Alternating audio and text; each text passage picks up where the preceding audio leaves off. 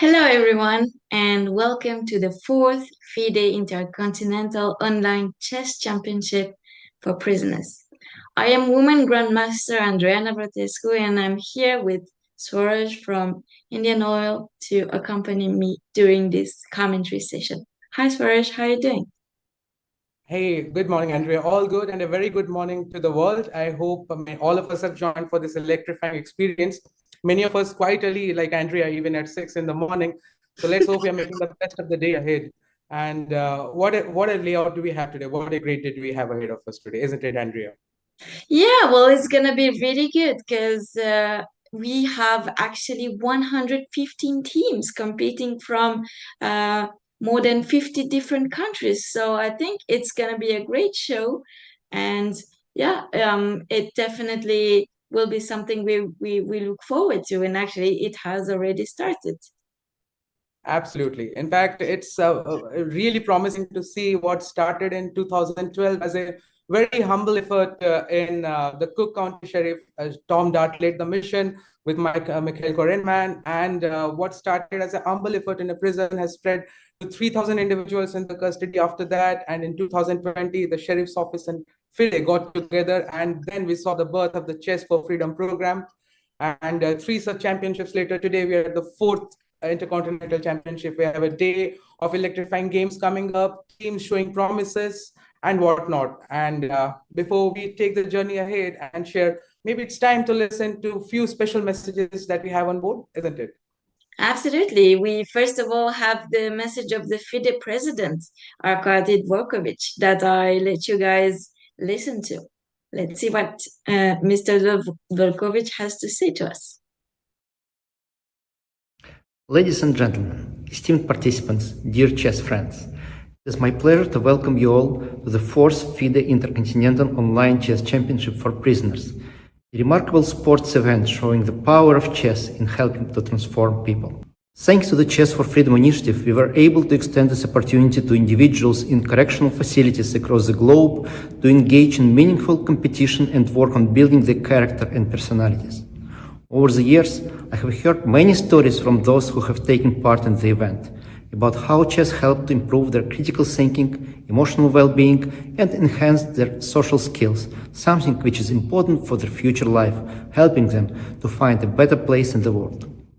This year, we are proud to see the championship grow further, with participation from 115 teams representing more than 50 countries, including new entries from Paraguay, Singapore, Eswatini, Lithuania, Namibia, British Virgin Islands, Iceland, and Kenya. I would like to extend my heartfelt thanks to the Cook County Sheriff's Office, Chess.com, everyone in FIDE, and many dedicated arbiters and team members, including Chief Arbiter Neboj Shabaralic and his team, for making this championship possible. Your commitment to the initiative highlights the critical role projects such as this one plane rehabilitation and reintegration. I wish you all the best of luck in the event. Most importantly, I wish that through chess, you will find the tools to help you become better and live better lives. Thank you and good luck.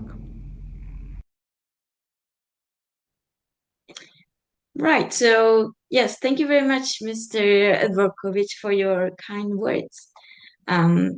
And now, maybe we have another very important guest for us that maybe you Yes, can we tell us now about. have a message from Dana Reisnes Ozola, the FIDE Management Board Deputy Chair. Dana is connected with this mission from the very beginning and here with us for yet another message to kickstart the day. Can we have her message, please? Greetings from Latvia. Another autumn, another intercontinental online chess championship for prisoners is on. We here in Latvia say that autumn is the time when you reap the harvest, reap the fruits of the whole year. So I believe that this is the same with the Intercontinental Championship, because all the year round, I believe many already since the last tournament finished have been working hard, training, preparing for this very day, for this very competition, to show the best, to show the team spirit, to show the fighting abilities, to show the fair play, to show the ability to represent your institution, your country in this worldwide event. Let's have a lot of fun.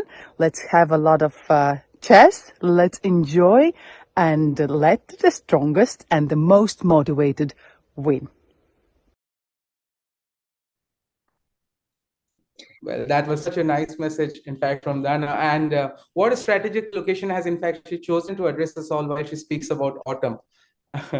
And in fact, it was very evident, I think Andrea would resonate more than I could, that how has chess been a powerful force in changing lives, and how much have we grown through this Chess for Freedom program, haven't we?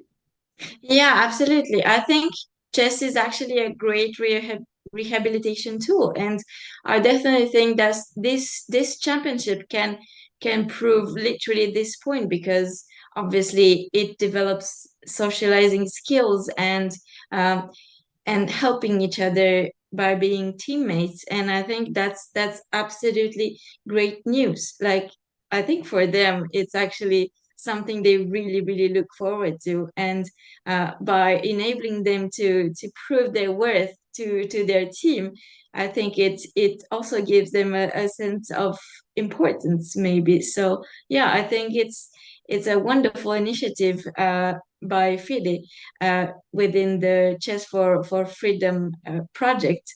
And I think this is certainly something that is very important for them and for us, of course.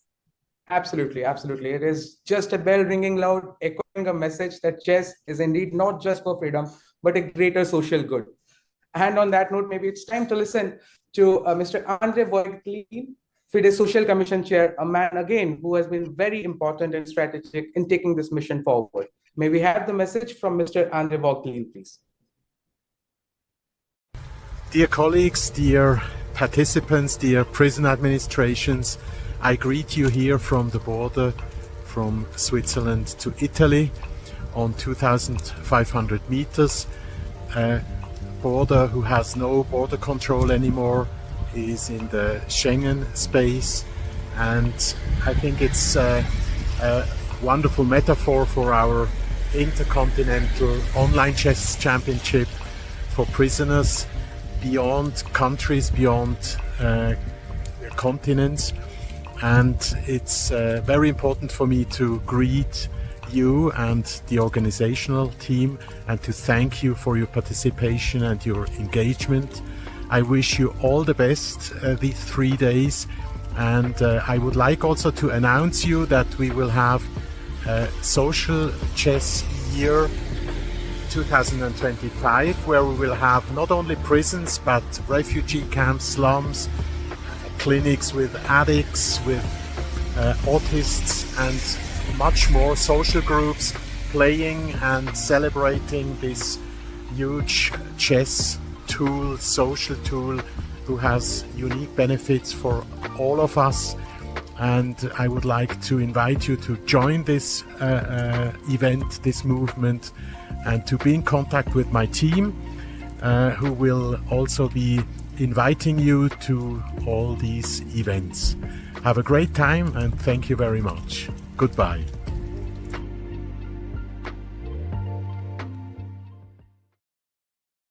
Making it very clear, and a big announcement rather, that 2025 is coming up as the year of chess. We have a great promotional, in fact, a surprise video for all of us telling us how we are taking this year forward. But now it's time to have a word on the day, on the championship that we're having today. Andrea, how has been your experience as of now with this mission, and that we're going to start the 4th Intercontinental Championship? How excited are all of us joining today? Oh yes, this is gonna be very exciting. And actually, the games have started, so maybe we could dive deep into the games already.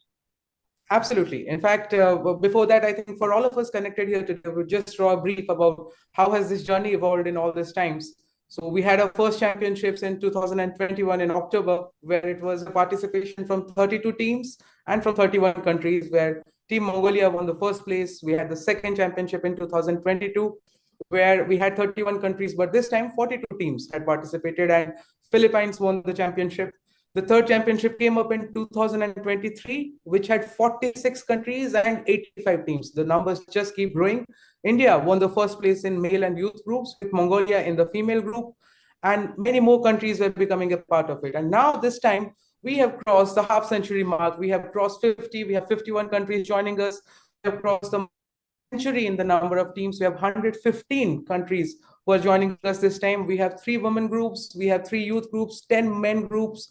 And this year we have new countries coming in, participating in the championship, like Paraguay, Singapore, Eswatini, Lithuania, Namibia, British Virgin Islands, Iceland, and Kenya. The numbers, the event just keeps getting bigger and bigger. Andrea, as an expert chess player and a grandmaster yourself, how do you comment on the format of the play and how we're going to roll today? Yes, so today is only the group stage of what's going to be a qualifier for the next 2 days. So basically what we will have today is we are going to be commenting on the Asian part of the group stages, and then we are going to see who is going to qualify within Asian countries to the next stage. But yes, today it's only about group stage, and it's going to be a tough battle for the qualifying spots. Absolutely, Andrea. Today is a day where each move matters. So on that note, our expert on the first day today, Andrea, I'll request you to take us further about how the day is going to be and how the games are going on. Yes, absolutely. That sounds great. So let's see. First of all, I think we have here an encounter between Singapore and Mongolia. And I think Mongolia is actually one of the big favorites, because I think Mongolia won the tournament in the women's sections last year, if I'm not mistaken.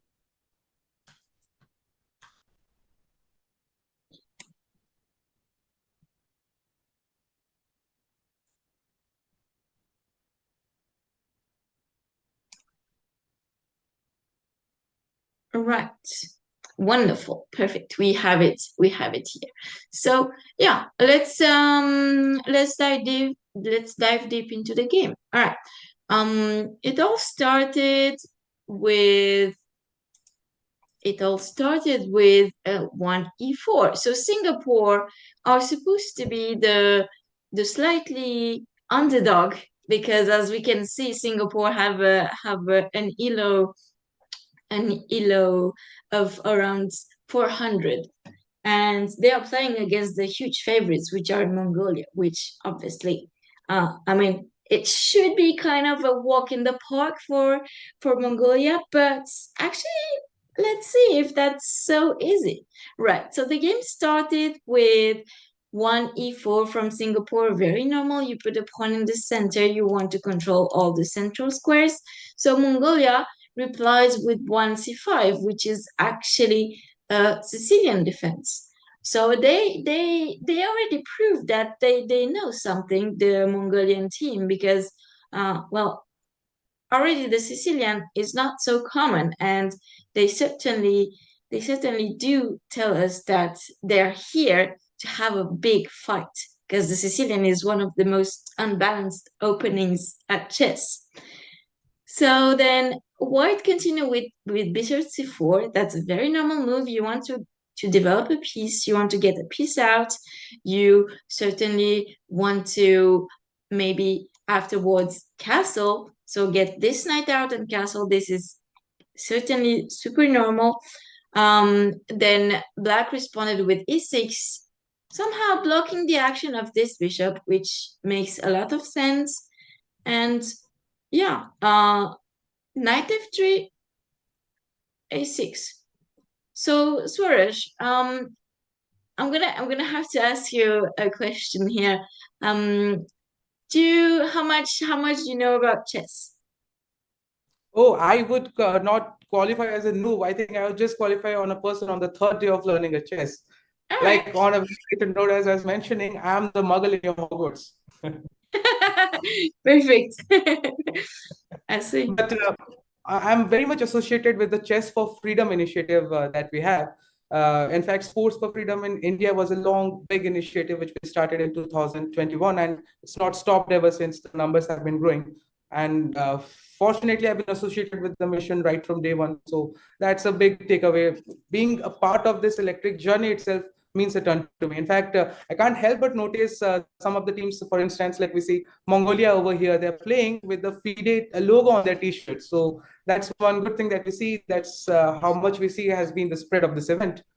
Yeah, absolutely, absolutely. It's quite amazing. And isn't also, I think you also moderated The second the Chess for Freedom conference, yeah, yes. absolutely, absolutely. That took part earlier this year, right? If I'm not mistaken, in Yes, Pune. it was in June in India at a place called Pune. We had it. Well, that was less of a conference and honestly more of a story sharing session. It was Oh, such a session where we heard a lot of stories, each one as inspiring as the other, each one speaking about how transformation of lives was. So, yes, being in the forte of transformation of lives, I have been associated with that. But the game of chess in itself, I think I have years to go. yeah. This is so amazing. That's so cool. So you've basically been along since day one. How?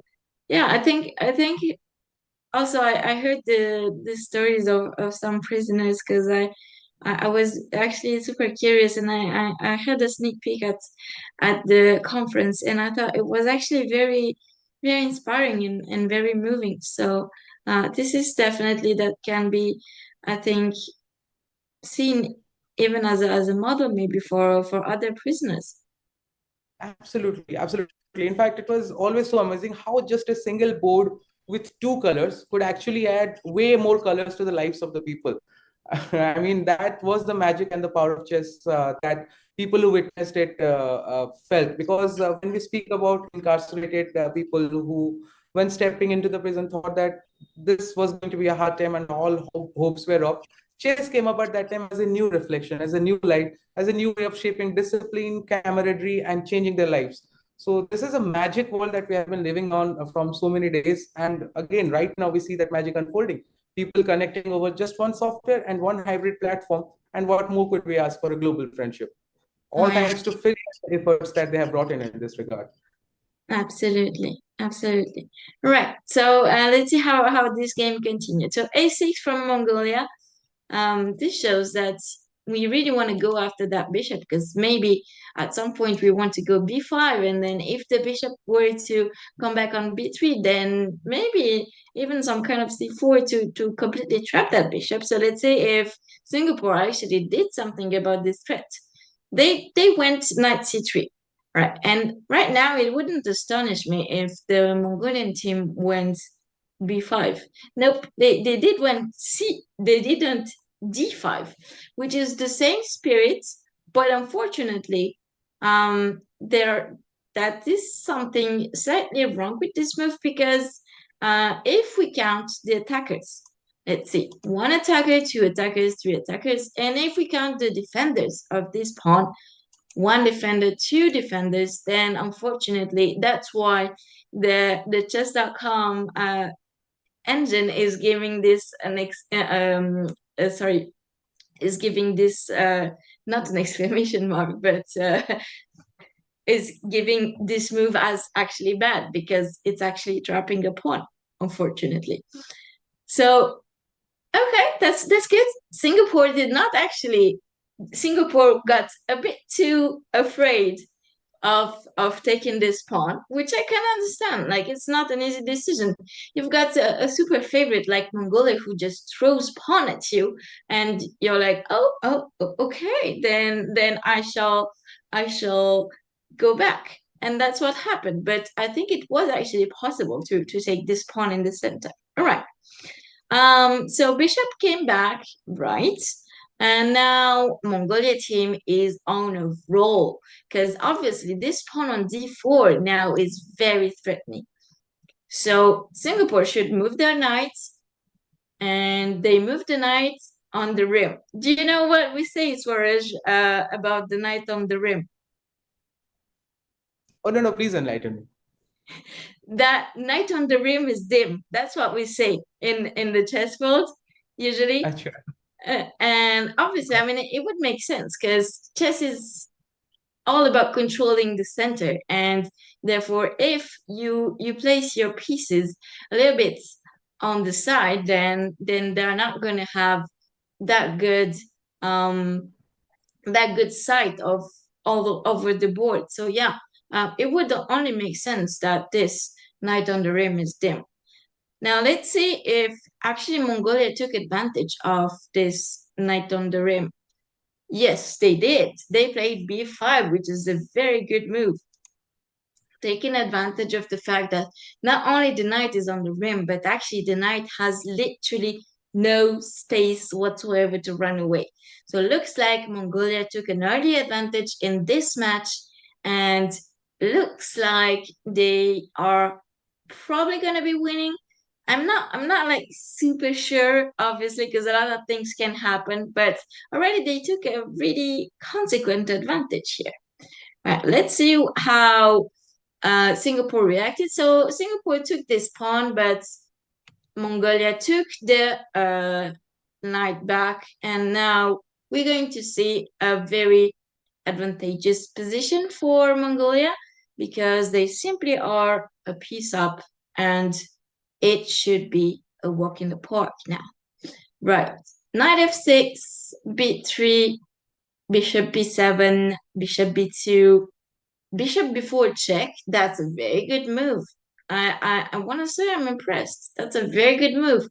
Just before the king being castled, the Mongolia team had this check going on, which means that, do you know actually, Swaraj, what happens when the king is checked? Can we castle, or like, do you know what happens when the king is in a check? Oh, I'm all here to learn, rather, Andrea. Yeah, so basically normally okay, we want to put our king to safety by castling. So it's what actually white would want to do. But the thing is, we cannot castle while our king is being attacked by another piece. And here it is the bishop that's making a check to the white king. So the thing is, obviously, with white, we would have liked to put that king to safety, but unfortunately, with this very, very smart move from Mongolia, then that's not going to be possible, at least right away. White, sorry, did block the check with knight d2. They put a piece in front of their king. But now, bishop c3. And even more problems are having the Singaporeans are having even more problems because this bishop actually attacks this bishop. And what's going to happen is that on bishop takes bishop, which has been played, then black is going to take back with the pawn, and look at this. It's only every single move the Mongolians play, it's only been attacking moves, like all along. It's only attacking, attacking, attacking, giving literally no rest to the Singapore team.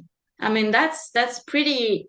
I think that's a pretty good statement, right? To attack and to like lead the game like that. What do you think, Swaraj? I mean, yeah, absolutely. Mongolia has been a team from the beginning of the championship, which has its game evolving day in and day out.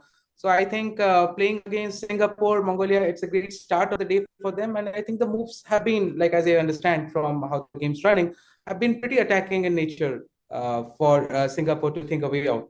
So yeah, I think this is a great start. This is the electrifying nature of the game that we were talking about. Absolutely. Well, let's see how the game continued, because I see that Mongolian players have actually gone up from their chairs. So it might be that even the game is actually over. So let's see how this unfolded actually. Right. So yes, so knight f3, knight to6, a3, knight d4. That's a very good move from Mongolia once more. Once they got their game, rolling. I mean, they have been pretty much in control of like the whole game. It was a bit crafty at the beginning with this d5 move, but then when Singapore did not take advantage of this mistake, and it was like almost yeah, it was almost like, you know, just too easy for Mongolia. They were just sweeping off Singapore off the board. Right. So let's see how this game ended. Right. So knight takes e2, queen takes e2, h6, h3, g5. Very entertaining way of playing by Mongolia, because I mean you can clearly see their intentions to go for the white king, which is absolutely the way you should play, especially being a piece up. You want to lead an attack against the king and to win by numerical superiority. So yeah, this is a move that was very much played, and I think it makes a lot of sense. Right.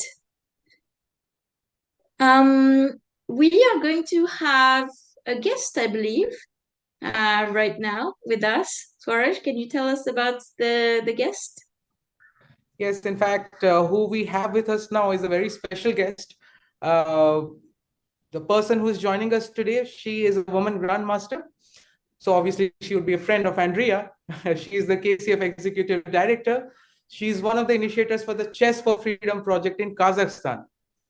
Our guest was born in the year of 1988. She learned to play chess at the age of 4. Since there was no chess section in her village in Kizagurta, where she spent her childhood, she started participating in chess tournaments at the age of 12. In 2001, she won the Uzbekistan Open Youth Chess Championship. In 2006, she won the Asian Youth Chess Championship in the under-18 age group. In 2014, we had Women's Chess Olympiad. She was the individual bronze medal winner. In 2019, she won the silver medal in Kazakhstani Women's Chess Championship. The list goes on and on. In 2020, she held the title for the Women Grandmaster. She was one of the initiators of the Chess for Freedom project in Kazakhstan. She is our first guest of the day. She's a very special guest. And before we go on to interact with this guest, who many of us would have guessed, but the name will reveal right after this video, where we celebrate 2025 as the year of social chess. Just have a quick detour. We'll watch the video of how 2025 is going to shape the world of chess, and then we'll get back to celebrating this guest, her journey, and her inputs for the day. And are we good to go?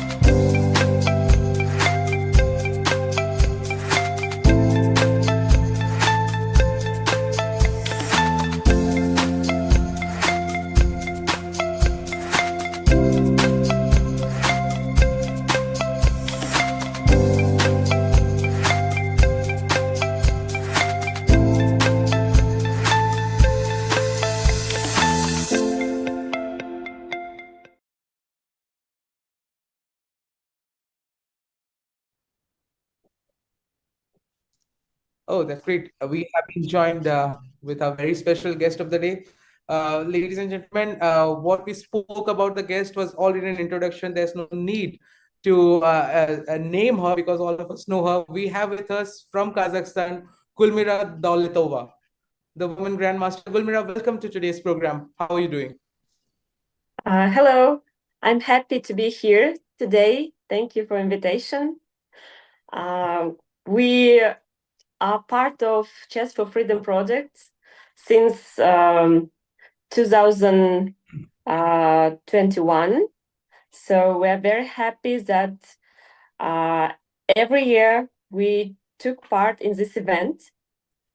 And we have a lot of amateurs who are really want to play chess, and we help them with our coaches, and we train them. And female prison, prison for adults, also prison for kids. We have very good ties with them, and their administrators are very happy that their people are playing chess, and we help them social adapt to reality.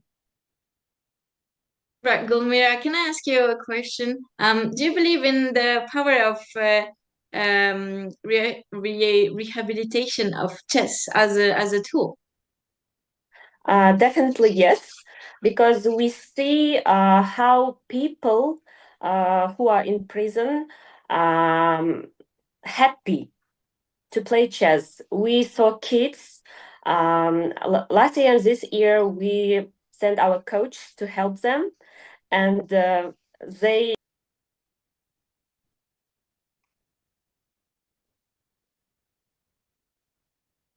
It seems like we lost her for a while.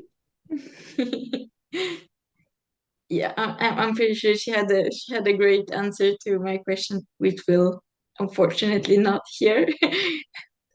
No, I think, but in fact, the answer would have been really exciting. Once we get back to Gulmira, we would definitely ponder on that question because she has been somebody. Oh, we have her back. We have her back. Yes.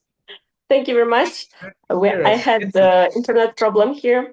Yes, we see how kids are happy because when they play chess with each other, they won or lost, and then they try again. And the administrator told us they have a lot of in common now, and every day they trained together. And if we see last year's players, they had a lot of chance this year, and we see two of them are free now, and we see how they socially adapted in real life. Everything is good for them, so we see dynamics. So they definitely continue to play chess after they got freed, right? Yeah, chess they love and they definitely play chess, but the main part of it, how they socially adapted in real life. This is more important for us. Right. Yeah, that's absolutely fantastic. I think it's a really inspiring message that we've had there.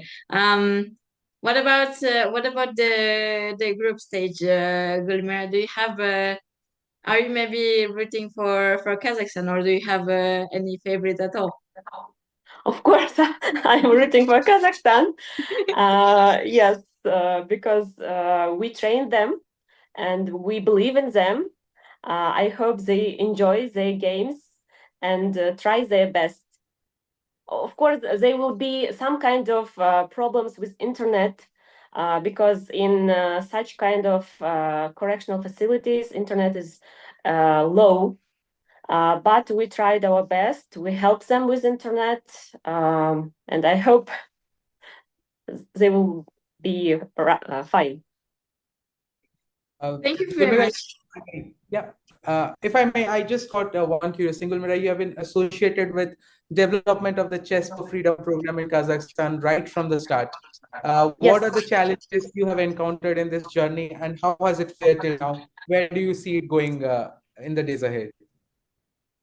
The main problem was to get trainers there because they are far from the city center, and we need to have cars for them to coordinate the work. Of course, administrators are very fine, but anyway, they have such kind of bureaucracy. We need to sign a lot of papers, but anyway, they helped us, and we are really thankful for department of Almaty city who helped us to be in those prisons. Also, the main problem was they don't have any books. We bought books, and also we bought chessboards, and so we helped. Yeah, that's quite cool. That's quite cool. So you provided them all the tools for them to be able to actually get fully into the learning experience, if I'm correct. Yes, we help them a lot, and we see the results. And I hope every year we will have more and more teams.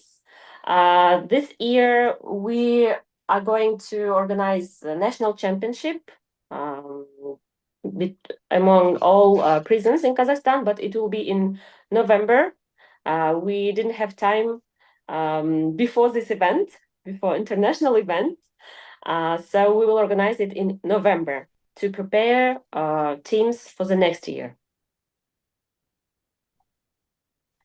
This journey itself is really very astounding to see. It reminds me, in fact, while talking to Gulmira, the efforts that she has taken and everything, it reminded me listening to Susan Namangele from Namibia when she was here in India.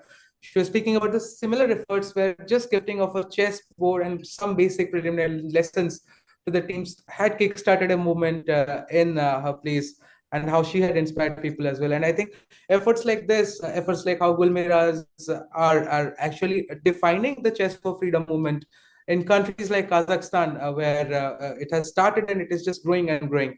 And so I guess that has been a wonderful journey. And you have any message for your team over here? I'm sure you would have performed them too well for the program today. My message for our teams are to be strong, keep fighting, and just play chess and enjoy your time. This is the most important. I think nothing could surpass the thought that even the best of the best are here to inspire people to just play the game. And that itself is a learning journey in itself. I think, Gulmira, that has been a very strong message, which has left an impact on the day. Anything in specific you would want to add about today's game? Anything you would want to say about your experience of being here, the things you're looking forward from today's program, and what do you expect to happen on the 10th? Of course, our expectations are to take higher places. But anyway, we tried our best, and now everything is up to our players. I really want kids team to be stronger and stronger every year, because kids are our future, and we'd like them to be in safe life, a safe reality. So I hope what we do and what FIDE do helps a lot of people in the world. Thank you very much, Gulmira, for your intervention. I think that's clearly a very powerful and inspiring message, and I hope Kazakhstan does good. Thank you very much. Thank you. All right. Yeah. So here we are back, just the two of us, Swaraj. Well, this actually kind of motivated me to see how the Kazakhstan team is doing. What do you think about it? I think if there's a game on of Kazakhstan, maybe we could visit that. Yeah, yeah, there is, and it has just started. So I believe Mongolia won the previous match, and now Kazakhstan is playing against the Singapore, who just lost to Mongolia in the previous game. So let's see how this went on. Right. So e4 96, that's a very original opening move. There's also it's good, like it controls the center, even though we probably tend to push pawns in the first move, but that knight move is also okay. And Kazakhstan went with f4, very controlling of the center. I think that's a very good move. Singapore replied with e5, finally a pawn in the center. So Kazakhstan replied with getting a piece up, developing a piece. That's very, it makes a lot of sense. So Singapore just took a pawn because why not? It was kind of free, and that's true. It is kind of free. And Kazakhstan continued with developing their pieces. So bishop c4 is a very good move. Just wants to clear the path for the king to be castled. And then h6. And boom, d4 right in the center. I like this. This is a power play from Kazakhstan. I think it's quite good, even though Singapore for the moment are a pawn up. The thing is, this pawn is not going to stay here much longer unless Singapore protect it with g5. But yeah, I must say I'm really liking Kazakhstan chances here. All right, so knight f6, they continued, and now e5. Wow, that's a really nice move. e5, just taking advantage of the maybe slightly early development of the black knight, because right now the pawn is hitting on the knight, and then the knight will have to move again. And we know that we really try and not move several pieces, also the same pieces in the opening. We try and develop a maximum number of pieces. So yeah, this can be actually super bad news for Singapore. Wow. Okay, so knight h7 has been obliged to move again. Now Kazakhstan just took back the pawn, which makes perfect sense. I think the X here is a bit too harsh a criticism. I would have taken back that pawn as well. Bishop e7 and castle. Right. So everything is good. I think Kazakhstan has a consequent advantage here. Let's try and catch up with the live game. So there are a couple of more moves. c3 to really reinforce the center. I really like this play from Kazakhstan. We can see that they have very good knowledge of basic principles, which is very, very good. So a6, knight bd2, developing all the pieces. Honestly, this has been an almost perfect game from Kazakhstan. Like in terms of principles and stuff, it's been really, really good. We can see Gulmira's work definitely with trying to teach the prisoners all the good principles and stuff. Like I think this is great. Kazakhstan are doing actually wonderful. Right. So d6, queen c2, that's also a very good move. Bishop e6. And now d5. Oh, that's a very, very good move. Swaraj, do you know how this move is called when one piece attacks two other pieces at the same time? Well, in terms of chess, you need to help me, but I can see that it's a very powerful move that we are speaking about, isn't it? Yeah, it is. So it's actually called a Strategic fork. positioning here. It's actually called a fork. So a fork is No wonder. yeah, exactly. Like we are not like super creative with our names at chess. So yeah, basically a fork just because okay, a fork is supposed to have, you know, two tooth. But yeah, like a fork is just something, it's a maneuver to attack two pieces at the same time. So this is a fork by Kazakhstan, which is actually a great move because now Kazakhstan is going to be winning a piece by force. So they're going to have a big material advantage. Let's see how that turned on turned out for Kazakhstan. So D takes pawn, and now D takes bishop. So for now, Kazakhstan are a piece up. But Singapore, they also have a little bit of resource there because they took the bishop back, and now it takes f7, check, king h8, and now, as we can see, the black king is a bit weakened.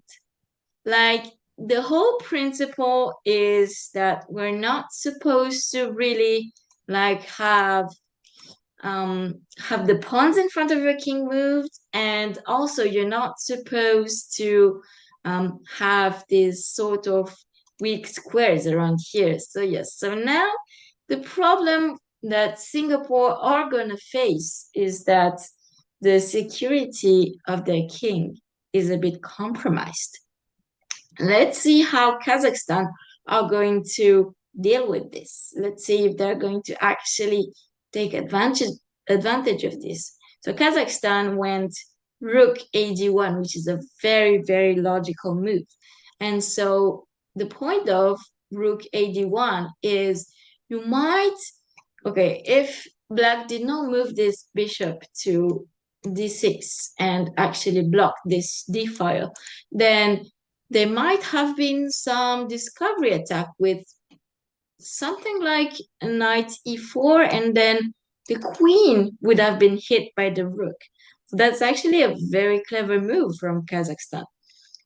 But Singapore are no beginners. I mean, they saw that threat, and they moved their bishop, blocking the rook's way, which is actually a very good move as well.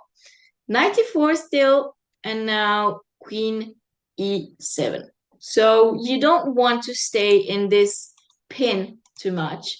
That's how it's called when a rook attacks a piece, but there's an even stronger piece behind. That's what a pin is called. So basically, the whole point of the pin is that this bishop cannot move, otherwise the rook would hit on the queen. So that's why Singapore went queen e7, which is actually a great move just to get out of the pin. Knight d4, and now knight e5. A very good move from Singapore. They are hitting the bishop. And actually, I can say that the advantage was huge from Kazakhstan in the beginning. But now, Singapore are kind of starting to catch up. Like, it's not so easy anymore. And okay, there have been a lot of attacks and exchanges and a lot of threats. So rook takes d6. For example, the rook will attack the queen. I mean, the rook is actually attacking the queen, so the queen shall move. And now, bishop d5. That's a very good move. I quite like this move, centralizing all the pieces. And we have caught up with them. They are all this game is live currently, and yeah, This is a very, very exciting one. Also, the time is only 1 minute for Singapore. Oh, what's been happening? Oh. So Kazakhstan has exchanged their very, very powerful bishop that was here, pretty much controlling the whole board like an octopus right here. And then, unfortunately, Kazakhstan has exchanged this piece. So now it's really not so clear. Now it's really getting tense. Like Singapore still has not much time left. That's gonna be the main issue here. Like they only have like 1 minute or so. This is gonna be very, very tense for them. But honestly, like what a match. What a game. It's really, really, really, really exciting. Oh, rook f8. That's unfortunately gonna be a mistake, but the players don't actually know it. Um, this is going to be let's see if this is going to, oh, it was played. Yes, 96 attacking the rook and the queen at the same time. Do you remember how this was called when two pieces are attacked at the same time, Swaraj? So fork again? It's a fork again. Yeah, so the rook has been oh, and now the queen is going to be taken, and this is probably going to be the end of it. This is probably going to be the end of it. Unfortunately for Singapore, who put up great resistance, but now Kazakhstan are a queen up. So yeah, I don't think that's going to be a possible return from Singapore. What do you think? Do you think Singapore are gonna make a comeback, or do you think they're just gonna sink, Swaraj? Well, they got very less time, in fact, left with them. That's so true. It's pretty tough, and Kazakhstan been strong throughout. So let's see. Yeah, absolutely. I absolutely entirely agree with you. This is gonna be something really tough to come back from. All right. So yeah, let's see maybe another game really quick. Let's see another game. Oh, I see Mongolia won again. Mongolia won again against India. Oh my God, they are taking a really serious option on the qualification there. I think India was also among the favorites, and Mongolia beating India. That's a tough one. What do you think, Swaraj? Well, I'll try to not show my heartbreak on my face, but yeah. Yeah, obviously that must be tough. But okay, like there's still a lot more Yeah, that's games. the spirit of the game, and I'm sure plenty more to catch up on. So yeah. Yeah, absolutely. Right. And yeah, let's come back to the Kazakhstan game, see if they have managed to win the game yet. It is on the verge of winning. Do you know what happens, Swaraj, when a pawn hits the end of the board? Oh, that's a pawn in the rim, but tell me, what does it mean? Yeah, that's a pawn on the rim, except that's a really good rim, because actually when a pawn hits the end of the board, then they get what's called a promotion. It's exactly the same term for jobs. I'm pretty sure promotion sounds great, and it is great in chess too, because as a matter of fact, when a pawn hits the last rank, they get promoted. So what does that mean concretely? I think it's what Kazakhstan are trying to do here, trying to bring that pawn back, that pawn to the 8th rank. All right, Kazakhstan just won on time, but I'm pretty sure they wanted to bring this pawn up to the top of the board. So the promotion means that actually you can replace a pawn by the piece of your choice. And yeah, I think that would have provided them an even greater advantage to simply win the game. Right. So now all the games are finished. Swarosh, can you tell us something about maybe some video that's going to follow? Absolutely. Yeah, we would have a video coming up next. In fact, announcement which came from Andre Vogtelin in the morning regarding 2025 being the year of social chess.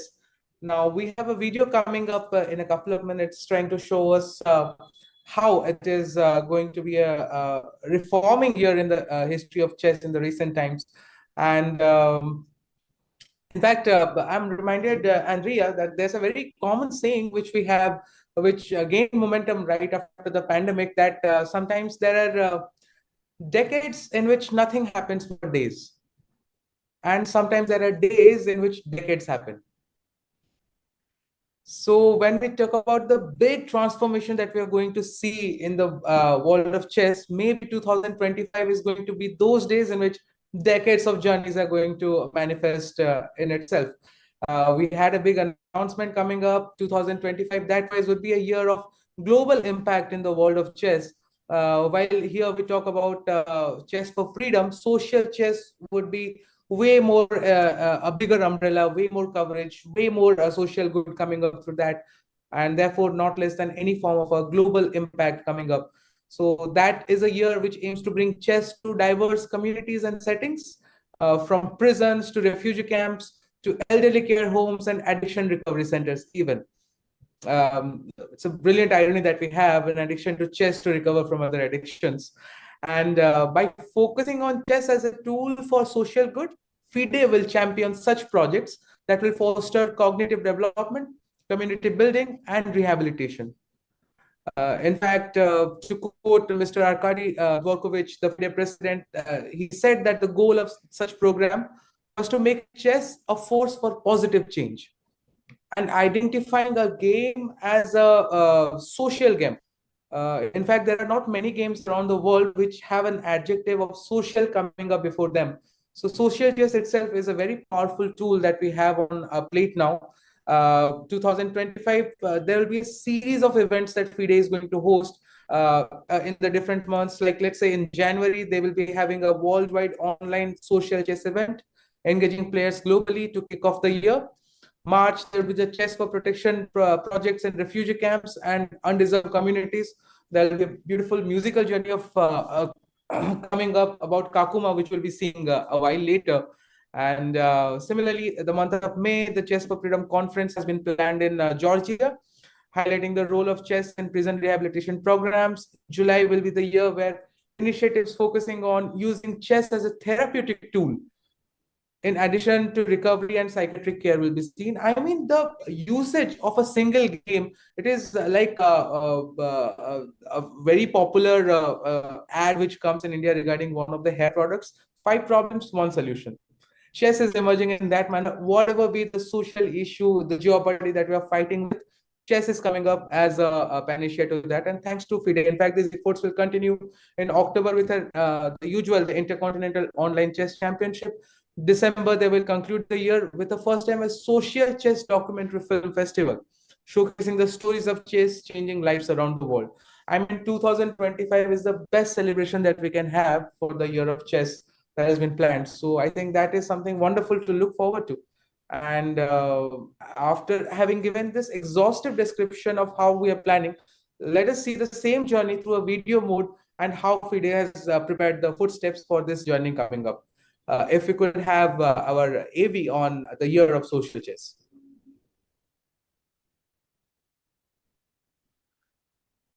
Chess is more than just a game. It's a tool for empowerment, connection, and transformation.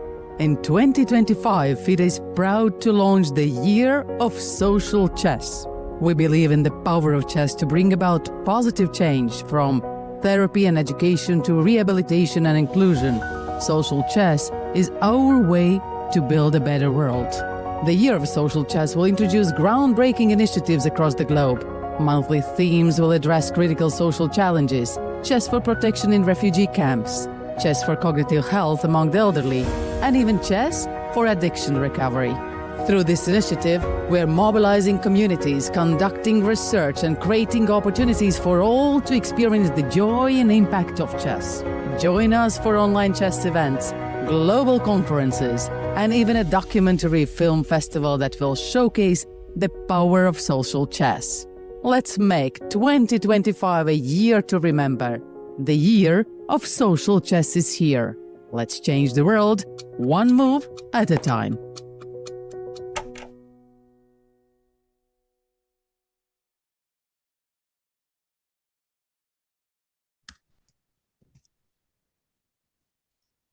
Hello, back.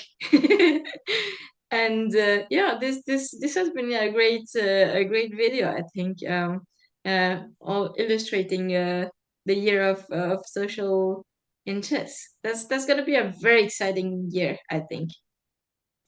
In fact, if I must mention here, this journey of the year of social chess has taken such a large shape, an umbrella shape in the year 2025. But even in the years when we were planning, like in 2012, when the Cook County Sheriff Tom Dutt launched the chess program in the county jail, that time also they had something interesting. They had started something, maybe in the subsequent years, a program was introduced called the Checkmates for Kids.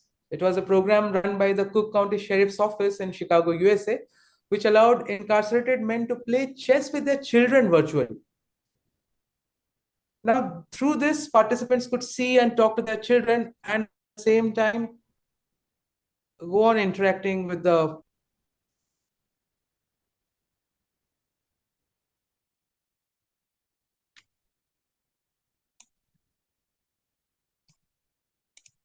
Yeah, absolutely. I mean, it's been, yeah, that's such a great initiative. Honestly, like even involving children. I think, like for me, chess is really about um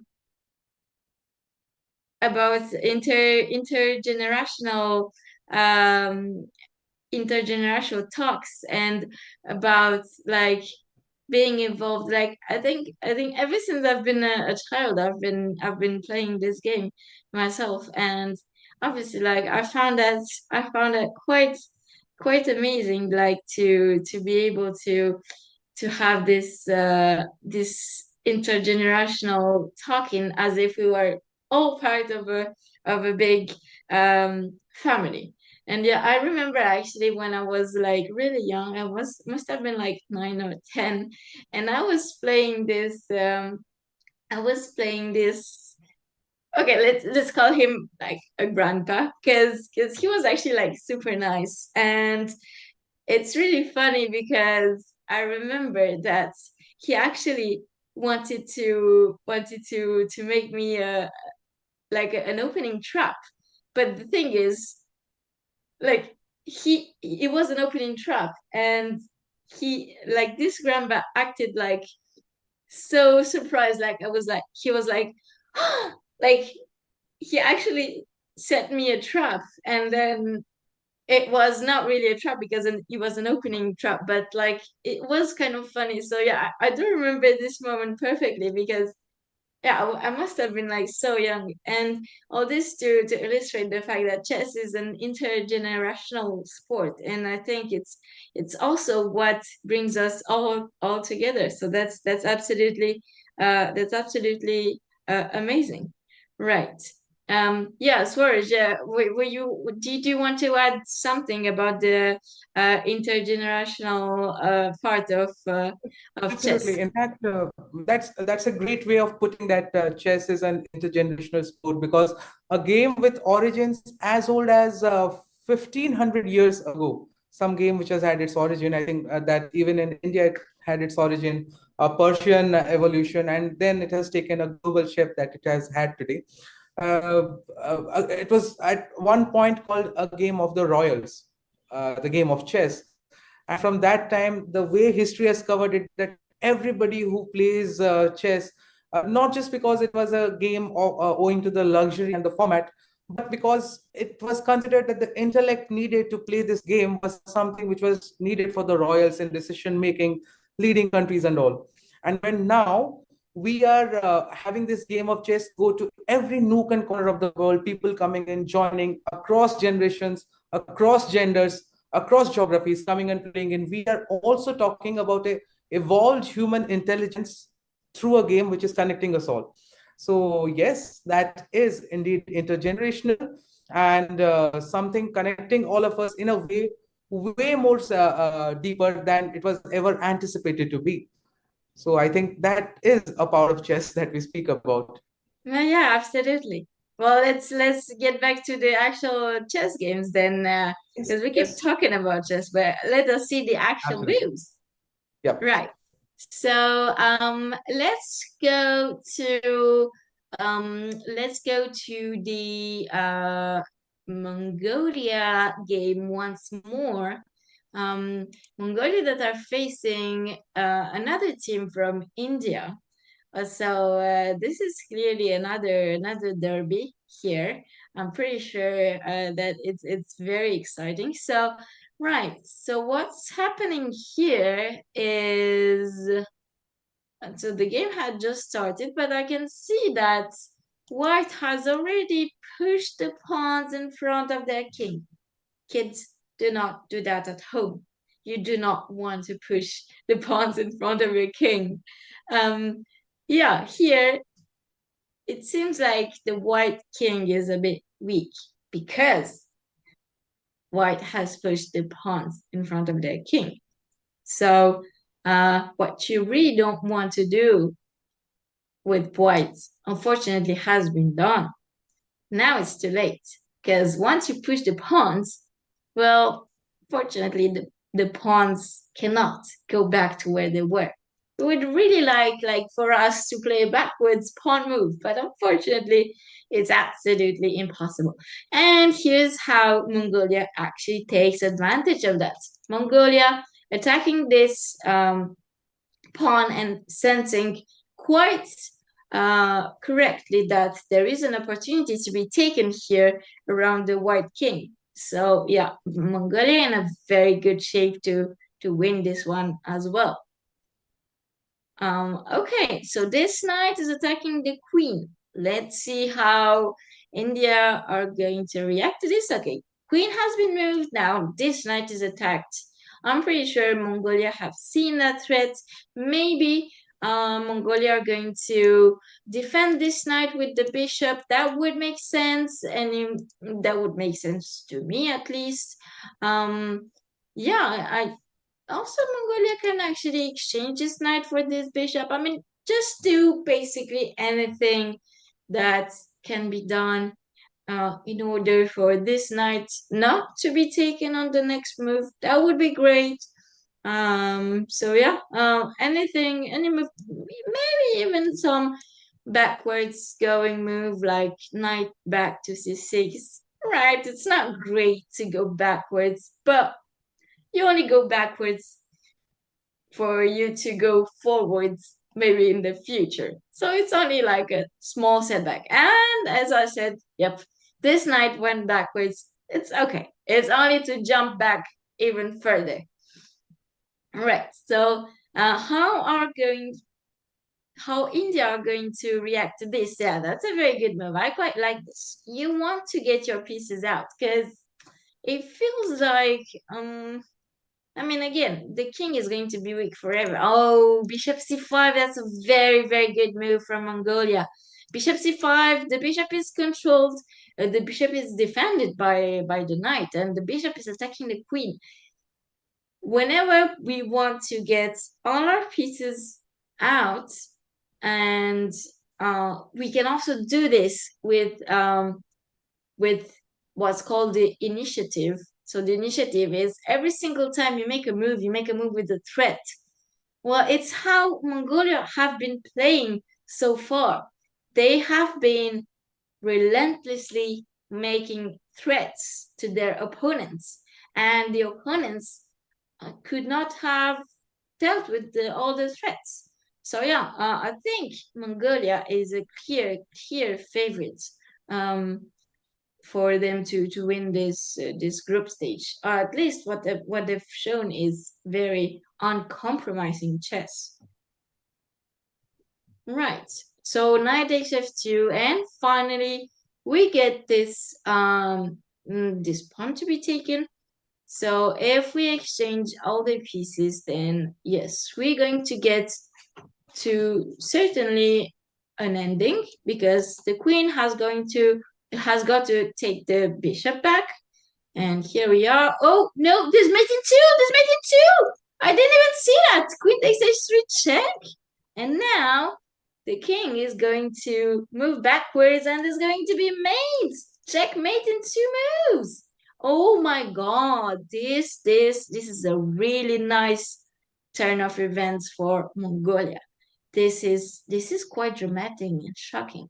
Right, let's see. Oh, they did. Oh my god. That was a really, really, really, really good game by Mongolia.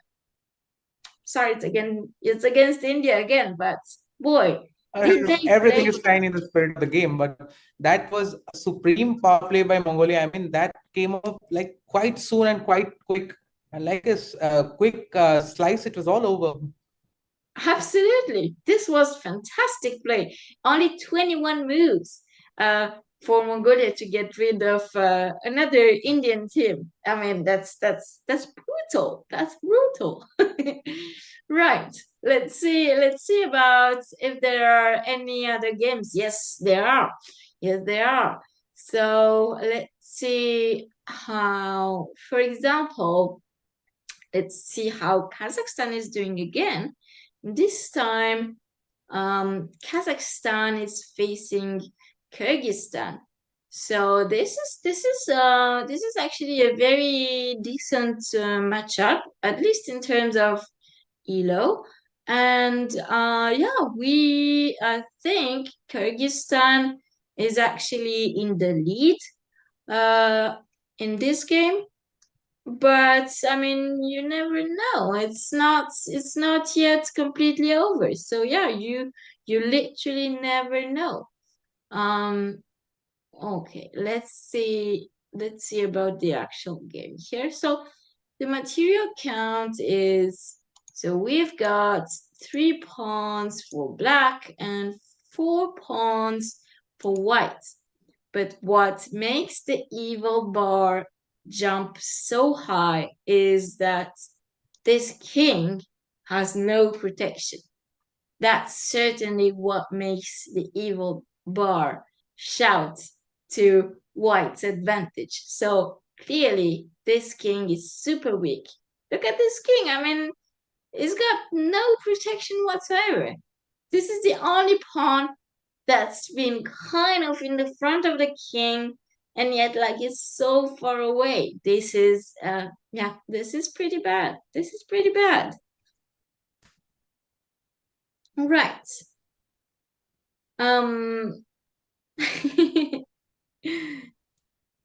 Yes, so okay. Kyrgyzstan is going to probably take this one. Oh, the rook is being attacked. Be careful, Kazakhstan. Okay, they saw the rook. They saw the rook. Everything good, everything good. Alert avoided. Right. So let's see now if white actually sees this bishop that's being attacked. It's okay, nice, good. The bishop has been moved, and now. Okay, be very, very careful though, Kyrgyzstan. Kyrgyzstan has to be very, very careful, because if, like, for example, for whatever reasons, white were to move this queen, and if this queen were not to protect this square, this c2 square anymore, then it would have been a smothered mate. Very creative with the names in chess once more. So okay, this will not be played because the knight was actually moved from this square, but Okay, the knight is attacking the queen. Yeah, this is actually not so clear. This is actually not so clear. All right. Let's see, maybe. Okay. The other games, what can I see? Oh, Kazakhstan won another game against Kyrgyzstan. So Kazakhstan won 1 games out of the 4 games. And yeah, this is basically Kyrgyzstan 2 vs Kazakhstan. So yeah, it's not gonna be easy to win this match for either of them. I think all the encounters are pretty balanced. Okay, let's see. Let's return to our. Oh, the knight has made its return. Now there's a trap. Now there's a trap. Let's say if you were to move the queen like here, for example, then there is this mother mate again. Yeah. Okay. The queen has been moved and is still controlling the square. Phew! What a relief. Right. Swaraj, how do you think the prisoners actually prepared for this championship? Like I believe it's like super important for them. How did they actually like do some sort of preparation whatsoever? Well, I'll rather try to answer that, or give some perspective from how we have tried to make things happen in our the Indian teams. So basically, we understand how big and important it is an event, not just for all of us stakeholding in it, but also most importantly for the players. So there's been no compromise in the training and the coaching camps that has been organized for them in the prisons. That extra hour is being allocated. The extra support from the the prison authorities and all has always been extended. That have been good. And in fact, you can see to build up that environment, the tech support which is there, that has been tried to be made flawless for all of them. There are places, some very remote in India, where such network connection is not possible. Considering again, these are being organized in a prison environment, so to provide internet connection at such places, it has been a challenge. All those facilities and services have been provided to give it a competitive look. Rather, if I can see, I think this is the team from India which is visible here. There are banners and posters which have been put up in the different places, showcasing FIDE's initiative, showcasing the countries which have a part of this. Mongolia has a few moments later, we saw them wearing the FIDE t-shirts. So to give all of them that competitive feel of the event in the premises that they are in right now, that is one of it. To boost the preparations, rather in India, what we have done is the team of grandmasters who are associated with our organization, Indian All Corporation. Few days before the game, we asked all our chess grandmasters to go and visit the participating teams, meet with them, have a game or two, give them some last-minute tips. Because apart from the coaches, when you get such inputs from a grandmaster, that really is a boost that these teams have. So yeah, it is a pretty serious and important affair for all of us. We try to, to help the players achieve that sense of recognition and respect, self-respect rather. In those terms, we leave no stone unturned in providing them the best of the facilities, the best of the preparations. And I'm sure that goes true for all the teams. That's similar account that we heard from Kulira as well. So that's how we're all prepped up, and we see it coming out very good, particularly for most of the teams here. Yeah, this is very serious actually. Like if you actually got some grandmasters involved and stuff, I mean, man, they do not be taking this lightly. That's quite impressive. That's quite cool actually. I might even be jealous that they have some grandmaster coach.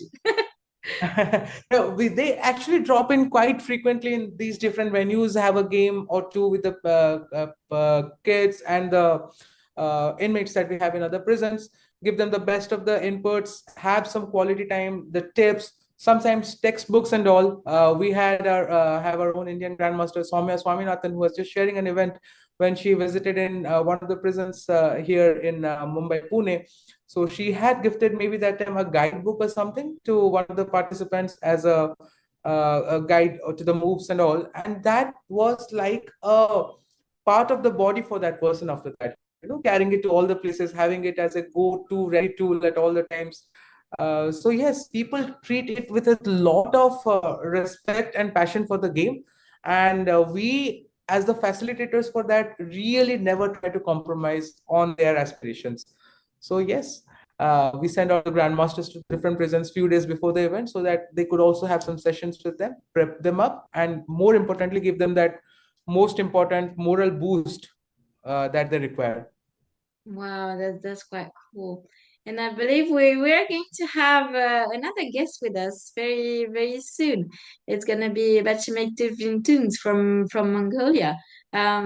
Yeah, she's an international master, I believe, and she will tell us a lot about how chess in prisons in Mongolia is going, and how she is involved in the project, and how maybe even some insight about the secrets of the team that seems to be very well prepared, and very well doing just very well in general about it in this competition.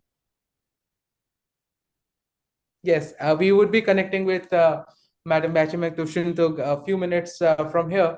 But till then, we will just continue with how our games are going. If we'll check out some other games. And once we are ready, we shall have a good session of discussion with Madam Bachimek. I remember when she was there in Pune, when India was hosting it, it was a great moment for all of us, the stories that she was sharing with us. And like I told you, Pune was not a conference. It was just, I told you, it was a story sharing session.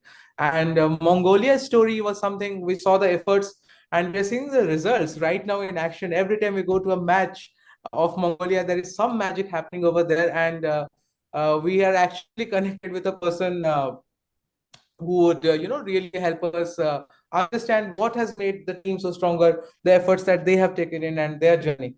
So in fact, Andrea, on a second thought, why wait, we can just have our discussions with Madam Bachimek started right away, and hear her insights and stories. So to introduce Bachimek Tushintug to all of us, she is again an international master, woman grandmaster. She's an honored athlete of Mongolia. She's 7 times participant in the World Chess Olympiad. She's the Lieutenant Colonel of General Executive Agency of Court Decisions. She has so many feathers on her hat, and she has chosen to join us today, boost her team's efforts, and then share the stories and, like Andrea said, the secrets of Mongolia's success till now.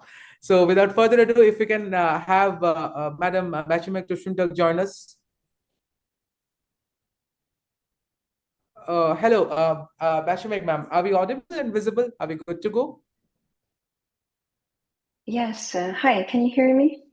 Yes, we can. Absolutely. Yeah, I just can't see myself, but yeah. Maybe you need to have some adjustment in the video feeds, if that's okay. You can tell us when we are good to start.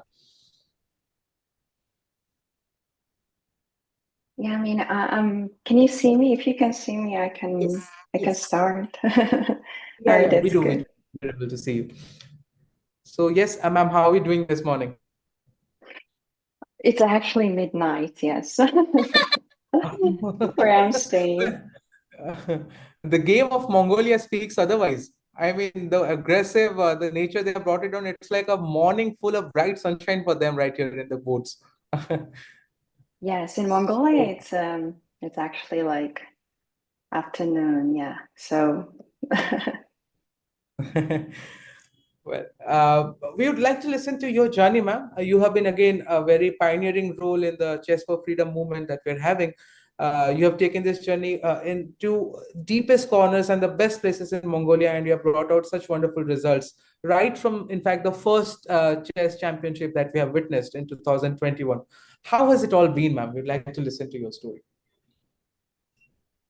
Well, I mean, it's just amazing, you know, like when I first started, like I had the intention to kind of help the inmates through chess. And I don't know, wow, it's been already 4 years, you know, since I started to work. And not only their lives changed, my life has changed as well. Like the perceptions, the way I see things has totally changed. And I'm just loving this process every year. And I'm growing, like, you know, by teaching them chess. But also this year, there was a different approach that I kind of implemented, which I actually talked in Pune when I did the presentation.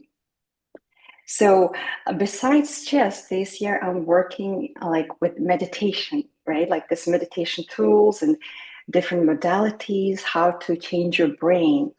Okay, first tool is of course chess, right? Like through chess we can, you know, connect with these people, the inmates. And now like I'm using the second tool, like different meditations. And I think it's just doing some wonders. And you know, our players, inmates, they're so grateful. And then just, you know, like seeing their changes in their eyes, like it's just wonderful. And I don't know, I'm just so grateful as well for this project who, you know, the Chicago Cook County Sheriff Office and FIDE, you know, it's just amazing. And one of my players, I mean, two of the players are playing in the fourth year, you know, and then I'm just seeing their changes like yearly, like, and this is something very special. So I have to ask you the same question I asked Gulmira, which is, do you believe that chess can be a powerful rehabilitation tool for the inmates? Oh, definitely, absolutely. There's no doubt about that. Not only you're more patient and you're learning to work with your brain, and then, but you're also looking for the future, right? Like, you mean, okay, you made a mistake in the past. I mean, that's obvious, but then are you willing to just stay there and focus there? No, I mean, but chess is a tool that's giving them a hope. Like, okay, I'm actually doing something. I can do something. Like, I can win. I can play chess. And that is what they need. I mean, that's what they are missing too, right? Like, at least they're having this opportunity to show it. And this tournament is also very special because you're playing for the country, not just for yourself. So you're playing for the country, for your country, and you're building a team, right? Like, and this tournament is giving them a chance. And also, what I'm noticing is that through these years, you know, we're preparing them for a certain amount of time, right? Like in my case, I'm preparing our teams like this intense 1 month training, like towards the beginning of the tournament, right? And so in this time, I mean, during this practice, what we are doing is that, you know, really kind of working with them like through chess, like observing and giving them a chance to kind of correct their mistakes. And through chess, it's very easy, kind of like, you know, and then taking some examples from chess and then explaining, and there's this can be different versions, what you can do and how it can you change, and they're just loving it. And they're seeing the improvements daily. I think that's what's important too. Yeah, absolutely, absolutely. That's so great to hear. So my next question was, how do you actually like concretely train with them? I believe you're also providing them tools to train, and then I also believe that you're attending them maybe even at least weekly, maybe even daily. I don't know how is that working, the training with them concretely. So basically, I'm working with them 5 days a week, right? Oh, wow. Like, okay, during the weekends, they take their time and they can play chess, or they just work within themselves, inner work kind of. But towards the beginning of the tournament, I mean, for 1 month, I work with them like daily, every day, connecting with them, giving some tasks. And it's not just only chess. I tell them kind of to, take some notes afterwards, like after they do the training, like, okay, what was your win today? Like, what was the mistake and what was the, accomplishment? Like, and then just kind of like teaching them to be in the present moment, right? And then to look for the future. I think that's very important. So this year, I think we're going to see a wonderful breakthroughs. That's what I'm really hoping. And not just after this tournament. I mean, I would love to continue this project, kind of chess combined with different meditation tools, and to kind of like this change in the brain, I think that's very important. And kind of like to forgive themselves, give them a chance, and just to live this life with the wholeness. That's what I'm working on right now. And I don't know, maybe in the next conference, I would be able to give some good data and like another stories. And I'm just so excited. And a lot of our inmates and team players are releasing soon as well, right? And I just saw one of our teammates today who was released last year. I mean, who actually participated last year's tournament, but she was released. And then she was just bringing the food for the other girls, right, who's participating in this tournament, which was just incredible to see her. And she's grateful, and she's just living her life. And chess is one of her kind of tool, right? And it was just so wonderful to see her again today. Yeah, absolutely. So we can clearly say that the prisoners, after they have been released, they continue to play chess, right? Exactly. I mean, And during the conference, sorry? No, please go ahead. Yeah.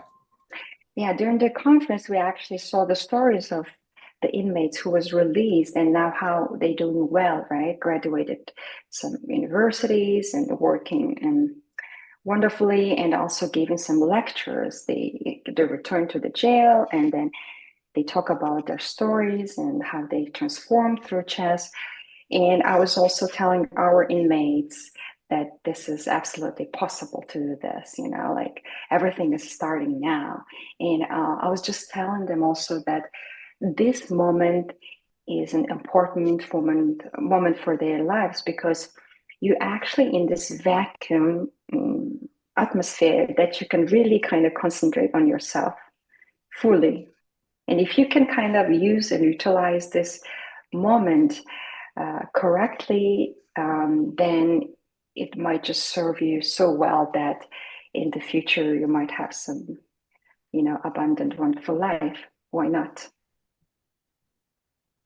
In fact, I think it is also, pertinent to mention here that the Chess for Freedom movement, although it has taken shape in the 2020s and afterwards, in Mongolia, this has been a part of a culture itself, because if you're not wrong, since firstly, Mongolia has an inclusive chess practice, which we found out that Bachim herself goes and spends time with them at least 5 days a week. That is inspiring in itself.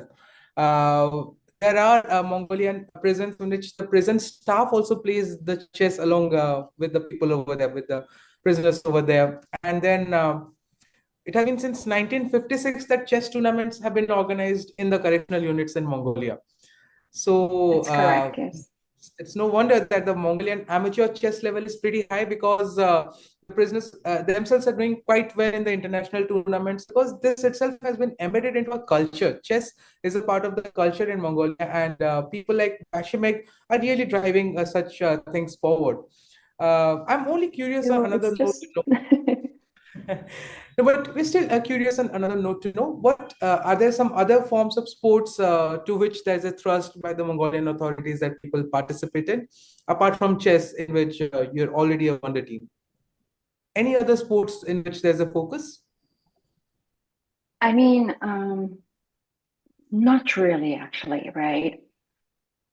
There's a certain rules that you cannot really train inside the prison, right? Like any physical type of activities is prohibited, basically. So, I mean, they're free to do some, some jogging and so on, some basic exercises, but in related to other sports, it's pretty limited. But chess is pretty much the only sport that you can really kind of train in chess. I mean, in prisons. So maybe that's the other explanation why our teams are doing well. But as you also said that we have this foundation, like the amateur level is pretty high. That's the truth, yes. All right. And then so this time, sorry. No, go No, ahead. I was going to ask you how you rate Mongolia's chances to actually to qualify for the next chance and how the next stage, sorry, and how you're feeling about your team spirit, and maybe like how would you feel how would you say they are feeling in general about this tournament, and what is their objective, maybe? Oh my God, they're just so motivated this year. I mean, we couldn't win last year. So they worked so hard this time, not just in chance, but to kind of truly change themselves. And that was really fascinating to see it, right?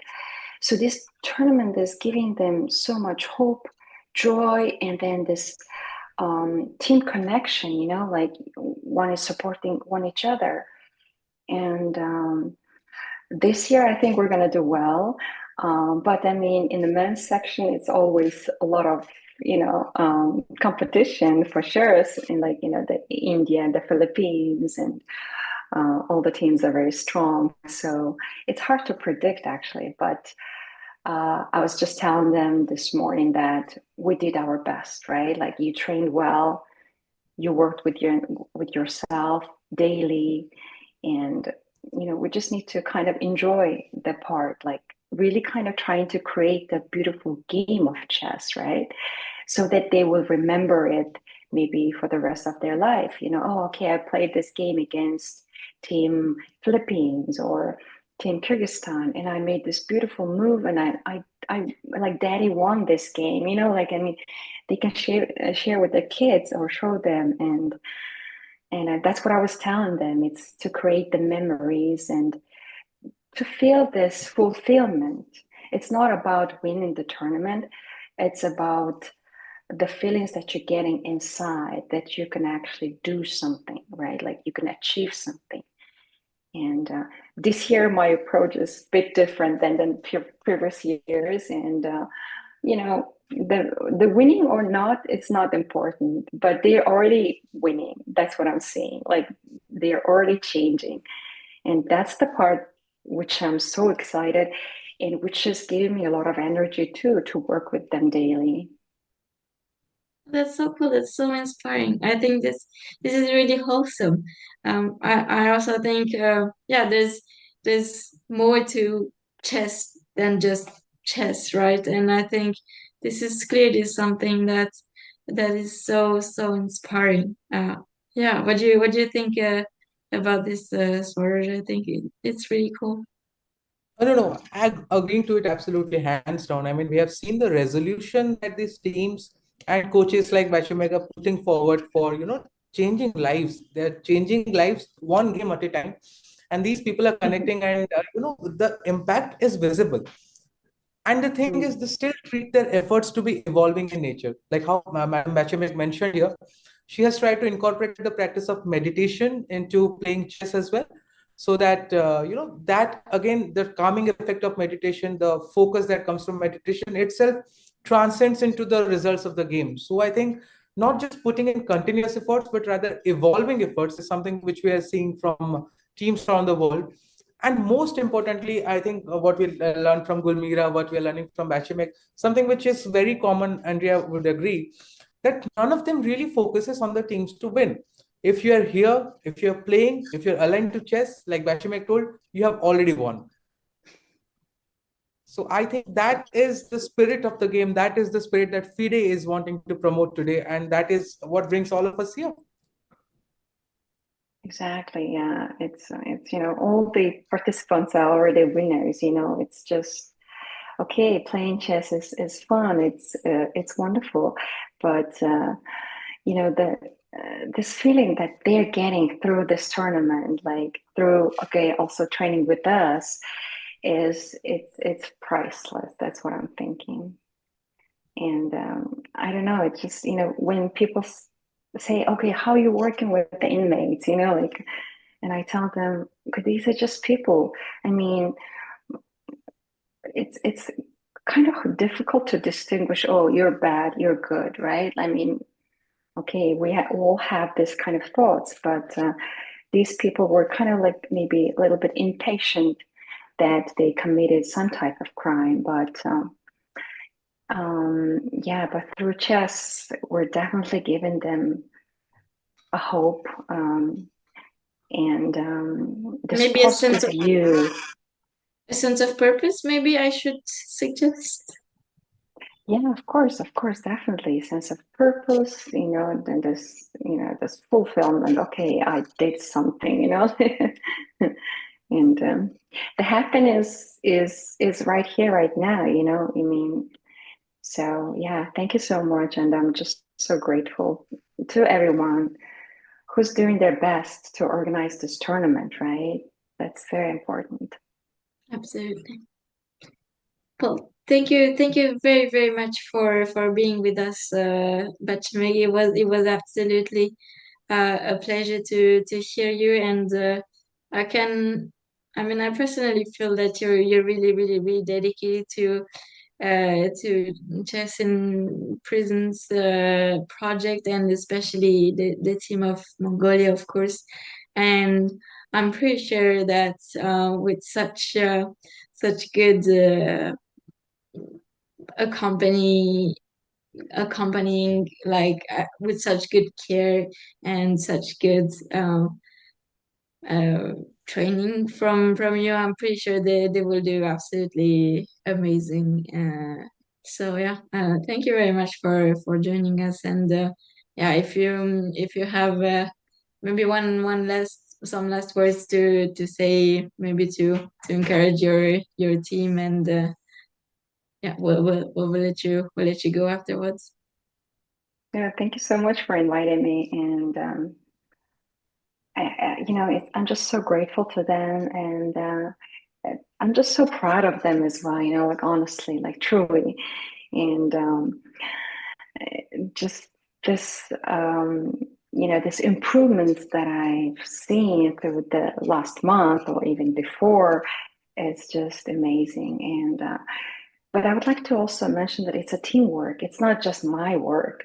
It's like the officers, the prison staff, and the authorities. It's like a teamwork. I mean, without their support, it's kind of impossible to kind of get inside the prison. And fortunately, I worked in the system for the past 14 years, so there wasn't much problem for me to kind of like teach chess. But yeah, I would like to say that it's actually a teamwork too. Thank you. The approach you have developed is really inspiring in itself. And thank you so much for joining us and sharing those stories. We had seen a glimpse of it in the Chess for Freedom conference in India, and very happy and in fact inspiring to see that the journey just continues.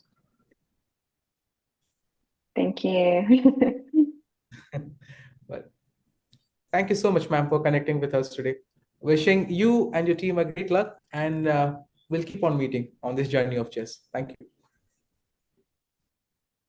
Yeah, wonderful. This has been really great. Honestly, it's so touching, I think, hearing from Gulmira and Bachim. I think it was generally like super nice and wholesome to hear about their actual stories, because it's all about the actual people, like when it's like that on paper, and you say, oh, inmates are playing chess, but you don't necessarily think about the things that come along, like about the personal improvement, about their actual journey as a way to become better persons, and I think the insight of someone who's been working with them for so long. I think it's actually great, and it really it really gives us hope in general for even, I might say, humankind. But like, yeah, this is something that truly moves me, and I think it's absolutely amazing. I think I completely agree to this. In fact, I'm reminded of again the Chess for Freedom conference a few months ago, where we were having a roundtable discussion with people who were out of the prison, or and how has chess been impactful for them in their lives. And also, we try to make it very simple, and we ask them, if in one word you were to define the impact of chess, what would it be? We asked it to Stephen Marvo from Namibia. We asked it to Satish from India. We asked it to the entire people who were there, and it wasn't very difficult to them for them to find or struggle to find a word. Steve told that chess means everything. Satish said that chess is life, and some told that without chess there was no other impact or nothing left that could define them. So we understand that you would have lived your life for, let's say, 30 years, 35 years, and then suddenly someone introduces you to a checkered board of black and white, and then everything changes. That board becomes the next defining life that you're going to have. So I think this is the power of chess. This is the social chess that we are talking of right now. Wow, yeah, that's really cool. Right. Shall we get back to the games? Absolutely. Time to get Okay. back to that. Nice. Uh, right. Well, we shall return to Mongolia, actually, because we just had Bachimik with us, and I think Mongolia are doing once more absolutely fantastic. Let's see the Mongolia B against Kazakhstan B.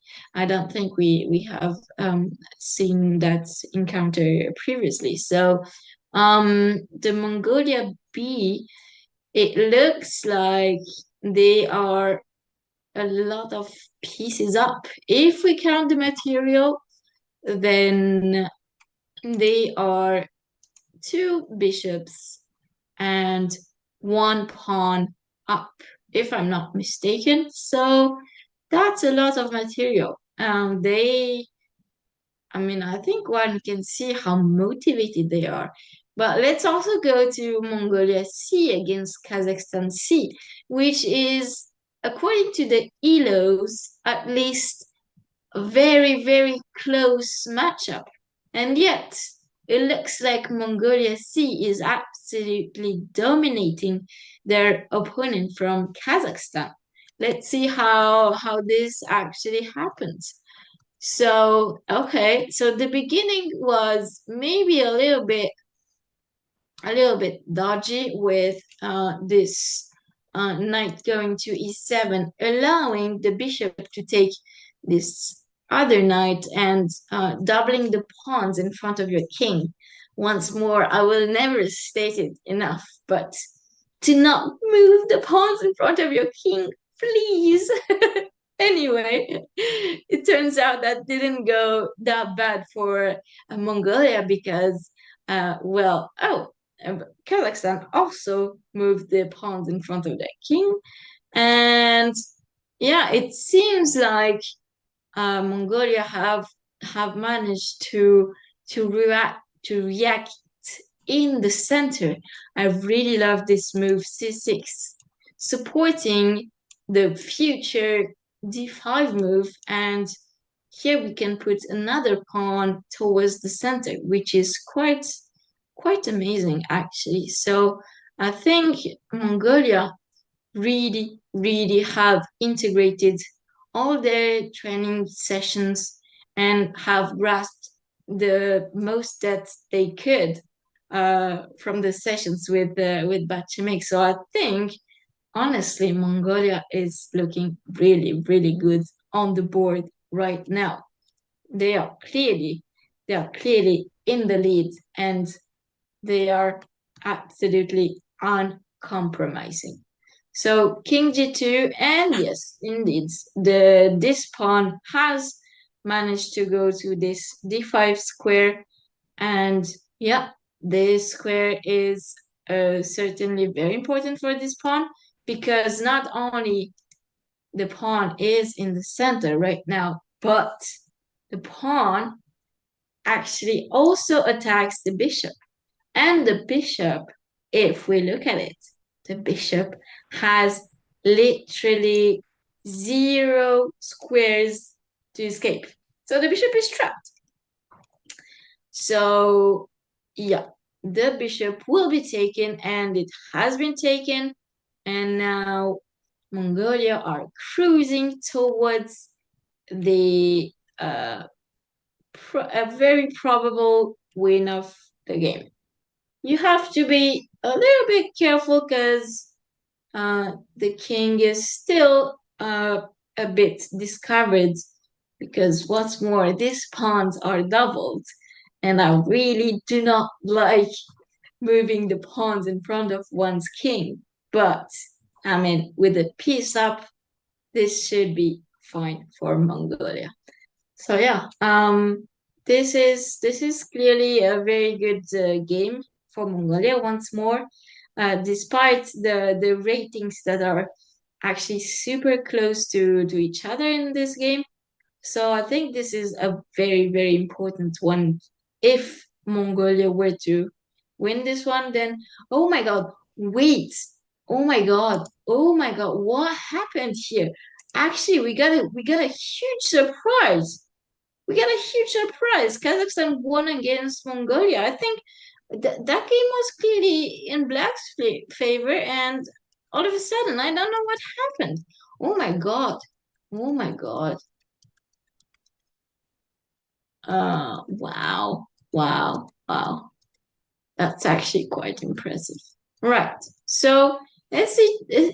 Let's just see what happened here, because that's actually a huge upset from Kazakhstan, because Kazakhstan was much lower rated than Mongolia, and yet this is a huge upset. Right. Let's see what actually happened. So this was, oh wow, this was a Grand Prix attack. This actually, Kazakhstan really knew what they were doing in this opening. So that's also quite nice to see some actual very valid theory here being played. So yeah, all of this is very good. Black has managed to put a pawn in the center, which is absolutely perfect. The pawn that is attacking this bishop, so white has got to do something about it. So bishop b3. So it looks like black had big control over the game in the beginning. I mean, at least from the opening to the end of the opening. But I mean, I'm very interested to know how tables turned. So pawn takes, that's very good. That actually black is playing a perfect game so far. So queen takes, rook takes, we put the rook on an open file. I mean, honestly, it's going absolutely amazing for black for now. But somehow, okay, knight e5 and bishop c5 check. That's a very good move. And now here, maybe that's where black went wrong, actually. Because apparently you did not have to take this knight, and instead you could have probably moved this knight to, let's say, d4, for example. Now, the problem with taking this knight, and it has actually been showed in the game, is that this pawn is attacking this knight.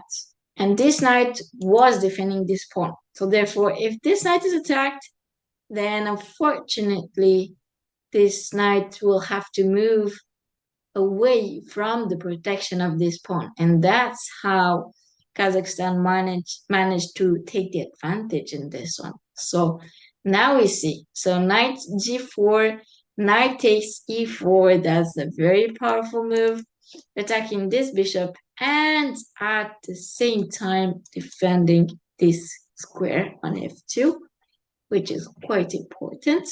And knight f2 check still. Knight takes knight. That's very good. Bishop takes knight. So my guess is what Black was thinking here in this position, and they were absolutely right of thinking this, is that if you take this bishop with the rook, then Black would react with the back rank mate, a checkmate. So obviously White is not going to take the bishop right away. But I think what Black missed is White's next move that is actually super, super cool. And it's this bishop g5, attacking the rook. Now, what is the deal with this move that makes it so cool? We might wonder. Well, the bishop is attacking this rook, and so like there's no other choice but for Black to actually take care of this rook that's being attacked. And we see at the same time that by developing this bishop, this back rank is actually protected by the rook on a1. So now we can actually take the f2 bishop if we can, because there is no more back rank mates. So that's actually a multi-purpose move, this bishop g5. That is actually amazing. That's an amazing move by Kazakhstan. Really, really, really impressive. So Black had to take care of this rook that was attacked. So Black played f6, and then pawn takes. The pawn attacked the bishop, but it is too late because there has been f7 check, which is another super, super good move because it's a check, and at the same time Black has to take care of this check, and then we just are going to take the rook. So yeah, I think that was honestly a super, super, super nicely played game by Kazakhstan. They were a bit worse in the opening, and they ended up making a huge comeback to set up one of the first big upsets of this group stage. But now, yeah, we are going to present you another video. Maybe Swarosh can tell us a little bit about it. Yes, thank you, in fact, for explaining and breaking down that wonderful color shifting game that we just witnessed between the two teams. And on that note, we are now going to speak about the larger umbrella that the chess, social chess initiative rather covers. We saw how it is faring in the terms of chess for freedom moves around the world. And now it is time to talk about another issue which impacts the world. Amidst the different issues which haunt the planet, one most devastating is the loss of homes and the forced option to be a refugee. Forced to flee the homes, many people they're exposed to the extreme stress that may impact their psychological well-being. Most of them are not engaged in any income-generating activities, which leaves them vulnerable to risks of being involved in dangerous behavior, crime, violence, drugs, and gang activities as a means for coping with the situation. This is why it is critical to ensure the youth are engaged in meaningful activities where they have a chance to heal, to develop, to grow, And in such a situation of refugee, which is building up around the world, chess again comes as a rescue. In a unique aim of FIDE's Chess for Protection project, from Chess for Freedom to Chess for Protection project, which was implemented in collaboration with the International Chess Federation, UNHCR, the UN Refugee Agency, the Lutheran World Federation, and the Kenya Chess Federation, and the Kakuma Chess Club. This program, which was launched in August 2021, consolidates and develops chess-related activities in the Kakuma refugee camp in Kenya. It is now entering its third year in running, and in fact, with this activity which is going on, in parallel with training the youth and the kids in the Kenyan schools, FIDE focuses on empowering young females and girls as well. So Chess for Protection project includes activities of the Girls Club, where apart from playing chess, the club members are meeting and communicating with successful women, reading and discussing books, attending painting workshops, and many more classes.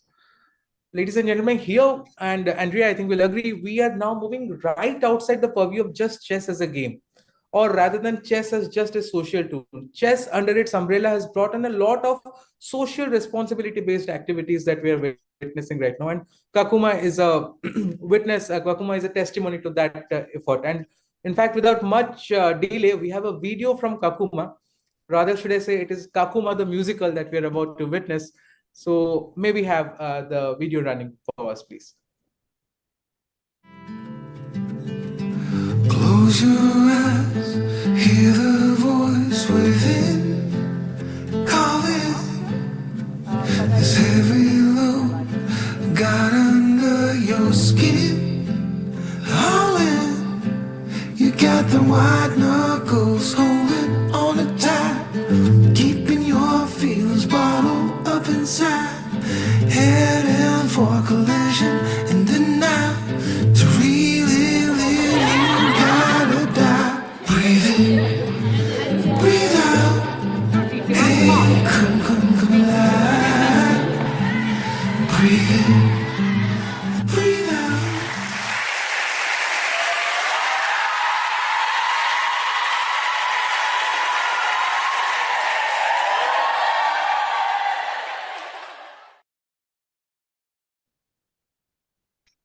Yeah, this was a really nice video. I have recognized the faces of Dana and Anastasia Sorokina in the video. Yeah, that's quite cool. I think it's once more a great proof that chess is not only chess, and it goes way beyond that.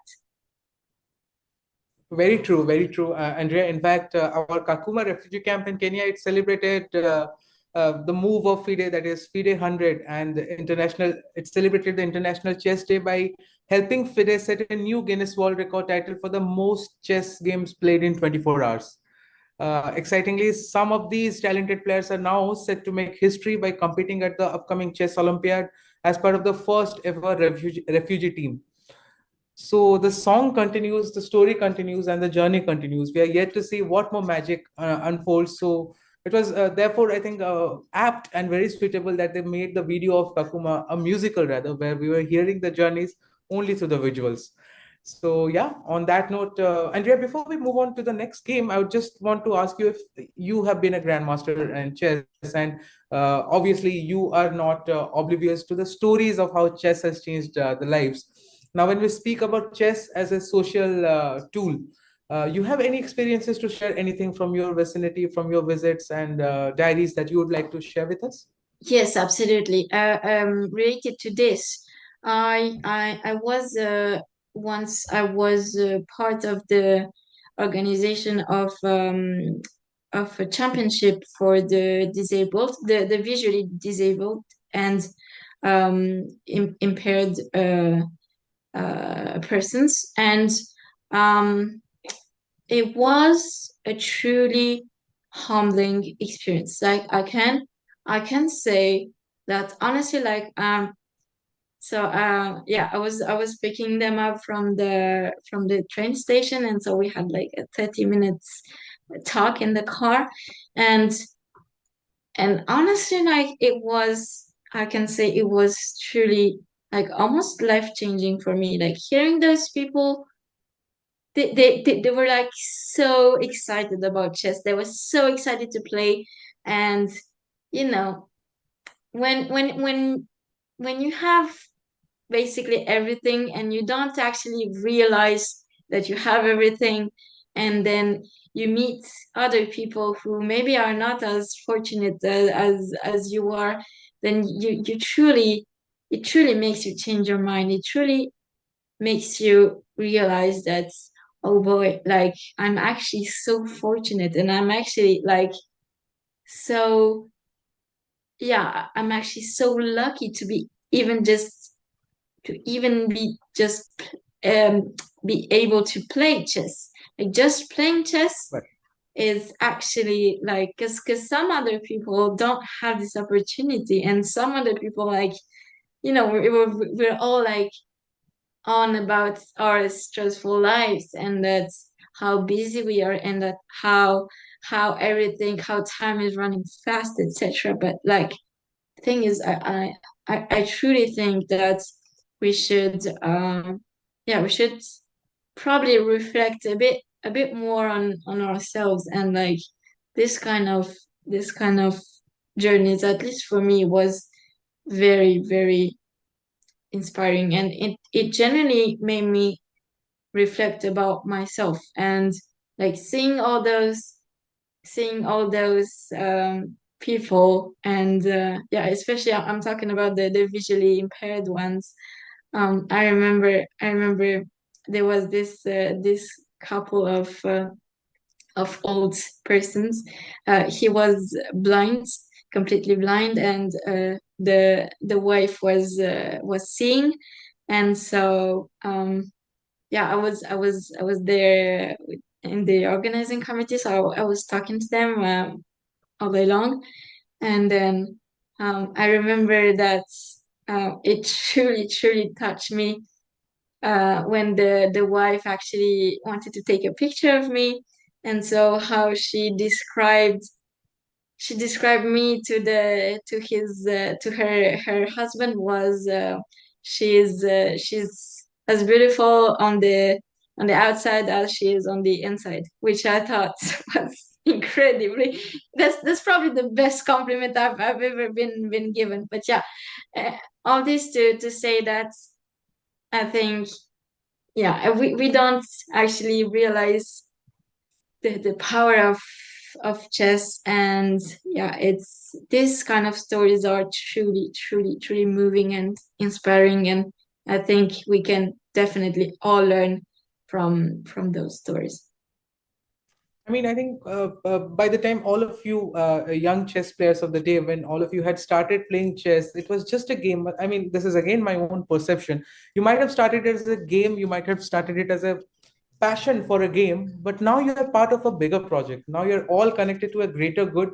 uh, in just your moves, in your games that you're having, you're changing lives one after the other. So I think that is something, how the game has evolved, how the font has evolved, how FIDE has made chess a global ambassador of peace and connectivity, if I'm not too wrong in mentioning that.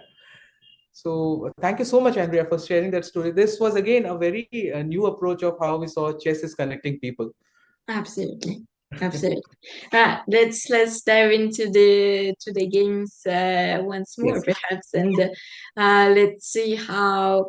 Yeah, so we just saw how Kazakhstan had that big upset against Mongolia, but and it looks like there was another big upset in this Kazakhstan-Mongolia match, because it looks like a much lower rated player from Kazakhstan also won their game against Mongolia, which sets the score of this match to 2-2, which is actually quite impressive from Kazakhstan. They were the clear underdogs, and yet they managed to draw the match. Right, let's see how this game actually went. Um, so, okay, e45, normal opening going on.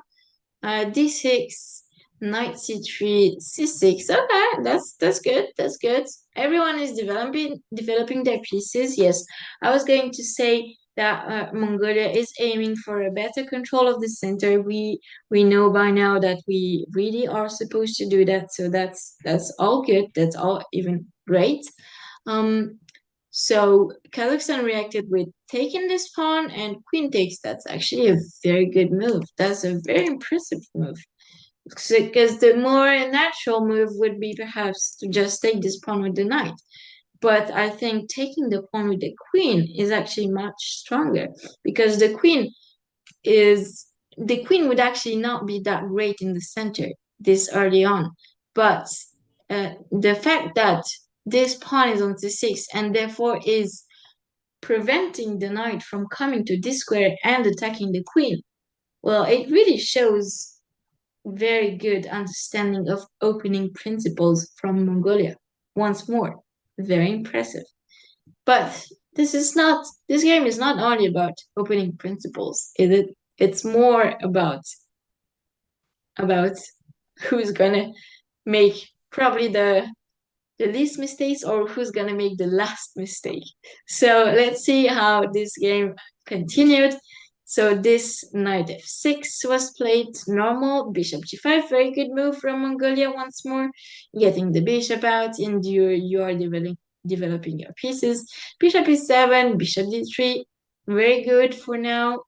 Castle, castle. So both sides have put their king to safety. Both sides have not pushed the pawns in front of their king, which is quite good.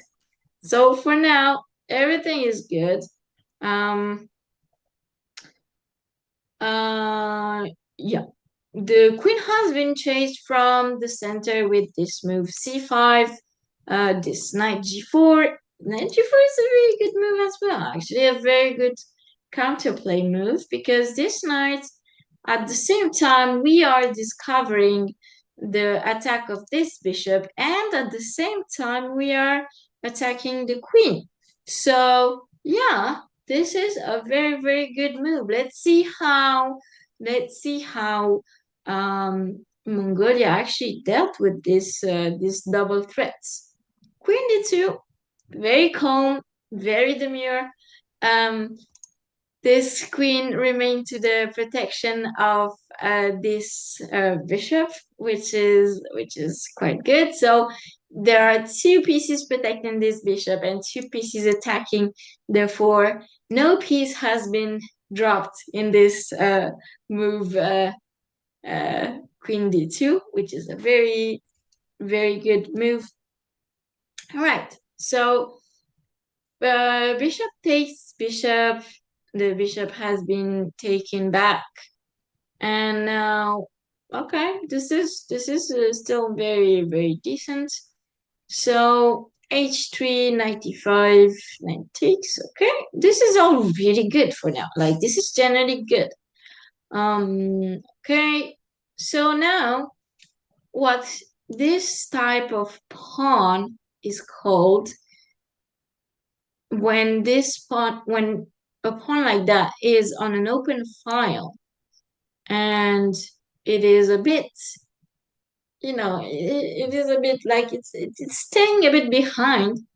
This is called a backward pawn, and it cannot be defended by his fellows. So I think the whole play of white is going to be revolving around targeting this weakness. So let's see if that's what happened. But okay, that's good. So queen was attacked. Okay, and now white is even launching an attack. That's really good. So how did black manage to turn tables over actually in this one? I'm really wondering. It does not seem very easy. Okay, queen exchange has been made. That's a very good move.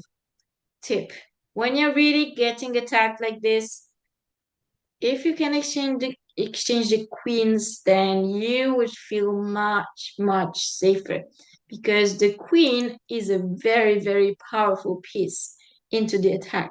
So that's actually an excellent move from Kazakhstan. That's very good.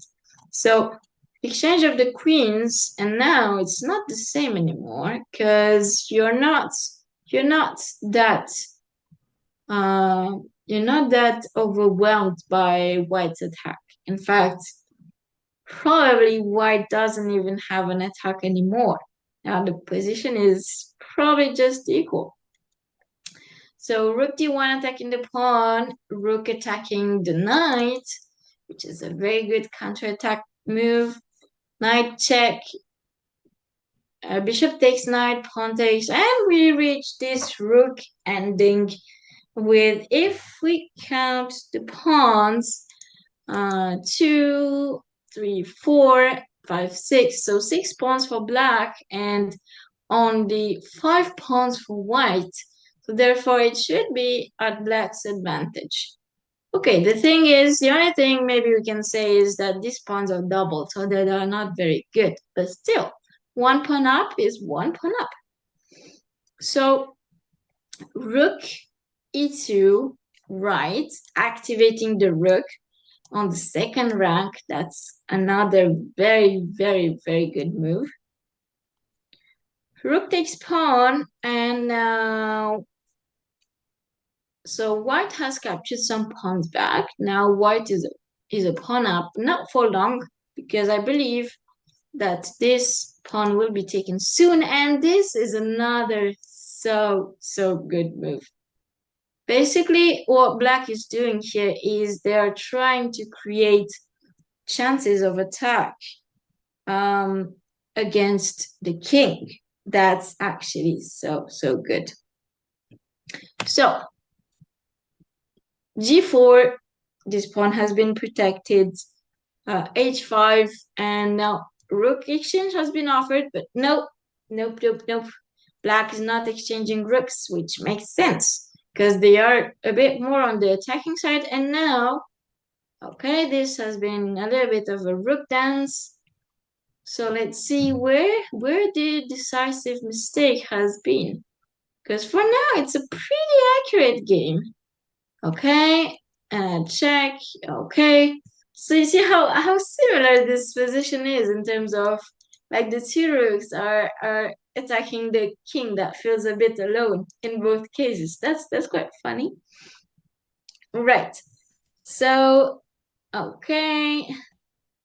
Oh, I see. That's where the mistake took place. Oh, right. And now you're taking the rook and you're winning the rook and the game. All right. This has been a really, really, really good game once more. These games are of very good quality, actually. Like it's quite impressive, honestly. Okay. Yeah. I have rambled a lot by myself about this game. Swaraj, maybe you can tell us a bit more what's next. Yeah, we would be having interaction with another guest who is joining us this time. Somebody from facilitators of the game, the grandmasters themselves. We are taking a detour and an essential detour to somebody who is a facilitator of the Chess for Freedom project. We shall now have, after a few minutes, Dr. Das, Mukesh Ranjan Das from Indian oil rather, joining us to share his insights and inputs on the event and the flow. So meanwhile, do we have any other game to go through and give a look? Yes, absolutely. Yes, we do. We do have a new matchup among India and Kyrgyzstan, which should be quite exciting. And actually, I wanted to mention that so today is still the group stage, and we have 4 group stages. So one in Asia that we are commenting on right now. We have another one in Europe, another one in Africa, and another one in the Americas. So yeah, it's group stages for now, and the semifinals will actually take place tomorrow. So 2 teams from each group will qualify to play in the semifinals and perhaps in the finals, who will take place which will take place, sorry, on the 10th of October, if I'm not mistaken. Yes, all right. So the game that I wanted to mention was the game between India and Kyrgyzstan that is currently taking place right now. So India, okay, this seems, by the way, like a very leveled matchup once more. So India on board 1 seems like they're getting a little bit they're getting a little bit crushed by Kyrgyzstan. But yeah, it's okay. Let's see how that actually happened. So this was okay. Yeah, this was okay. So Black played this h6 very early on in the opening. That's quite modern, actually. That's some kind of like chess engine suggestion or something, which is quite good.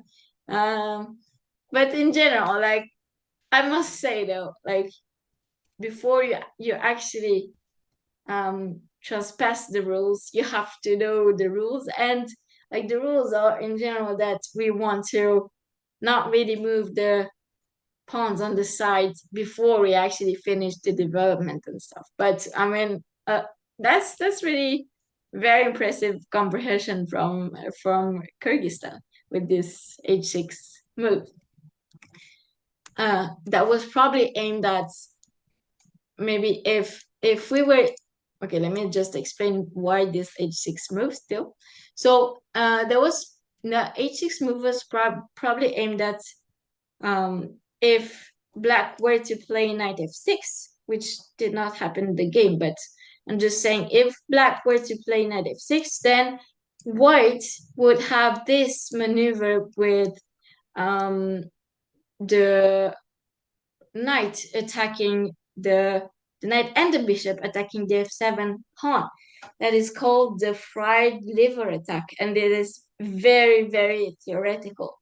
So that's why I'm saying that this h6 is actually really, really nice from Black, because it will prevent in the future this knight g5 from happening. So that's why I think it's actually a really, really decent move. Right. So let's go back to the game. So h6, h6, knight f6. That's how it turned out, how we planned it to turn out. And d4, that's actually a really, really, really, really, really nice move from White, taking control of the center. You know by now that I really like to push pawns in the center and to take the space, and like to avoid moving pawns on the side. So yeah, that's a really, really good move. And so e takes pawn, knight takes pawn, and knight e5. Knight e5, wow, okay, that's also quite cool. Knight e5 is hitting this bishop, so this bishop has to do something. And then Black is also developing their pieces. Honestly, this is a very balanced game. Like, there have been nice moves on both sides, and this is quite good. But I think it turns really, really, really wrong for Black at some point. And yeah, I think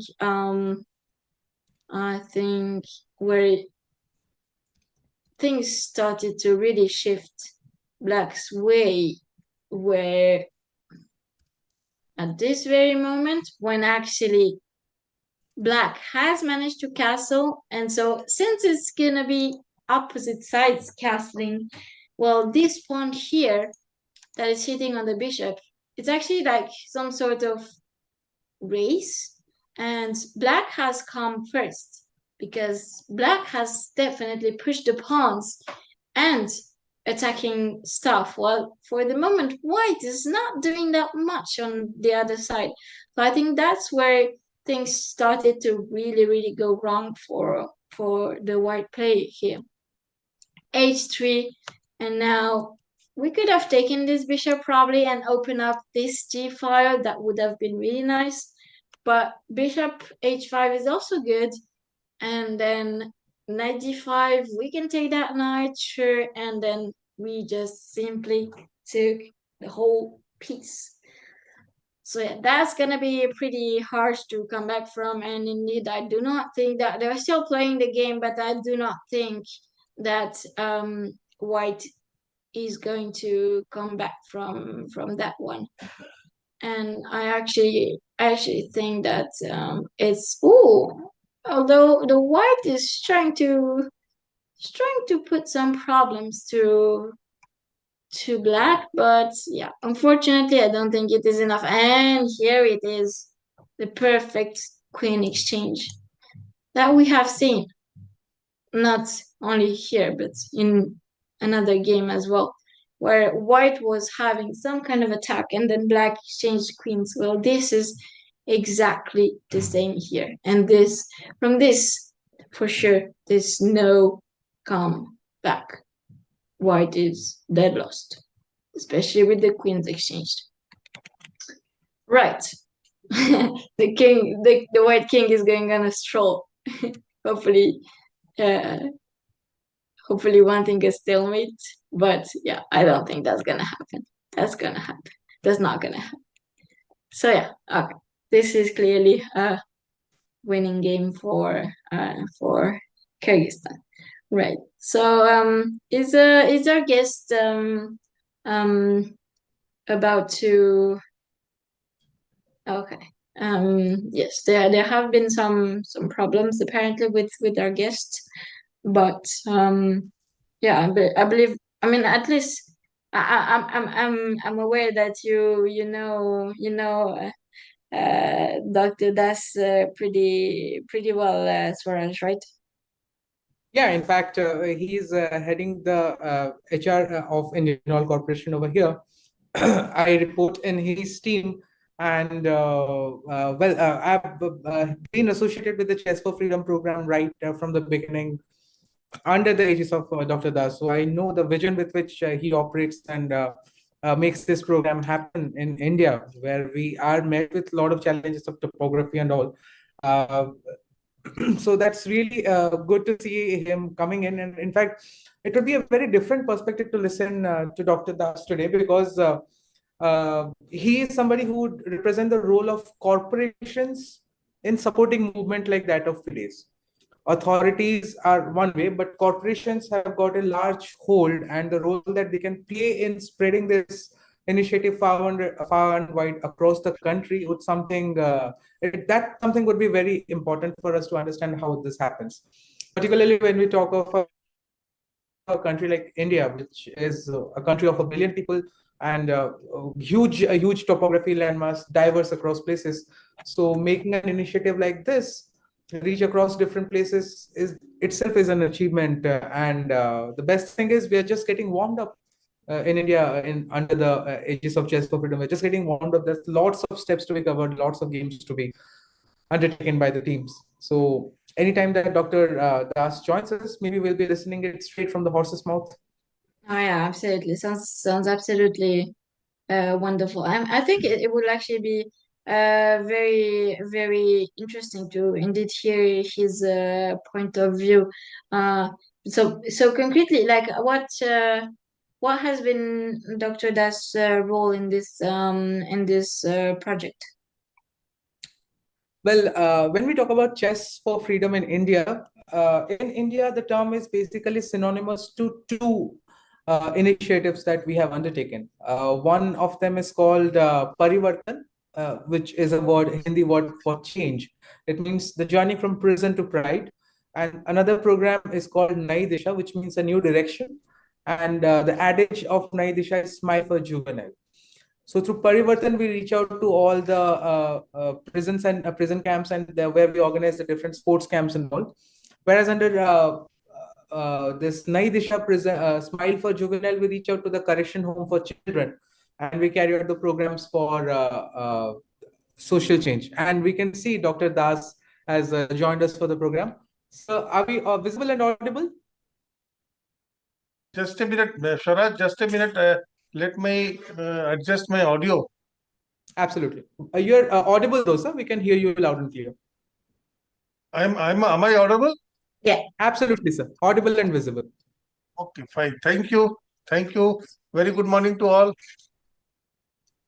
And that's Dr. Das for us. Like we were speaking, spreading the initiative of Chess for Freedom in India, or rather sports as a tool for social change, was not easy, but 2021 was a year of start where we started this initiative in India, and now we have spread our branches far and wide. In fact, in just a span of 3.5 years, let me tell you how Dr. Das, his team, and for the matter, Indian Oil Corporation under the leadership of its board and chairman as well, how much has this initiative taken shape in just 3 years? In 3 years, we have covered 6,500 lives we have touched. We have covered 126 prisons. We have covered 28 states and union territories of the country. We have carried out 11 to 12 phases of the programs Parivartan and Nai Disha, the sports camps. We are carrying this out in 10 different forms of games, chess being one primary one of that. We are reaching out to all the 4 regions, north, east, west, south in India, and with that one spirit that chess is going to be, or sports is going to bring in a social good. And right from forefront, we have the person who's connected with us today. It will be interesting to listen to his perspective. Welcome, Dr. Das, and thank you for joining with us on the 4th Intercontinental Chess Championship. So we would like to listen to your views.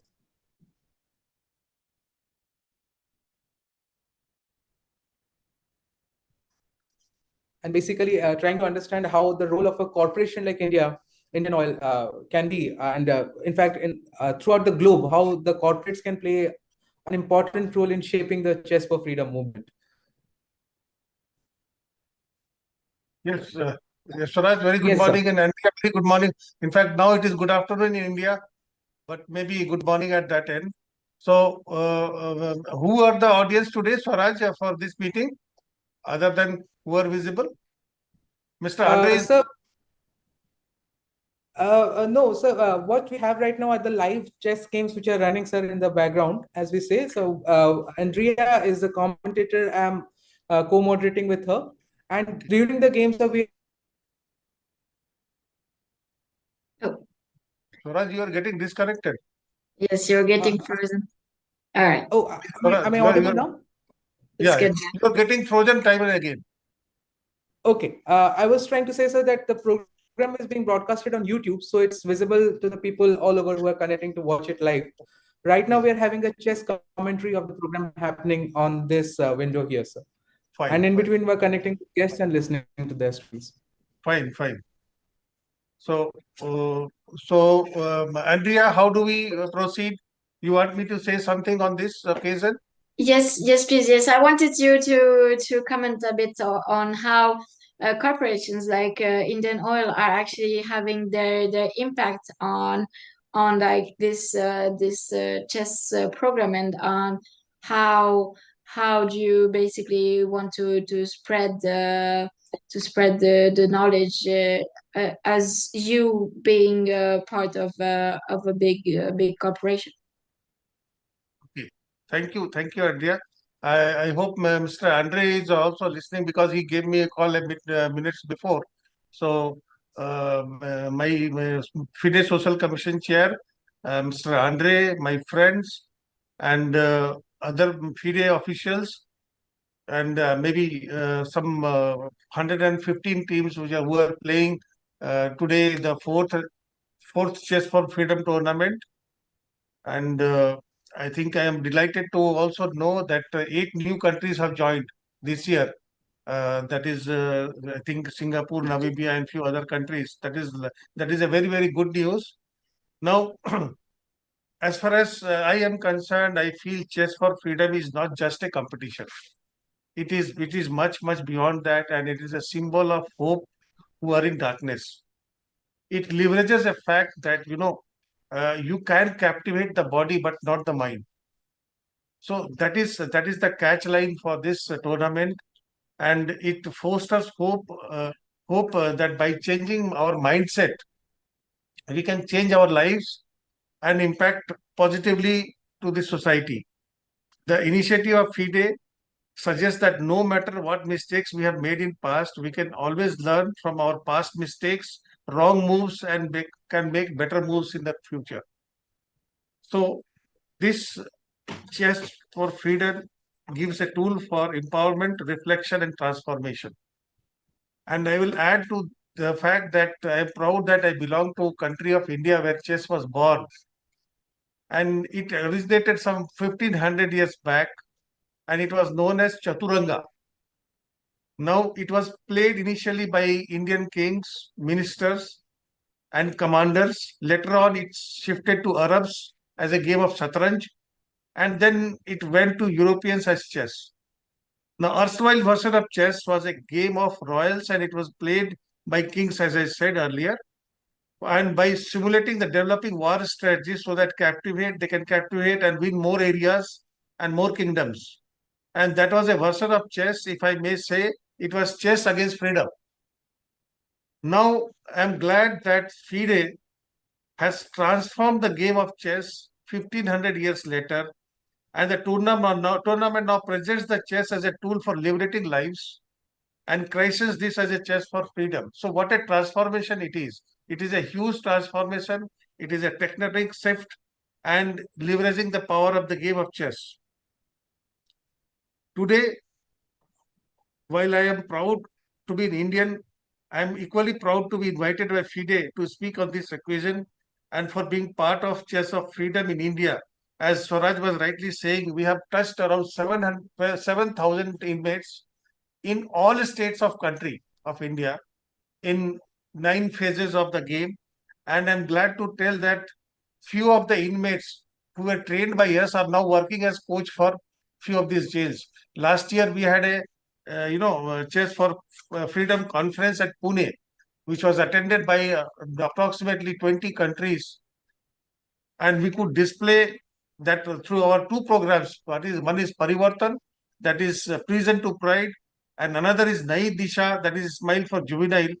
Last 3.5 years, we have done wonderful work in India, and almost all states are covered. Now we are planning to phase it, go to the next phases, and by the year end, we are planning to touch around 10,000 prison inmates and 150 jails across the country. So that is a big move, and I am supported by grandmasters. We have in our company, we have 9 grandmasters, including the Abhijit Khunte, who is the women coach of winning Indian team, who won in Budapest the gold medal. So he is ably supporting us, and with other 9 grandmasters. And I will for a few words for participants. And that is, I want to say that you are not defined by your past. You are a chess player, hence you are a thinker, a strategist, and a problem solver. The skills you will cultivate in chessboard will serve you beyond this tournament. They will teach you how to navigate life's challenges, how to stay focused in the moments of crisis, and how to think critically above choices you make.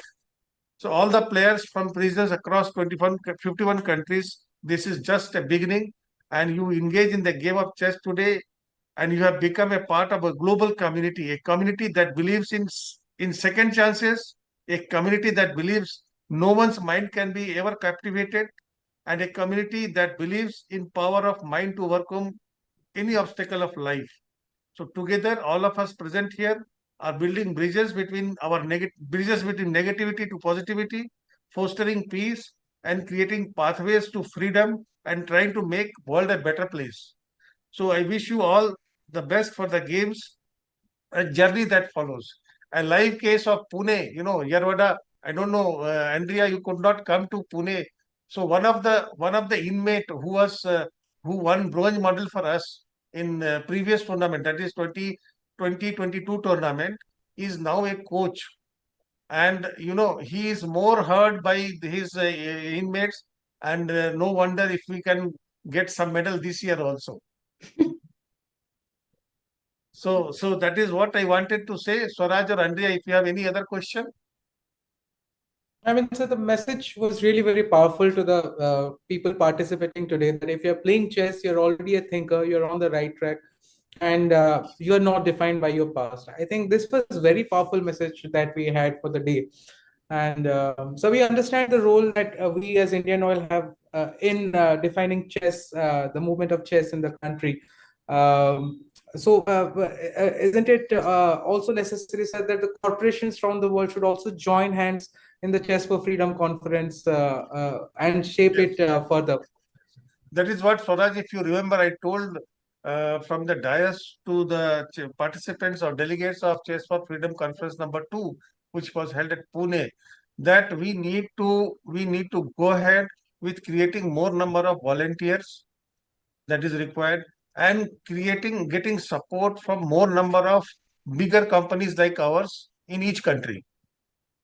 And I was also thinking, why not we should, so far there has been a good success story that we have reached some 51 countries. Can we make some documentary films on this involving the inmates and post in social media like YouTubes, and also write to prison authorities of all countries, all 193 countries of UN. And I wish that in the next 5 years, we should be able to see all 193 countries joining their hands in this big mission. Yeah, right. Is there any chance you will be organizing a conference next year as well in India? So that we can think of, but since last year it has been held in India, I think since we need to have a global presence in other countries also. So it is better if it is put in some new country, and that will be giving, that will be inviting participants from some new countries as well, nearing countries. So last time I think we had a wonderful, and Swaraj was the anchor, accompanied by one of our own colleagues. So it went really wonderful, and people went very happy with a very good message. So while we do not hesitate in holding, but then I feel next year it should be in some other country. In India, we are, as it is, taking it. We are working in in close liaison with governments, and this is already gained momentum here. So I wish it gains momentum in other part of countries as well. Right. Message understood. Thank you. Thank you very much, Dr. Das, and thank you so much for your involvement with this movement. And you have already done a lot about this, and yeah, I think it's absolutely fantastic. And you are actually setting an example for other companies, as you said, for other companies to join this movement, and it's absolutely fantastic what you are doing for now. And hopefully other companies will take example on your story and get involved more into this movement as well. Yeah. Thank you, Andrea. And I think, as I was suggesting, with the help of, under the patronage or umbrella of FIDE, we can have a documentary film made how this game of chess is transforming lives, so that people can access, see, and get motivated, and it should be available to the entire audience of worldwide. I think so. That's a very inspiring idea, and much in line with how FIDE is coming up as well, sir. 2025 FIDE is celebrating as the year of social chess, sir, through which they are planning a series of activities to be done around the year. And just like your vision, 2025 December has been planned by FIDE as a year where they'll be having a online chess short documentary film festival, showcasing such stories of how Chess for Freedom is being instrumental in bringing changes in the lives of the people. But yes, sir, messages like this should be contagious in nature, spreading throughout and going across the globe. Right. And thank you so much, sir, for joining us today, for sharing your thoughts, for brilliant analogy, in fact, which we also loved in Pune, that we have had a journey from chess against freedom to chess for freedom.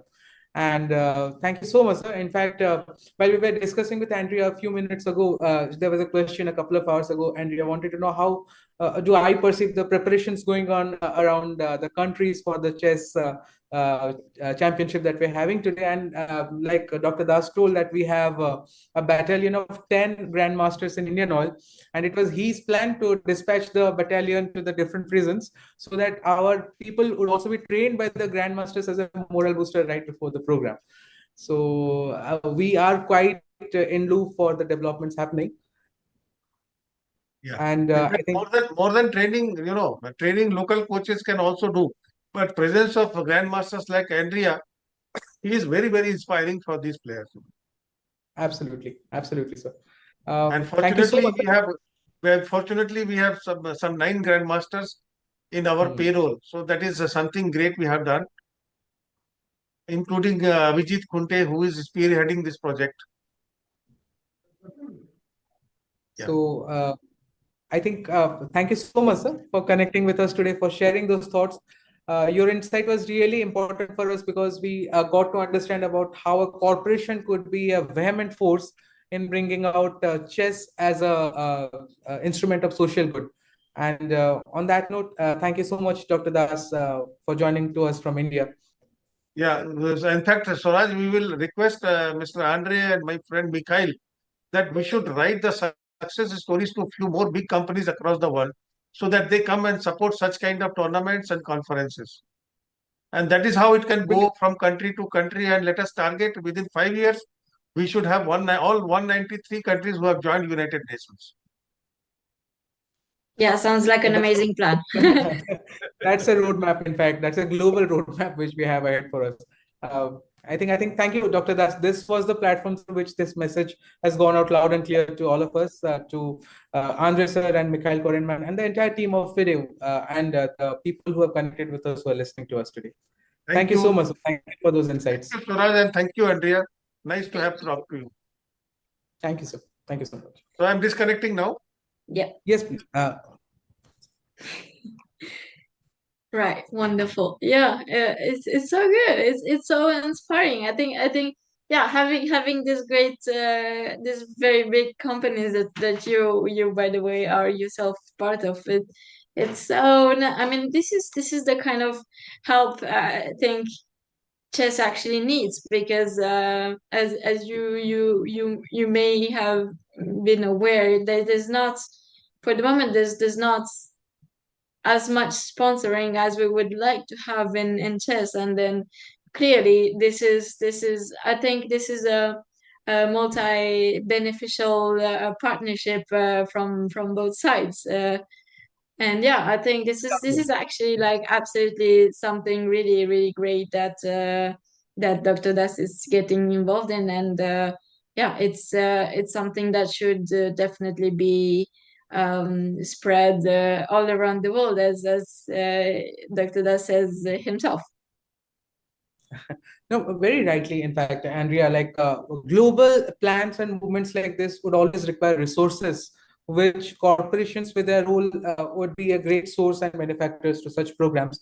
So we are just doing a very bit of the effort in this large pool of mission that FIDE has, and standing tall to provide all support from India as and when we can.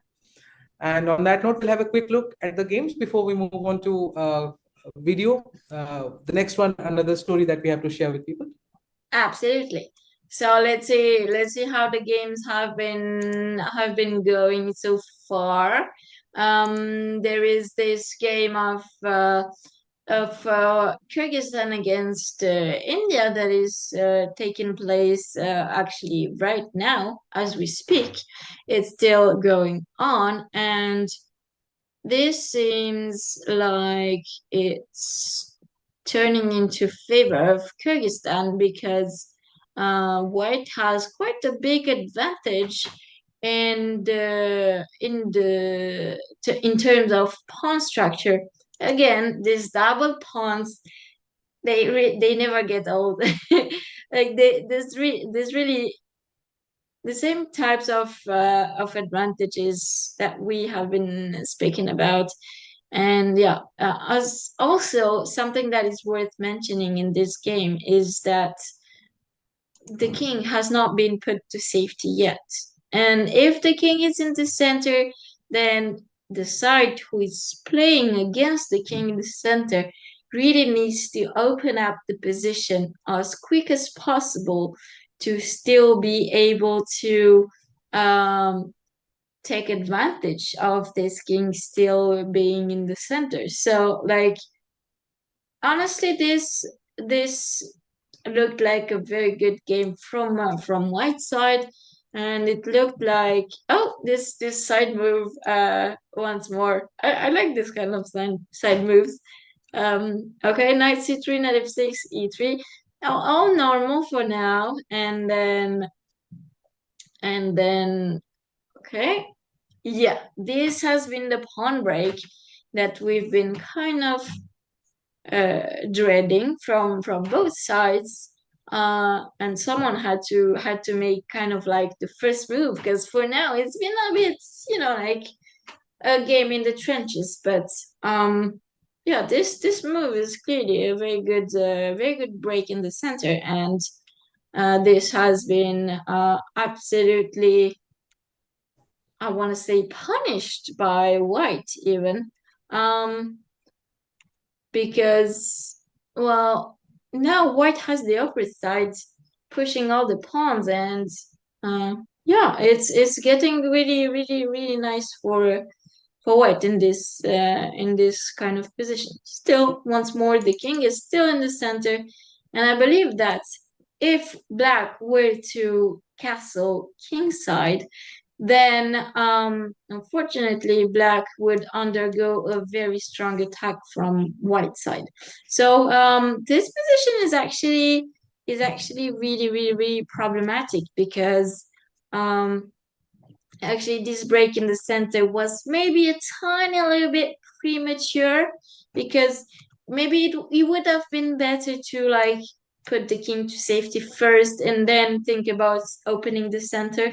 That's why we are getting into a position that doesn't feel great for black, especially with the king still being in the center. So yeah, indeed, it seems like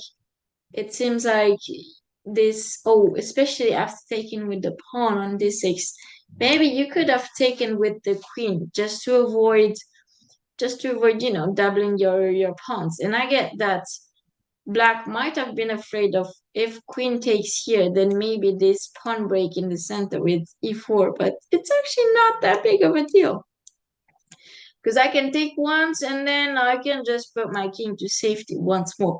Super important to put one's king to safety. Anyways, this has not been played, and c takes d6 has been played, which is a tiny bit, it feels a bit weird to me. Not gonna lie, these pawns that are doubled in the center, it kind of itches the purist in me, like this is yeah, I'm not a fan of in general, like at chess especially. I mean, okay, I like things to be as good as they can be. I'm kind of a perfectionist, but yeah, this position clearly, these pawns, I'm really not a fan of. Anyway, so g4, that's very good. That's a very good move from white, launching the attack. Queen d8, oh, queen back, ouch. I'm really not a fan of this move. And g5, attacking this knight. The knight jumps to e4. Bishop takes, pawn takes, and bishop c3. Now we really, really start to understand the importance of putting the king to safety, because actually, like, this bishop is hitting on this pawn, and it's extremely problematic. This is very problematic because, well, this pawn, first of all, no one defends this pawn, and second of all, if we were to, let's say, castle and defend this pawn at the same time, then white could at least take this other pawn at the same time. So like right here, there are multiple threats from whites, and actually, it's just simply a very tough position to get out from. Black found this move, which is quite good, which attacks the queen, and at the same time tries to defend this pawn. Queen d2 though, putting even more pressure on this d6 pawn, and this pawn is still attacked. f6. Ouch. f6. My eyes are hurting. I'm sorry. I'm a bit harsh about this position, but as I already mentioned, I really don't like pushing pawns in front of the king. So my guess would have been that, okay, probably you want to try and protect this pawn maybe with rook here. No, it doesn't look great, but yeah, I think you should probably protect that pawn with the rook. But instead, a pawn push, and then when we say pawn push, unfortunately, the pawn cannot go backwards. So yeah, it's a weakness that's gonna stay here for life. Pawn takes, and now this bishop is the absolute king of the world. And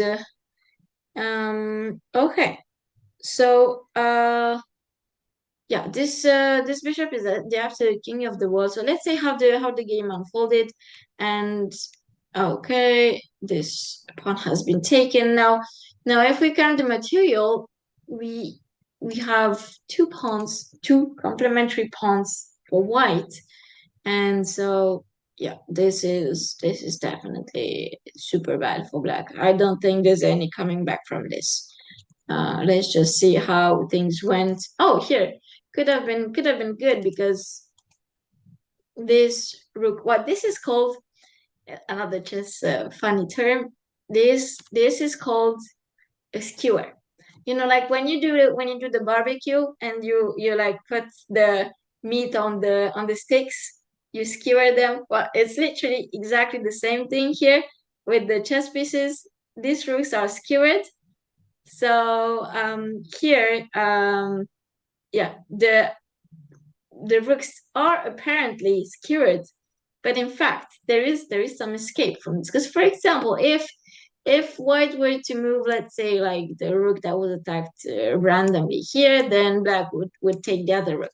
But there is an escape from this, and the escape from this is there is a check. So now you move this rook, and therefore black has to take care of the check first.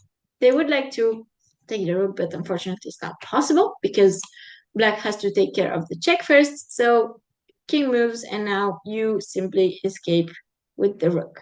So I don't think there's any way that black can come back from this game. Now, yeah, if I'm not mistaken, there is another video that would like to show us, and then and that Swaraj will talk about perhaps. Yep, absolutely. I mean, you were so engrossed in the game, I really didn't feel like cutting you off. But thank you for taking that pause. And that brings us to introducing us to yet another important mission of chess that we have. We shall now introduce to all about the Infinite Chess project that we have. The FIDE Infinite Chess project aims to increase the knowledge and awareness of chess for children with autism spectrum disorder, ASD. That is giving them practical advice to teachers and parents, study the benefit of introducing them to chess, and developing various teaching methods. The pilot project of chess classes for children with ASD is a follow-up of a successful initiative implemented in 2019 in Belarus for 4 groups of 4 kids each. In January 2021, a pilot project was supported by FIDE and went global by being launched in 6 partner countries: Spain, Turkey, France, Gibraltar, South Africa, and Norway. It became obvious that teaching chess to children with ASD has a positive impact on their social, communication, and cognitive skills. Lessons were held in 1 to 3 groups once a week in equipped classrooms according to the FIDE guidelines. And Every year, the Infinite Chess team organizes educational seminars, that is chess for children with an autism spectrum disorder, to learn and teach. And till now, they have conducted 5 such seminars, helping more than 180 participants from 65 countries. In 2023, the FIDE, the Asian Chess Federation, and Zayed Higher Organization signed the MOU to further the cooperation and expansion of the partnership within the Infinite Chess project. Today, the project thrives in 19 countries for more than 150 children with ASD and is coming soon to 6 more countries. FIDE recently actually finished the 5th stage of the project in May 2024. And with the confirmed support from the International Olympic Committee, they're busy with expanding the project now to African and American countries. Puerto Rico, Jamaica, Nigeria, Cote d'Ivoire, Ghana, Nepal, and Malawi are some of them. And on that note, let us have a look at yet another facet of how fascinating chess for social change is. Can we have the AV for the Infinite Chess project?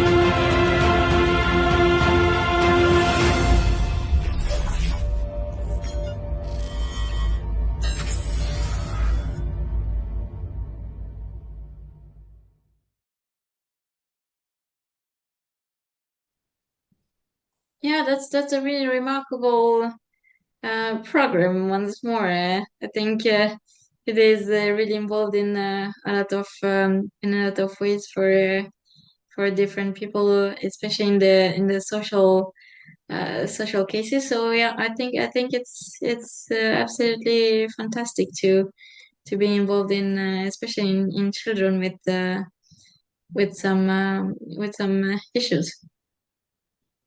Yeah, I mean, like today we have witnessed the different ways in which this is being executed around the world. We saw chess as a prevention because in the refugee camps, to stop people from going into a lifestyle of wrongdoings and all, they went to chess, which we saw in the Kakuma video. We saw chess as a cure, which we have been celebrating throughout when people are there in the prisons. How is chess helping them change their lives and correct those wrong moves and move ahead and have a more dignified aspect of their life? And now chess as a social mirror, where the brilliance of people with these ASD syndrome, it is actually brought out through a game of chess. So it is just as we talked about, as many be the problems, there's one solution, the one game which is bringing all these problems in a curative note and bringing the globe together.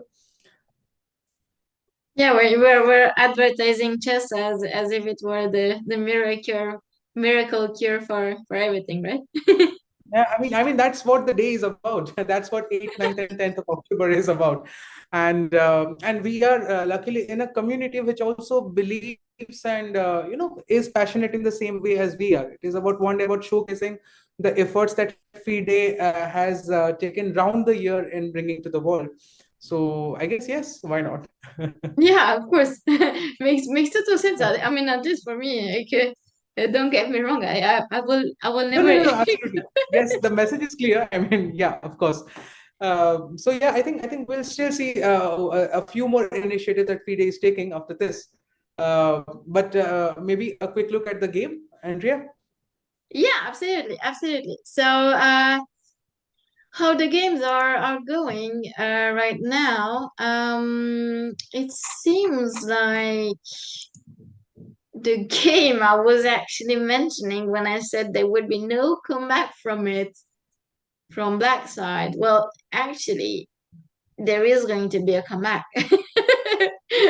So it's quite interesting that the tables have turned once more.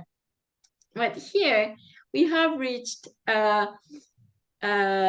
opposite bishop ending, and these are always very tricky because here, if we count the material, like no matter what, and yeah, the draw has been settled. No matter like how big is the advantage, okay, in terms of pawns at least. But here, if we look at this, there's literally 2 pawns up for black. And yeah, this is a complete and nothing you can do about draw. It's quite fascinating because obviously like this pawn is extra, but it is blocked by this bishop. And this pawn is also extra, but it is blocked by this king. And the thing is, with bishop of same color, with bishop of opposite colors, sorry, there's nothing you can do to actually get this king out of this square because your bishop is simply does not have access to this square. So like it's quite astonishing for me to see that this game that was so overwhelmingly favorable for white actually turned into a draw. But that's also the beauty of chess. I mean, you get to have some pretty miraculous saves. Let's see the other remaining game in this Kyrgyzstan India matchup, and it is going to be table 3 for table 3 and India 1. Yes, this was quite expected. So it looks like India won the overall match 3.5 to 0.5 against Kyrgyzstan. I mean, this was quite a balanced matchup as well, but it feels like the Indian team got the upper hand on this match, and it was quite convincing. There's still another match still going on, and it is the match between Singapore and India. So another team of India, various teams from the same countries involved. So here in this matchup, Singapore vs India. So looks like Singapore with the black pieces has an advantage here, despite white for the moment being a whole queen up.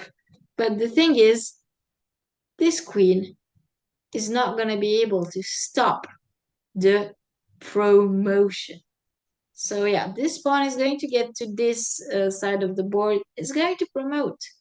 And then what we will be left with is going to be a lot of pawns for black. Yeah, so promotion has happened, and this pawn literally got converted to a queen. Now, the only move you really don't have to make with black here is go this way. Okay, good. So black went here, which is actually on f6, which is actually a much better square, because if black had gone, let's say, here on h7, then this would have been completely winning for white. That is because of the move rook h8 check and another skewer. So yeah, the king has to move and the queen was behind. Another skewer. Fortunately, this did not happen, at least fortunately for the Singapore player. So king f6 has been played, queen d8 check, and king f5, queen d7. The thing is, we are, never mind, turn of tables once more. I was going to say we will quickly reach no more checks from white, but no, never mind. We we are seeing a checkmate. This is a very unfortunate turn of events for the team Singapore, because well, they were absolutely winning this match. And okay, yeah, now that's a checkmate. The king cannot escape, obviously. This queen and the rook battery, as it's called. But yeah, this was actually quite. Let's just look at the turning point, because okay, it looked like black really knew what they were doing, because black had like everything under control here. King is rather safe. I mean, it's a bit like sheltered by his own pawns, so king is rather safe. White obviously has nothing to do but giving some checks. King goes here, another check. So this is all good for black. This is all good, but you really have to put the king here. If you put the king here, then okay, white may continue giving a check, for example, with queen e7. But now there is a move that's gonna be blocking the check. And actually, the king is like super safe here. So yeah, king being once more super sheltered by his own pawns. But unfortunately, and that is quite dramatic, because here, instead of playing king g5, black went king f4, which was literally a completely game changer situation, because now, and as white did in the game, now it's winning for white. So it literally went from completely losing to completely winning. That's quite, I mean, that's how chess goes, to be fair. Right. So okay. Let's see how. So yeah, so the game ended like this, and then yeah, this has been a checkmate. Wow, that's pretty cool. It's pretty cool. Right. Okay. So let's see some more games perhaps. Which games are still going on? There's not many games going on. In fact, there are no games going on. And okay, let's see how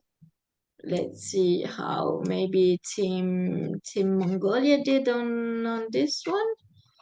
And it seems like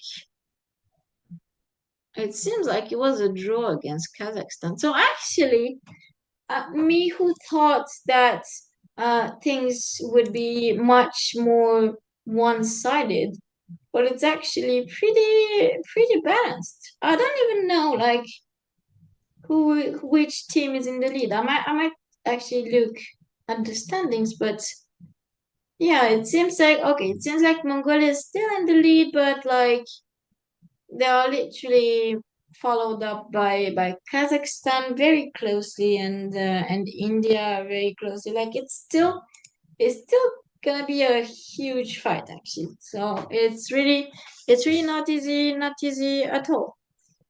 And we have a very interesting question in our YouTube chat, by the way, that I have just seen. Are there prisoners of war included in that tournament? That's actually a very good question, which I do not know the answer to, unfortunately. Swaraj, if you do know the answer to that one, then please feel free to enlighten me. But but it will be hard to comment on my part on the global scenario, whether I'm sure the prisoners that they choose to be a part of these programs, that is through a level of scrutiny carried out by the jail authorities and the coaches. The players we see have come up after a level of scrutinization on certain levels, and also on their playing merits, and also the people performing here that we see today have actually been shortlisted in a manner. So whether the nature of or the reason for which they were in the prison is something accounted for, it will be hard to comment, because again, we're speaking of the globe here. We're talking of 51 countries, and practices and natures differ. For example, like how Bachim was mentioning at that time that they are only into training of chess in Mongolia as a game, whereas in India we are into 10 different forms of sports, including chess. So this would again vary with places, but I'm sure this is let us see it in the spirit as something, as a moment of second chance, than the reason or the nature of the reason for which people have been in the prison for. So yeah, I guess this is hard to comment on this question directly. Yeah, I guess it's a pretty good answer, right? So let's maybe see like one last game before heading to the last video, and then yeah, let's there is actually a game that just started at this very moment. So let's head into that one, and we have once more this h6 pawn preventing this bishop g5 stuff in the knight g5, sorry, stuff in the opening. And okay, this seems like a pretty balanced game between Mongolia and Kyrgyzstan. So let's see how that actually turns. Okay, so the bishop has been attacked. I'm not like super sure about developing the bishop here on g4, because indeed it's now being targeted, and we don't really want to exchange this bishop for this knight, because we generally tend to prefer the bishop pair very much. But here, this has been an interesting alternative move, because Black has taken this pawn, and this pawn is actually attacking this knight. So this knight is being attacked, and this bishop is also being under attack. So actually, it's like some kind of tooth for tooth kind of trade. So yeah, we are taking one piece, and Black is taking another piece, but yet I feel like White is doing very well here, because this pawn will probably get to g5, and then as soon as this pawn gets to g5, then it can be a really annoying pawn, because it will prevent, for example, it will prevent this knight from getting out, and like it's gonna be a problem. Like this pawn, if g5 is played by the Mongolian player, then I would be very impressed, because g5 is a very good move. But okay, I have not been the best at predicting the moves for this tournament. So yeah. Oh, g5. Oh my god. Okay. That's cool. Okay, that's me. That's me. That's me chewing on my words. So g5, a very, very, very good move. And then queen e7 is attacking this pawn. The black player from Kyrgyzstan wants certainly to be doing the long side castle. So yeah, this is a very promising game. It still should be better for white because this pawn is really, really, really cool.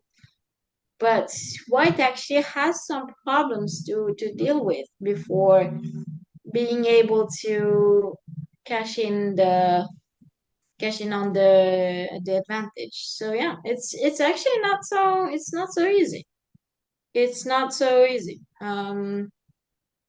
Also, I think okay, white should defend this pawn, perhaps playing queen d5.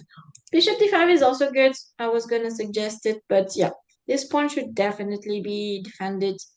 And the problem is that the black pieces are not really like coordinated. They're still very much into their home office. So like yeah, it's not great, but okay, maybe it has the potential to change a little bit for black. Okay, let's see another. Uh, Let them think, and let's look at another game from the same match. And there's gonna be Mongolia versus Kyrgyzstan B. So here in this game, okay, let me realize. So if I count the material, it seems like black has a huge advantage because black is a piece up, a whole piece up. So that's normally something that one cannot come back from.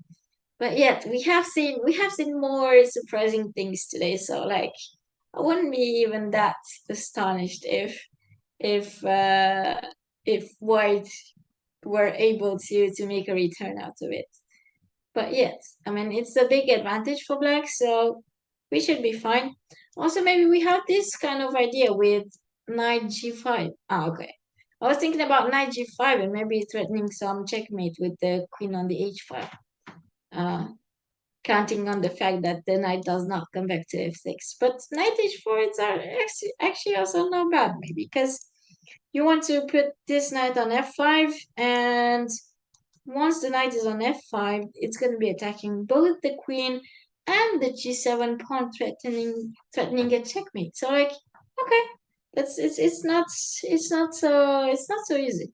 So all the games right now are actually very challenging. Like it's not I don't think there is a easy pathway for any team right now, and this tournament is clearly very very evenly matched. I'm quite looking forward to seeing who is going to qualify for the semifinals. Yeah. Maybe let's jump on to the Chess for Freedom conference video if you're willing to present that for us, Swaraj.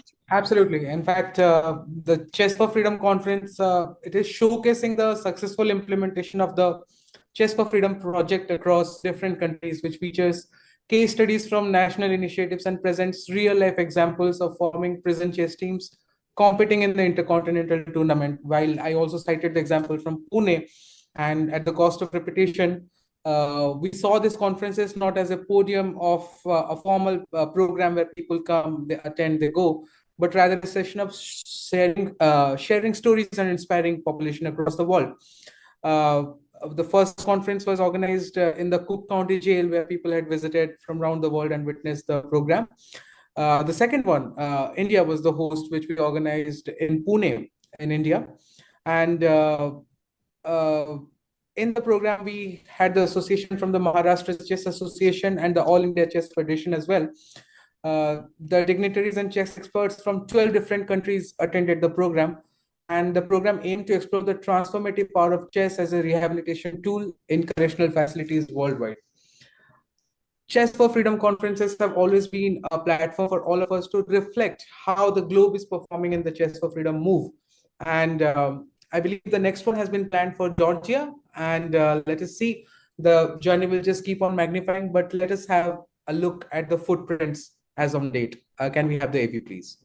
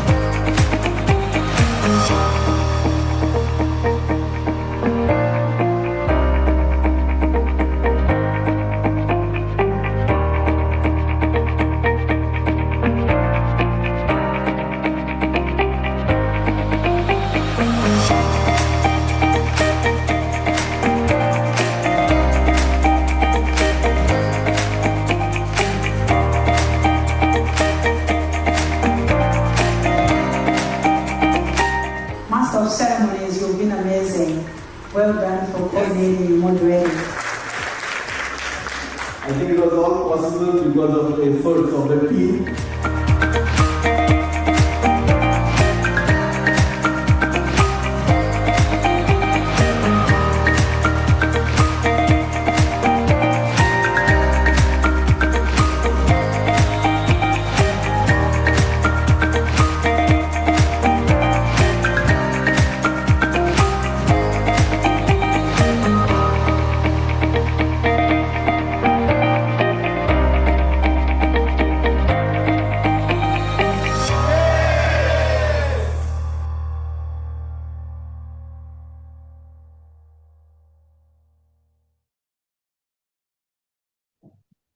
Yeah, very cool video. I'm pretty sure. I mean, you who were actually there in person, I'm pretty sure you must have enjoyed that conference very much. Yeah, it indeed was a pretty pumped up experience for all of us. There was a visit to the prison, Yerwada Central Prison, where there was a match of chess that was played between the inmates and the players who visited the prison as well. So that was one good experience and a great kickstart of the day. And then for 2 days, it was just a conference, and we were worried that for a day, 2 days that was made to make you sit and listen, how would it actually go? But that was really pulsating. People were really into the discussions, contributing their bests. And even at last, there was a workshop from Mr. Andre Voglin, where he spoke about how they could take this mission program further. So it was absolutely engaging experience. I wish, Andrea, you were there. Yep. Well, I wish I were there too. Now seeing the video, it looked really good. So we're almost reaching the dusk of the day. We have been engaged with the teams from 6 a.m. in the morning, and the day goes on and on. So now I think it is time to move on to the next round. This was the Asia group, which was presenting to you all. And then we shall have the next discussions. At 11 a.m. CEST, we have the European and African team coming up for the discussions the matches for 1600 CEST. We have the American groups coming up. The experience will be equal. It will be electrifying. It will be really taking us all on a good journey. There will be guests. There will be sharing of stories. It will just be a mirror of how the first session was, and all the sessions after this are going to be equally engaging. And based on that note, we also have got a couple of people without whom this program would not have taken the shape that it has today. Andrea, would you please do the honors for all of us, rather, to thank the people who have made this program in a proper and a sound shape that it is today, the fourth version of the Intercontinental Chess Championship.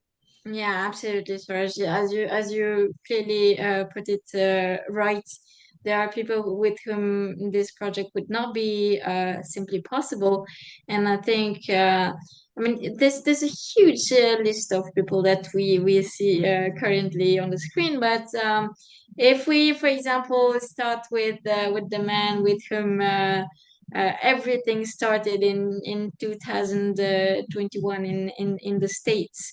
That is Thomas Dart, the Cook County Sheriff, and he is actually at the origin of this whole program, and he made things just simply take off. But yeah, I believe that it's really quite amazing how things started and where we are now, because like yeah, it started with around I think around 30 countries, and we moved up to 115 countries, right? Teams, sorry, not countries, teams, sorry. So yeah, right now 115 teams. It's quite amazing. So just seeing the progress through all the years, I think it's really quite astonishing. So yeah, we definitely have Thomas Dart to thank for, and we also have obviously FIDE, represented by FIDE President Arkady Dvorkovich, also Dana Reznice, that is also part of the organizing committee of this program, and in general, like FIDE has been doing a lot of work into that they have put in this program, and that's quite clear. It can clearly be seen that a lot of work has been put in by FIDE, and this is something that this is a really beautiful project. And yeah, we definitely have some other people to thank for this project actually. Soresh, what would you say? Yeah, definitely. In fact, the team of arbiters have been really guiding and taking this program forward.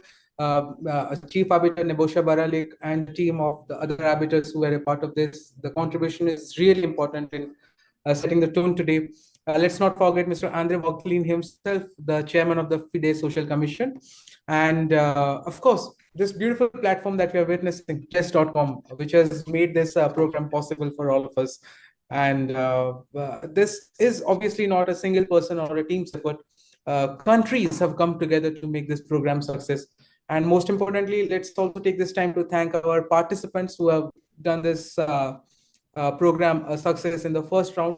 And I'm sure it will continue for the spread of the next 2 days, because after this, tomorrow, we are having the semifinals.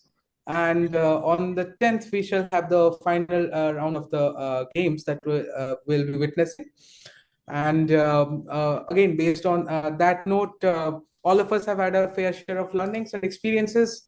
I, for one, got to learn a few more moves from chess and few more idioms from the world. I'm not to forget that a knight in the rim is dim. I'm not to forget that you need to promote a pawn, you need to upgrade him, but never keep him in front of the king. And I'll never forget the culinary references that we gave, like skewering of the pieces and the forming a fork as a strategic advantage.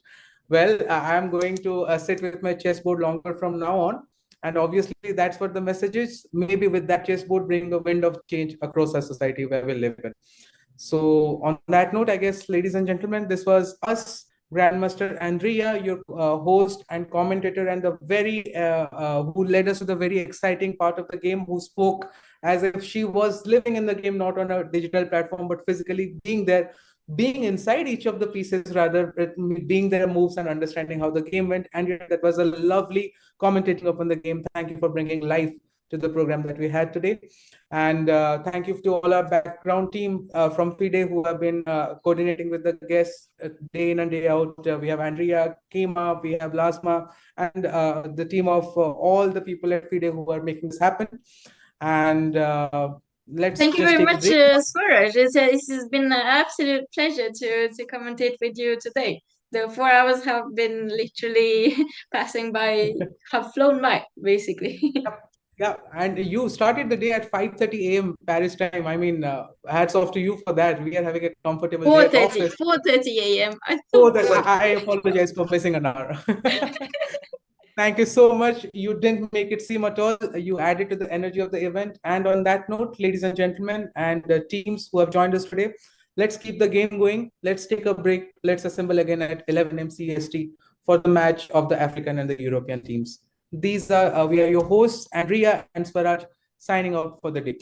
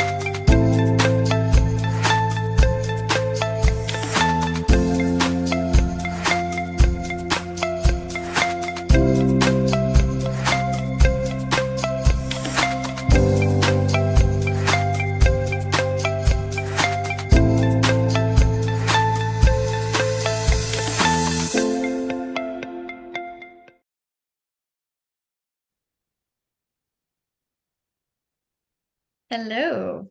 I think we're live. I think we're live. Yeah. Hello, Charlize. Hi, Michael. How are you doing? How are you doing? I'm good. So we are at the 4th Intercontinental Chess Championship for prisoners. This is not your first rodeo, Michael. You've been here before. Can you tell us what we're about to get into? I'm very excited, very excited. I'm sitting in front of my computer here in Barcelona, Spain, and I'm ready to rumble, as they say. So now we're doing the second part of the broadcast. The first part was already played this morning, Charlize, as you know, and we'll be dealing with the games of the 4th International Inmates Tournaments from the Europe and Africa time schedules. So we've got 4 hours of interesting chess, and also we'll have some very special guests who will join us today to talk about their experiences with this very important FIDE project. Yeah, guests, videos. We're really going to get into what FIDE and the Cook County Sheriff's Office has been doing with this Chess for Freedom project, which really just has been growing since 2021. I mean, this year we have 115 teams from 51 countries. And this is just the 4th edition. The first edition had 31 teams. I mean, the growth is just wonderful. So, as you said, we did have games played this morning from Asia. And I think later we will have the Americas. So right now, Europe and Africa, where you and I are in this time zone. Should we take a look at the results from this morning? Let's check them, see who has qualified for the next stage.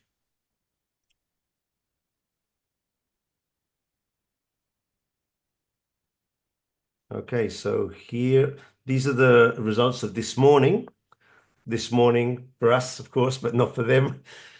And yeah, some interesting results. Let's see. I would say that in Group 1, UAE and Mongolia qualified. Would that be correct, Charlize? Yes. Or is it India? Or is it India that pull ahead there with 24? So Group 1 for men was Mongolia and Kazakhstan. Group 2, we've got India and UAE. Okay, yep. And those 4 teams qualify for the next stage. Right. And then we have the women's competition and the youth competition. And I see that in the women's competition, if I'm not mistaken, it looks like Mongolia dominated their group, followed by Georgia. Is that correct?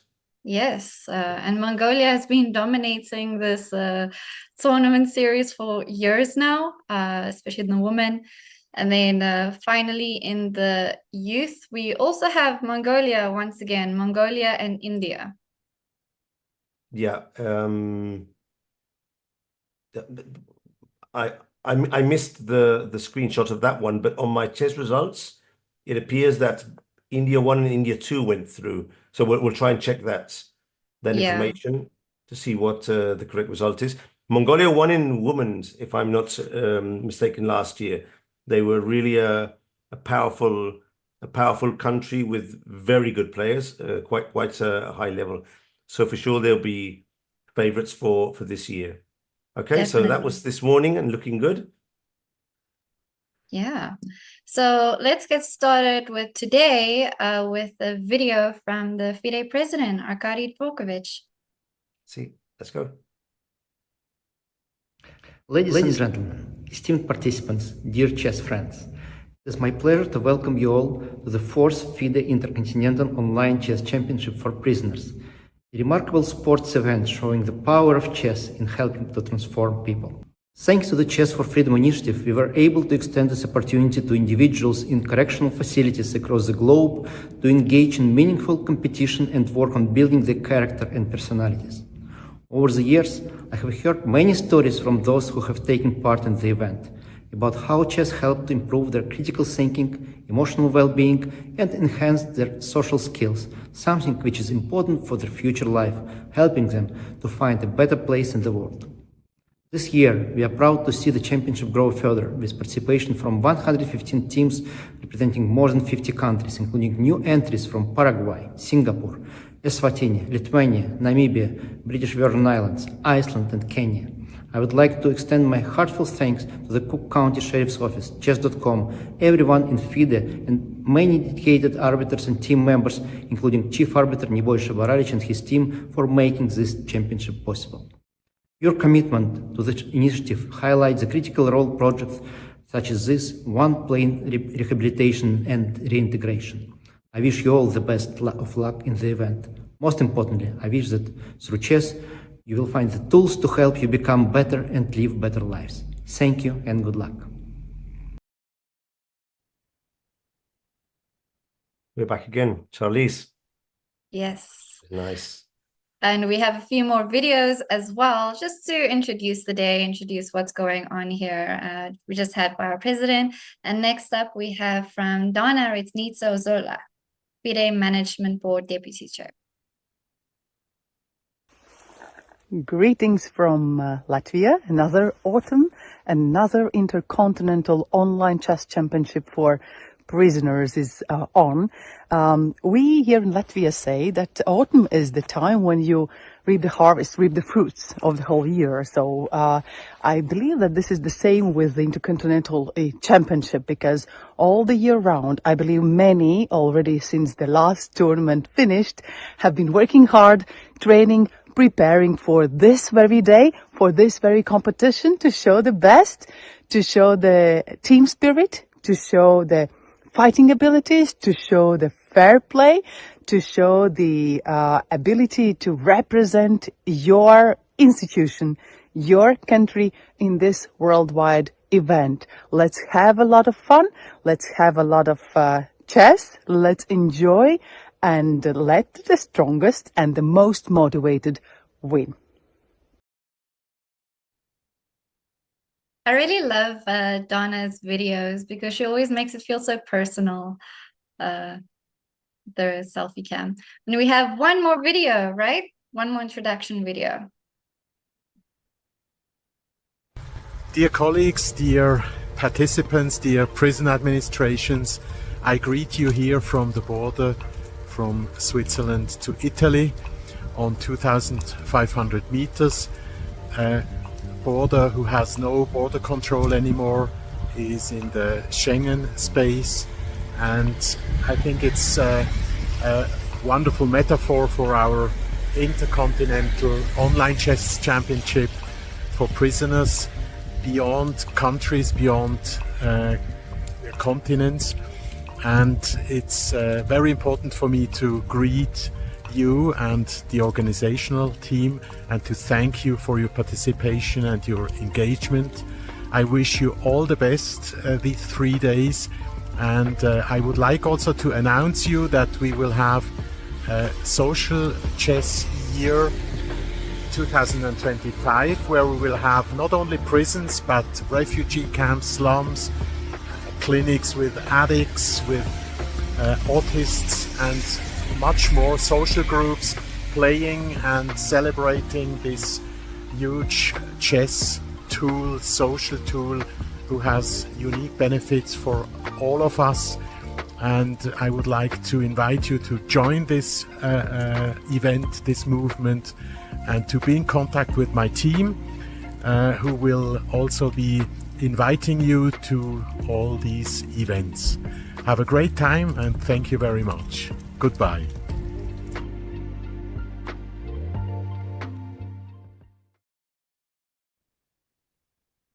So thank you very much to all our introduction speakers. This next year will be the year of social chess for FIDE. We'll get more into that a little bit later. For now, let's talk about today and the games we're about to experience, Michael. Yeah, so the tournament is divided in several groups, as we mentioned before. There are 10 groups, 2 of which already started this morning. And now we're going to witness the development of groups 3 to group 7. So we have 5 open groups. That's a total of I think around 40, 42 teams, plus one women's group and one youth group. So if you want, Charlize, we can briefly go over each of the groups to see which countries are participating. Is that okay? Yeah, definitely. So we'll start with the open. Okay, so for example, in group 3, which is the first group of the open, we have a mix of European countries and African countries. We have Serbia, we have Jersey, one of the islands, a team from Spain, they're new this year. Spain has come with quite a few teams this year. Romania, Malawi, Eswatini, hope I'm pronouncing these names correctly, Latvia, Italy, and Norway. So several countries have several different institutions playing. So they're named 1, 2, 3, or even in the same institution, there may be more than one team playing. So that's the reason that some of the teams have different numbers behind. So quite a good mix, and several of these countries they repeat from last year, and some of them are new. That would be group 3. What do you think of group 4, Charlize? Well, I can see there's Serbia once again, Spain once again, Slovenia, Netherlands, Italy, Lithuania, Romania, Greece, and Norway. Yeah.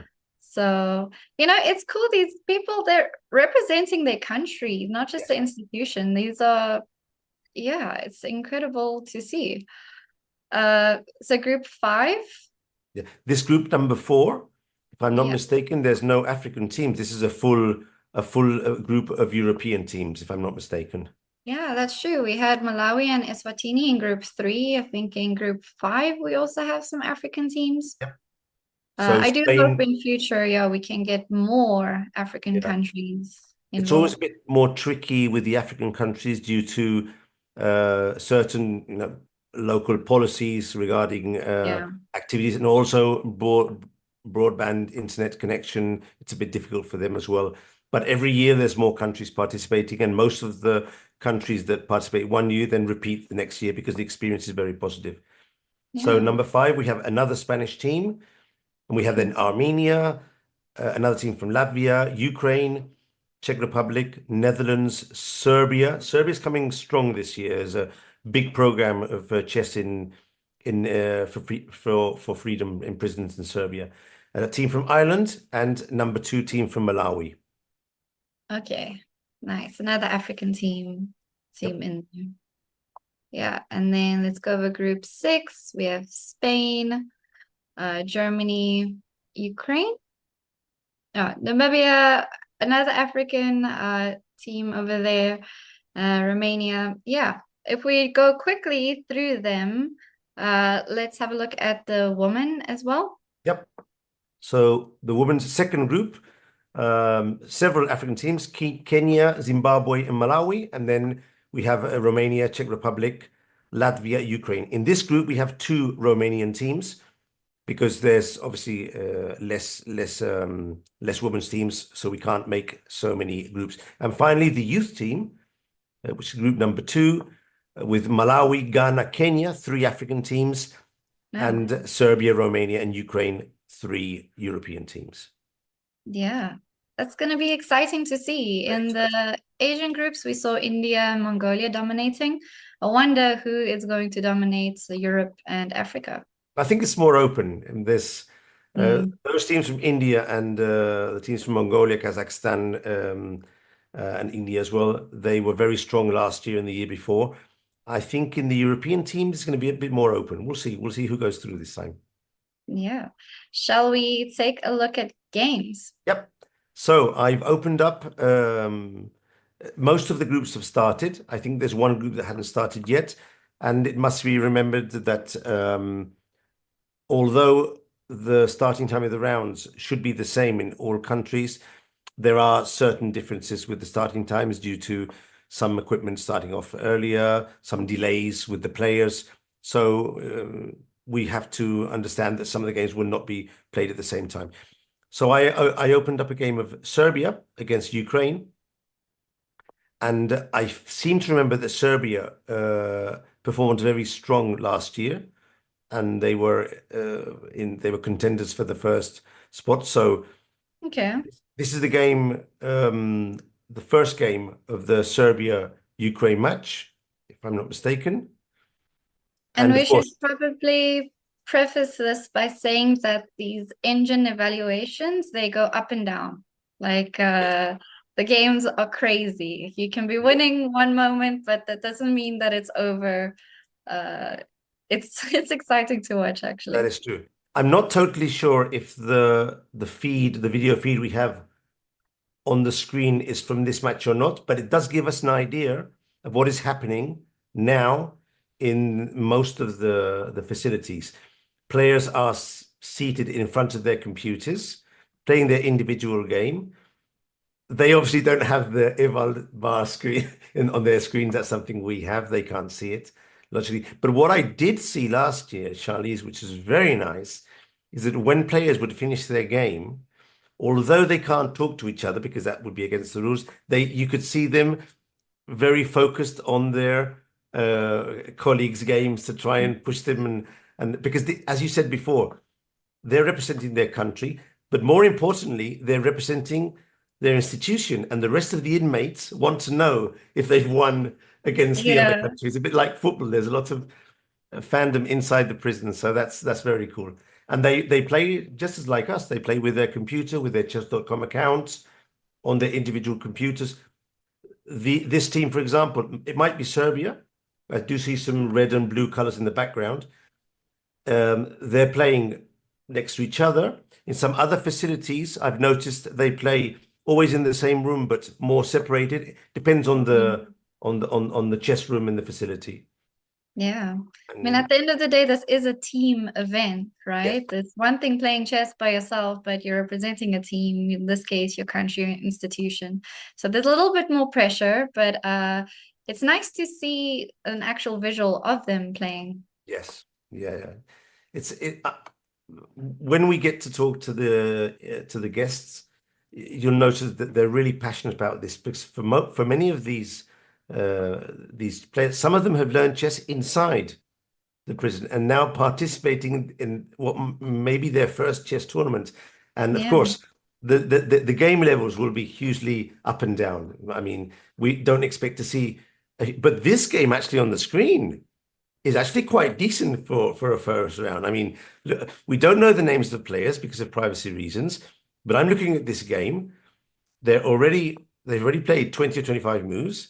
And we can see that the position, okay, black is better, but white is holding on very well.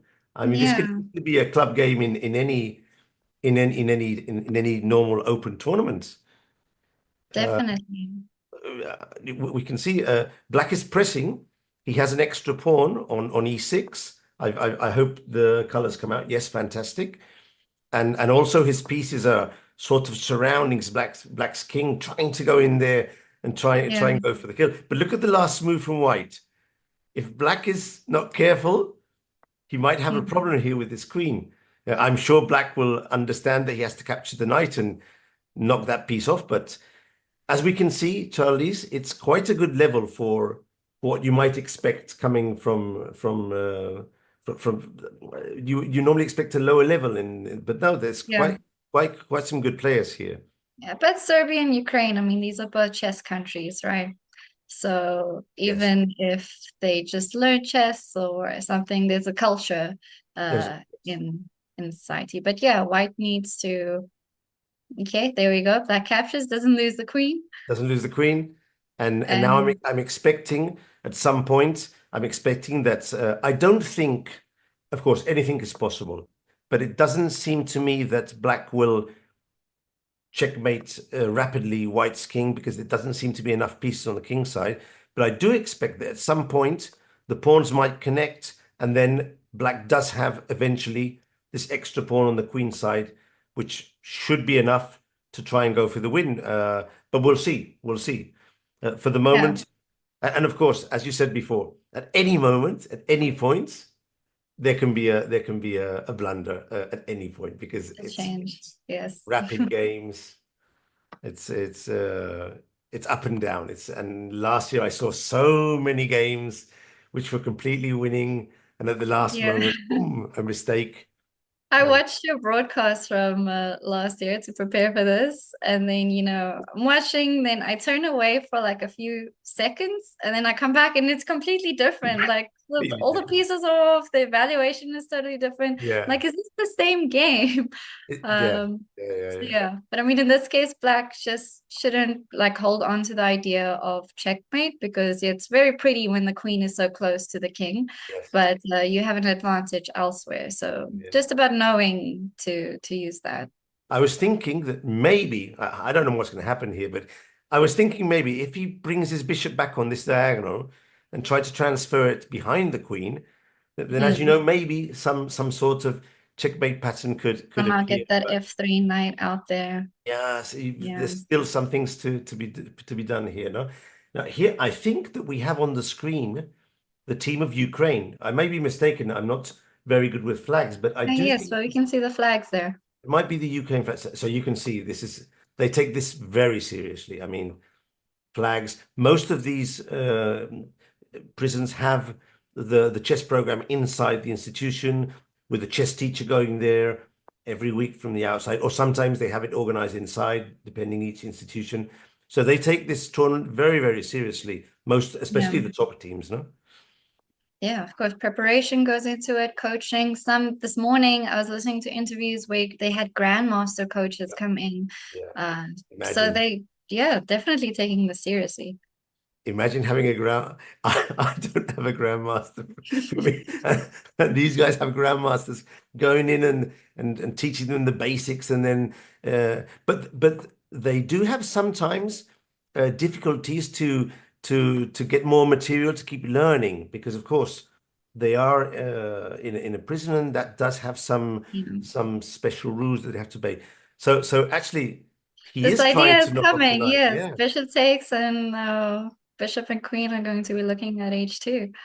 Now, these two players are quite good. I would definitely rate these two players at least around the 1800, 1900 FIDE rating, at least, or maybe not much more, but they are very decent players. This is the first board, of course. This is the first board of the match, and Black looks to be doing very well here. If he's able to exchange the knights and put the bishop behind the queen, then White will be in trouble. Do you think he'll be able to do this? Yeah, he's gone back to protect the queen.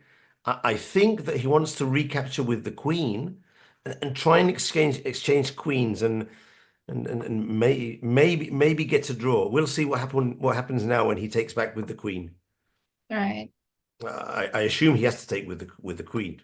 Oh, he took with the pawn. Okay.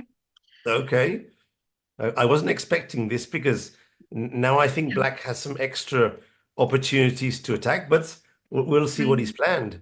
Just by logic, Black's queen's better than White's, right? And this is the biggest threat in the position. You want to eliminate that. Yeah. But okay, now Black has something to hold on to. Yeah. Now, and also we can notice the bishop on b2 totally out of play, and with not many options to get back into the game. So virtually Black is sort of like playing with an extra piece in this position. And as you can see on the screen, the other three players have finished their game, and they're all focused on the first board. Now, will he bring back the point for us or not? And so, and what were the results of the other games? It looks like Serbia is just. But the thing is, I'm sure about, because on my screen, the other games are still being played. So I'm not totally sure that this match on the screen corresponds to the game we have playing now. But in any case, it's still interesting to see how the other players, having finished their games, they can't talk to each other. They can't talk to the player who's playing, because that would be against the rules. But they're sort of supporting him in a certain way, like we would do in our team games as well. Yeah. Nice. But really it's not always easy regulating your emotions, not just when you're playing, but when you're watching someone in your team play, to kind of have that poker face. So do you get nervous? I sometimes get a bit nervous, not always, but something happens in the Yeah, of course.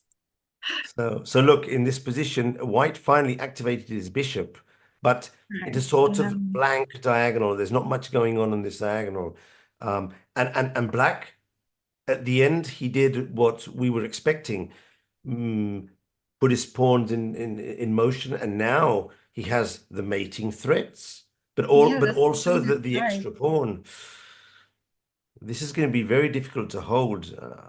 I feel like White, I mean, I would love for him to be able to do something like this to get his queen in front, but it's going to be I can never move my queen because h2. Yeah, okay, bishop b4 holding d2. Yeah. Now this is tricky. Now there's a very nice movement, which would be to check with the queen here. Yeah. When White blocks, to push the pawn to d2. Maybe that would be a winning strategy. Let's see what the player does, the Serbian player does. They're using their timing quite well. I'm very surprised on the level they're displaying in this game. He's playing very well. Both of them are playing very well. I'm very surprised. I don't expect we'll see this sort of level in all the games we're looking at least in the first stage. Of course, tomorrow and the finals the next day, the level will go up because the best teams of each group will be paired and face each other. Yeah. So what will he do? Will he advance the pawn? We're just starting out. D2 is a very nice move.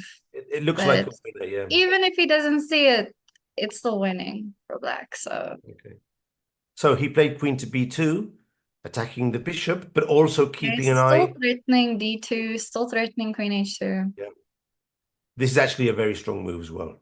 Yeah, I would be surprised if White is able to hold it. Basically, his only chance would be to put the queen on c5 and go for one of these strange mates, but it's going to be practically impossible to do. So I think we can stay here and see how this game finishes, and then we'll. And soon we'll have a guest as well. Meanwhile, on board 2 of this match, on board 3, the Serbia player has defeated the Ukraine player. So Serbia already winning 1-0. Okay, so now Black really needs to protect the pawn on d2. He wouldn't want to. Oh, this is nice. Okay. Yeah, I can't capture. Okay, this is a nice one. Nice. Okay, so he had this prepared. Very nice. Just when this all seen from queen b2. Just when White was thinking of capturing the pawn, the queen comes in, and this is a crusher. Oh, yeah. I don't think he can recover from this one, Charlie's. No, this is resignable. Yeah, but that's another thing I noticed last year. They hardly ever resign. It's very. Well, you wouldn't with the fluctuation in evaluation. I also would not. But also, I asked one of the guests this question. I noticed that no one would resign. Here they resigned, but in the other groups, no one was resigning. And I asked one of the guests, and they told me, no. They fight until the end. They really try. They support their teammates, and they go to the end, trying to find some way to get through. Okay. But yeah, we did see a resignation. Yeah. And Serbia just took every point on every board. 3-1. There was a win on the 4th board for Ukraine, but this was quite a clear win for Serbia. And also, from what I've just seen, it looks like Serbia will be one of the contenders in this group. Okay, so shall we change over and find some other game? Yeah, we also have a video about the year of social chess. Nice. Chess is more than just a game. It's a tool for empowerment, connection, and transformation. In 2025, FIDE is proud to launch the Year of Social Chess. We believe in the power of chess to bring about positive change, from therapy and education to rehabilitation and inclusion. Social chess is our way to build a better world. The Year of Social Chess will introduce groundbreaking initiatives across the globe. Monthly themes will address critical social challenges, chess for protection in refugee camps, chess for cognitive health among the elderly, and even chess for addiction recovery. Through this initiative, we're mobilizing communities, conducting research, and creating opportunities for all to experience the joy and impact of chess. Join us for online chess events, global conferences, and even a documentary film festival that will showcase the power of social chess. Let's make 2025 a year to remember. The year of social chess is here. Let's change the world, one move at a time.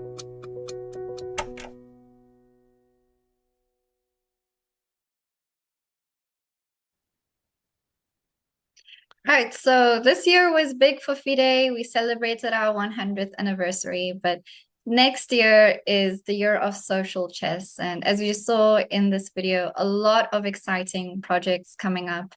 We're going to be talking about them as the day progresses. But yeah, this is definitely on par with our year of social chess. And of course, next year we'll have the 5th edition of our Intercontinental Championships. So going back to our games, who are we looking at now? Okay, so now I was checking the women's group to see if there were any live games. Unfortunately, I couldn't find any games that were still in progress. We do have a screenshot of a team here, a women's team behind their screens. That's lovely. But where would this be from? I wonder where this team is from. We'll try and find out. So what I did was I picked up a game from one of the youth teams. So we're now watching the game between Ukraine with white and Malawi with black, and we're at the end of the game basically. So let's see the technique of the player from Ukraine to finish off this game with the extra rook, and let's see if black can hold and find some way of tricking. Look. Just now, I think there might be a check. Yeah. Yeah. So this is the reason why they fight until the end, Charlize. It can happen. There's always these tricks. Yeah, but I'm losing my bishop, but I still have a rook, and I have these 3 beautiful pawns, this wonderful pawn chain. I'm going to grab this pawn on a7. But, you know, I think to us, it's very easy to win. But again, anything can happen. Okay, c6. Yeah. That's the thing, Charlize. For us, I mean, we see this, and generally at our level, we would normally have resigned already in this game. But as we were mentioning before, it's just up and down with these players. They're very nervous. They're behind their computers. This might be the first time they've played this tournament, and they have all look at this move. I mean, he'll still win, but he just gave up his rook.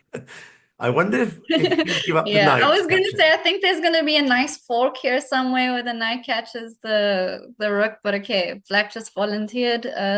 White just volunteered the rook, and now there's only the pawns left. I wonder. I still think he should win this game, but if he keeps making these sorts of mistakes, then things could get very tricky. Yeah, I just run my a pawn down and try to capture your c pawn. Then you've got this rook pawn. But okay, white's king is so advanced, I think that... Let's see what happens now. I think he should try to play... Yeah, he's going for king b4. And yeah, this is still a win, but it's just getting tricky every move. Coming from a position where he had an extra rook and an extra bishop, no? Yeah, and he lost both in like the span of a few moves. Now, I like that black is being creative here, trying to create something. And now we need to see the technique of the Ukraine player to give the checkmate with the queen. Yes. Sure, there's no stalemate, which would be a disaster. That is true. We take it for granted because, I mean, you're kind of drilled these things as a kid, right? When you start playing chess. But if you just learn chess recently, it's nerve-wracking, and everyone's watching you. Checkmate. Everyone's watching you. And queen. You can't stalemate. I'd be super nervous, really. I'd be super... with everyone watching me, and it all depends if they've practiced this enough on their lessons, no? Okay, yes. Here we go. We're nearing the end. Okay.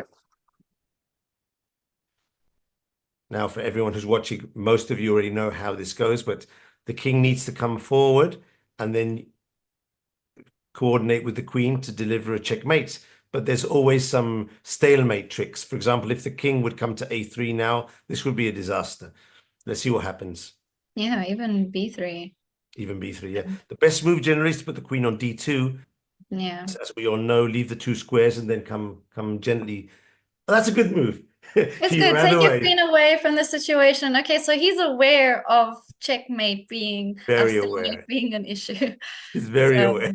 Yeah. He ran all over to the other side of the board. Oh, but okay, now maybe too aware, because now we're letting the king out. We generally want to push the king to the edge of the board, so either the rank or file, coordinate or file. We say like you build a wall, put the king to the side, bring your king in. That is true. But okay, with the same mission, we're just going to the other side of the board. He's pushing into the corner, so he's doing great. He's got 50 moves. That's the rule. So more than enough time. And movements. But yeah, this is actually quite a representative game of what we'll see in the first stage, Charlize. A lot of up and downs, winning positions that are then lost or become a draw when you least expect it. So let's see. It's good to stay here and see how he finishes the game off. Yes. Now, with kids, for example, I teach a lot of kids, and if a kid plays king to this sort of move, is already a warning sign for me that there could be a stalemate. But if a kid plays because this pattern, king and queen, the queen starts pushing him up, then he knows the technique. But if he starts putting the queen and the king together, it's a bad warning sign. Okay, let's see what happens. Here we go. Okay. So king to e6 would be good technique, whereas a check, that's good technique for the moment. Now let's see. King g7. If I put my king on the h file, you just put your queen g3, keep it like that. Yeah. Okay, that's also fine. But just cut that king off. Queen g6. Let's just keep that king on the h file. I'm going to check the number of moves just to keep the count. Yes. So we're on. It's the edge of your seat kind of chess action right here. Okay, white's thinking a little bit more now. Okay. The promotion was 62, so we're on 78, so still bags of moves left, but we'll keep this in mind.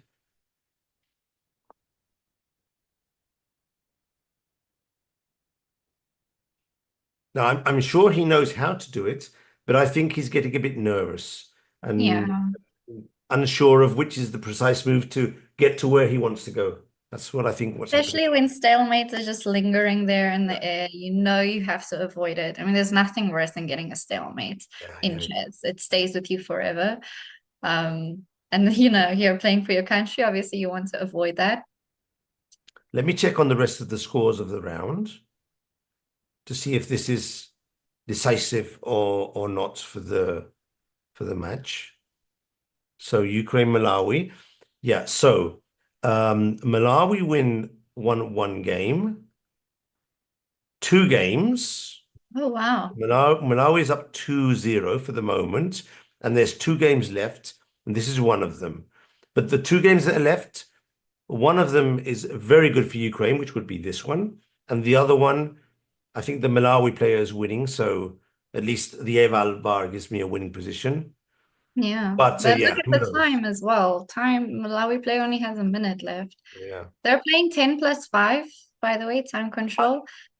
10+5, and I wouldn't be surprised if the Malawi player here has decided to stop playing to focus on the other game. I'm gonna click on the other game. It'll appear on the screen now. This is the other game.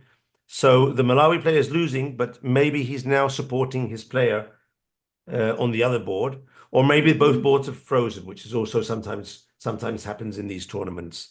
Funnily enough, both boards have frozen on the Malawi side. Internet connection or something. Could be an internet connection. Oh no, and it's got less than 30 seconds left. Oh, I hope internet. I think boards are frozen. I think. Yeah. Yeah, that's a pity. I wonder. Correctly. I wonder if the inmates from this women's team have access to our live feed because they've put the flags. So I'm going to try anyway. I'm going to say I'm going to say hello to the women's team that we are seeing on screen now, just in case they're watching the broadcast in another computer. Maybe they said hello back. Let's say hello, Charlize. Not sure which country they're from. We're not getting waves back, but it's okay. We'll wave Get to some each waves other. back. That means they're watching us at some point. That would be really cool. Okay, So- they lost on time both games. So just let's hope it wasn't an internet. Well, the other game's still going. The other game's still going, but I think it's going to lose on time if they don't fix the Connection or something, yeah. So we're just writing out these 2 minutes. Okay, so let's check another. Oh, they came back. There we go. Oh, wow. Right after the other one lost on time. So now I think Malawi will win the match. No, if they lose this game, Draw. if Malawi loses this game, it will be a draw. Because the other game was very good for Malawi, but they lost on time. Okay, So the let's see stakes what are happens. really high for the white player here from Ukraine. Because if it's a draw, if it's a stalemate, then Malawi wins the match. Again, good technique. Just put your queen on g5 and just Queen to g5. Yeah, that would be the best technique. That would be a lovely move. Just put the queen here and then bring the king. But it seems to me this has already happened in the other corner. Okay, but now it's dangerous. Whenever the king is in the corner, I always tell my students be extra careful because this is where stalemates happen.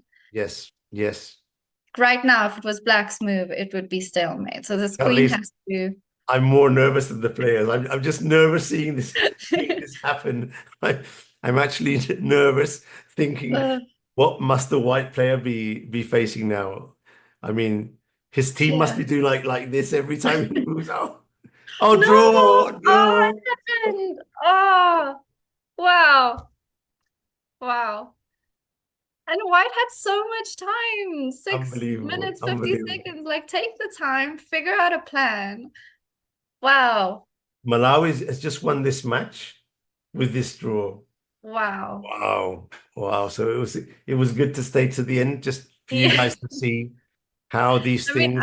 I don't think we spoke it into existence, but we were just very wary of it and I guess hoping that the Ukrainian player would be, but no. Okay. Okay. So I think we should recover and maybe we have a guest any moment soon. Yes. We do have a guest very soon. Let's find out if they're ready. So about our guest, we can give a little bit of an introduction. We'll be talking to Vassil from Georgia, Executive Director at the International Foundation of Sport, Tourism and Youth, has a PhD from the Georgian State University of Physical Education and Sports, and is basically just a sports expert. Mm-hmm. So Vassil is going to join us at any moment now from Georgia. So what are you expecting, Charlize, from these interviews with these guests? Well, these guests are really hands-on with the Chess for Freedom project, right? Like they've got experience of what it's like working with the inmates, the intentions of what FIDE and Cook County Sheriff and institutions all over the world are trying to achieve. So it's going to be cool to get an insight perspective of the effects that chess actually has. Mm-hmm. I did quite a few of these interviews last year, and it was very nice for me to hear the different stories, the way some of these teachers, coaches, persons who are involved with the day-to-day running of the programs in the prisons, how they enjoyed seeing the benefits that learning chess and playing chess in the prisons, the benefits for the inmates.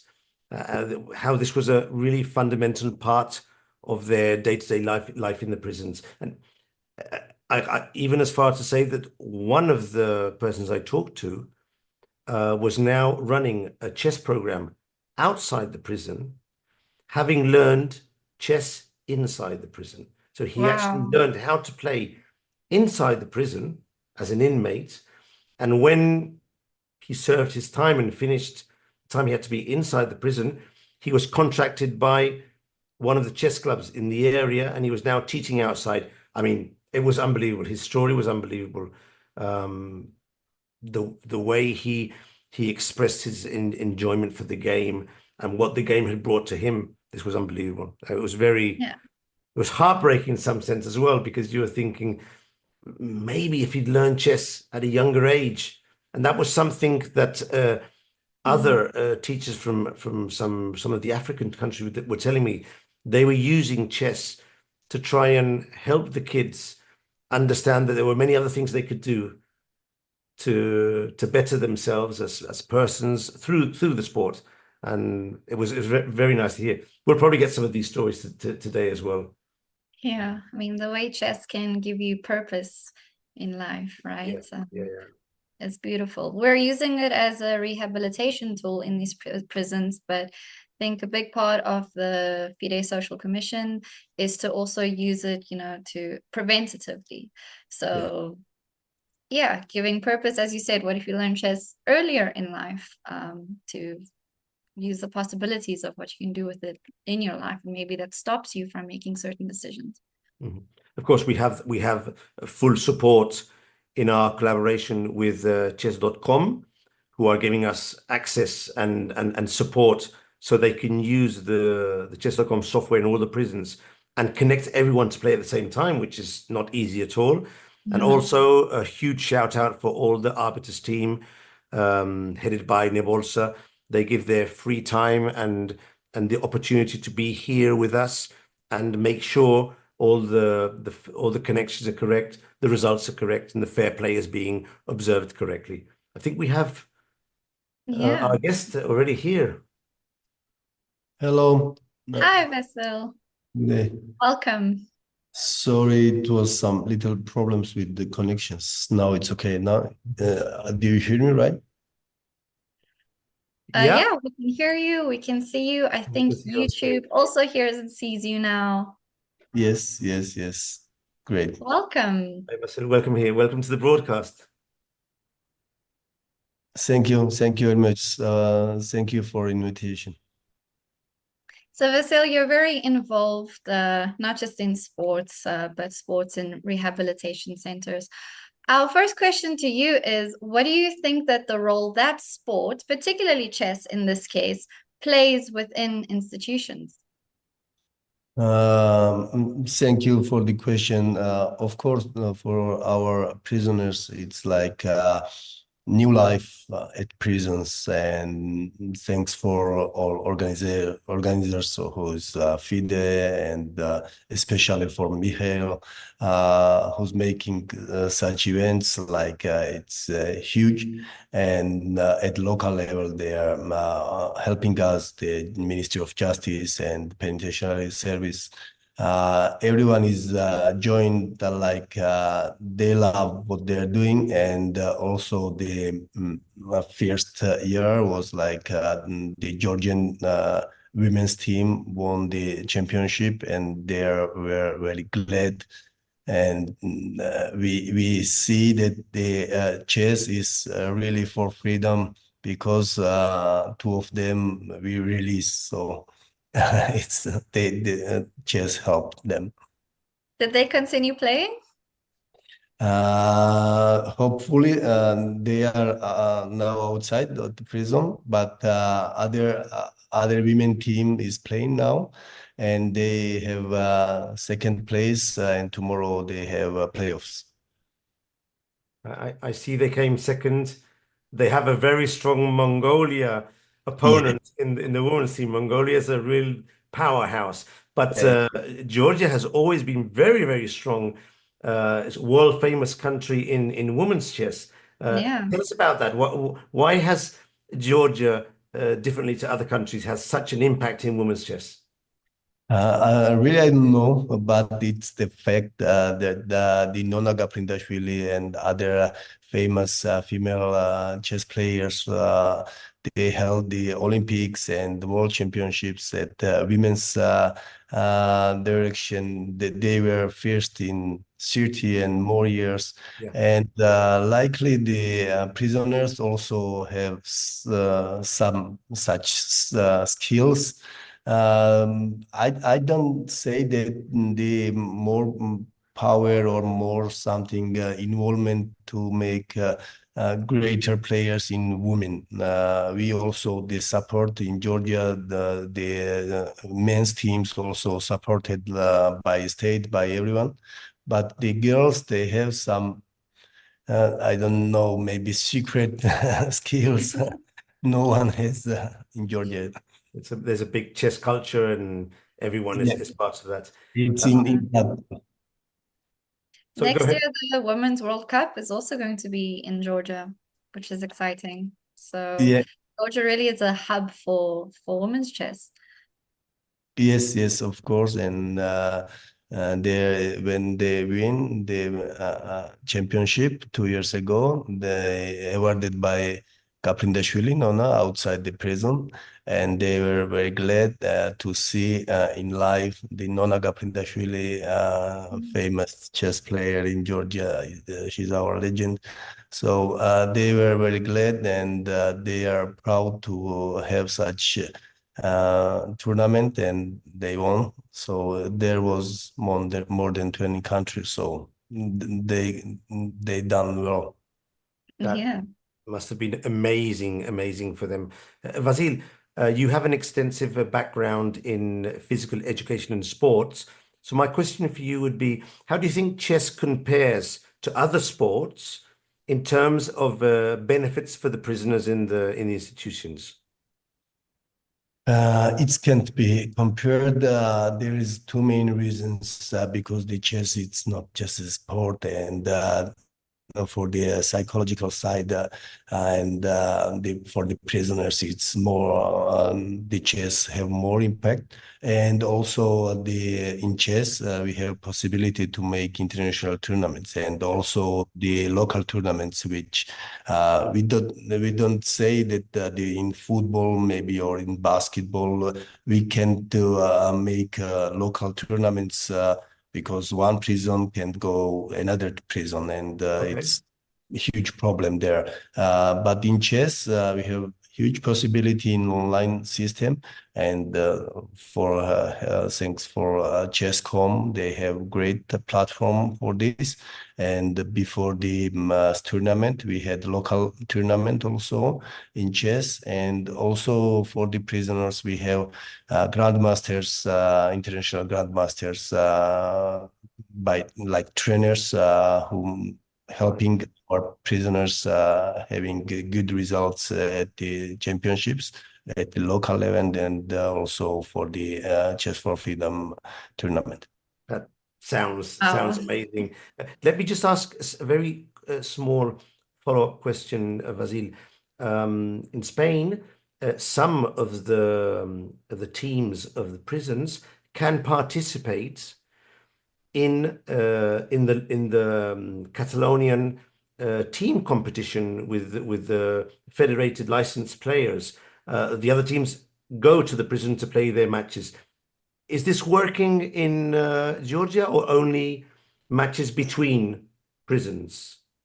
It's not working yet, but if I not hope so, but if some professional chess player will be in the prison, maybe we can manage for participating the national tournament. But now it's a level very different. So they did not had such desire to have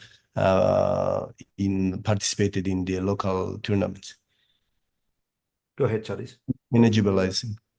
Yeah, I mean, you grandmaster coaches, international master coaches, of course, a lot of preparation went into preparing the teams for this event. My first question to you is, how did the selection process work for the teams playing this year? And then the preparation, what went into that?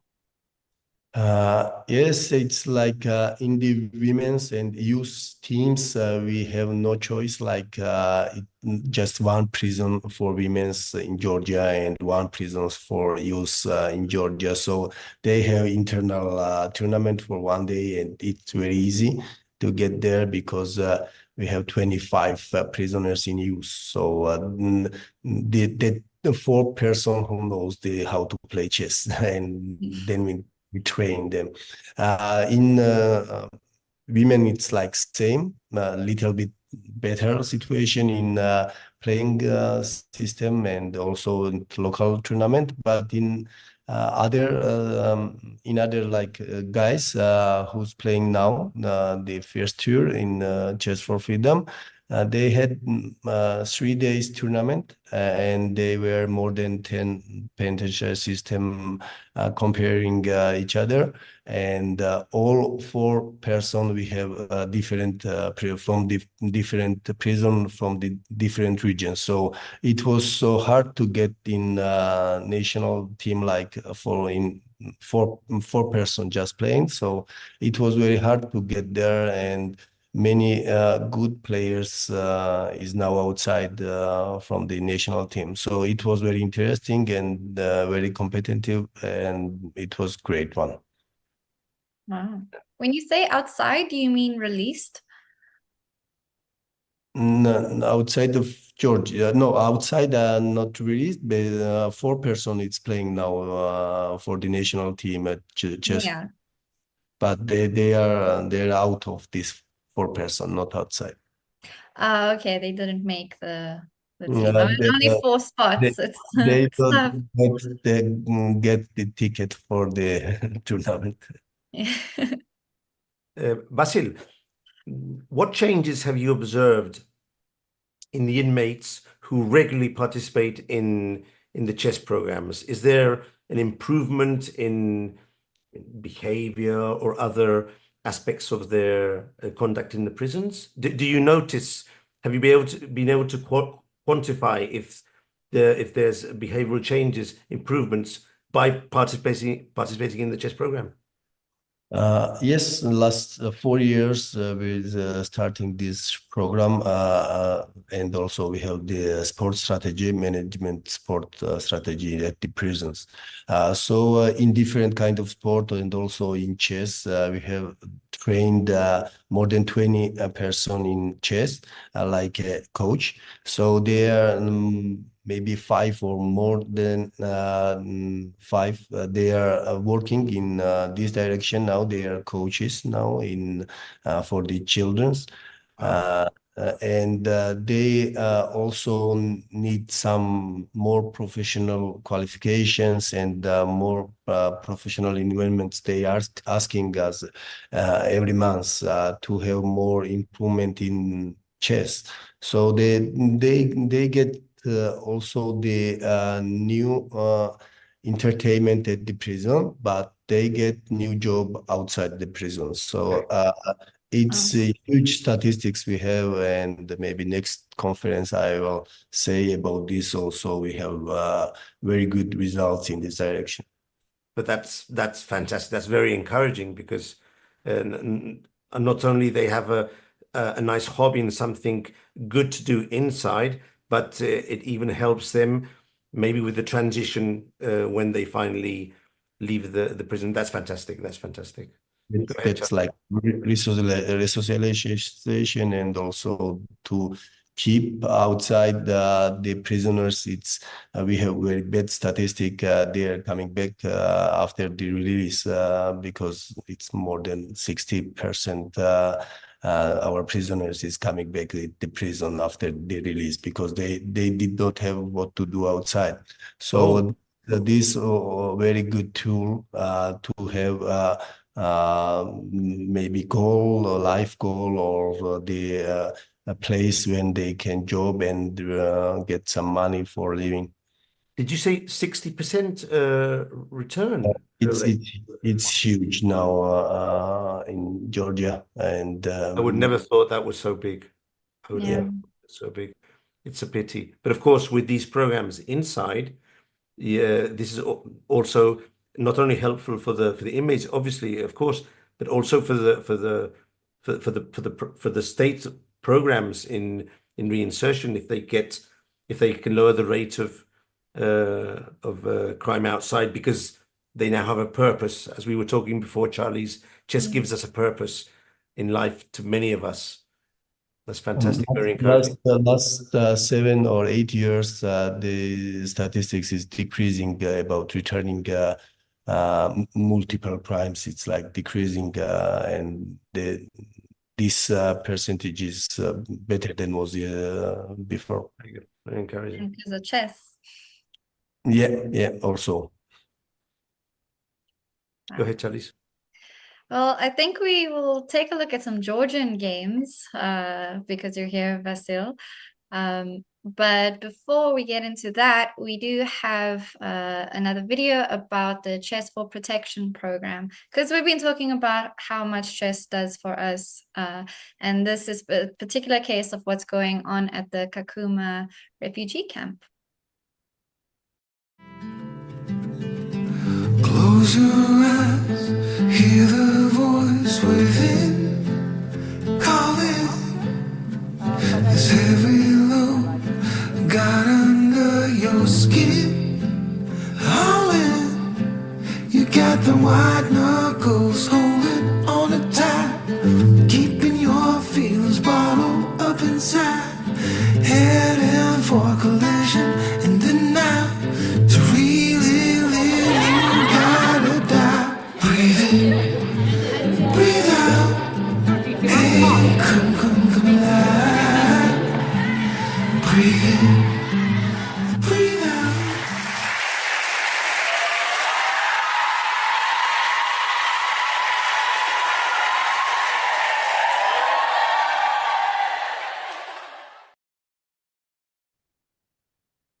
This really is a wonderful theme of chess giving us purpose, right? It's coming up a lot. I think in our interviews it will come up in this video as well.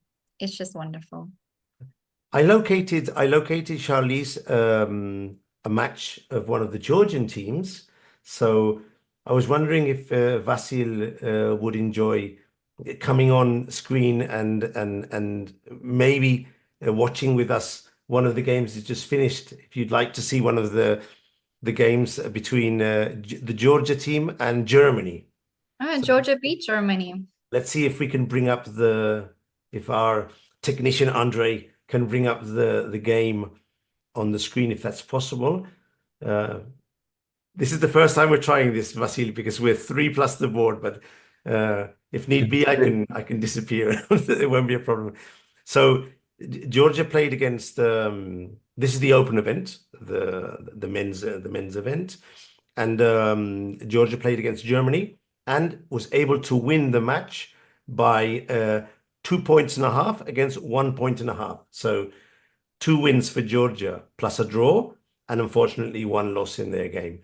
And if possible, I would like to bring up one of the games, but let's see if Andre can make it work.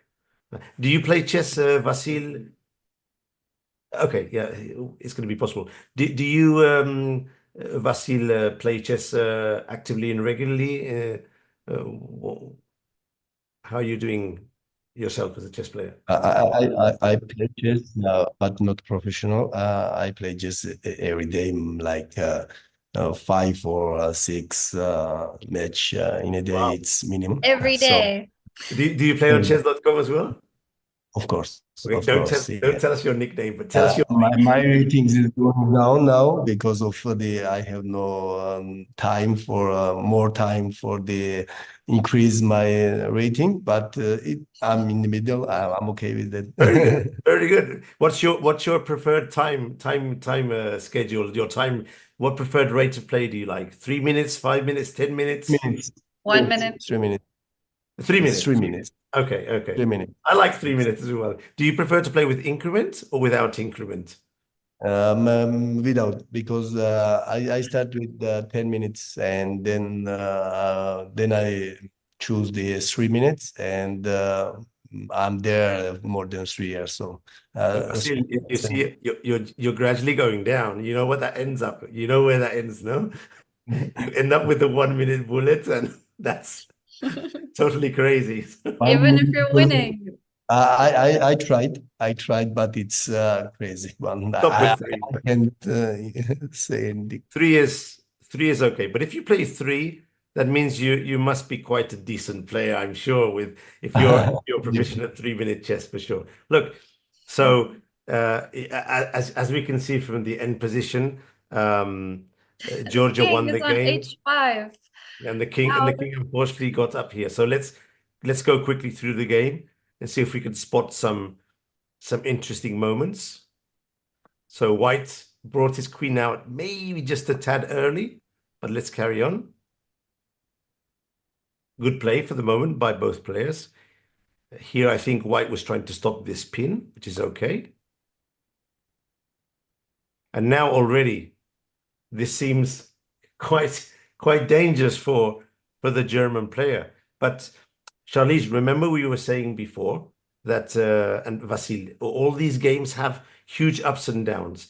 And also, they generally play very fast at the start of the game.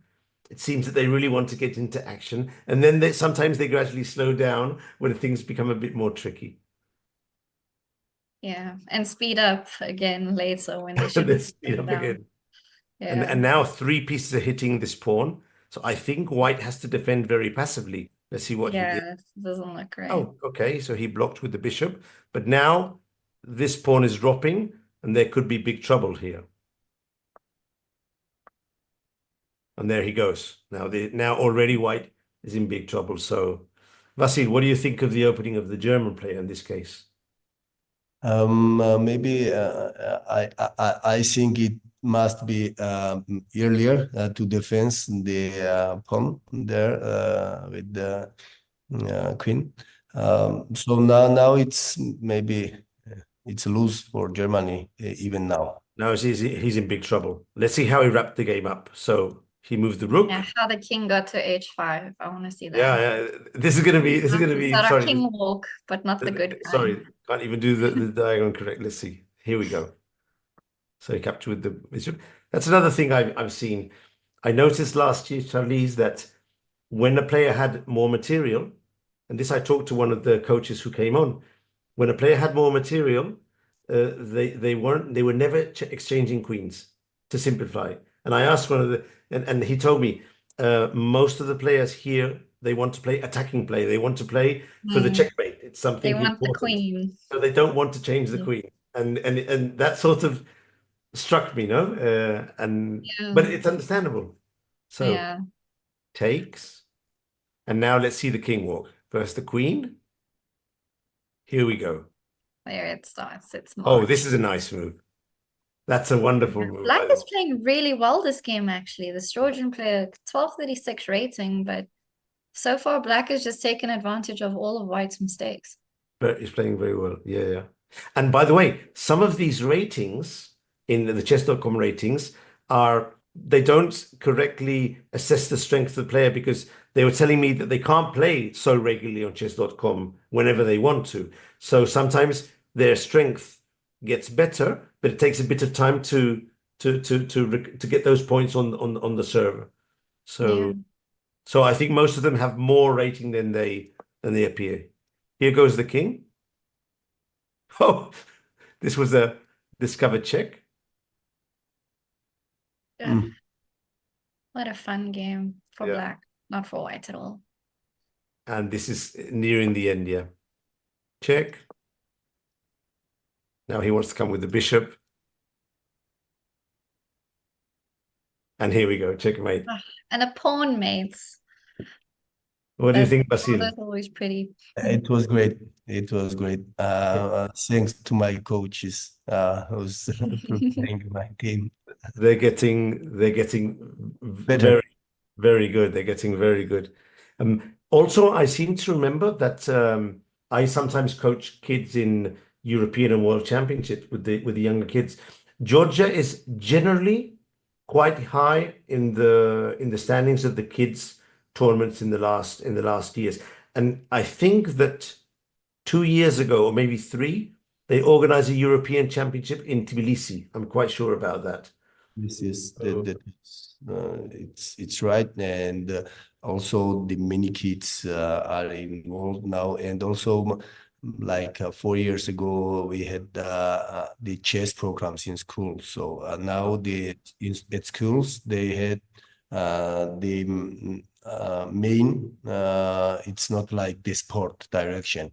It's like that. Where is the mathematics? Where is the Georgia? Full curriculum then. Yeah.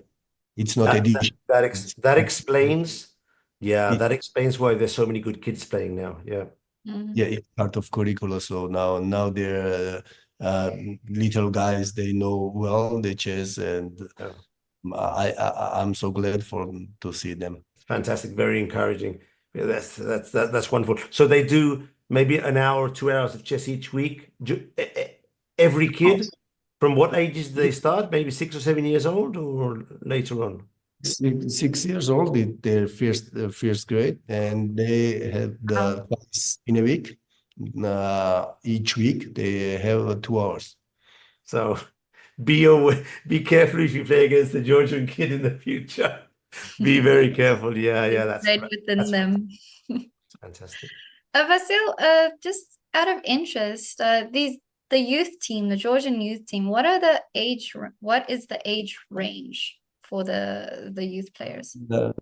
From 16 to 18. And after 18 they released to another prison. So they didn't, two of them, they didn't know even how to move the pawns at the table. So but two of them was great, and they win today, won twice or 3 times, but it's okay for them. Maybe next year we prepare a better team. There we don't have time for work on them, because they release after 6 or 7 months. They or move to another prison or release. So not enough time to be able to work with them intensively. We start prepare them 2 months ago, not before, because we don't know who will play this moment. Wow. Vassil, it's been a real pleasure having you here with us, and the best of luck for the Georgian teams in the competition. And of course, we hope that you return next year bigger and better, and with more teams and more strength in the competition. Thanks. Thank you. Thank you. And thanks for everything that you do. Thank you very much. For me, it's a great pleasure to be with you guys, and thank you. And for the future, I hope and I can wish that the Georgian teams will be multiple. Thank you. Thank you very much. Bye. Oh, Charles, you see, it's really cool to talk with these persons that are involved in they give you some insights that you don't expect, and you won't hear them if you don't talk with these people. That's why I think this program and the tournaments through the games, but the interviews and getting to know how chess works in prisons, this is super important. Special part. One of the things that FIDE, in my opinion, does especially well, this specific project. Anyway. Yeah. It's one thing seeing it on paper, it's another thing actually talking about these lived experiences. And you can see they're passionate with what they talk about. Yeah. I mean, everyone who comes on, you can see, because they're living it, and they see, I mean, what he said about 60% return rate of prisoners. That means more than half of the prisoners who are released, they end up back in the prison. When they do chess or other activities inside the prison and they're released, they have a better chance of evolving outside and finding the purpose to not go back to bad ways, or whatever you can, the way to say it. Yeah, and having a source of income. I mean, teaching chess, playing chess really gives you something outside. Yeah. Okay. So shall we go back and check maybe another 1 or 2 games?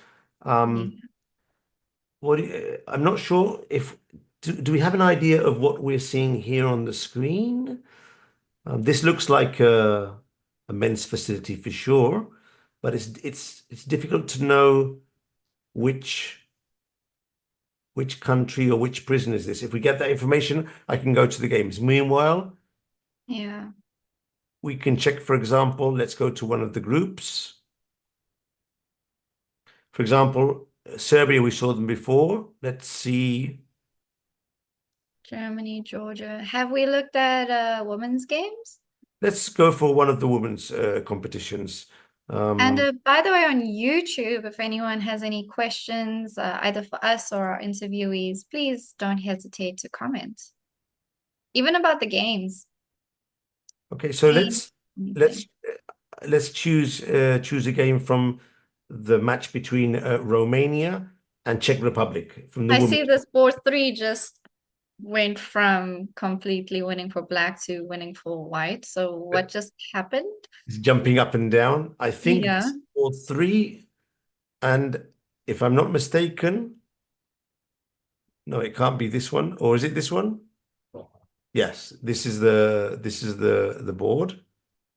Okay. So here, it's already a weird position because you don't expect this king to be here in the middle of the board. Well, not in the One middle of of the black's board. most active pieces was the king. The king, no, it's Cool. actually weird to think, how did that king get there? I'm going to speculate there was an exchange of knights on e7 and black decided to recapture with the king. I mean, that's what I think might have happened, but it's hard to say. Decided the queen is too pretty on d8.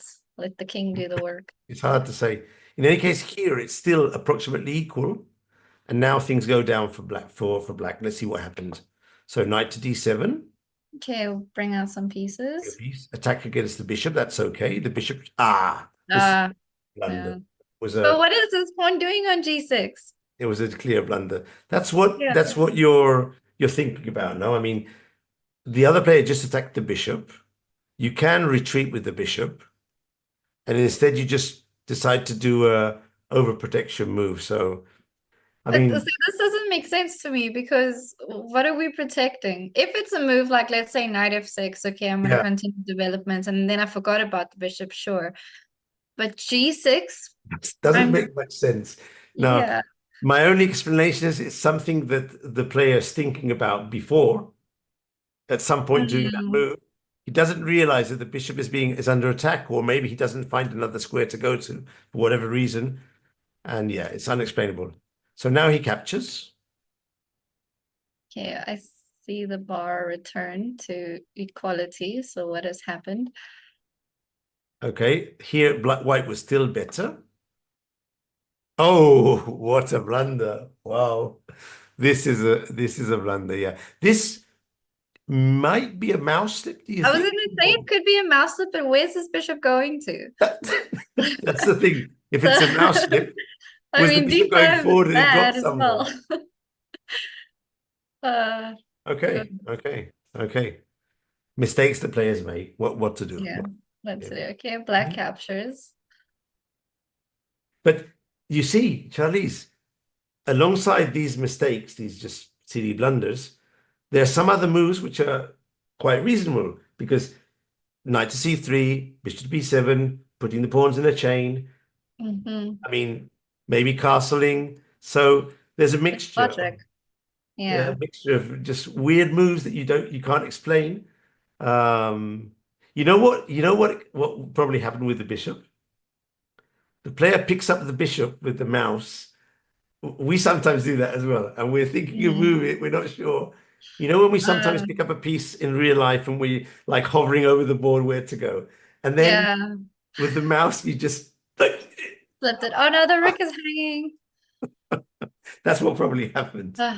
Okay, now he just dropped the rook. So this is wow. This is, it's really both ways. Yeah, I wonder if he'll see. Sorry, if she will see bishop to a3 check now, which would be at least some way of doing something interesting. Let's see what happens. Gaining something back. And I was watching the feed. Okay, this I'll accept as a mouse slip because I wanted to take my bishop to a3 and it just fell on b2. Oh no! Charlize, this hurt. Now Now I think it's I don't want to play Doing anymore. up the pieces. Rook You got my pieces. h2, rook takes b2, everything's falling. Oh, And the black queen hasn't moved the whole game. that She is one still hurts. just relaxing there, and black is gobbling up all of the white pieces. That one hurts. I think the white player doesn't feel like playing many more moves in this position. Maybe she won't resign. Maybe she'll just let her time run out because I mean she's lost all her pieces. That's a pity. That's a pity. Okay, bishop c3. Let's stay here. Okay, she's taking care of her pieces now, but a little bit too late. Maybe if she's lucky, she might play d5, hit the rook, play d6, and you know, who knows if something could happen there. I don't think so, but I love the optimism.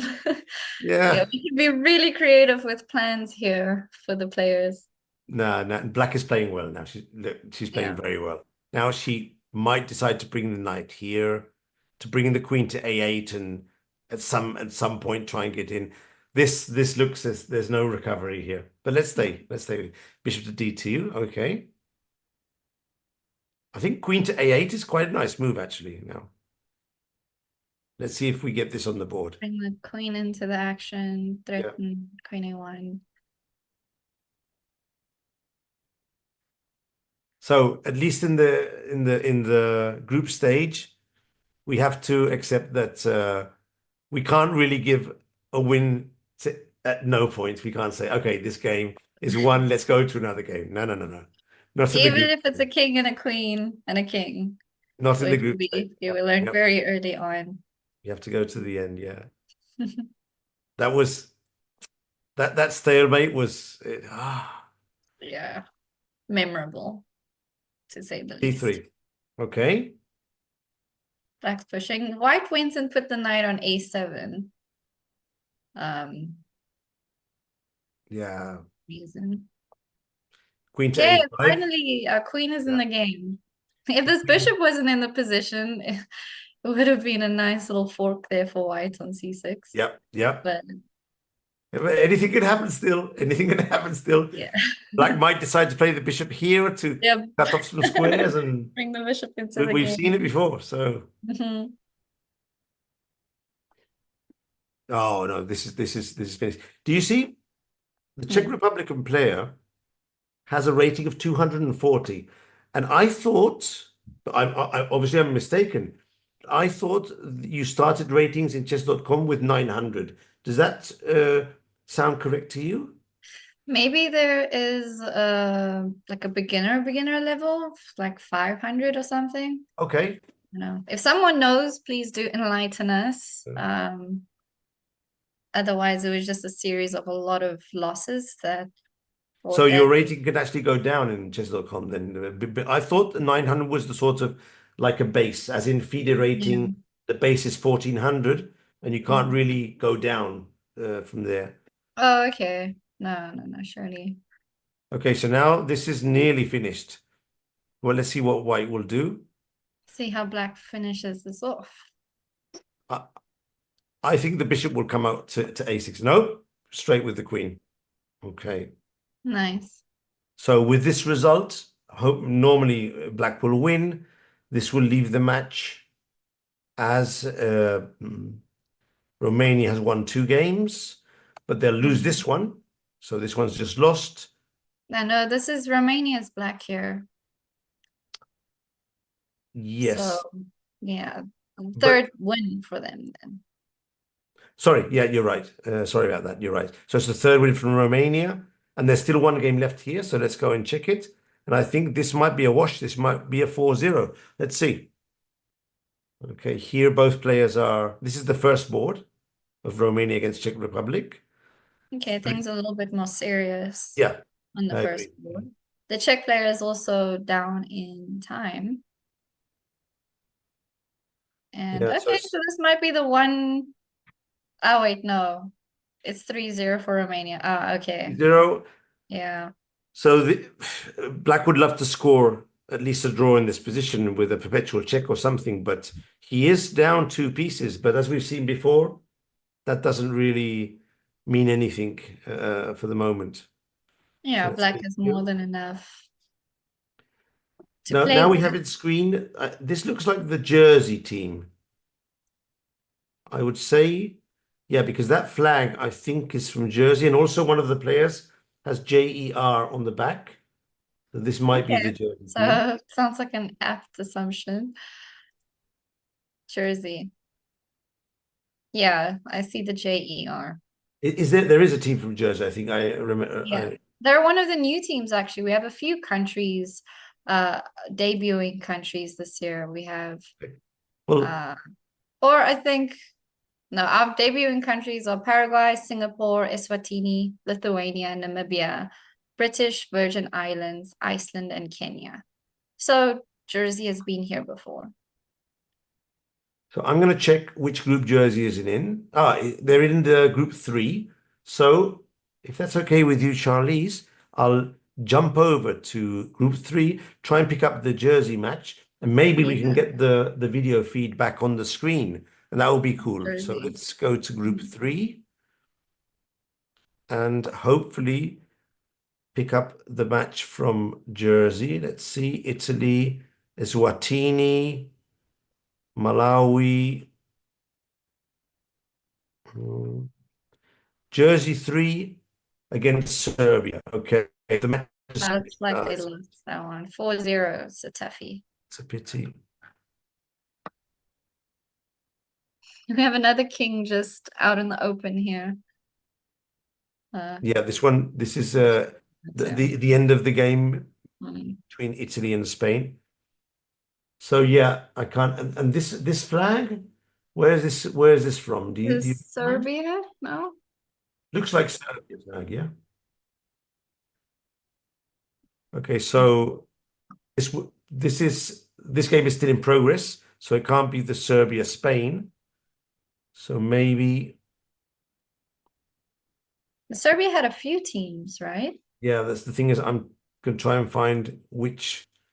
So there's a team in group 4. Let's see if it's here. So we have different starting times for the games. I guess that's why some of them are finished, some of them are still going. Yeah. I'm trying to find which one corresponds to the feed up the top, but basically most of the games are finished. I'm going to switch to another match, Charlize, because it's tricky. I'm going to go to Ukraine against Bulgaria in group 6. So here we have a position. In group 6 of the Open. Yeah, so this is a third board. But the funny thing is there's only... Oh, I only have the active games on. But it seems to me there's only 3 games in this match between Ukraine and Bulgaria. This is the third game. They've won a game apiece, and I'm not totally sure about the fourth game. In any case, here, what's happening here? This looks a bit more close than the other ones we've seen before. Yeah, because white is clearly winning up in material, 3 Material, pawns. yeah. There's 3 extra pawns. The big But bet. they are equal in pieces, and as we've seen up to now, anything can happen. So let's see how the Bulgaria player... By the way, 1051 rated against 130. So there's a huge difference in the rating gap. I mean, 130 is pretty low. I wonder if that started from 0 or came down from 500. We'll try and find out about this. No, yeah. And the other thing is that, as you can see, Charlize, they've put the name of the country and they're using some letters to define the board and which team it is. Yeah, of course, they have so many, right? These nicknames may have been prepared especially for this tournament. So maybe they're not the ones they use during the year for their own games in the prison. I'm not totally sure about that, if they still use the same nickname the rest of the year. So the ratings could really mean anything. It's true. hard to say. Hard to say. We should find out from one of our guests if they use these accounts to prepare or if they've got other. We can ask Job in the. Yeah. We can ask Job if he's working in the prisons with some of the inmates. Maybe he can give us some insight to how they do the nicknames and the rest of things, and if they can use the computers during the rest of the year to practice and to train. Yeah, because it would make sense to have your own account, right, to assess your growth and to have some kind of incentive of rating to play for. But that's the thing, depending on the country, I'm not totally sure if they can have this level of privacy with private nickname accounts inside an institution.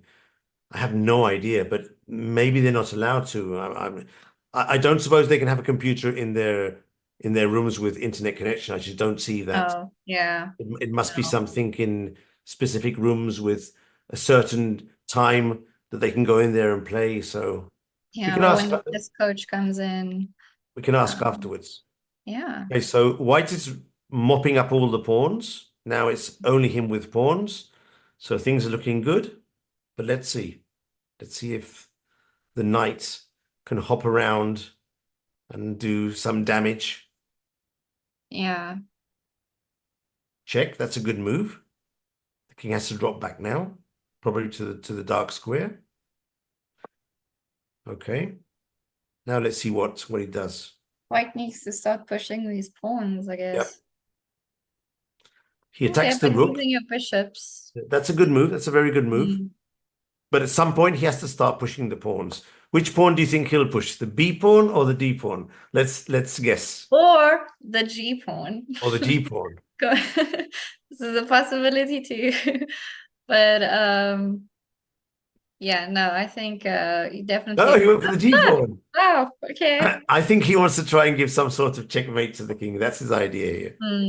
And if that doesn't work, that's also a nice way to cut the rook off, right? Put your bishop on f5. You don't have access to these checks. Here comes the knight. Here comes the knight. Knights are tricky. Yeah.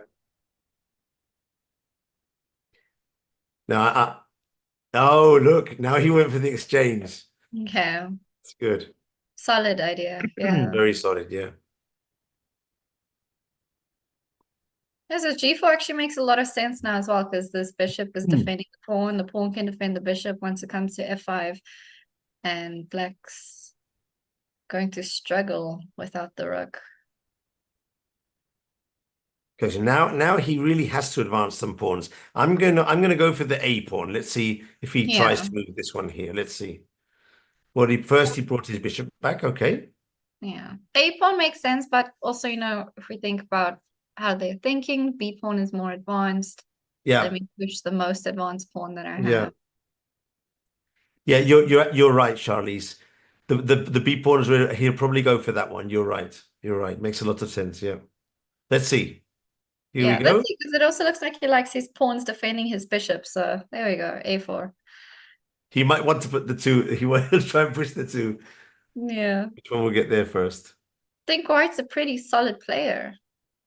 Yeah, I think he's playing very well. Yeah. So as I said, this match is going 1-1. This is the third game, but for some reason I don't understand, there is no fourth game in this match. Yeah, maybe one of the teams only has 3 players.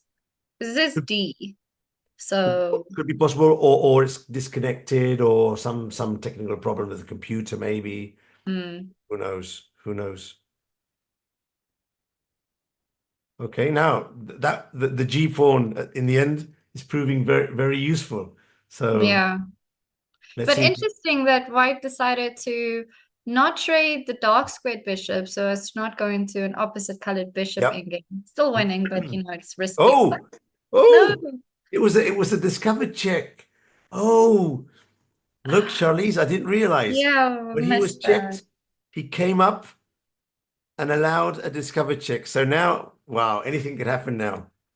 Yeah, this should still be good. I mean, I've got so many pawns, you can't stop anything. Yeah, but he should be winning, yeah. Yeah, endgame technique, let's see. Okay, so the bishop tries and stops. Let's see if that bishop can stop all the pawns at the same time when they start running. Yeah.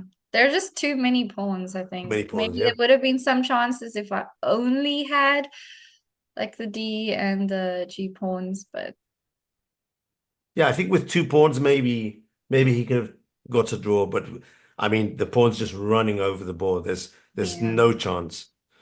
There's no chance here. Okay, we're nearing the end. Okay, white is blitzing the moves. Which is, I guess, this is a good strategy to use as someone who's lower on time, right? You play quick when you're winning, pressure them to... Yeah, as long as you don't do a stalemate, as we saw before. Yes. But if I remember rightly, when the opponent has a bishop, it's tremendously difficult to get a stalemate going because the bishop has many squares to move, and it's not a piece that can sacrifice with check as the rook and the queen can do. So the bishop is nearly the worst piece to be able to try and get a stalemate. Now let's see what happened here. Yeah, the king doesn't need to stay with the A and B pawns. I think white needs to... You're right. You're right. He should cross over. Realize that. Yeah. This may be an idea, or maybe he's going for this square here to try and push. Let's see what happens. Yeah. If king B8 doesn't come, surely king C8. Here we go. Let's see what he does.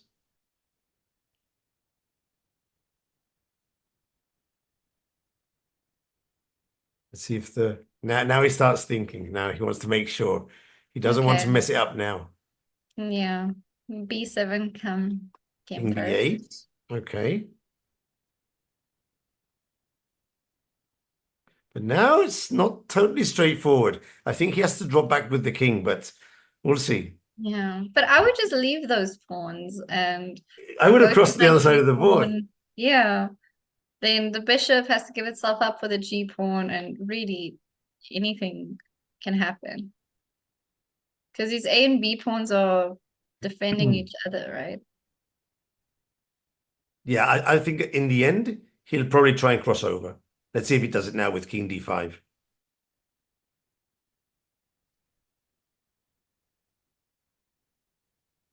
So we have on the screen another camera, and we can get another vision of the image playing. As you can see, they're all turned around. We can't see their faces unless they decide to turn around and say hello. Privacy protection, which is also why we don't see their names. But okay, this is getting interesting now.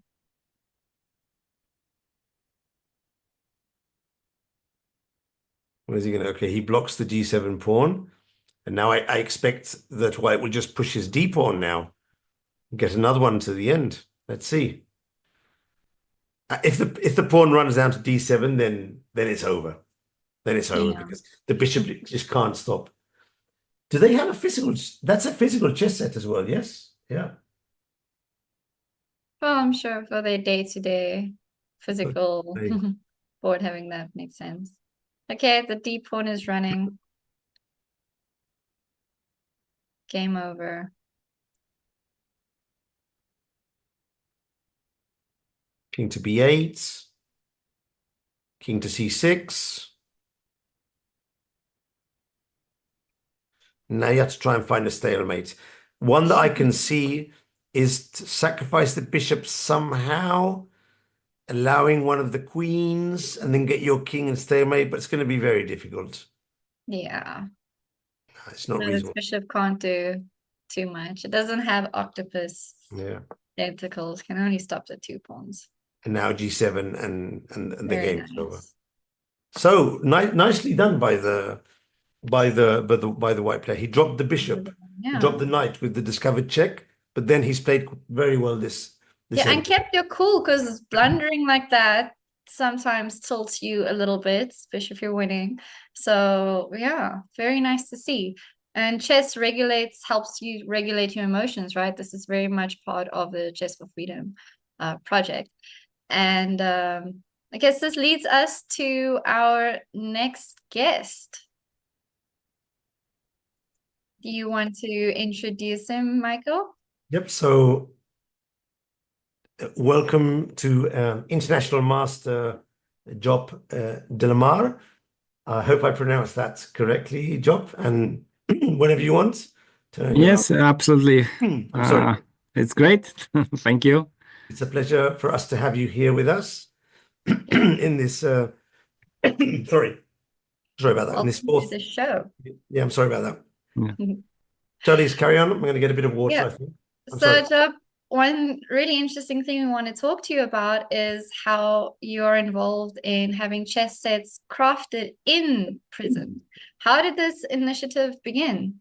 Yeah, it was. I was in the European Social Commission, and I was talking to Frank, our mayor of the president of our commission, and we were talking about several things what we could do.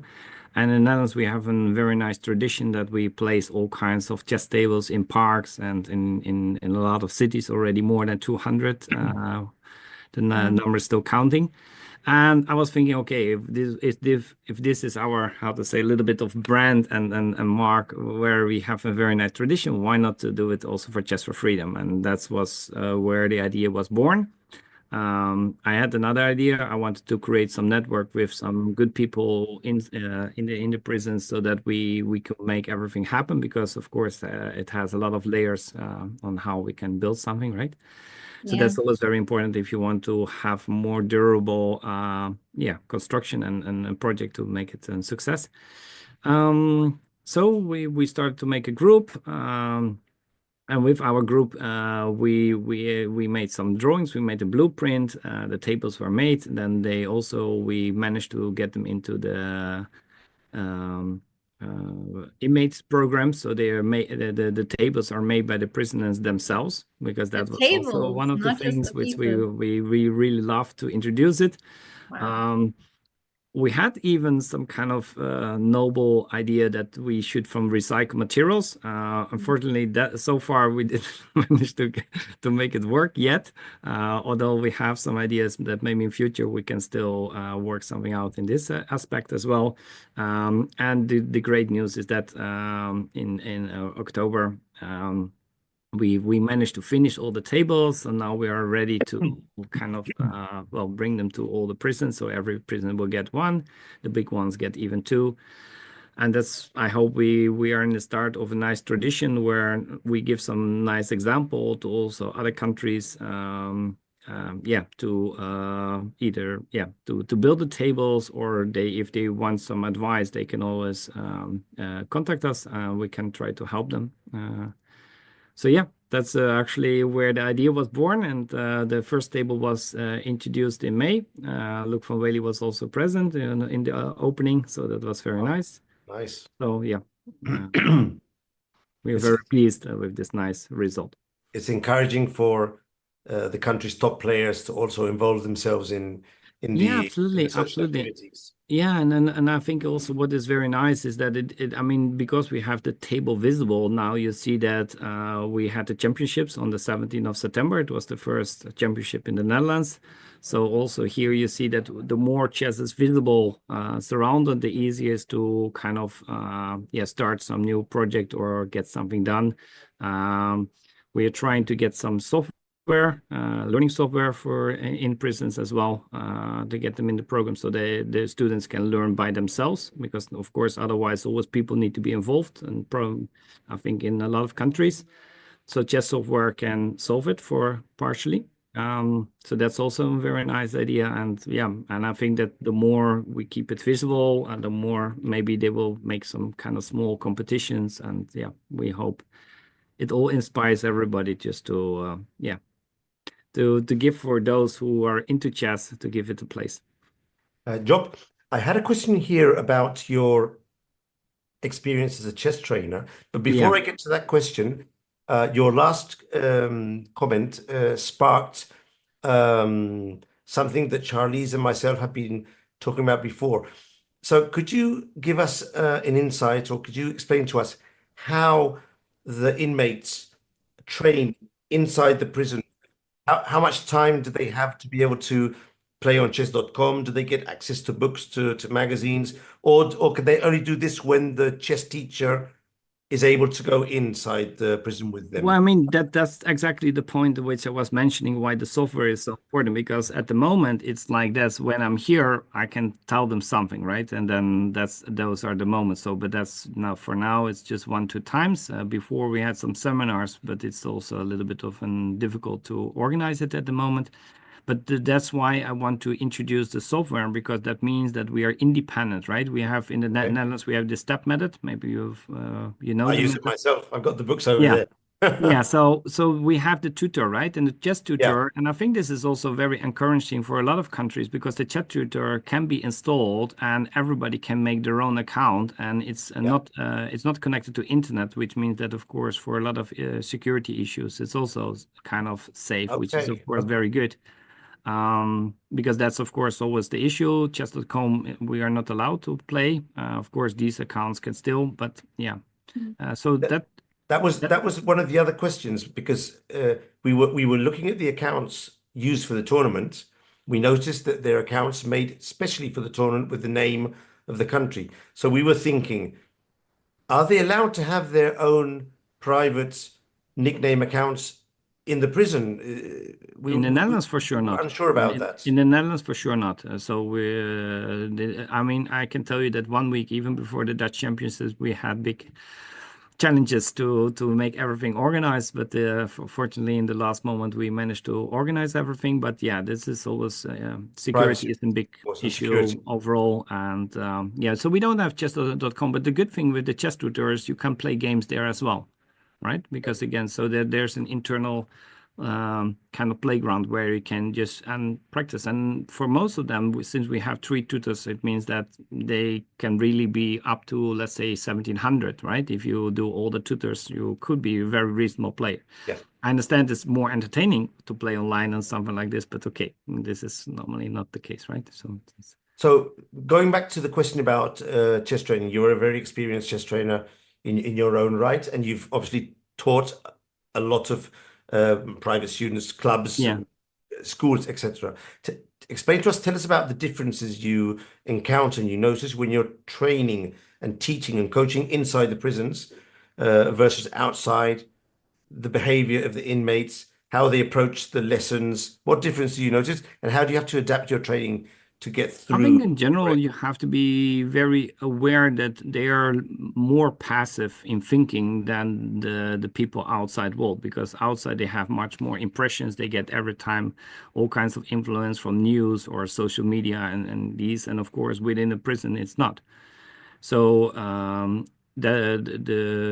I noticed also in the games, for example, we had one player, he was 2 queens up, had 9 minutes on the clock, and he kept blitzing and blundered 2 queens in 2 moves, which is very unfortunate.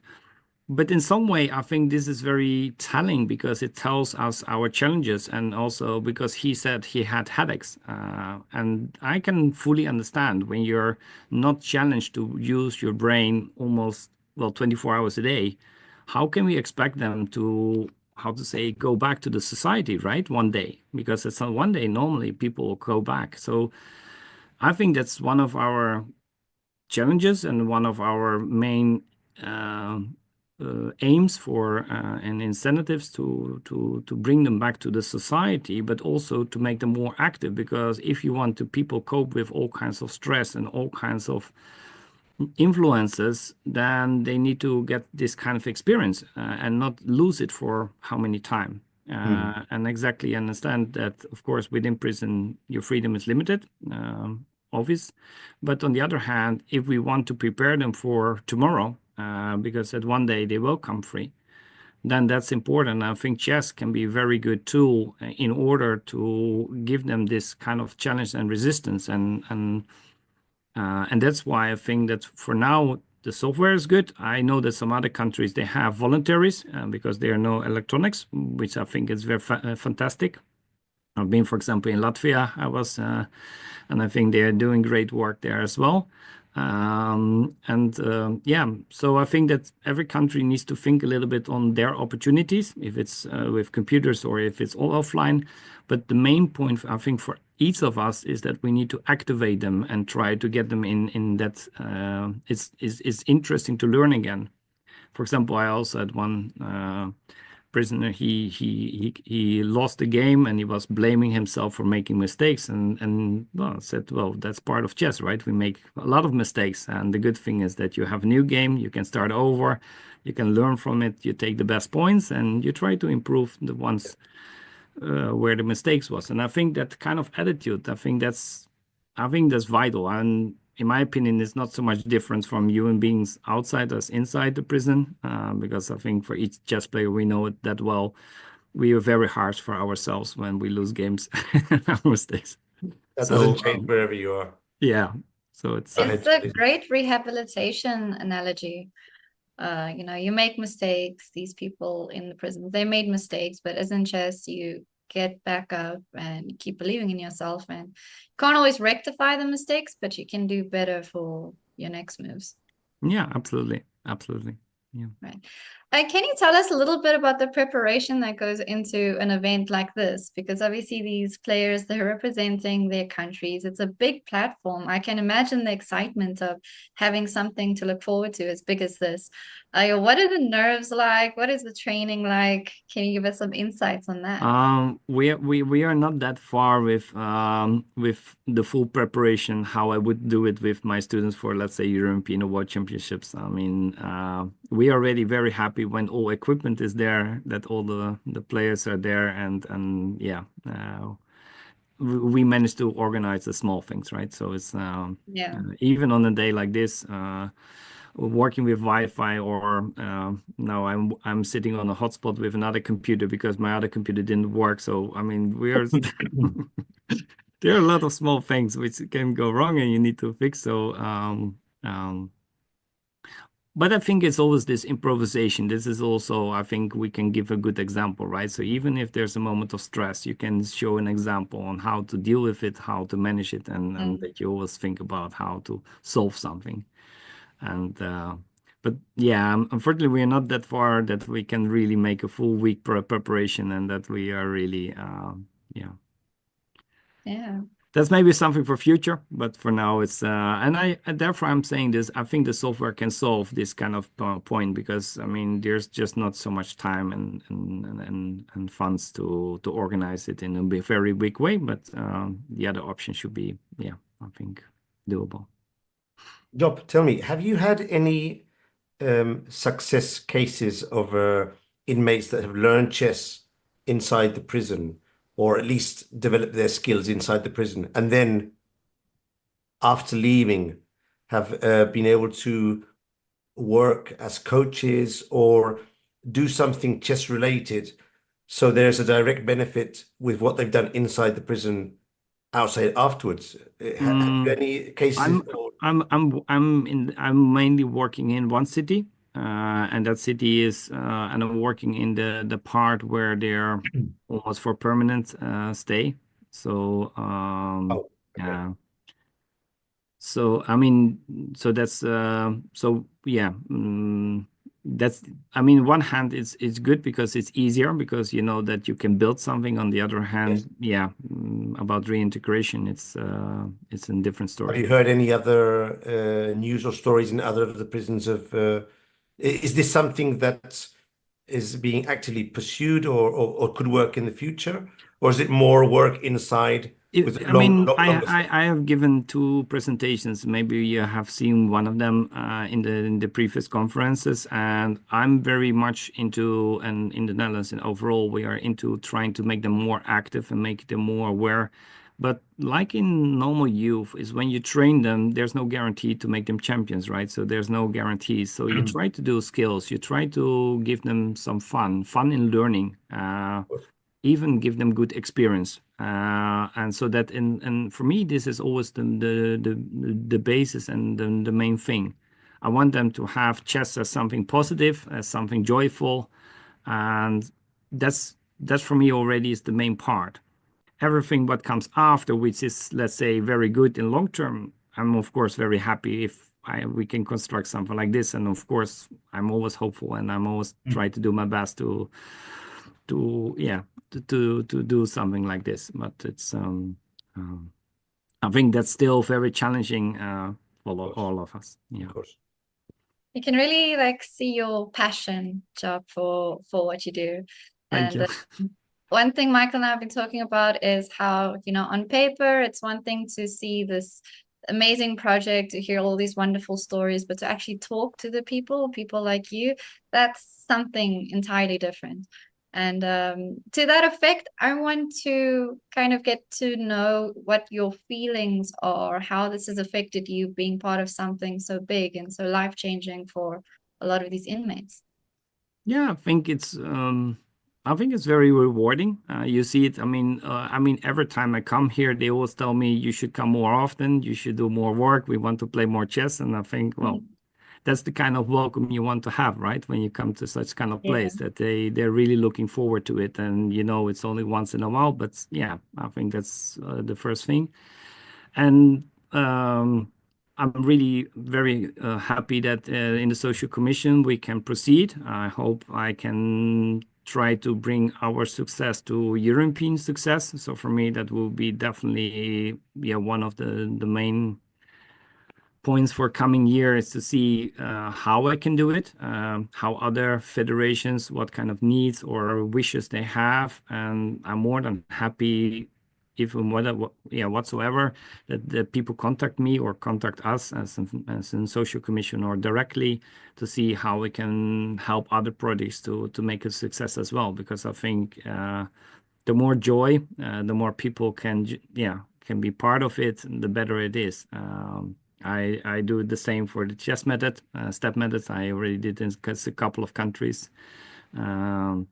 I was also in Trinidad and Tobago, for example, and we make a nice start there as well, with all challenges also there.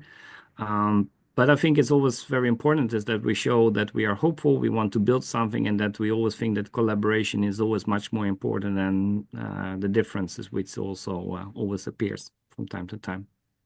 And I hope also to be part of, showing it and hope other people get inspiration from it.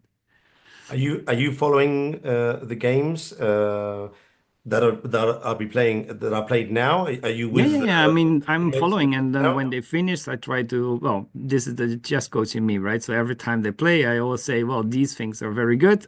Try to pay a little attention to there, and I mean, it should just. Because do you go over the games on the chess set, or you just use the screen? Yeah, I asked for chess set so we can do on the board or off the board to show them some moves and show them small improvement, because especially for them, I mean, if they're losing, it's just tough, right? I mean, and then especially when they're not that experienced yet. This experience itself is already interesting, but yeah, losing is never a good idea, and losing a couple of games is always tough. How do they handle the frustration job after losing a game? How do they handle that? Normally, technique? Yeah, normally, I mean, I think that every chess player reacts in the same way. There are some bad words, there's some anger, but yeah. I mean, they're just human beings, right? But nothing out of the ordinary. Yeah. So, and then of course, as a coach, I mean, I feel that there's no big difference between when I'm coaching the Olympiad team or I'm coaching them. Is you try to calm them down, say that those things are really good. They did a good job. These things, you need to improve. Otherwise, we're in trouble. You need to be a bit faster or take more time, play a little bit more central, or find, I mean, just the small things to improve your play, right? I mean, just. Do you sorry, do you notice if the players inside the prisons play in a different way than outside? Because one of the other coaches last year was telling me that they like to go much more for the attack, and they didn't want to exchange queens much on a higher rate than what he was observing outside. Do you notice anything like that, or it was just his personal experience? I think that it's really personal. I think some of them, they play really cautious. They're a little bit more scared, and others are maybe a little bit more active. I always think that it's always very important that if I look to all my students, I see exactly the same things. So I think it's much more a personality thing than inside or outside the prison itself. Yeah, and I think this is also one of the. I think this is still one of the best things about chess is you learn about yourself. Actually, in the first place, you learn about yourself, and then you learn chess. And via chess, you can learn yourself better. And of course, at some point, you want to really get good in it. But it's always very confronting, right? And whatever you do, for example, sometimes I feel I need to take a decision, and I don't know exactly what I think about the decision I should take. And then normally I play a couple of games, and then I understand how I'm emotionally at that moment. Am I cautious? Am I aggressive? Am I calm? Am I whatever? And when I realize that I'm in such kind of decision, I understand what kind of influence it can have on the decision I take, and if that's some influence I would like to have or to be or not. Or I can try to exclude it, because chess players always try to exclude all the emotions from their decisions. And I think this is also one of the things. It's not easy, but it's one of the interesting things which chess offers, right? Because in the world, there's always influence from people around you, from environment, culture, whatever. But in chess, we have kind of objective moves, and then there's you, and all the deviation is you. Yeah. Because everything, and so this is kind of interesting, is also that if you understand this, then you understand your influence on the game, and then you can understand what can I do with it, or what do I want with this kind of information. In my trainings, this is also one of the main points, right? You try to mirror I had one student, for example, last Sunday, and we were talking about it, and at some point he felt that, but I played a good game, and I said, I'm not representing you as an opponent, I'm representing you what you're telling, right? Your moves are telling, your words are telling, and I'm just giving it as a reflection back to you. And now you can decide what you want to do with it. And then I think this is always very important as a trainer, is that you don't have to have an opinion. You just need to present it in such a way that the student can take something from it. And then it's up to the student how much he wants to take from it. Okay. Because let's be honest, chess is a very confronting game. It's, sure. So on that note, Job, if you still have a few minutes with us, if that's okay with you, yeah, we sure. could go and see how some of your students or players of the prisons are faring in the tournament. So, Charlize, what do you think? Should we try and bring up one of the games of one of the Dutch teams? Yeah, I don't know if definitely. I think they're all finished, no? Or just if they haven't started the new round, we can at least see one of the games of one of the previous. I think our first board player, he played a nice. In the open? Could you remind me which group they are in? We are Netherlands 2 in the group 4. Group 4. Okay, so group 4, and let's see, Netherlands DDD or A, please. Player. Netherlands AAA. So you see, there's a rating of 392. No, they don't. I don't think. Well, I mean, they haven't played before, so this is the first tournament. So could this be maybe the game against Greece? Yeah, if you can display it. Yeah, I've got it. So let's see if Andre can bring it up. It must be this one here. Okay, so if you want, Job, you can take us through the game. Sure. I'll just move slowly, and tell me at any moment where you would like to. I will. To comment, or even give us some insights on how this player plays. I think in general, what I was talking to them before is that I said play at least with 2 pawns in the center, and then try to develop your pieces as much as possible. So that's a theory that you get into. It's more like less moves, more. Yeah. But I mean, the point is, like you see with the moves, like, for example, G3 and 94, being cautious about everything, protected or not. Well, I mean, that's still something to keep in mind. For example, now we could see that if we go one move back, I think, right? So that here, for example, now you see one of the things what I always advocate to anybody who learns chess is that first you play your pawns, then you play your knights, and then you play in general your bishops. Because one of the issues now, when you play the bishop, you have 3 unprotected points. It doesn't mean that you have to lose material, but you see that G2 is unprotected, where the mouse is now. E4 is unprotected, and C4 is unprotected. So you see that if we change the order, we are much more vulnerable than if we would pick the normal order in chess. I noticed that these kind of rules are very clear and very simple. Or well, I mean, easy in some way, but easy is not always simple, or simple is not always easy. And And that's the kind of thing, right? So when, for example, I would teach the student, I would definitely go back and I said the order is pawns, knights, bishops. So what was your last move? What is maybe not correct about the order? And I let them phrase that they should play knights. It's very important that in the end, the student tells it, right? Because that's the instruction you always want to have. It's not about me showing I know knowledge. No, it's about them obtaining knowledge and internalize it, right? So these kind of things are always very important to whoever you want to train, is that you always try to give them some kind of skill and some kind of instruction. And then if they make a move, reply to the instruction, because I always tell them that in the end, I'm not there. If you're playing, if you're playing a game, there's only rules and you can only trust the rules. So I'm just there to answer all your questions about the rules. I'm there to instruct the rules. But in the end, you shouldn't trust me. You should trust the rules, because that's what remains over time. And then trust yourself in applying those rules, right? And I think that's always very important to these kind of moments, is where you kind of see those options. Maybe if we go a little bit further, I remember that we were discussing one interesting moment. I think it was a couple of moves later. So of course it was unsafe. Then he played this move. Oh, here there might have been a tactic, but of course, let's see if he... Yeah, very good. That's something you're a talented player, Michal. Very good. You can go over with him afterwards with all these like nice tactics. But it's funny that they like this G3 move to make sure they're not... I also told them in general, keep the pawns next to each other, because they are helping each other more than trying to get them all on the same color. But somehow people feel the construction feels more solid, right? If there are three pawns next to each other. Safe, yeah.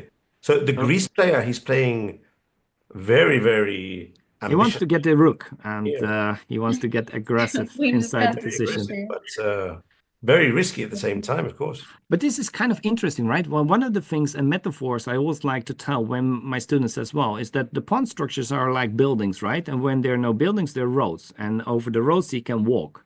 So here you see also the black player thinks, okay, there's a building, I cannot walk, so I need to go around, right? If it's, of course, it's very time consuming, and normally it's better to play with all the pieces. But in general, it's always the interesting idea is that the pawn structure and the space, they are very nice in coordination to think about. I like that, buildings and roads. Yeah, I heard that one. I remember that one. It's very useful metaphor, yeah. And I just wanted a couple of moves just to discuss. And we were rook f1, the king bishop c5. Then there was, I think, and this one, bishop d5. So there was a nice pin idea. He took, he took, and then bishop d5, bishop very c5. Nice. And also here I was discussing, because now the knight is in a pin with the queen, right? I mean, it's just like... But that's very good. He spotted a very good, nice tactic here. It's not so easy to spot this tactic. I mean, probably knight c3 would still kind of save the worst. Yeah, but okay. But what is interesting is that, for example, here as well, I mean, he won the game quite easily and he played a good game. But still, I was asking him, if you have a choice here, did you think about the choice? And he said, no, I haven't thought about it, because there's knight takes e4 and bishop takes e4. And I said, it's very important. And when you can capture in two ways, think about it. What is the difference, right?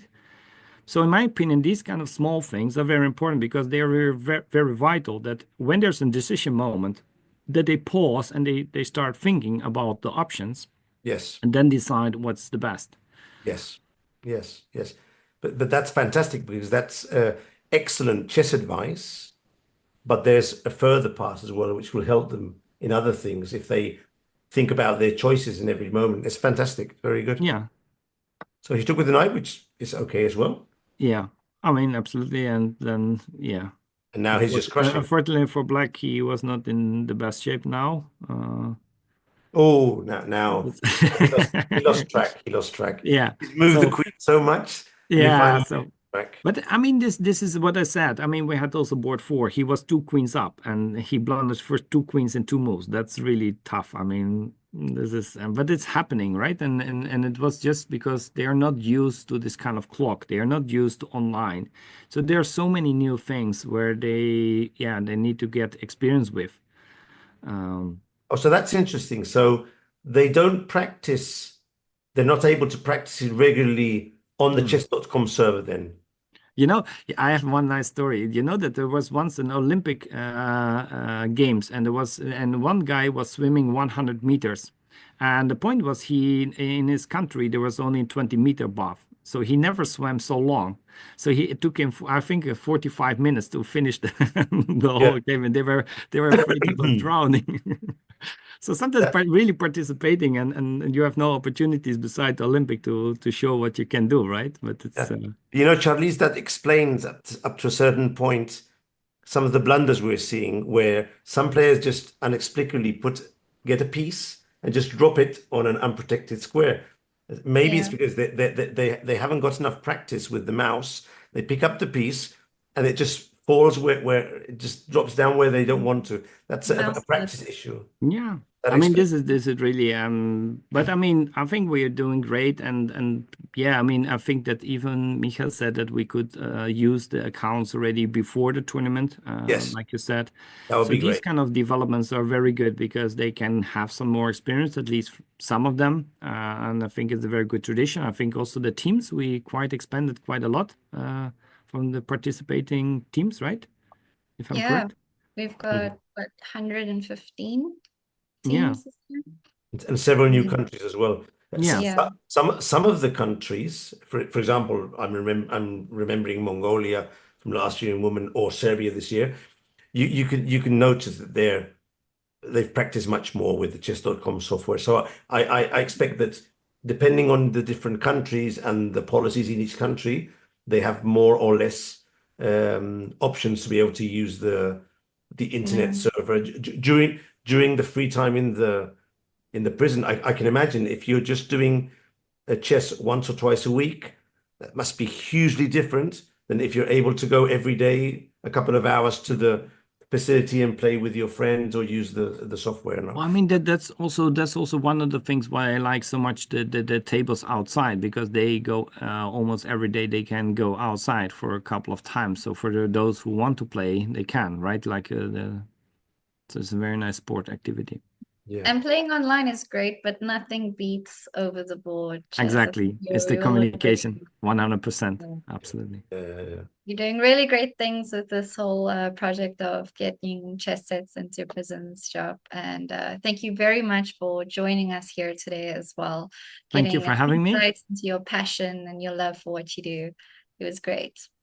Okay, then good luck with the show, and then we'll go back to my team. And good luck to your team. Thank you. Thank you so much. Bye. Bye. So I think we can take a look at maybe see what's going on with the teams before we go into our video about the conference.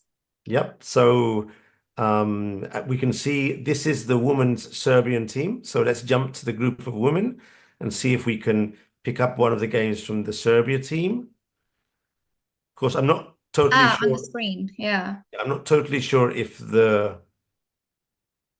this is weird because it does look like Serbia, but maybe it isn't. Let me check with chess results to see the women too. No. So if this feed is correct, this isn't Serbia. So maybe it's either Czech Republic or Romania. What do you think? This is Czech Republic. This is the Czech these are the Republic women flag. we were trying to wave to. Yeah, it's the Czech Republic flag. I just checked on chess results. So it's Czech Republic flag. Yeah. So, okay. So this must be a feed. Let's see if the match is currently in progress. Yeah, they're playing against Zimbabwe. So let's pick up one of the games. Board one, for example. And while you do that, Michael, we have a YouTube comment that is, I guess, more directed to Job, because he was telling us about, developing the knights before the bishops, which is your good old-fashioned opening principle. But someone made a good point. What about the London system where the bishop comes out first? This is the modern London system, because Charlize, as you're a very strong player yourself, and you know that before it used to be the knight first and then the bishop, but nowadays bringing the bishop out first. Okay, Job is right. Generally, the knights go before the bishops, but this is not. I wouldn't say it's a set in stone rule. It's one of those rules that does have a certain flexibility with the bishop. What we generally don't see is the queen coming out so fast as we saw in the early game. Actually, the previous game is a very good example of what to do when your opponent just brings his queen out and starts capturing stuff. Yeah. You can see how to punish him. But it's true, it's a good question. In the modern London, they're bringing out the bishop before the knight. That is true.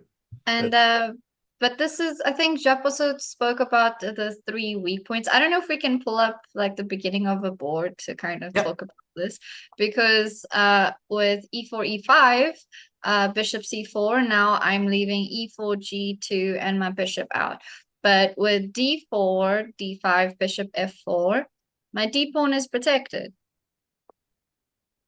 So there's less to be concerned about, and black can't immediately attack b2. Yeah, that makes sense. And it might push you towards the idea that it might be better to develop with d4 early on to make sure you're not leaving too many weak points. But you know, Charlize, there's another school of thought that says open up with e4 first, play for the center, castle fast. You might lose more games, which will probably happen, but you'll learn to play better. And sometimes I notice with kids that come to teach with me after some time playing by themselves, they start off with d4 because their father taught them d4. They don't understand the importance of casting fast. They don't understand the concept of fighting for the center. So it's tricky which way you want to go. Do you want to go safe and sure? Start off with the London system. It's fantastic. No weak points, nothing attacked. But maybe further on in your chess experience of learning, you may lack some other things which we learn with the other way of playing. I'd never heard of this idea of the 3 weak points, but he's completely right. It's so logical. Yeah, that makes sense. Completely right. The thing is, the only way to take advantage, the only piece that can take advantage of that is the queen. And bringing the queen out so fast, you'll land in trouble. So I hadn't heard of it explained like that. And it is true. But of course, bringing out the knight first, you only leave one undefended piece or pawn. So it's interesting, interesting view, learning view. And it was interesting because Job's like, a coach. So to hear him talk about it like that was... Yeah. The step method, I'm not sure if you probably heard about it. Yeah. You've used it for sure. I haven't used the tutor, the software, but I have used the books extensively, many years. And I have to say it's one of the best. And one of the good things about the step method is the way the books are presented. It's very easy to open them up and allow the book to be opened up and stay open, because it's a small book, but not many pages, but not so rigid. So you can open it up and it's easy to work with the students. Yeah. And not so much text and a lot of exercises. Very good material, the step method. I enjoy it a lot. Very good. Before we get into our games, let's go to our video about the conference. Let's hear it.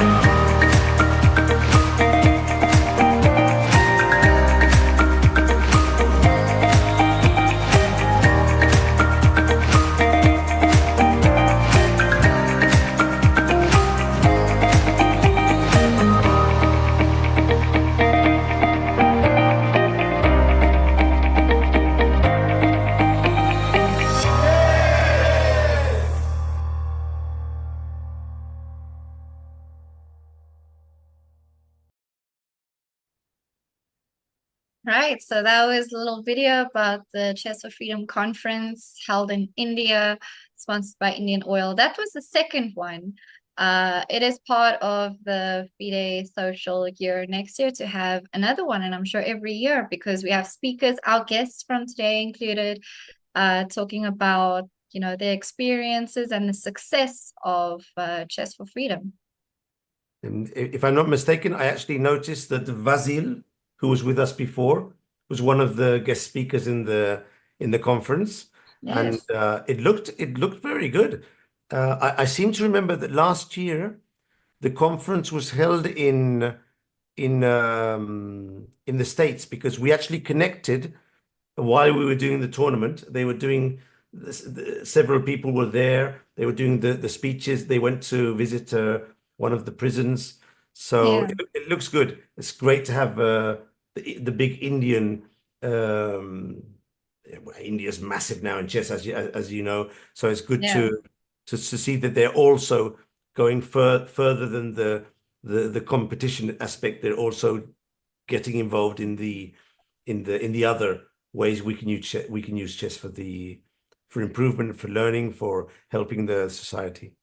Yeah, I mean, India has, I guess, some of the best role models in chess, and to use it for their inmates, because double Olympic gold, and it's just great to see that the chess culture outside of just the elites is also going strong. I mean, the Indian teams are doing so well here in the Intercontinental tournaments.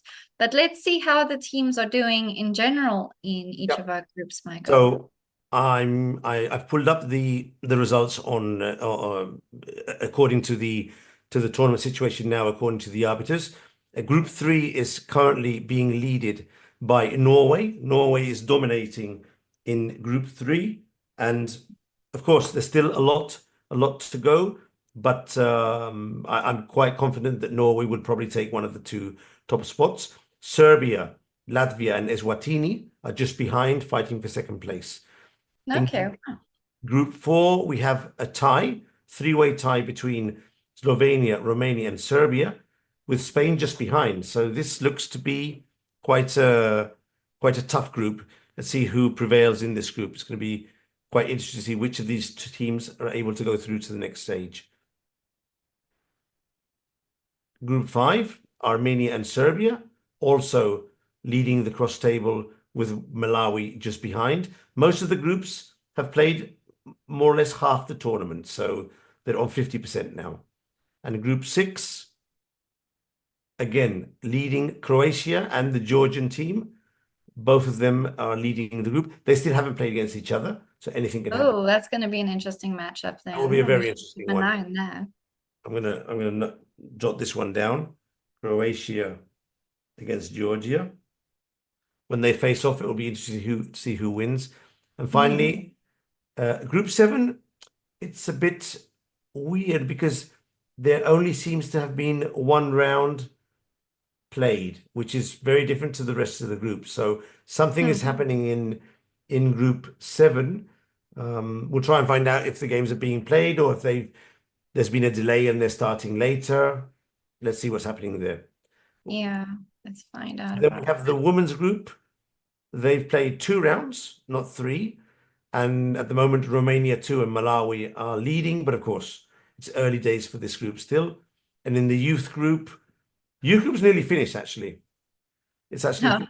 that makes sense, right? The kids like to play fast. They play fast, and there's less teams in the group as well. And in this group, it's very clear that Serbia and Ghana will progress to the next stage. Wow, that's interesting. Our next guest is also from Ghana, so that'll be interesting to talk about. Talk to him and see. Maybe he's actually at the prison right now. We'll talk to him afterwards. So, go ahead, Janice. Sorry. No, well, let's take a look at one of these groups. The interesting matchup, is it possible to see when that was Croatia and... Yeah, I'm going to try and check now. That would be on Group 6 and sorry. Yeah, Croatia against Georgia. Now, pairings of all rounds. We'll be seeing that one. Well, they might actually be playing now. Let's go quickly Yeah, to take a look. the group 6. This is group 6. Let's update this one here and see if we can. No, they're still on round. They're still on round. The previous round, I think. Okay, but Georgia seems to be beating Romania. No, but this is weird because Romania against Georgia is round 5. So for some reason they've gone past the round. Let's see if I can see round 4. Okay. I guess it is a little I think the results aren't lower. dated, but Romania played against. No, this it's tricky for me to find out what's happening here and Oh, live that's okay. at the same Maybe time. we see which games are live. Yeah, I think that's probably better. So let's go and see the games between, for instance, Namibia and Ukraine. Let's pick up a game here. Is Namibia beating you for now? Is Namibia doing better? They're doing very well for the moment, yeah. Yeah. Especially in this board, the first board. But as we've already noticed before, with so many pieces on the board, anything can happen. So Really, the queens are on the board still. The white is way more active. So let's follow this game for a moment. There's a lot of activity. Black does have an extra pawn though, but of course I would definitely stay with the white pieces in this position, at least for the moment. I would probably castle. Where would you go, Charlize? To the right? Yeah. Or what's your preference? Castling, I mean, the thing is that G5 and B5 both sides usually kind of can go by logic, like where has my opponent not pushed, I'll castle there. F3 I would not have played, but maybe kingside castle just to protect that G2 pawn and then bring my rooks out. I agree. I would probably have opted for the same. So now black has castled, but with these pawns so advanced, now I would actually have castled on the other side of Now I would have castled queenside, yes. Pushed like H4, just completely opened up that black king side. Yes, trying to attack the king, yeah. But white chose the safer option, the cautious option with castling. And now, according to the computer, of course, this is just a computer analysis, having castled both sides, now white's initiative has gone down slightly. So now the computer doesn't really like so much the position. It was much better before. The compensation was bigger. So but practically black is still a pawn up. Yeah. So with that being said, just play normal chess. And there's been is this what happened? There's been a bit change of knights. For some reason, the game is not updating, which is weird. Should update automatically. Let's go to the end of the game. Maybe it's because I've done this variation. Let's see if it but the moves are still coming up, right? So but last move is still giving some kind of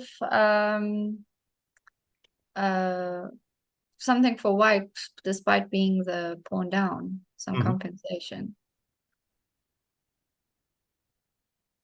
But something's wrong because the moves only come when I click. So I'm gonna refresh the page. Yeah. And let's hope that the game will come back again. Yep, now they're automatic. Yep, now they're automatic. So it's the same game. So what do you think? Do you think black will survive the attack or white will prevail? Hard to say. Yeah, because what is white's attack going to be? Where are my pieces going? There's a fantastic knight here in the middle of the board. Yeah. It's a really strong piece. I mean, my rooks are doubled in the F-file. White has the bishop pair, more active pieces, but black's pieces that are out are pretty good. And the extra pawn as well. So yeah. Just holding on to this extra pawn is enough for me for black, I think. Charlize, are you a pawn grabber or do you prefer to sacrifice and play for the initiative? What is your style of play? What is your preferred? Both, actually. I don't mind giving up a pawn for some initiative. In my World Cup game against Salimova, I did this, which I'm like, I'm going to play against someone who's so much stronger than me, but I like that kind of chess just to give up the pawn. But if there's a pawn to grab, then, don't mind if I do. And you, Michael? I'm more the sacrifice player, and I'm very wary of capturing pawns for the initiative. Yeah, I'd say I'm more the first type. I'm more the first type, but of course we all play all positions. But my preference is like that. I remember Salimova in Baku. She reached. Did she reach the semi-finals? Second. Yes, no, she came second, silver. She And the played. whole thing. She reached the final. It's true. She lost. Yeah. She played. She just lost to Koryashkina extraordinary. in the final. But She played extra.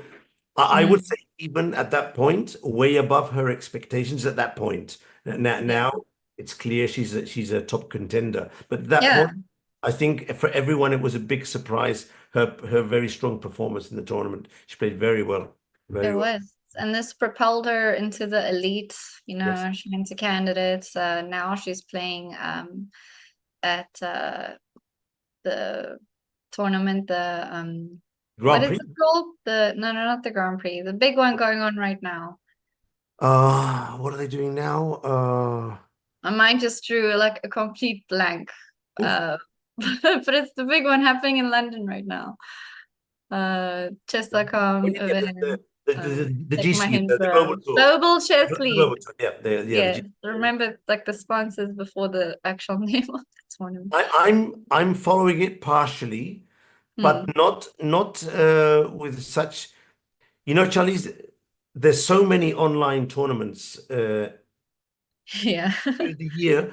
Every week there's something. And the players are the same. That at some point I've sort of disconnected from the online events because there's so many the same players. You just don't get a sense of who's really. I prefer for example, the Olympiad. I was following it nearly every day, watching your interviews, seeing the live games, not during the whole round, but sometimes seeing some of the recaps. For me, it was much more interesting because I could identify with the players in a way. Online, it's tricky. I'm not sure if it's happening to me, but that's my sense. So what just happened? Did he lose the queen? King G7. Oh, quite the nice. By white. Yeah. Very nice. Okay, so we have a tactical eye here. Yeah. And this is black with the pawn up that just lost the queen. Just lost the queen, yeah. So now things are looking very good for white, but as we've seen before, for example, if black can get his rook to the 7th file and start hitting on white, maybe he can get some problems. But yeah, things are looking a bit grim. Now would be the moment to go to the 7th. Let's see if he plays it. Yeah, I'm not sure about queen g3. I was liking how the queen can get into like e6 and start causing problems at the back. But queen g3 is just kind of putting baby in the corner, right? Yeah, I agree. He's trying to open up. He's trying to open up the king side, but it seems to me that black is protected well enough in that sector. I think black could actually go for the counterattack, and he's still clearly worse, but maybe something can worse, clearly worse, but there's something at least. There we go. Rook d2. He should play rook to f2 now. Let's see if he does it. Yeah. Going back a bit, let me see. This move that you were suggesting is much better. Yeah, I for sure would have played this move here and try and create some threats near to the king. I agree completely. And probably rook e8 or something, and I have to move my queen, but it's still causing some problems. Yeah, the queen's there. The queen's hitting things. On g3, it's just totally passive. Yeah, your queen's your strongest. Look what happened. Okay, now this is the windmill. This tactic's actually called, The windmill is going to happen now. Yeah, this was a huge mistake. See how it's executed. You can't do the complete windmill here because the bishop can block to the check, but he'll play one and knock off the queen. So this was a huge, wow, a huge mistake. And black has just gone for that move. And he's gone for this move here. A huge mistake. Okay, so rook e2 is on the board. Now what to do now? Wow. Bishop to e4. And now there's several ways to go, but I think bishop takes e4 is probably the best. Yeah, you don't need to lose pieces unnecessarily. But I think he'll capture the queen. That's my yeah, I think that's what he's going to do. You think you'll capture the queen? Well, he's thinking.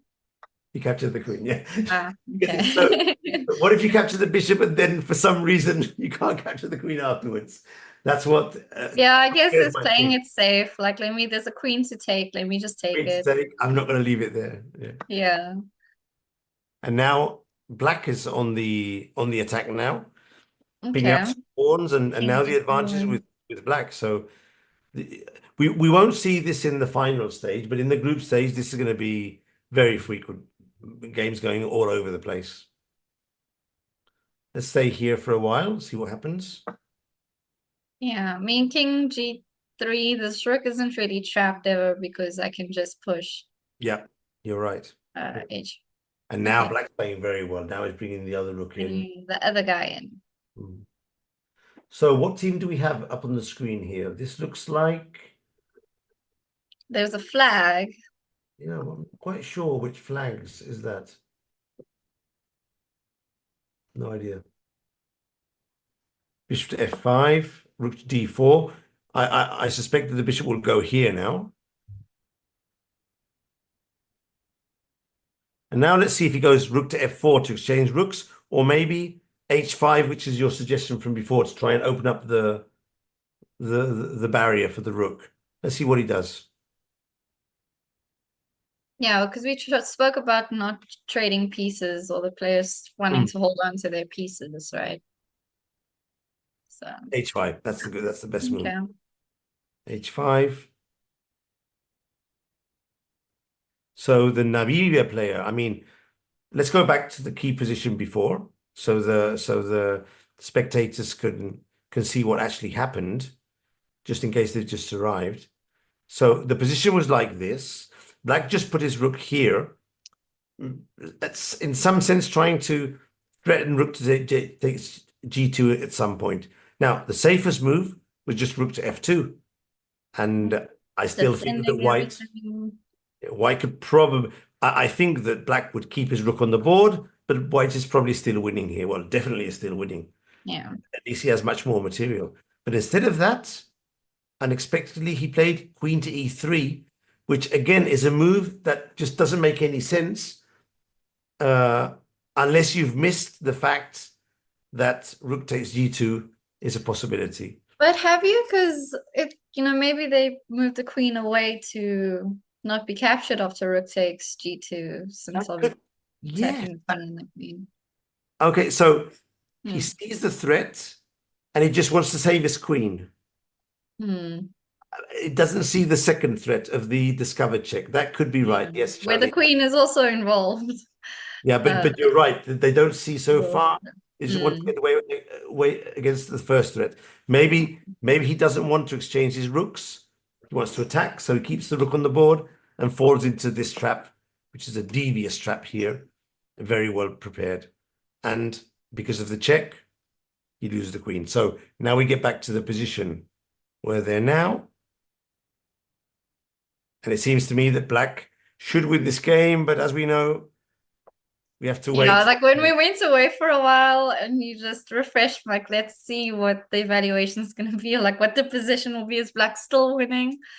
Or are both rooks off the board? But fortunately... Oh, what has he done here? Ah! Okay.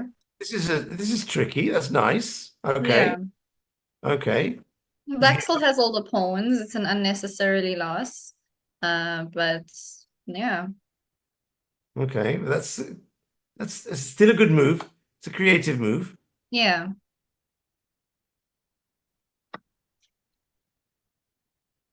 So Namibia, the prison from Namibia is playing against Ukraine. So far away on the map. So this is something that's, what do you say, 20 years ago, 25 years ago, this was just inconceivable. Now these things are happening on a regular basis. The internet has changed us totally. I mean, totally. I think it's chess as well. I mean, at the Olympiad, I just was in awe of some countries I'd never heard of before, and here I'm interviewing them, or these countries being in the same hall through chess. Islands to the biggest ones in the world. This year, I didn't go to Budapest, but I had some friends that were there, and they told me that this year all the teams were in the same hall. Yes. I remember in Chennai, there were two halls. There was a smaller hall and then a huge hall. And so all the teams that were, let's say, board 20 down, which basically 80% of the teams, they couldn't mix with the top boards. So you were in the hall B. And the funny thing is that everyone wanted to see Magnus Carlsen play. But of course, Magnus Carlsen was playing in the big hall. in the main hall. In the main hall, yeah. So what happens was one day, I think it was the 4th or the 5th round, Carlsen's team lost in the main hall. And when the pairings came out, they had been dropped to the first board of the second hall. And it was unbelievable, Charlize. What a spectacle. The first half an hour and just before, all the press and the cameras who were normally in the top hall, that day they all went to the second hall. And it was and all the rest of the other teams were going up to see him play. It was actually very nice for them, because all the rest of the teams who may not have seen Carlsen in their lives, they were able to go and see. Yeah, now they're sharing a hall with Magnus Carlsen. Okay, so I think our second guest is arriving, Charlize. Yes, our second guest is here. I'm going to bring up the team of Ghana, so we'll have it on the screens when they're ready. And I'll give a little introduction, because we have quite a nice long bio here about our next guest, Mr. David Achiompong. I hope I'm saying that correctly. He is the founder of Mentors Chess Academy in Accra, Ghana, with over 15 years of experience teaching chess to children. He has a passion promoting the game as a tool for cognitive development and character building, which is very important in the context of where we are today. As a certified FIDE school instructor, he has successfully established chess clubs in schools and introduced the games to new audiences, including inmates at the Senior Correctional Center, who went on to participate in the youth category of the 3rd Intercontinental Chess Championships. David is also a proud chess parent, which I would love to talk about. Because, of course, being involved in chess, being a player is one thing. Being a parent, that gives you a perspective that not just anyone can get. So, hi, David. Hello. Can you hear me? David, we can hear you, but you may need to turn off any other communications you have there. Maybe the live broadcast. Okay. Let me just try again. No, I think it's just my background noise. Let me relocate briefly and see. Now it's better. Thanks. Now it's better.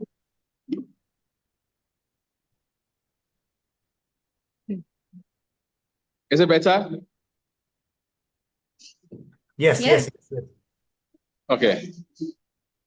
And David, you have another guest with you, as we understand. Yes. Yes. That's Superintendent Officer in Charge of Industries, Mawuli Akia Bobby. That's right. Mawuli. Is he with you there, David? He's just coming. He's just coming in. Okay. Fantastic. Maybe Sorry, it's possible to turn your camera horizontally, so that I think we get both in frame. Yeah. That's fine. Or okay, I think that not working. I think that was a terrible idea. Okay. Go back. Get a whole view of the venue. There you go. Is it better now? Sorry. My only tool is here. Okay, but just turn it back vertical. There you go. There you go. There we go. Nice. There you go. There you go. So let me try again and see if it will work. Is it better? Now it's good. Okay, good. Now it's good. Unfortunately, we cannot see ourselves. Go ahead, Charlies. There we go. Good. Well, Michael, I thought since you have interviewed David a little bit before, you can talk about that since he's back once again. So David, I seem to recall that we talked either last year or the year before. Your name really rings a bell. Do you remember our conversation? I do remember. Yes. That was our first tournament then. I think it was the first year. So are you in the that was our first. Are you in the venue now with the Ghana players, or are you in another? I am in the venue now with the players this time. Yeah. How are things going? How are things going in the youth team? Are you in the youth team now? That's right. Yes, and also we have the place is full of excitement. This time we managed to place second. Okay. Last year we were third. This time we're second, and so we have qualified, and that was the target. And I'm very grateful we've been able to achieve this together.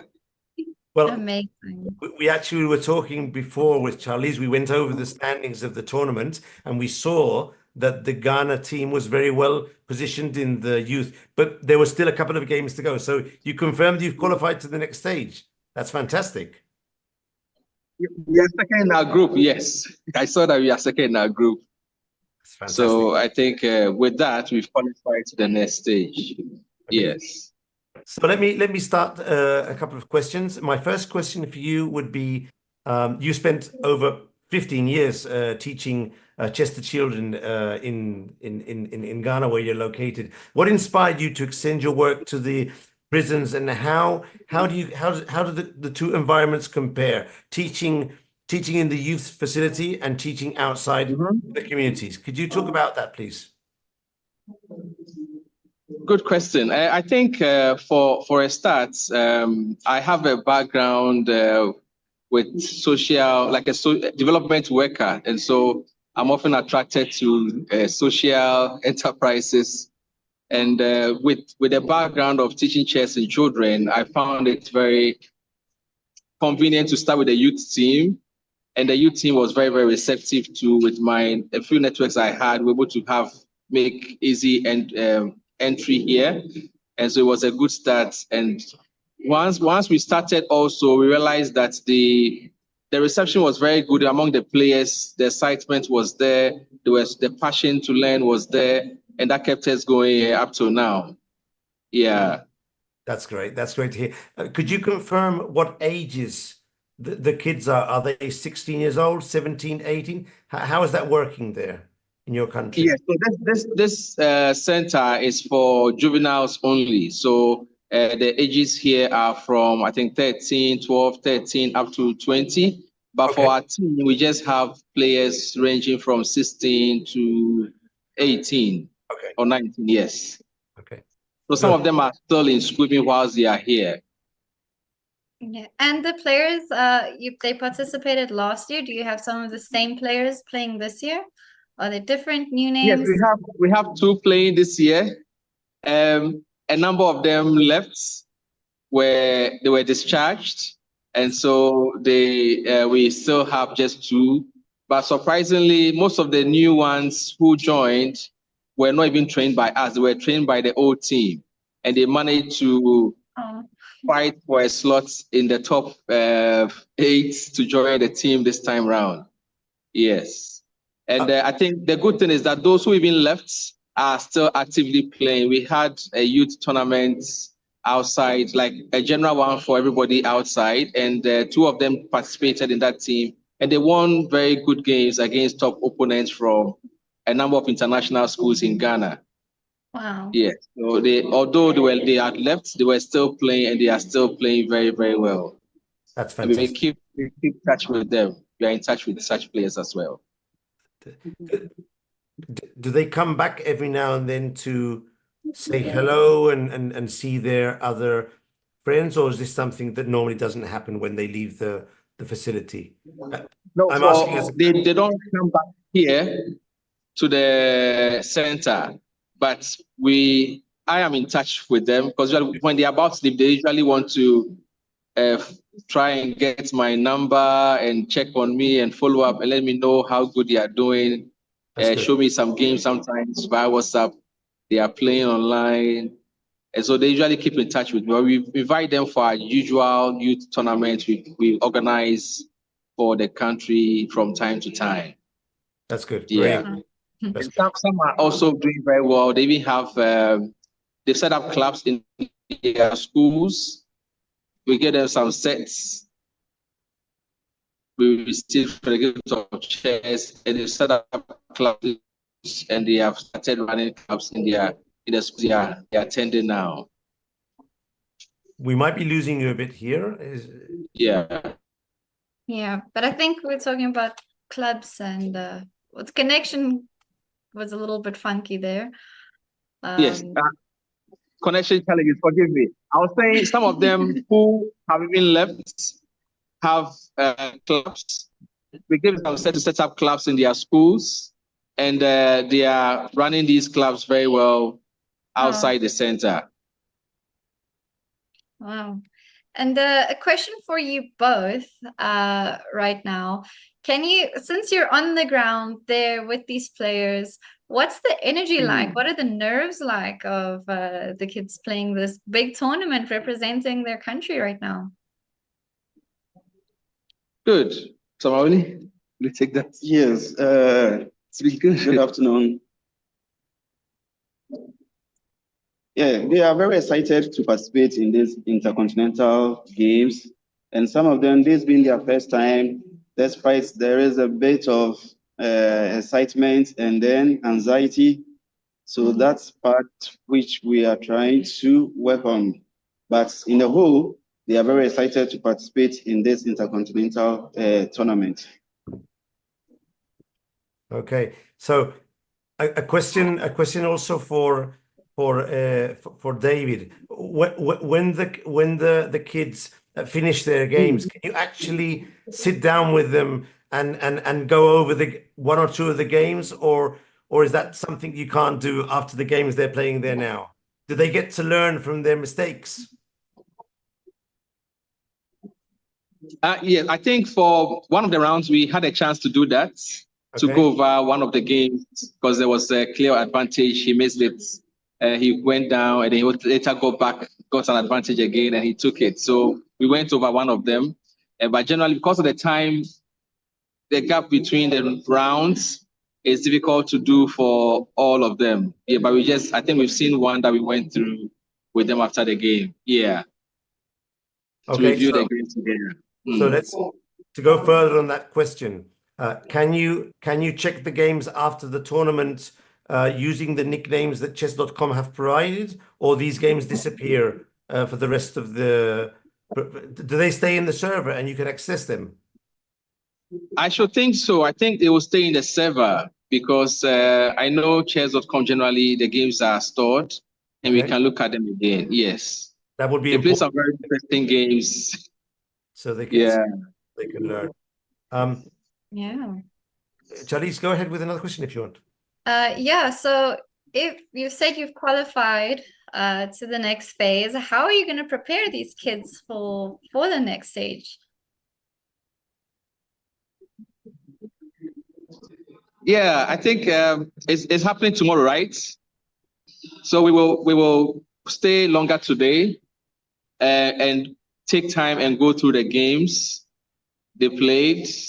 I think we lost just to Serbia completely. So we'll look at those games again and see how we will be able to come back stronger. And then we'll also make sure maybe after a break, we'll come back later in the evening, once of Somali is here, and they can solve some puzzles together to get them used to the playing platform for tomorrow. Unfortunately, we couldn't get chance to play much on chess.com before this event. So you could tell from the very first game that they were a bit nervous Some of the boys their hands were literally shaking before they touch the tablets.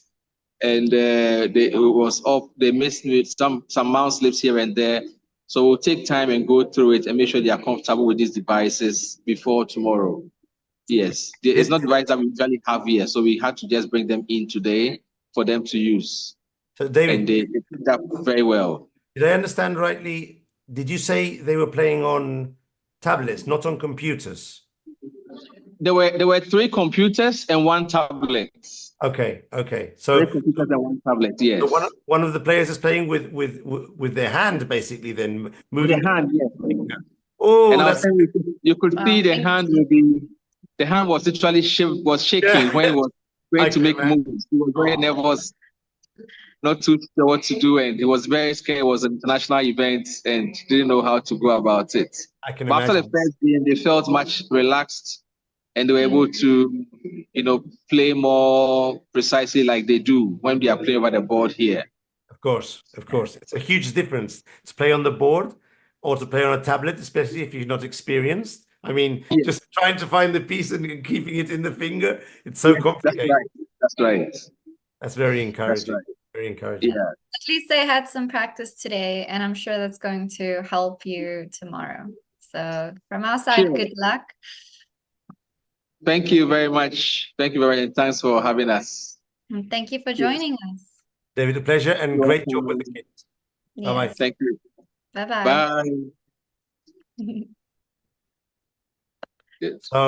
So that's David from Ghana, from one of the facilities of youth inmates in Ghana. Did you notice he said that different to Vassil, I think he said that the kids were only 2 years. He didn't have time to work with them before they left. Yeah. Here they're starting at 13. So some of the younger kids who unfortunately have to end up in the facility, they start off playing 13, 14, and then they fight for their spot to get into the team when the bigger kids leave, which was quite interesting. And it sounded so special because now there's this big event that they're all kind of looking forward to, and it's about making the team, right? So the more interest there is, the more difficult it's going to get into the team.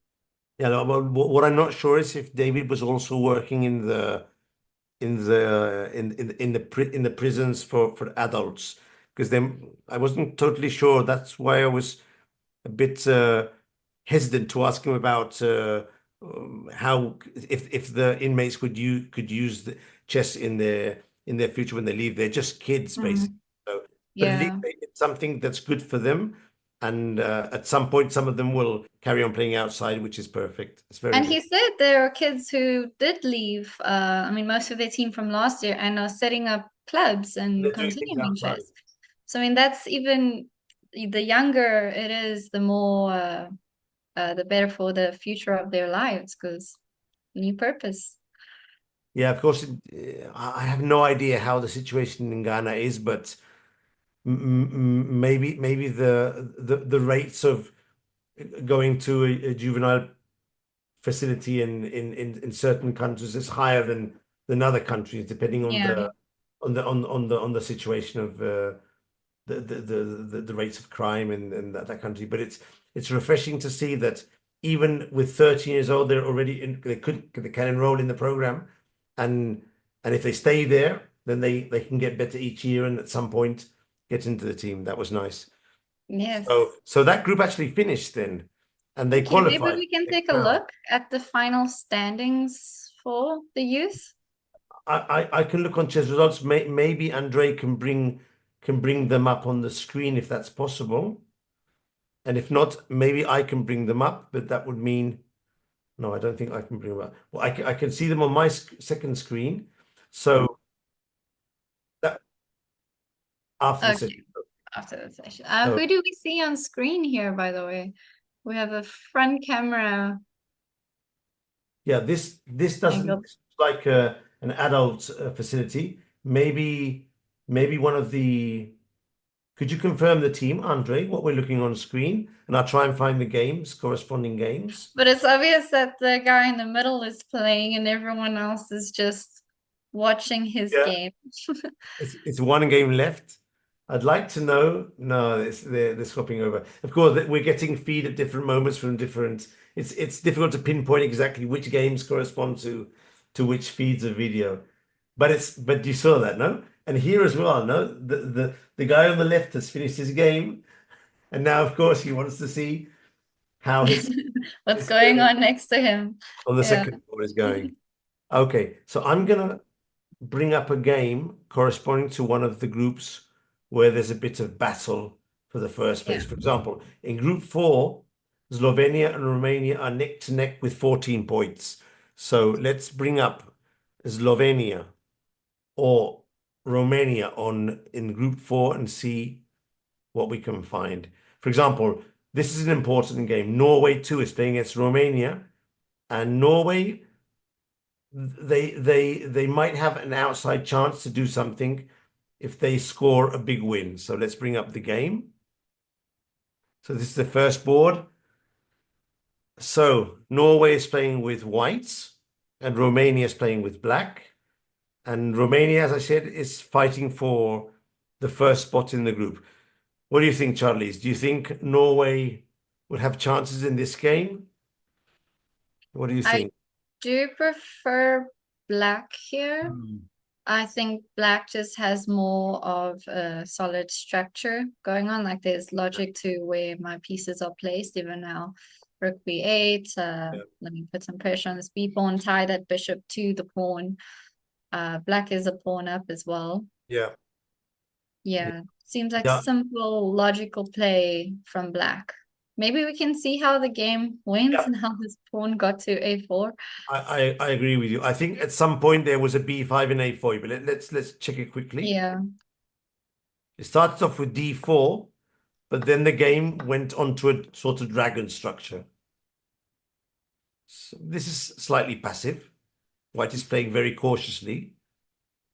But even this idea of fianchetto with the bishops, like black obviously has some knowledge of chess. It's not just making moves like random pieces. So I agree completely.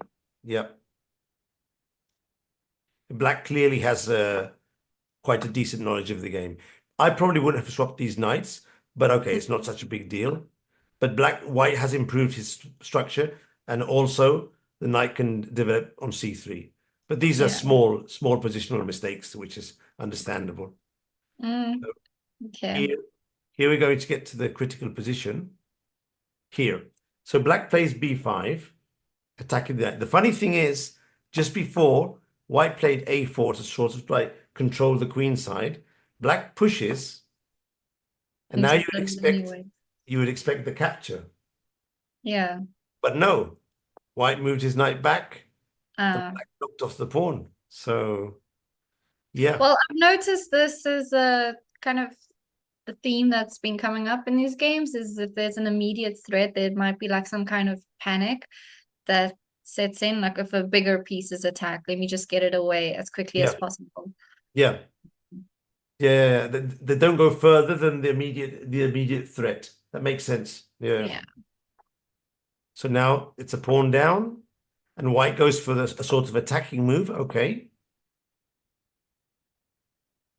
Okay, not the move I would have done, but it's okay. It's reasonable.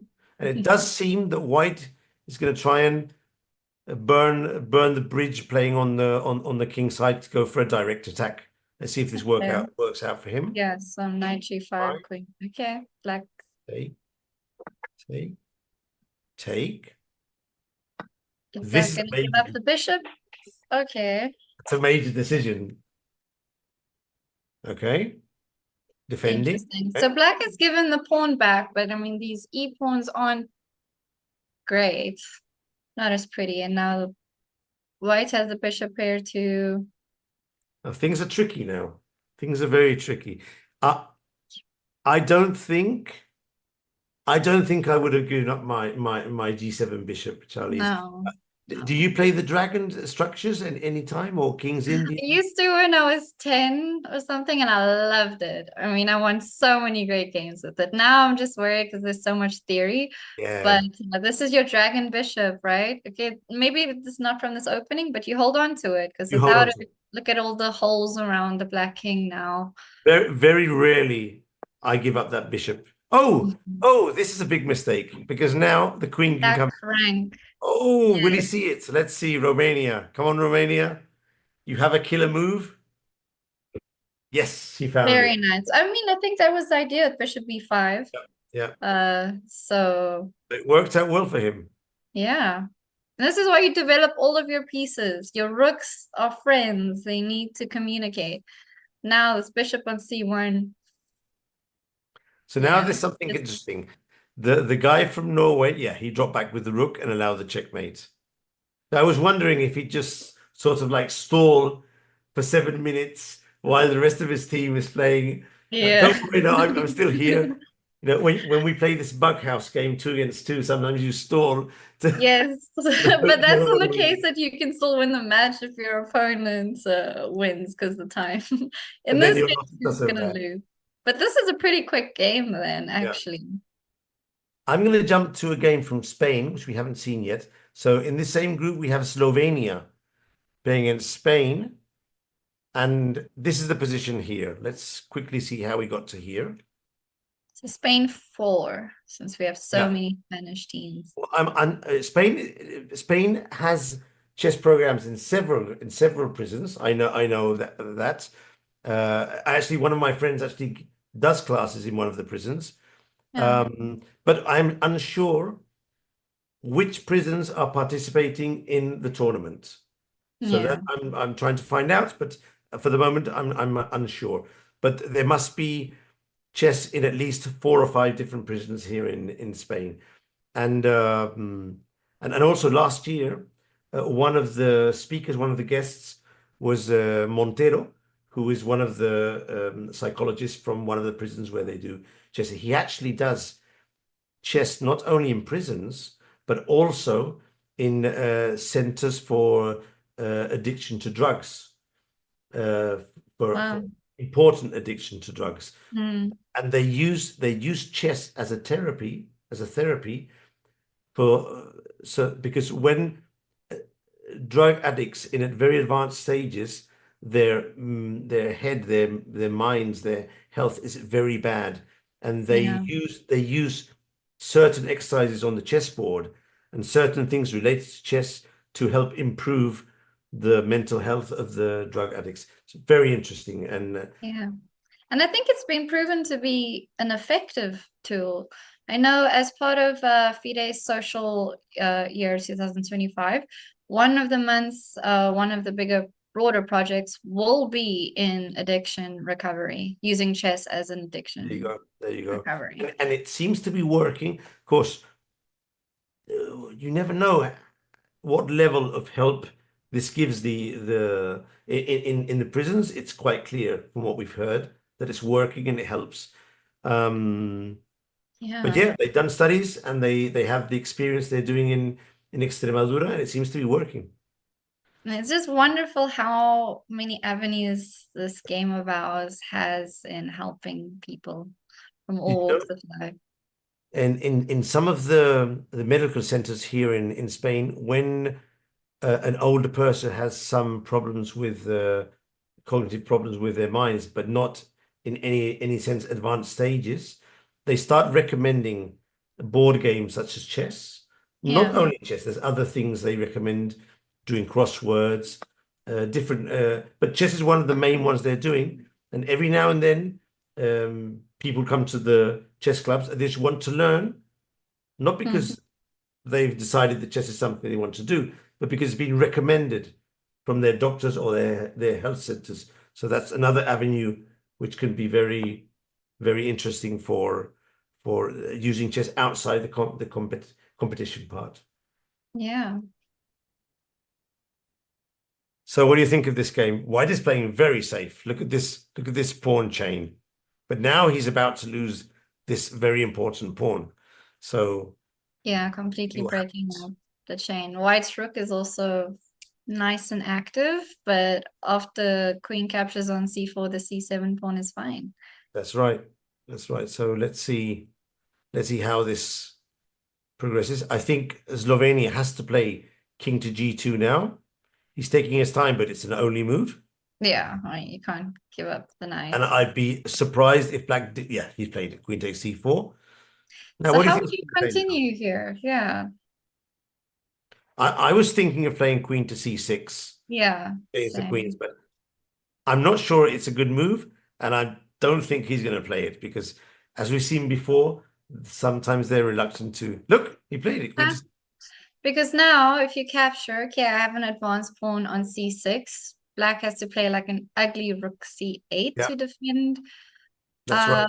the c7 pawn, and then I'll bring in my knight. Now we try and bring this knight somehow. Maybe Without trading off, because my knight is much better than the bishop I agree. right now. I agree. Yeah, this might be better for white, actually. Yeah, maybe knight d2, knight c4, knight a3, knight b5. I mean, it's very long. Look at that. That's great. This route. If you can get this in, this is fantastic. Yeah. And it stands to see if black is able to also to sort of get his bishop into the game. This could be quite an interesting ending. Let's stay here then. Oh, so he dropped the pawn. Oh, he gave it up. Wait, but okay, he didn't capture. Let's go back a few moves. He played queen to d5, and then white captured. So this was a blunder. Yeah. Big blunder. So the pawn is dropped. Here he makes an escape route for the king and also prevents knight to g5. But now we can probably use the rook to pick up another pawn somewhere, and white is going to possibly win this game. Oh, here we have a new club here, a new club in the prison. Where's this from? Look, is that the FIDE flag? That looks like the FIDE flag, and the one that is the FIDE flag. Which flag is that? Yes. I'm so bad with flags. I'm so bad at flags. You know, I did a game with the players at the Olympiad, guess the flag, and obviously we tested it on me first. And I'm just gonna say, like, I'm glad I wasn't on the video because my flag knowledge is terrible.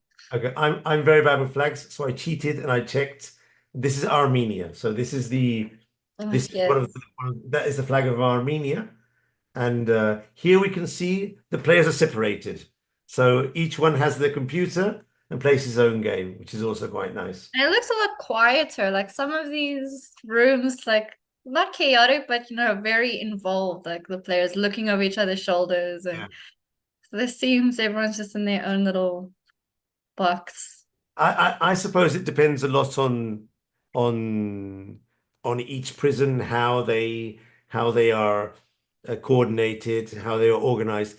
Maybe, for example, other inmates can't be in the same room when they're playing the competition, which does make sense. No?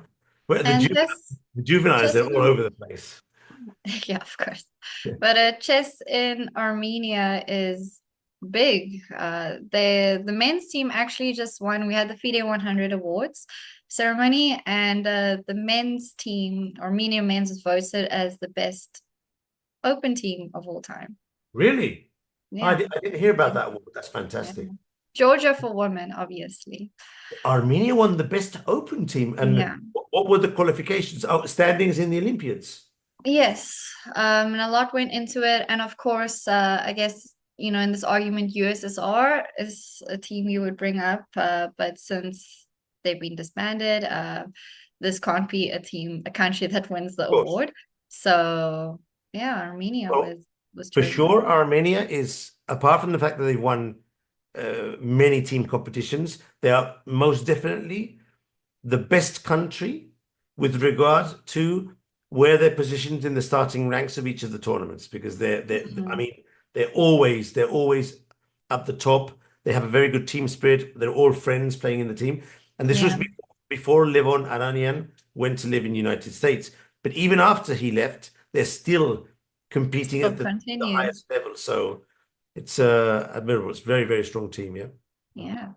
So before we go on to looking at some more games, we have one final video, and this is quite a special one. You know, everything has been special that we've been talking about today, but this project called Infinite Chess, it focuses on empowering children with autism spectrum disorder, using chess to build life skills and unlock their potential. And it's not just teaching them chess, but it is, I don't know if you've ever worked with the autistic kids in chess and coaching them, but there are particular ways of going about it. And the Infinite Chess project is just incredible. They even created boards, like, you know, those big coaching boards that you use, but with the clear difference in the pieces. So the white king will be outlined in black, just to specifically, so visually, if it's on a white square. And things like this were taken into consideration to make chess as easy to understand for these kids. Okay. I've never worked with autistic kids, but I have had some kids on the spectrum, not totally there. And I don't have a special any special formation, but you get to know how to work in slightly different ways, but basically more on a one-to-one basis. You have to be more patient. But then again, they can be very passionate for the game, because if they hook onto something, normally they're even more passionate than other kids. So, but it's fantastic. I mean, all these things all these initiatives that are coming out, they're really, really great. Do we have a guest to talk about this? We have a video. Oh, a video. Fantastic. Let's go. Yeah, let's get into that.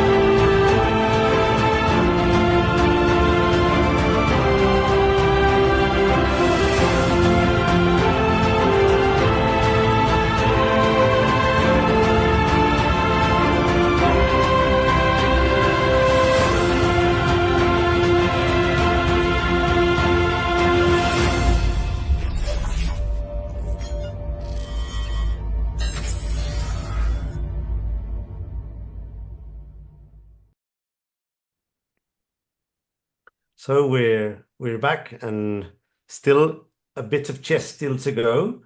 But yeah, this video we just saw, it's unbelievable. You were saying to me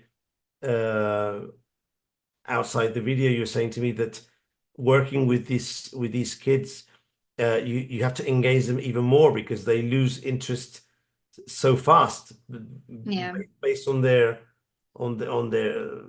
problem they have. I expect, no? Yeah, and they just naturally understand chess. I've worked with a few autistic spectrum disorder kids, and they just they grasp it. Like, that's so easy. I once was working with a little 4-year-old boy who was beating the 12-year-olds in the chess club very easily.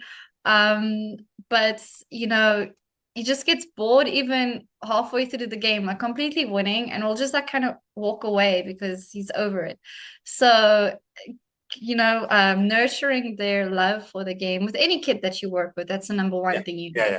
But with these kids, it's even more of a challenge. So, you know, congrats the FIDE Commission for doing that.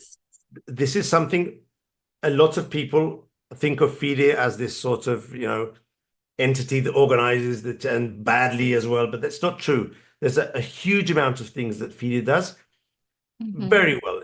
Of course, you can improve everything. Everything can be improved, but these things, social chess, all these the things we do, they should be. We have to do our best to get people to know them better, because it's wonderful the amount of things you can do with chess. Look at the game we were seeing before. This might end up in a stalemate. This turned into something else. And the thing is that look at White's time. This could end up being stalemate. Yeah, I'm seeing it coming. I'm seeing it coming. Oh, okay, now I'm losing the g4. Now, rook g6, you start the stalemates, sacrificing the rook. I'm not sure. I can't go anywhere. I'm not sure if the black. It's this technique. The rook g6 came on the board.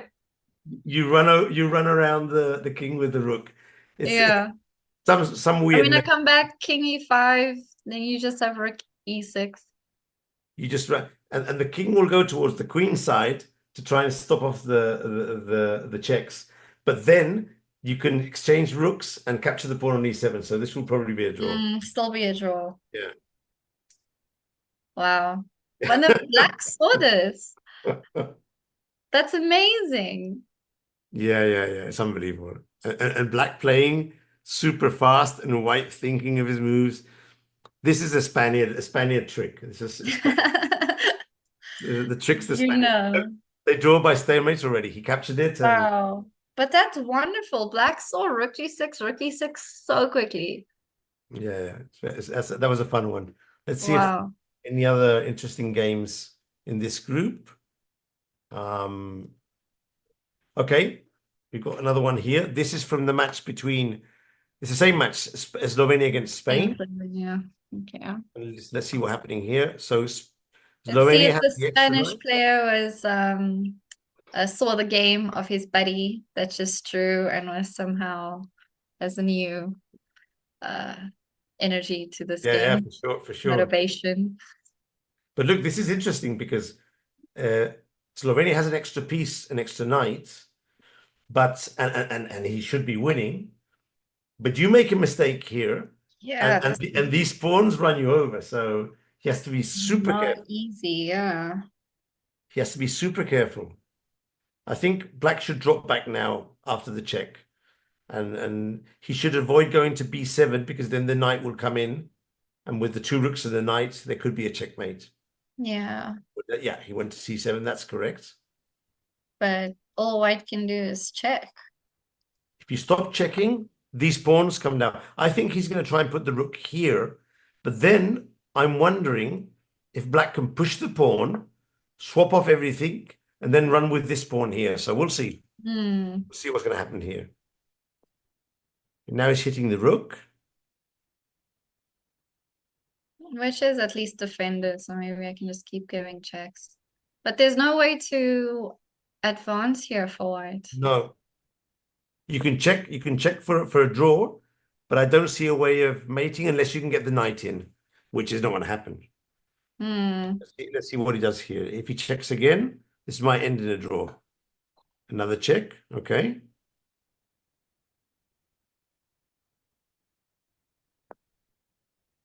Now probably another check with the rook.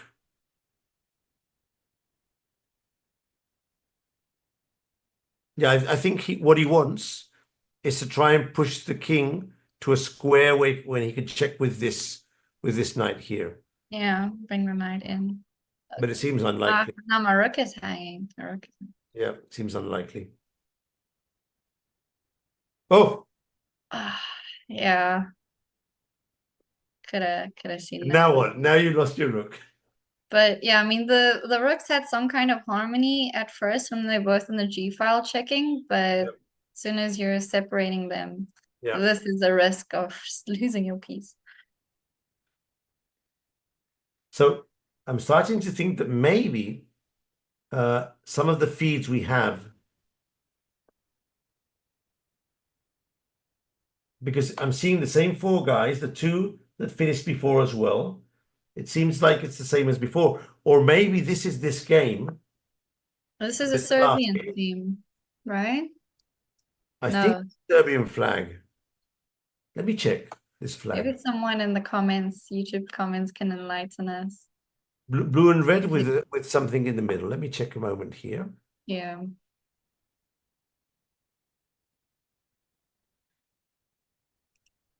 Oh, this is just so sad to watch though, this game. Yeah. But this is another lesson of not giving up. So I'm unsure because it could be Serbia, but Croatia has a very similar flag. So now I'm unsure which of the two it is. Oh, now yeah, he's gonna be crushed now. So many ways to mate. And checkmate by Spain. So as you see, it's just up and down, continues up and down. Let me try and find. Let's see in the women's section. But this is like low-key more entertaining watching these games that go up and down, you know, than the top GMs who have a 0.5 and it just takes so long and then it's a draw. It's like, okay, great. Right. Played perfectly, both of you. So from an entertainment point of view, you're completely right. You get much more entertainment. Like, of course, if you're a learner and you want to improve and you're looking for the best players, this is not for you. But but for entertainment, I mean, you can actually see the mistakes being made and learn from them. Whereas in the top games, you hardly ever see big mistakes. Every now and then you can see some, but hardly ever. So yeah. But in the finals, it will be different. Because in the finals, that's going to be interesting. The teams are paired together. We'll see time trouble. It'll be fun. The finals, as far as I remember last year, most of the games are finished. I'm unsure. Okay, here we have a game. But even with the semifinals, I mean, we spoke to David now, and they are preparing. Like they're going to come back this evening, go over their mistakes. Now, some of these inmates didn't have too much time before the tournament to prepare, but once you're in it, right? So it's going to be interesting to see the level of play increase, even from the first day to the second day. Mm-hmm. Yeah, for sure. For sure. Tomorrow will also be. And, you know, I remember last year, now we're grouping up the teams by more or less by schedules of time. But in the finals, you might have a team from, let's say, China, Kazakhstan, or Mongolia to face off with a team that's in Peru or Argentina. And then you have a problem because you have two different time schedules. But then the prisons are not open at every moment of the day to play chess. So it's really tricky to get a good time for them all to be able to play together in the finals. That happens every now and then. You always find a solution, but I think one year, one of the teams had to forfeit the finals because they weren't able to fix the team to be able to play in the time slot that the other team could go. It was very tricky. That's unfortunate. I hope it doesn't happen this year. But we are in the 4th edition, so I'm sure these have been thought out of these. They have more time to prepare, and the better teams, when they know they have a chance to get to the finals, you have to negotiate with the prison to be able to make sure you have the room when FIDE tells them that the games have to be played. Okay, so what's going to happen here? Another stalemate, or do you think Black will take? Well, I don't know. White's holding on. White just gave up the rook to avoid a checkmate. But these pawns. I think this one will go to Black, to Serbia. Yeah. Who knows? Who knows? Will Greece figure out a way to hold on? Let's see the rest of the match. So Serbia's winning on board 2, on board 3. Oh, they've already won the match by 3-0. So they really want to put in this will be a 4-0 situation. Yeah, it looks to be a 4, yeah. He'll give up his rook, and then we'll have to wait until he gets checkmated. So we'll see the final standings pretty soon.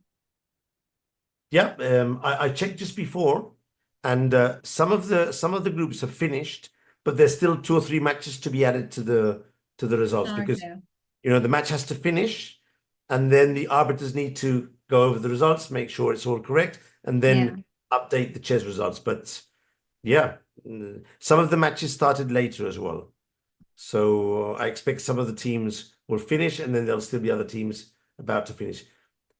Here we have another team, a women's team, disappeared. So now, yeah, he'll have to give up his rook now for the pawn.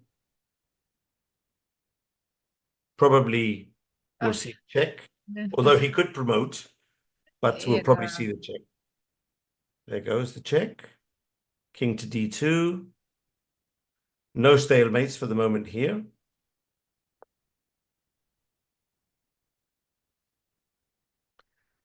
So the last time we saw queen and king against the king, it was a stalemate.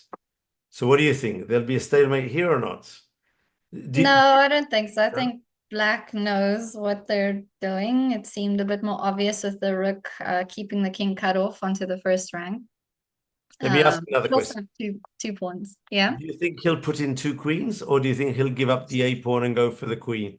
What do you think? I think he's going to put in 2 queens. That's my guess. Yeah, but even this rook b1, like knowledge of keeping the king cut off to promote the pawn.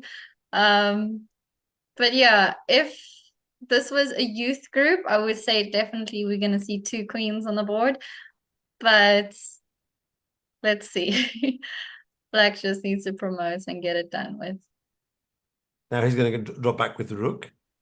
But Charlize, you've been playing many years. You know that if you put 2 queens on the board with the rook, stalemates come up very Stalemate is coming. Yeah. Just 1 queen is enough. Even 1 rook, actually. But we'll see what he does here. Okay. He's probably thinking about giving up the rook. Oh, there was a resignation. Oh, say so. Greece resigned. That's good. Greece resigned. But that's so funny. The resignation came, with the whites. Like giving up the rook, but it doesn't matter. I'm gonna lose anyway. So maybe his teammates say, "Come on, resign. We have to leave." No, come on. Okay, so this one's finished. Yeah, and we can. I'll check chess results. See if there's any. Yeah, so our youth, we've got final standings. Ghana did make it. We have Serbia and Ghana. Of the 2 going through. Then with the women are still playing. It seems like there's 1 more round left. Okay, let me update the women's. Maybe they're still playing the round. Let's see if they've started the new round. No, I think we're waiting for the last round to commence because there's no games in play. Oh, there actually is a game in play in the women. Zimbabwe against, let's pick it up here. This must be the last minutes of the last moments of the 6th round. Yeah, is this Zimbabwe, Ukraine? Yeah, this is the final round then. Okay. Oh, this is the final round. Yeah, if it's Zimbabwe versus Ukraine, that is final round. That's right. So Ukraine. But neither of them really have a chance to go through. Okay. So now it's 2-1 for Zimbabwe. 2-1. So this game is actually quite relevant because if Ukraine wins, they will tie 2-2. So let's see what's going to happen here. Okay. Oh, this time is also a bit of an issue. 1 minute. Again, 10+5 is a very nice time control. Yeah. But if you're not used to playing with shorter time controls, then it's not a lot of time. 5 seconds is not a lot of time. You're right. You're right. If they're not, and if they're playing from a tablet, I mean, 5 seconds could be nothing. It's essentially the time you're using to make the move, right? Move your pieces. Now, instead of rook takes pawn, most of us would have chosen bishop takes rook, but even queen takes rook and just get pieces off the board. Yeah. So okay. So this is going to be okay. And again, most players would just sacrifice the queen, knock off the knight, get a second queen. Black And doesn't have anything. get the queen, I guess. But But of course, you just eliminate any chances for counterplay by removing the rook. exactly. But of course, this is great. And now if white finds rook to b7 or maybe rook to e7, this game will be finished very soon. But as you said, 50 seconds on the clock, so not much time. Yeah, this is actually really stressful now. This is the same level of stress as the king and queen mate that we saw earlier. Rook Okay, to but e7. rook e7's on the board. Well played. Yeah. And now The let's see. name for two rooks on the 7th rank is called like pigs on the 7th or something like that. I don't know if Pigs we on the can 7th. I that hadn't heard that one before. I hadn't Okay, heard. we got a checkmate. So this one's finished. And let me see if there's any other. Look, there's another game here. Okay, so this is, oh, look, a nice ending. Interesting. Czech Republic against Malawi. And Malawi are actually winning by 2.5 to half. So the match is finished. But of course, Czech Republic would like to win this end game. Yeah, Czech Republic hasn't been doing too great this tournament. They had a few losses, so it looks like they haven't played all their games. Mm-hmm. I'm not too sure about that. Maybe they had some internet issues. This is not such a good move because now Malawi can capture the pawn, then knock off the other pawn, and this will probably be a draw. But again, a mistake by black. So it's one mistake after another. Now I would suggest advancing the pawn. I think that's the most simplest way to go. Exchange pawns, possibly activate the rook, and then start pushing the a pawn, try and get to the end. But yeah, he's going for the cheap trick with rook to d2. Let's see what happens. Sorry, I said he is she. We're in the women's group. Women's, yeah. Okay. Actually, if the king goes back to c3, she did.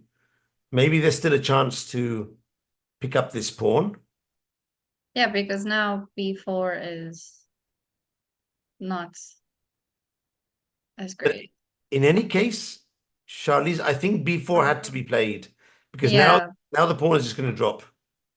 Yeah, b4 had to be played and whatever would have happened.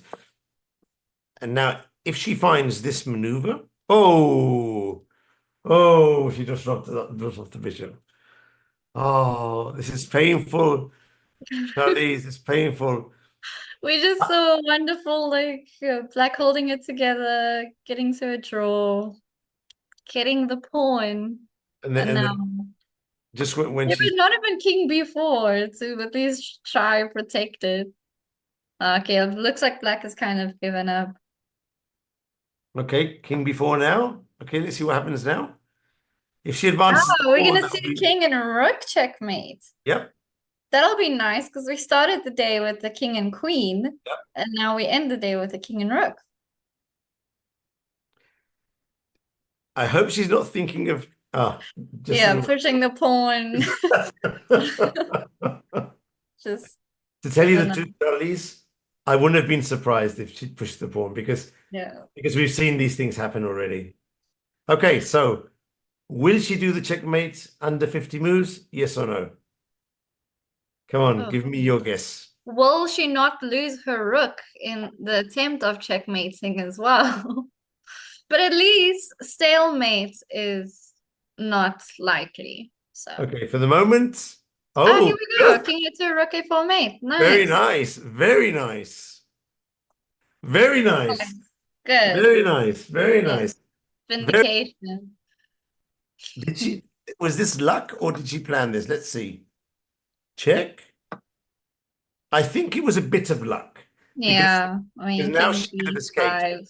But this move is very good. King c2. Very well played. Boxing in the king. Wow. Well done. Very nice. Yeah. Okay, let's see if there's more games. But in the women, I think we have final standings already, just based on both Romanian teams are like 22. Wait, no. 12 and 10 points. Romania takes it 1 down. and 2. So I think both female Romanian teams are going to go through tomorrow. Semifinals. Yeah. There's no chance that Latvia can't catch them at this point. So No. yeah, they're through. They're through. Yeah. Romania was playing against Ukraine the last round.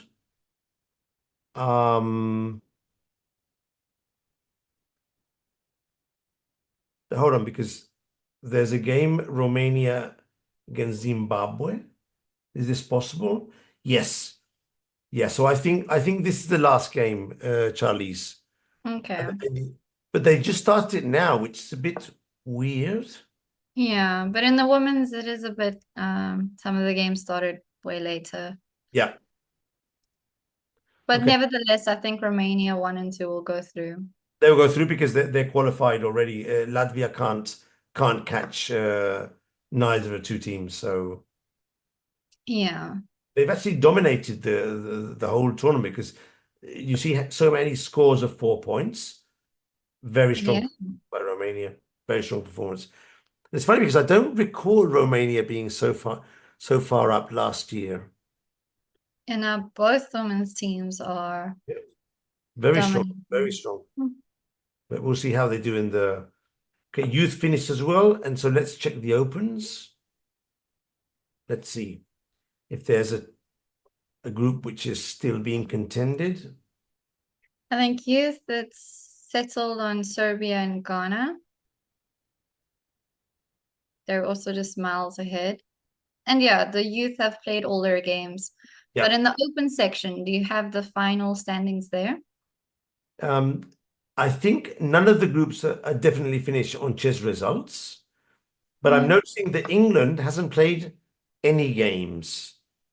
And it's funny because last year, England also had some problems. I think it was the team that couldn't make the last round. So I think it's to do with the strict policies in some of the prisons in England. I think they have more trouble there to be able to play the tournaments, but they haven't played one round this time. That's a pity. That is a pity. I see. So group. Okay, so group 7, we have, Serbia just dominated. Yeah. Serbia's gone through. Yeah. Serbia's definitely through. Zimbabwe still has to play. We have Zimbabwe and Portugal neck and neck. Yeah, I'm supporting my African countries, so that's I good. hope Zimbabwe makes it through. But yeah, that leaves us at the end of our segment. I'm checking. Although we do have a few more games going on. Now we have Romania, Zimbabwe, but this is the women's section. I'm going to jump to one of the other groups and we're going to check group 3. Okay, I'm going to see if I can find a game for group 3. But now it's tricky. But look, here we have a game between Latvia and Serbia. Now this one just finished. And let's see, Italy against Norway. Okay, let's see what's happening here. This is group 3, Italy, Norway. The other results of the match have gone Italy 1, Norway 1. So Norway's winning 2-1, 2-1, pending this last game, which also looks quite good for Norway. But again, time could be an issue. Let's see. And those knights. Wonderful pawn on E2 is just. Let's see those knights. They're able to drum up some sort of pressure. But yeah, as you say, this pawn on A2, protected by the 2 rooks, it just tangles white down. He can't do much. Yeah.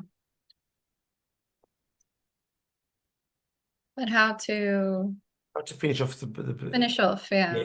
Okay. Now he'll probably go to A3. Okay, then I can. Oh, there's a very nice idea I'm seeing here. If the king goes to A3, we could play something like rook to b6 and then transfer the other rook to the a file. And I don't think it can escape. That could be an idea. But it's a tricky one I'm not sure if I'll see this one. Another idea is to put the knight on e3 and try and get in a check on c2. So he has a couple of ideas. Rook to a3. Okay. Okay, chose the third option. Right.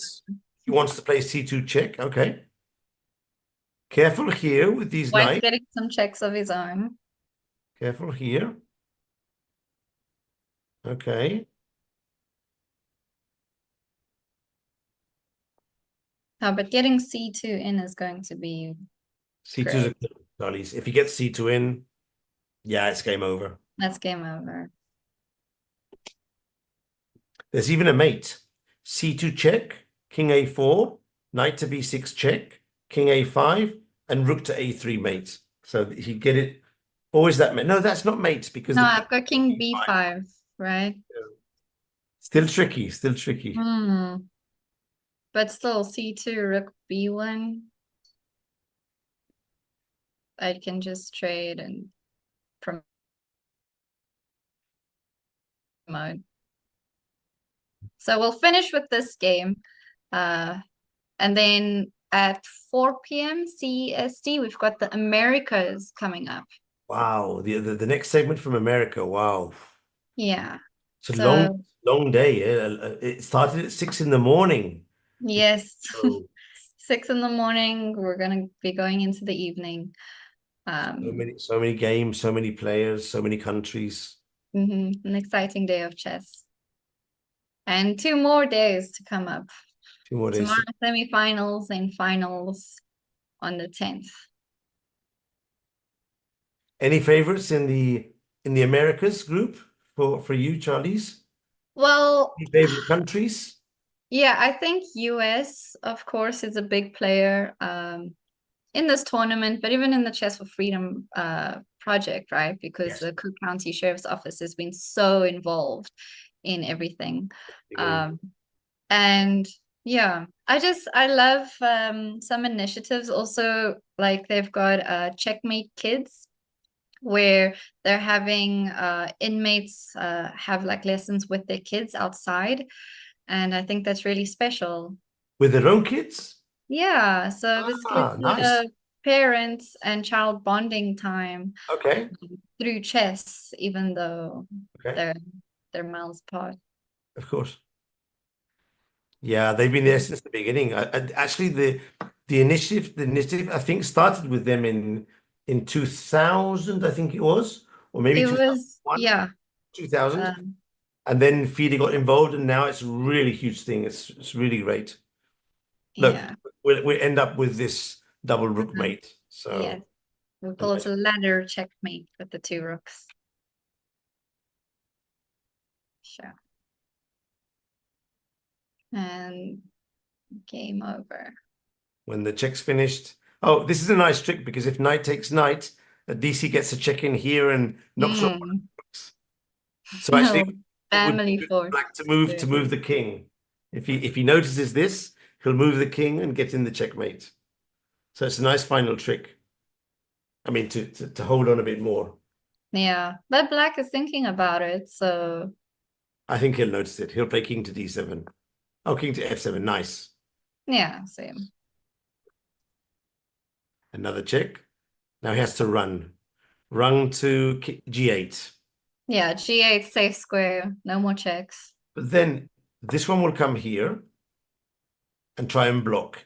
But there's another checkmate with the knight and the rook. So let's see how Black decides to finish off. Yeah. Knight to d3. At least White is trying to hold on. Block. And now knight to c3. Oh, now he takes the knight. Okay. Yeah, well, White's pieces are kind of paralyzed, so just bring the knight back. When he loses the pawns, it will be checkmate. Now, next move, checkmate. Well done. Well played. Nice, yeah. Froze White's pieces and then force the king to move to capture for a checkmate. Great way to end. Were you expecting that the better players would have this level, or were you expecting a slightly worse or slightly better level? What were you thinking? I'm not too sure. I came in this very open-mindedly. Like I did see some of the previous broadcasts and from this morning and that up and down, how it went. But I think, and we saw that as well. Yes. But I think some of the games, I mean, the players having some kind of idea of opening theory, having, logic behind their moves, having plans. Quite impressive. So I think the finals will definitely be exciting. Finals will be 2,000, 2,100 level players. Even I think last year, I might be mistaken, but I think one or two of the teams had FIDE masters in the team. Wow. Yeah, because I mean, these things happen, and so good level players, decent level players in the team, and the Mongolia women team was spectacular, very well played. The finals were a really high level. I really enjoyed those games. So okay, well, we'll see the same this year, I'm sure. More countries, more prisons, better level. I mean, this is just going up and up and up. And we're only on the 4th year. Lots more to come. But it's been a really, really great time. We do have some important people to thank as well. Our arbiters, of course. We have lots of names here, as you can see on the screen. FIDE, the Cook County Sheriff's Office, Mikhail Kornerman, who's a very big player in this whole thing. Do you have any words to say?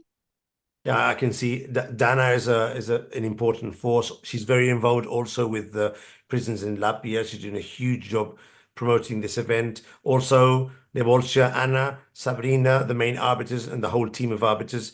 They're all day checking, making sure everything is working properly, consulting between chess.com. And of course, without chess.com, we really couldn't do this, because you really need not only an online server, but you need an online server that can be used in any computer, any tablet, in any part of the world. And chess.com gives that facility. So, I mean, we're connects us globally for chess. Okay, and thanks to Kema. No one says thank you. I'm saying thank to her. She's the driving force behind it. And you need people like Kema in the background helping out. All the press team in FIDE, and the rest of the commentators. Christian this afternoon, a great commentator with Anna, and this morning Andrea as well with Shurab. So things are going very well. Charlize, and thank you. It's been really nice. Thank you, Michael. It was great working with you. This is a wonderful team, a wonderful initiative and tournament, and very happy to have been part of it. Okay, thank you. And the spectators, and for those of you who'll see the video in the future, check out the interviews, and I think you'll definitely appreciate the effort that these people put in to make the project as successful as it is. Until next time.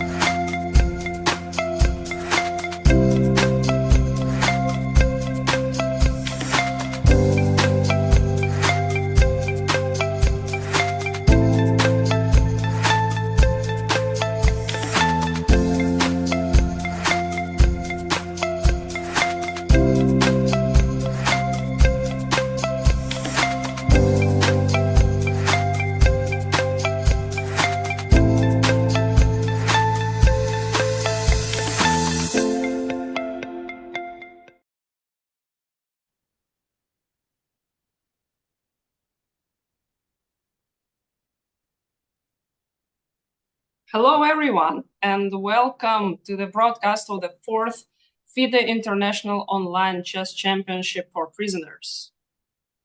Hello, Anna. We will be your hosts. I am Christian Kirilla alongside Anna Burtasova. Anna, I have to say, I'm very excited about this one. It's a great initiative which helps inmates across the world prosper. Tell us a bit about that, and who do we have as our welcoming guest, Anna?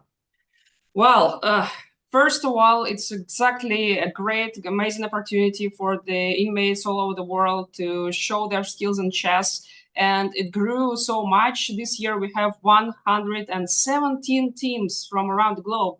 It's like a chess Olympiad for inmates. That's absolutely amazing. 51 countries are taking part. And we will know who is the strongest from them in terms of chess playing very soon. But the first, before everything, we will talk more about the championship. We will see the games. We will see the American groups playing now. They're starting very soon. But before all of that, let's hear from the FIDE, International Chess Federation President Arkady Dvorkovich.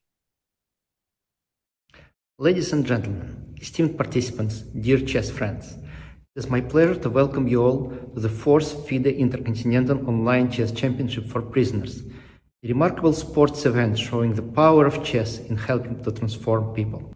Thanks to the Chess for Freedom initiative, we were able to extend this opportunity to individuals in correctional facilities across the globe to engage in meaningful competition and work on building their character and personalities. Over the years, I have heard many stories from those who have taken part in the event about how chess helped to improve their critical thinking, emotional well-being, and enhance their social skills, something which is important for their future life, helping them to find a better place in the world. This year, we are proud to see the championship grow further, with participation from 115 teams representing more than 50 countries, including new entries from Paraguay, Singapore, Eswatini, Lithuania, Namibia, British Virgin Islands, Iceland, and Kenya. I would like to extend my heartfelt thanks to the Cook County Sheriff's Office, Chess.com, everyone in FIDE, and many dedicated arbiters and team members, including Chief Arbiter Neboj Shabaralic and his team, for making this championship possible. Your commitment to the initiative highlights the critical role projects such as this one playing rehabilitation and reintegration. I wish you all the best of luck in the event. Most importantly, I wish that through chess, you will find the tools to help you become better and live better lives. Thank you and good luck.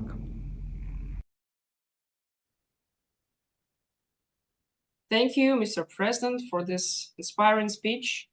Yeah, so today we have so many countries participating, but it all started from an amazing initiative by Cook County Sheriff's Office. And Thomas Dart was one, the Sheriff Thomas Dart was one of the driving forces behind this initiative. So as far as 2012, he launched a chess program in the county jail. He was inspired by Michael Korenman, who was the instructor there. And since this program started to work, 3,000 inmates went through the program. That is absolutely an unbelievable number, Anna, I have to say. And half of them, they learned chess from scratch. So they were not chess players, they picked up chess in jail. And now we have Thomas Dart with us. It's a pleasure to be speaking to him. Hello, Tom. Hey, how you doing? We are doing great. How are you today? Oh, it is fantastic. It's a sunny day here in Chicago. We're just disappointed that you are not here. Oh, maybe next year, because we hope that this championship will continue and continue. This is the 4th edition this year. Could you tell us Tell us a bit, obviously you have dedicated your career to challenging injustice. Tell us a bit about this program and how did the program help you achieve those type of goals that you set for yourself and for the inmates as well? You know, at the beginning, I have to make sure I thank FIDE. They have been so helpful for so many years. Once again, I'm just disappointed we don't have some of the folks who traditionally come here, and I understand it's a little bit tricky these days to get people back and forth, but the the reality is we couldn't do it without him. And Dr. Corman, who has been by my side in this for many, many years now, it's really the driving force in this. But my staff has been wildly helpful from beginning to end. But it really started with a pretty simple concept of trying to get detainees engaged with something very healthy and helpful. And I'll be honest with you, we really didn't know at the beginning all the different directions it would go. But what happened was that what started off as just a very simple concept of teaching individuals who are in custody chess has exploded into a operation that has many, many different levels to it. So it has the obvious one. You're teaching people this amazing sport, this game that teaches you how to think differently, how to plan, and how to think about the repercussions of different things. I mean, and I've had numerous inmates, detainees over the years stop me and tell me that it has absolutely changed the way that their mind works, which was really one of the things we we're trying to do. But beyond that, within the jail itself, it has changed the mood of people involved with it. They have developed this team concept that they're in it together, that they rely on each other. So we have all those elements to it. And then I think about 8 years ago, my son added a part of it where we started working with the detainees, children, teaching them chess, but then they were playing their father's chess on a regular basis and still do via Zoom from their school to the jail here. And so we build bonds with fathers and children that had never been there in some cases before. So the program itself has just been amazing. It has no limits. It's really only limited by our imagination. And so the actual tournament that we have going on now, the fourth one, is just us taking it to the next level, taking these people who work very, very hard to compete against other people around the world. And once again, it's a testament to FIDE, Dr. Foreman, that this is now an intercontinental tournament where there's representation from every continent, 50 different countries. I think it's 118, 17 different teams. And it's fantastic. And I can tell you with our participants, they play against teams from countries many of them have never heard of. So it's expanding their worldview as well. And so this is just something that has literally no downside. It has so many positives attached to it. So I'm just thrilled that we are able to host it again. My hope is that Dr. Kornman has trained our people well. We finally win. That would be a nice change of pace. But in all seriousness, it's just the camaraderie and the fun of watching people competing that is just so exciting. So, as I said, this is a program that started very humbly and has exploded to where it has thousands and thousands of participants just from our jail alone, and really has no end in sight. But I do want to thank all the people that helped make this happen over the years and continue to this day. Could you talk about the response from inmates, but also from the community as a whole? Obviously, you talked about the camaraderie between the inmates, but also, chess is an individual sport. Do you see that competitiveness? Does that help with the inmates and their relationships that they develop within the jail? Yeah, I've talked with the detainees and inmates both before and after the tournaments, and it is really wild those discussions because in a traditional day, a lot of the detainees want to talk to me about a range of things. When it's game day, they really just want to be focusing on that. They have very little time for anything else, and I think that's really exciting because they're really, really engaged in the game they're about to play. Afterwards, the conversations are wild when they're talking to me, and I'm very, very modest in my chess skills. They'll be talking to me about specific different moves they made, what worked, what didn't work, and I absolutely will never forget some of the discussions I've had with people who either winning or more often than not, frankly, losing. Their feelings about that and about how they felt that they let the team down and things like that. In some cases, they said they've let our country down, or they. And I had to dispel that just to talk to them about what it is that we're doing here. And there's some element of it then that makes that a tad bit better. But the reality is there's incredible emotions here, competitiveness that are going hand in hand. And your other part of the question about what the community thinks, everybody that I talk to on the outside of the jail loves this whole concept. They are incredibly excited about the fact that there is some teaching going on within a jail setting that is on this really high level. For most people on the outside, when they think of chess, they think of grandmasters and things like that. And for the people within a jail setting to be taught it at a very high level, public just loves it. They love it. They love the fact that there's this intercontinental tournament. Everything about it, it changes their perceptions about what jails and prisons are about, and that there's real teaching going on. There's behavior being changed. And so from the outsider perspective, people love it. Well, you mentioned briefly about your other program that you're also running, where you connect fathers to their kids with the help of chess, Checkmates for kids. Can you tell a little bit more about it? Yeah, our Checkmate for kids was something my son developed when he was, I think, a junior in high school. And he had been doing some work around the jail for free as a volunteer, teaching chess at Dr. Cornerman. And he thought it would be a nice thing to work with the children of the detainees, because he would hear conversations back and forth when people would talk about their kids and things like that. And so he felt that by teaching the kids, they could make a connection there. And so that program's been going on now, I think, like 8 years now. I think like, yeah, 8 or 9 years.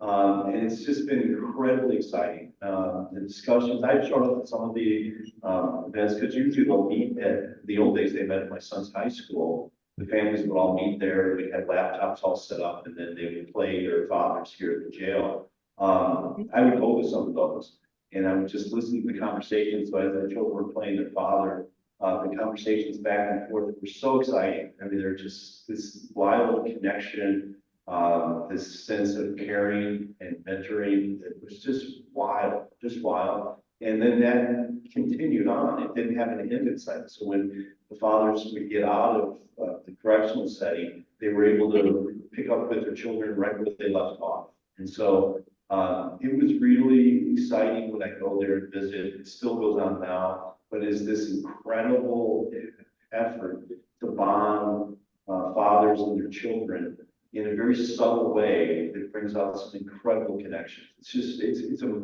marvel to watch it. It's just, I can't really describe it. It's just wild to watch it. Listening to you, Tom, it feels like you have a very personal connection to this program. Could you tell us a bit about your own goals related to the project? You know, when my children were very young, I taught them chess in a very rudimentary way. Thank God Dr. Cornerman came around to unlearn them of everything I taught them, so they actually learned really how to play chess. But so I always had a little bit of a connection to it, but the biggest connection I had was in this jail setting, was to try to come up with and develop different programs. I'm not trying to minimize it, but I feel that pretty much anybody can teach someone how to be a welder, or teach them how to work on some type of machinery. I'm not trying to minimize it. It's a little tricky, but to really work on programs and try to get inside people's heads, now that's something that is exciting, and frankly, that's something that I think that we all should be doing, because if we take the notion of corrections seriously, that we're trying to correct behavior, that requires us to do more than just frankly go through the motions. So for me, this is just an exciting program on many levels, but one of them is goes at the heart of what I believe we're supposed to be doing in correctional settings, which is changing behavior, giving people a different worldview, letting them understand that there's something outside of the world that they have been in for most of their lives. So it has so many different elements to it that I think go at why anybody who's in this career, why we should be doing it. So for me, it is more than just an annual event. It's much bigger than that. Absolutely. Your experience in this project is absolutely enormous, and we hope that it will help and inspire others in other jails and other prisons, to start up the projects in their countries, and it will expand even further. Thank you very much, Thomas, for your time, for being here with us. It was absolutely amazing to hear from you. Thank you so much. And now I think we can move to the opening address from Dana Reznice-Ozola, the Deputy Chair of FIDE Management Board. Greetings from Latvia. Another autumn, another intercontinental online chess championship for prisoners is on.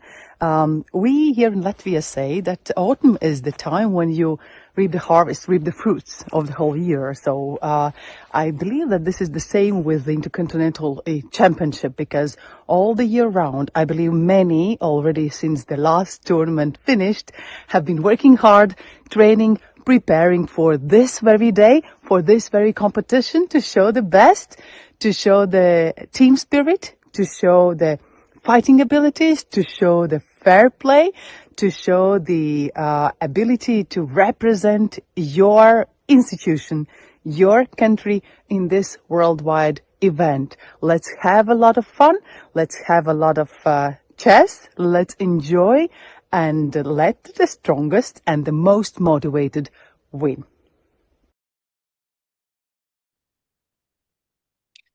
So Dana also took a lot of part in this project herself. She was the instructor in Latvian prison, and she is. I know that even now she is alongside the Latvian team. She was helping them today to play. You know, they were playing in the previous groups because now we have the American groups playing. The whole day today, this championship is going on. And before we move to the results of the previous sections, and before we move to the actual games that are being played now, let's also hear from Andrea Vogtlan, the FIDE Social Commission Chair. Dear colleagues, dear participants, dear prison administrations, I greet you here from the border from Switzerland to Italy on 2,500 meters. A border who has no border control anymore, is in the Schengen space, and I think it's a wonderful metaphor for our intercontinental online chess championship for prisoners beyond countries, beyond continents. And it's very important for me to greet you and the organizational team, and to thank you for your participation and your engagement. I wish you all the best these 3 days, and I would like also to announce you that we will have a social chess year 2025, where we will have not only prisons but refugee camps, slums, clinics with addicts, with autists, and much more social groups playing and celebrating this huge chess tool, social tool, who has unique benefits for all of us. And I would like to invite you to join this event, this movement, and to be in contact with my team, who will also be inviting you to all these events. Have a great time, and thank you very much. Goodbye.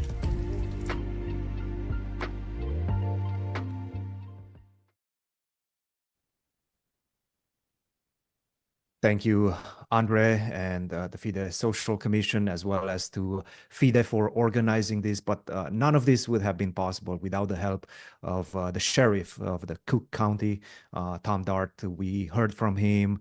He's very personal. He has an obvious connection to the program, and I'm sure for many years to come, he will continue doing an amazing job. So once again, thank you very much for all you do. This is an incredible social program. Anna, what's next on the agenda? On our agenda, yeah. So the first championship was held in 2021, and then there were only 32 teams participating. But this championship, the fourth one, has 117 teams. So there are a lot of teams, and that is why they are split in groups. There are many groups playing, and the teams are, some of them are comprised of men so from men jails. Some are women and some are youth teams. So there are less women and youth teams, but still 3 groups in the women's section, let's go this way, and 3 groups in the youth section. So quite a lot of teams altogether. So they're split into groups, and the Absolutely. Asian groups and European groups are already finished for today. In each group, 2 best teams qualified for tomorrow's playoffs. And tomorrow they will decide the 2 overall best teams that will play in the final. And now we can probably put up the results of the previous groups on our screens and see and check. That would be great to do. And as you just mentioned, Group 3, I know that Romania qualified from that alongside Norway, who I believe has won that group. In Group 4. That one was a very contested one. I see Romania once again, perhaps winning that one. I'm not 100% sure how it works in terms of whether one country can send more than one team, but Romania has done quite well in that one, 20 points, as you can see on your screen. Slovenia did really well in second position, 16.5, and Spain with a great result as well, 14.5. Can you tell us about Group 5, Anna? Yeah, but here Spain, unfortunately, even though they showed a great result, they're out of qualification. So only top 2 teams are qualifying for the next stage. So Group 5, we can see that Serbia is an absolute leader with 25.5 points. They just crushed Group 5. And then it's Armenia, where we know that Armenia has a great chess tradition, like overall in the country. They are working with youth, they are working with children in schools. They have an absolutely amazing men's team for the Olympiads that they won several of them. So these 2 teams, Serbia and Armenia, and it's actually Serbia 4, so it means they have quite a few teams participating in this event. That's amazing. They probably covered several prisons in the country with this program and managed to put up several teams. Malawi as well, with a great result, 16.5. Yeah, definitely worth mentioning. Yeah, that's a good result. Serbia and Armenia go further to the next stage. And Group 6, it seems like we have Croatia, who has dominated that group, but in fact not dominated, because as you can see, the score is very close to Georgia's score as well. 22.5 for Croatia, Georgia with 22 points. Definitely a highly contested group that was, but it does seem like Croatia and Georgia move on to the next stage. What about Group 7, Anna? Yeah, and before I move to Group 7, you mentioned Norway before, and I just see that somebody is asking in the chat if Magnus is playing. Well, fortunately for Magnus, he's not, because to be playing in this championship, you have to actually be an inmate. You have to be in prison right now at the moment. You cannot, if you are not anymore, then you cannot play. It's only for those who are incarcerated right now. So yeah, once again, it's a great social program to help those inmates, work together, but also preserve their individualism, because obviously chess is overall an individual sport, but we've heard the sheriff as well. It helps them cooperate with each other, and we know how important those type of initiatives are. So once again, thank you to everybody that's involved. I think this is a great thing for chess. It's a great thing for inmates as well. And in Group 7, the ones that cooperated the best was Team Serbia. Again, Serbia won this time, 27.5 points. I think that's so far this is the biggest score, right? I believe so. I believe so. Yeah. From all the scores that we had. Yeah, and you could also see for yourself the other teams that qualified from the other groups, the women's groups and the youth groups. So now we are witnessing the American groups. Yes. So the teams from the American continent. And again, we have several groups. So we have 3 groups for men, playing right now. We Group have 8, one group. Group 9, and Group 10, who Yeah. are for men, and we have some women's groups as well as youth. We will be Exactly. covering all of those in today's broadcast for the next 3 to 4 hours. Okay, so here now you can see on your screen the groups that we have playing right now. 3 men groups, 1 women, 1 youth. But in each group there are several teams. Most of them are from the American continent, but we can also see that Serbia has many teams. So I guess they didn't fit all the teams in the European groups. Yes, I see England as well is in the youth section. India as well in the youth section. So I'm very excited about all of these groups, and I'm very excited to see the inmates compete at the same time. Because And I've we been will- watching this broadcast before. I've watched it last night. This has been a marathon. We have been live for many, many hours with all these groups. But I have to say, it's a really cool feeling to see them compete and see them engaged in this very important project and competition. And I think it helps them a lot. Yeah, and I hope they certainly feel themselves as the stars Oh, of yes. today, because we can also, exactly as you said, we can physically see them through the camera view, sitting there, concentrating on their games, playing shoulder to shoulder next to each other and supporting each other. Yeah, and everybody, the world is watching. Well, I am a bit worried for this last group, the women's group, because there is Serbia there, and we can see that Serbia is just killing every group. So the only chance I think for the others is that it's a bit too late now in Serbia. So maybe the others Maybe they got can- tired, yeah? Yeah, maybe they got tired. you know. The North American teams have a lot of energy. They just woke up, had their coffee in the morning, and now hopefully they're ready to compete. So, but yes, as you mentioned, Serbia has been doing amazing in this competition. We know how good they are, and we've seen them even at the Olympiad. Serbia being one of the underdog stories of the Olympiad. They have the culture within Serbia, but of course, I cannot wait to see what the US teams are going to do, the Mexico teams are going to do. We have so many competing interests in this one, and competing nations with different styles as well. And, you know, maybe they have coaches within the system. Who knows? I mean, some people and some institutions, as we've heard from Tom, they take this thing seriously, Anna. Yeah, absolutely, of course. And I think we already have some games going, actually, like not just going, but even some results already. So I think you can try to put up some games. And meanwhile, let me tell you a little bit more about Serbia. So in Serbia, they started to organize chess tournaments in the correctional facilities relatively recently in 2021. But somehow it picked up really quickly, and they have a lot of prisons participating in the program. And already in the previous championship, they fielded 4 teams. And they had women's team, they had youth team, and they had 2 men's teams. Now we can see that they fielded even more teams.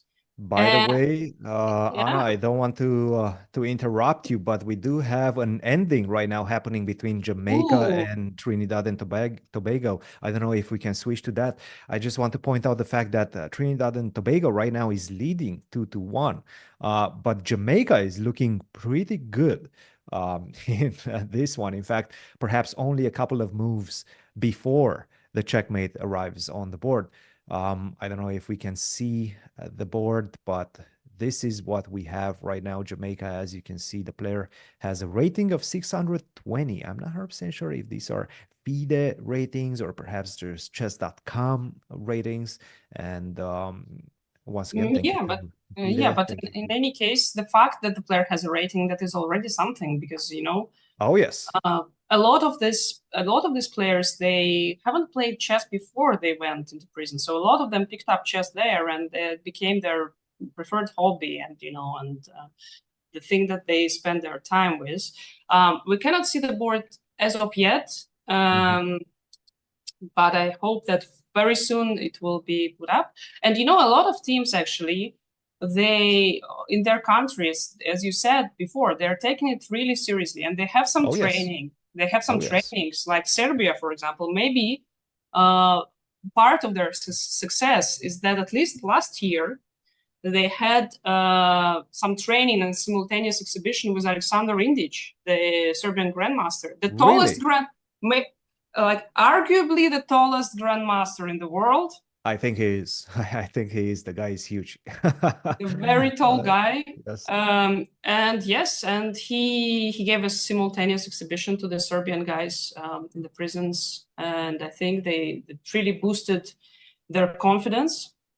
And many countries are doing things like this. So a lot of chess players, they are trying to give back to community, to participate in the social activities. And we hope that we can inspire even more professional chess players, to take part, to help the inmates, to help with other social activities.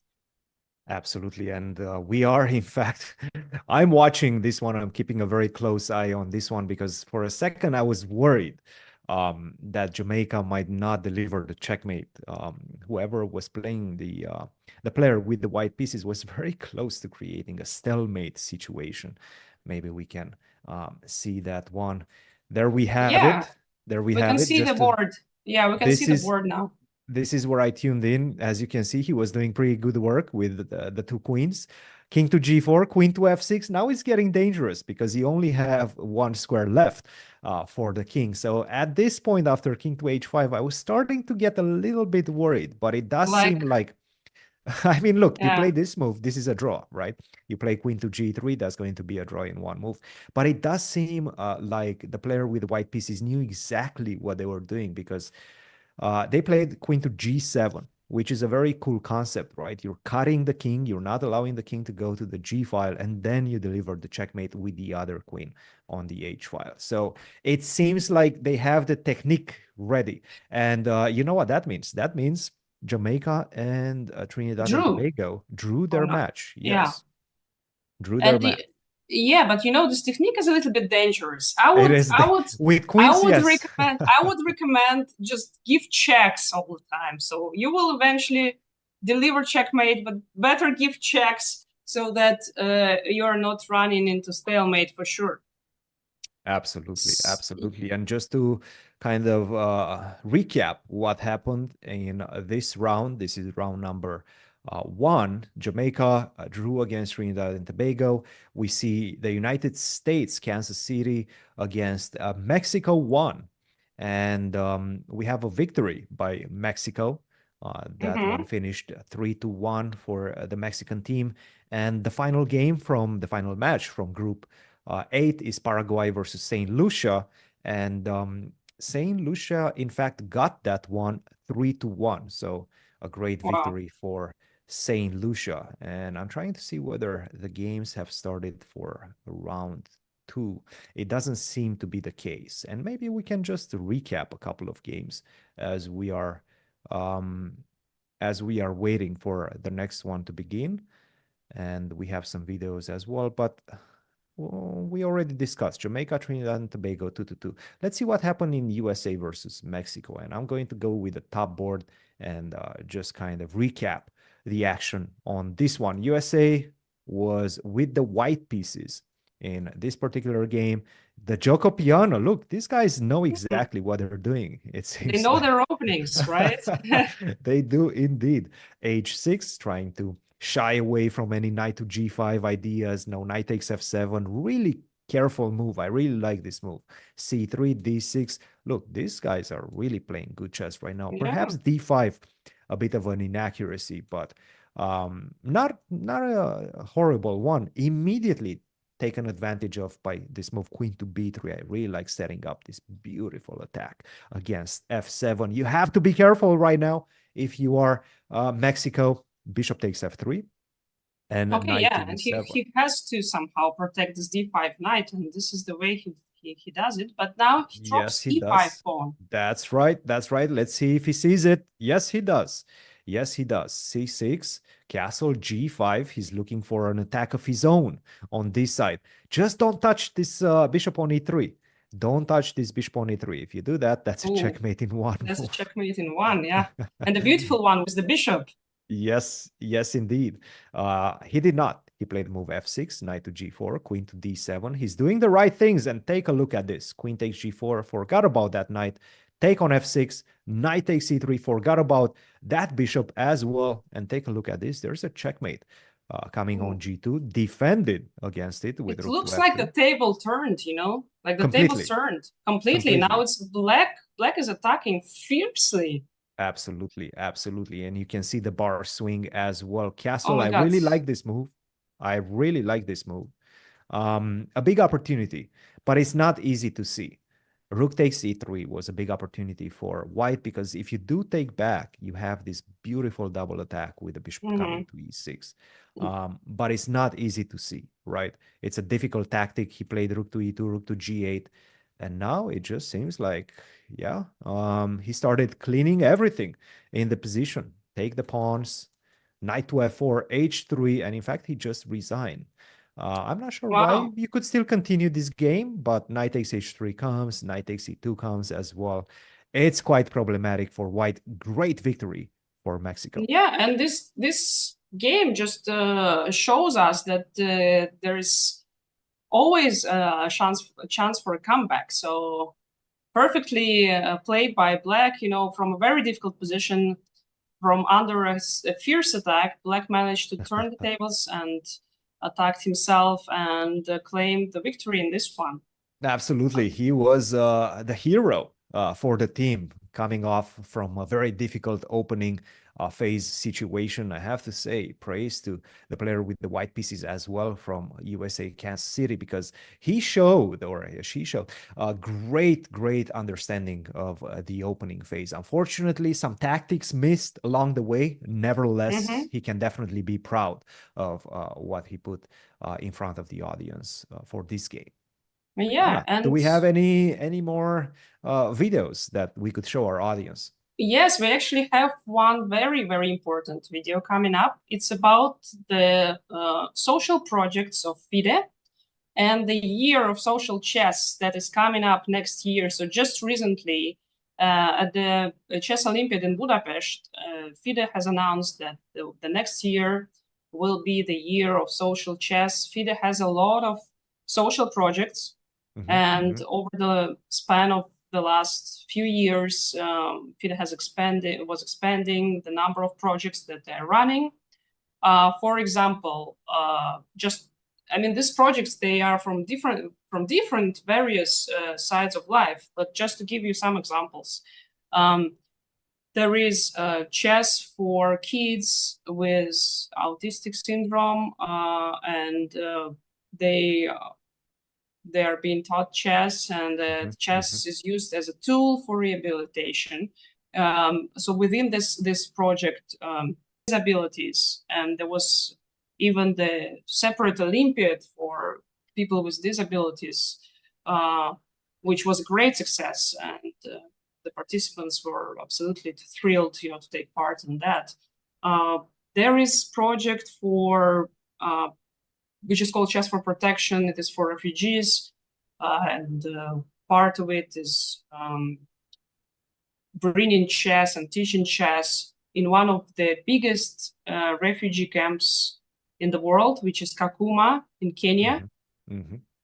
And there are many more. And of course, the one that we are covering today, Chess for Freedom. Chess for Freedom is also one of the social projects of FIDE. And so next year will be dedicated to social aspect of chess. And we invite everyone to take part, to do something more than you're usually doing for your communities. Go to schools, go to centers for elderly people, for some centers for less fortunate people, shelters, whatever you can find, and just bring chess there, because chess is a great tool for rehabilitation. Chess is a great tool for socialization, for developing soft skills. There's so many things chess can do, and we can do together. And now let's see the video that is dedicated to the social projects and to the year of social chess. Chess is more than just a game. It's a tool for empowerment, connection, and transformation. In 2025, FIDE is proud to launch the Year of Social Chess. We believe in the power of chess to bring about positive change, from therapy and education to rehabilitation and inclusion. Social chess is our way to build a better world. The Year of Social Chess will introduce groundbreaking initiatives across the globe. Monthly themes will address critical social challenges: chess for protection in refugee camps, chess for cognitive health among the elderly, and even chess for addiction recovery. Through this initiative, we are mobilizing communities, conducting research, and creating opportunities for all to experience the joy and impact of chess. Join us for online chess events, global conferences, and even a documentary film festival that will showcase the power of social chess. Let's make 2025 a year to remember. The Year of Social Chess is here. Let's change the world, one move at a time.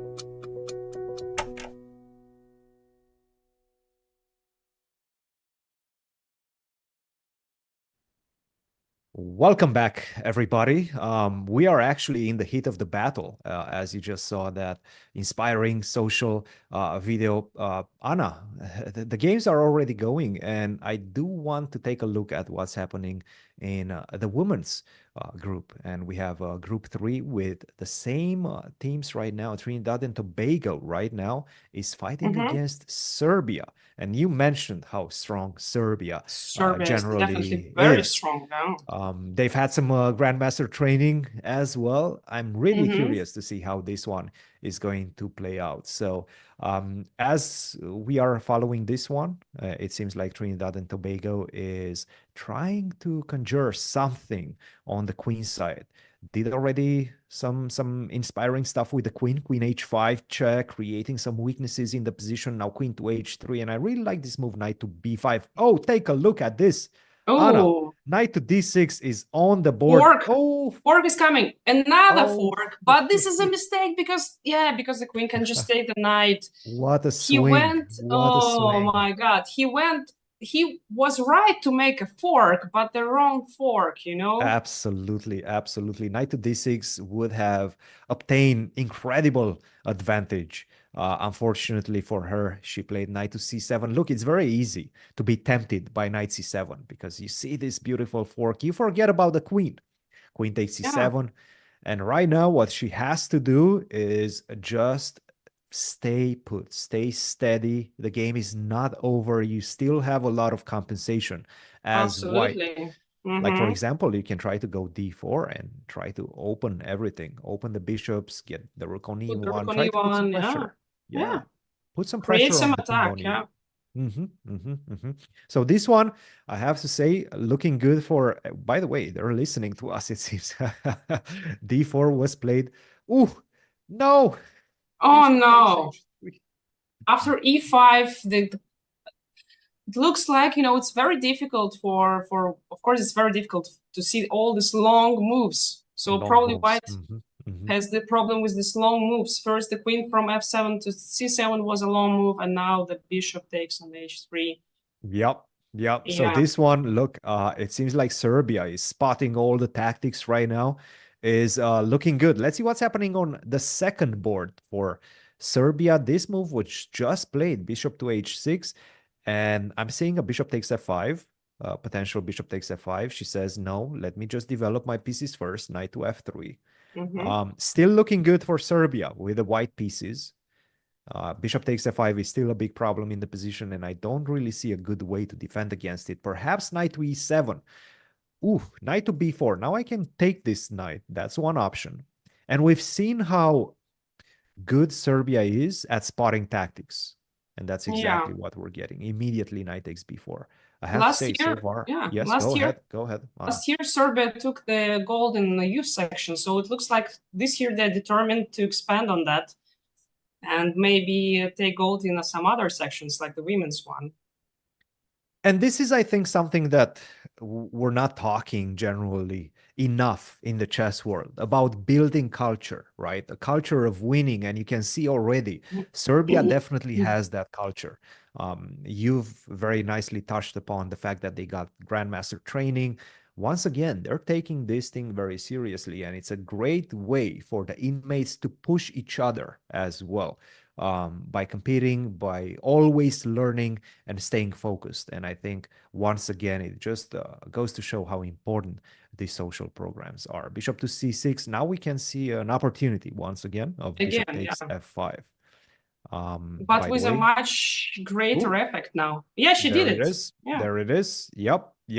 Look, they're really good at spotting this. I'm going to continue saying this, but that's because they are really good at spotting it. Queen to d7 and just simply take the queen on d7. This one is looking good for Serbia. And by the way, Serbia on board 1 already scored the victory. Let's see what's happening on board 3 right now. Trinidad and Tobago looking good on this one. That's an extra bishop for the player with the white pieces, and I see the opportunity. Let's go. And also some extra pawns, but who counts pawns at this point? You do have to be slightly careful right now, because I can see some rook to e1 followed by rook to e8, and then if you forget about it, the first rank what might become first rank problematic. mates. Yeah. Exactly. So king to f8, a discovery check offered, and agreed. Now king probably goes back, and white needs to somehow improve on that. But now rook e1 is just mate where is coming very soon.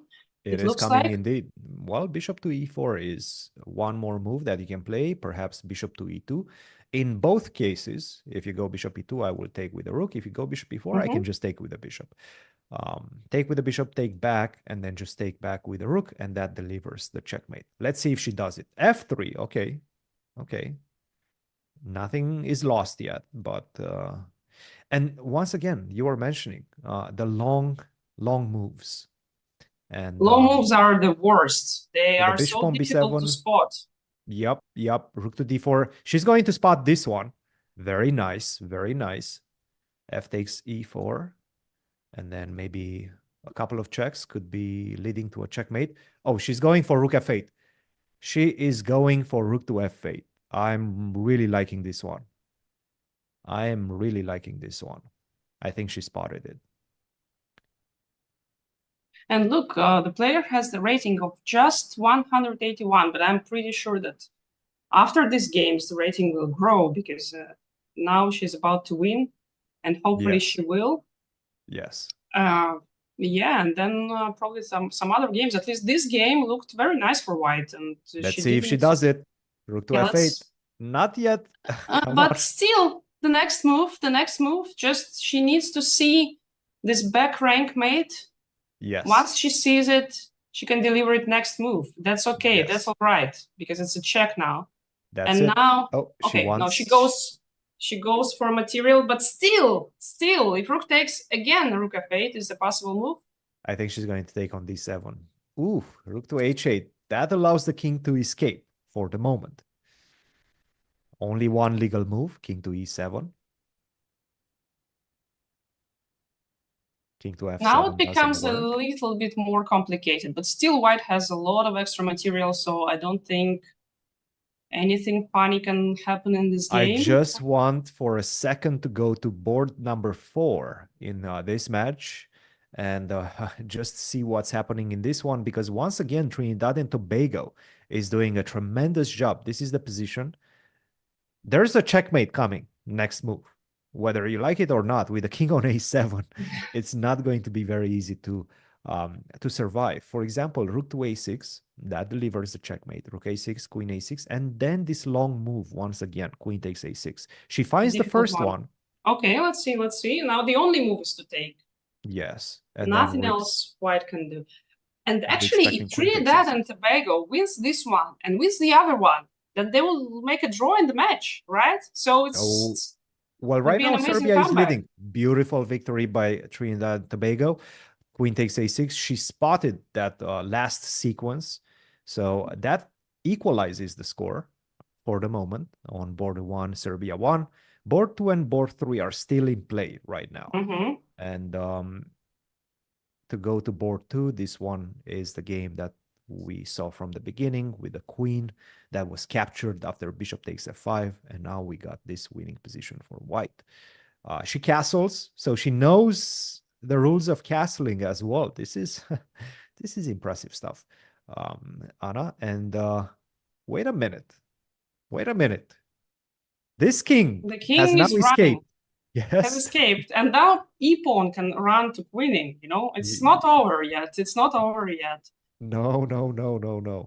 Nowhere close to being over. H3. One thing for sure that our players know is that how to fight till the very end, how to fight till the very last chance, and try to use all the chances. E3. I like this one. I like this one. I love Wait this a one minute. because now it's e2 and the pawn can, like, now. Be wherever careful. white goes, Be careful. That's a white very will good be very question. careful. E1. That's good. Okay. That's safe. That's safe. That is a good move. Very good move. And the problem is that c1 square is also covered by the bishop on g5, but it's not clear if this long move it's not easy to see it. So I would still play rook c7, trying to get to c1. Yeah, Rook to d4. d4. Rook to f3. That's once again a great move because it forces the black king to move away from the pawn, from the defense of the pawn, and then I can just pick it up. And I think she's going to do it. Rook to... Whoa. Be careful. King takes f3. There's a checkmate coming. If you're not careful, you're going to get checkmated. It is very important for white now to take this pawn on e2 finally. This pawn is too dangerous. White just needs to eliminate it. Okay. Excellent. She But did it. look, Anna, I'm seeing this one turn. In the last few moves, this one is turning around. So I'm a bit concerned about the player with the white pieces, whether she's going to be able, she's going to know how to convert her advantage. Now, a4 gives up a pawn. Potentially, we can come to a rook and the bishop against a rook endgame, which is, even for grandmasters, is not easy. Oh, so difficult. That's one of the most difficult endgames in chess, I have to say. From a practical perspective, it's so tough. By the way, rook takes e3 allows king takes g4. That attacks the bishop, and then I'm going to pick up the pawn on a4 as well. Anna, I think the player with the black pieces from Serbia might be able to save this one. Yes. Yeah, we will see. It's still not so okay, not so clear. But now rook takes a4 exactly, and at least black is supposed not to lose this one. But actually, you know, my money would be now on black. Because black has this pawn on a6. I agree. Pawn on a6, you know, which can become a queen. I agree. I completely agree. This pawn has potential. This pawn has potential, and this potential is and also this rook on the second rank is kind of cutting the king, which is also dangerous for white. You know, it presents some possibilities for a checkmate. For checkmate, yes, for a checkmate somehow. Absolutely. Look, for example, right now, king to e3. Yeah. Go king to e3. Checkmate. That's threatening a checkmate. And if you try to move the rook once again, that's going to be a checkmate in one. She spots it. King to f1. Very nicely played. Very nicely seen by Trinidad and Tobago. a5. And as we can see, she's doing the right thing. Serbia is looking really good on this one. a5, a4, a3, and at one point, you're going to have to answer the question of, are you going to allow my pawn to go to a2, or are you going to sacrifice your bishop for it? And I think the best thing that she can do is probably sacrifice the bishop. But the problem is that if she does that, because that's a team event, and they are down in score, so if she does that, then I think... it's still 1-1 right now. It's still 1-1 right now. Okay. That game with the queen up has not finished yet, but obviously we believe that Serbia... Look at this. Yeah. Rook takes a3, rook f3. This is... Yes! This is a great trap. Oh, this is a good trap. This is a great trap. So now if rook takes, then rook f3 wins the whole rook, and then, okay, white can win with a rook up. Now this is a moment, big moment. But yes, Okay, but that's Black fine. You can still spotted. go. Black spotted it, I think, because she didn't take right away. It means that she probably spotted it. That's true. That is true. Continue giving checks. Continue giving checks. And now if you go king to f3, now you can take. There's no more rook takes f3. Yes, no more rook f3, rook to d6, king to c4. That's counter check. We don't see this type of things very often, but that's a counter check. So you're getting out of check and you're delivering your own check at the same time. Just be careful not to get pushed too far away towards the corner, because then, you know, you have all sorts of checkmates available. Rook to d3. Maybe it's time for white, exactly, to just exchange these rooks and make the draw in this game. Yes, let's see if we're going to see rook takes a3. No, not yet. No, not yet. She wants to continue playing. King to b3. Rook to d3 once again. They still have a lot of time. You know, one thing that I notice in these games, that they actually are not really in time trouble. They keep their time. They're playing quite fast. They keep a lot of time. So this is what I'm generally not very happy with, because right now I can see this going wrong for Black. So maybe it was a moment, you know, to think a little bit, right, and try not to.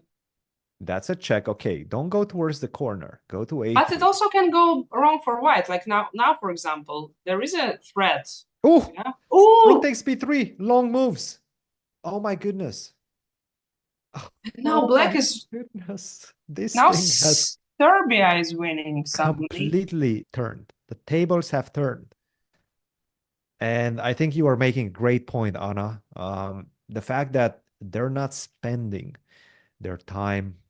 Look, it can be a good thing because you're not going to get yourself in time trouble situations. But also sometimes it can backfire. And we're seeing this one right now backfiring for the player with the white pieces. That's one of the things that Trinidad and Tobago has done very well. And in fact, on all boards, they've been playing great on the clock. But unfortunately, this one right now is not working in their favor. But I can tell you, these games are incredibly entertaining. And I don't know if I can return to the top level chess after that, because here you can see all the swings, you know, like the game is never over until it is over, until the clock is stopped and the score sheets are signed and that the result is there. Because at any moment, there could be some new developments and some absolutely crazy swings. Absolutely. Like here, for example, Black was being mated in just one move for a few moves in a row, right? Like 3-4 moves white could mate in one move. And now Black is winning. So this is a perfect example of the second chance in life. I mean, never.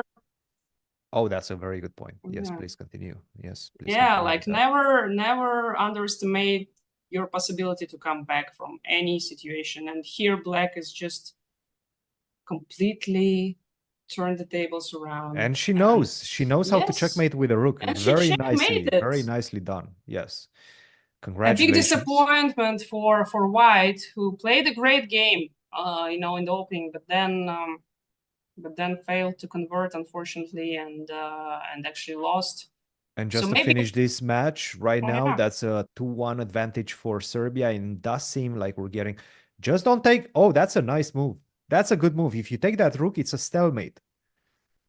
And she spots it. She spots it. She does not take the bait with h takes g5. She delivers the checkmate, which means that Serbia takes a commanding victory, 3-1 against Trinidad and Tobago. So but it was not an easy match at all. It was just so close, to be honest, on all the boards. So yeah, it's not it's not like Serbia totally dominated. It dominated on the score sheet, but not in the games. Absolutely. And let's take a look at what's happening also in the women's section. Round 2 has already started, and we have Mexico versus the United States. Perhaps we can take a look at what's happening in that one.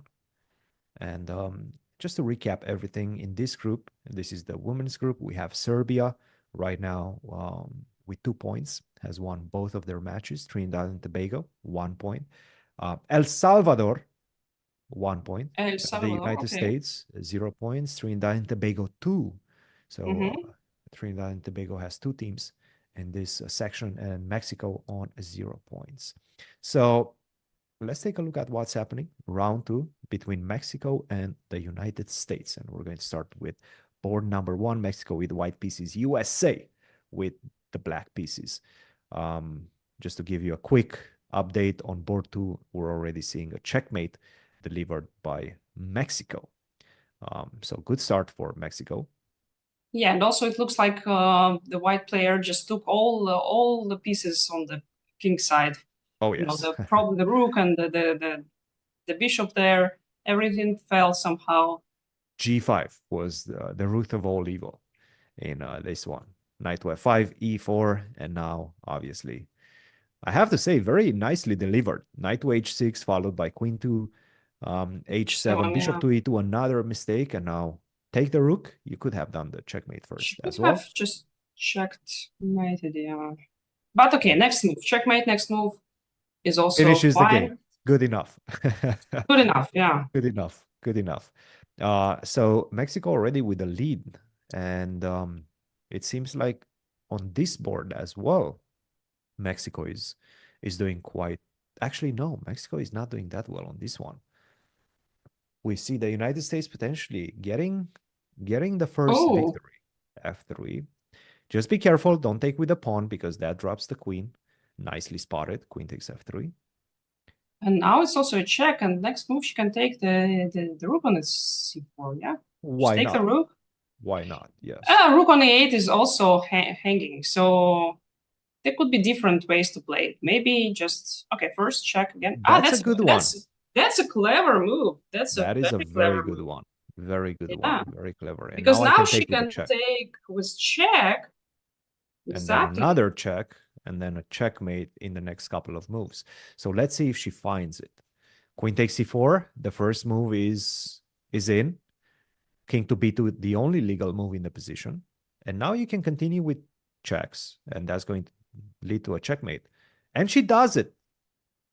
Amazing. I mean, let's see the finish. Will she be able to deliver the final moves, taking on c1 and then queen b2 check? Okay. That's it. Everything we check.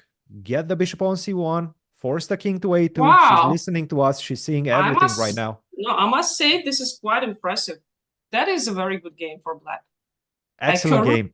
Her rook was hanging. She was not even paying attention to that because she was focused on her mission. She was delivering this checkmate with check, and finally amazing. Let's just review this because it's so beautiful and so well executed.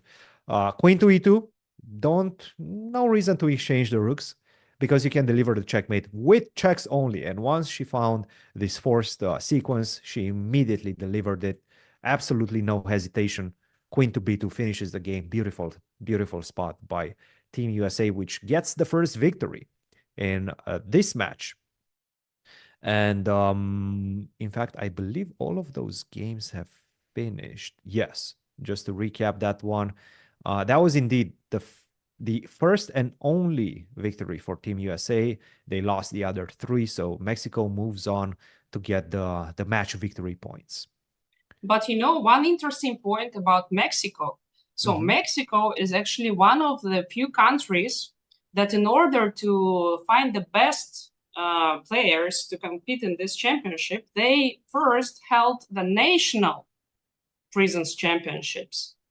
Wow. And the winners of those, they proceeded to represent the country in this international championship that we are seeing now. So that's quite a preparation, you know, that's quite a preparation. 142 inmates from 15 teams competed in the national championship for Mexico.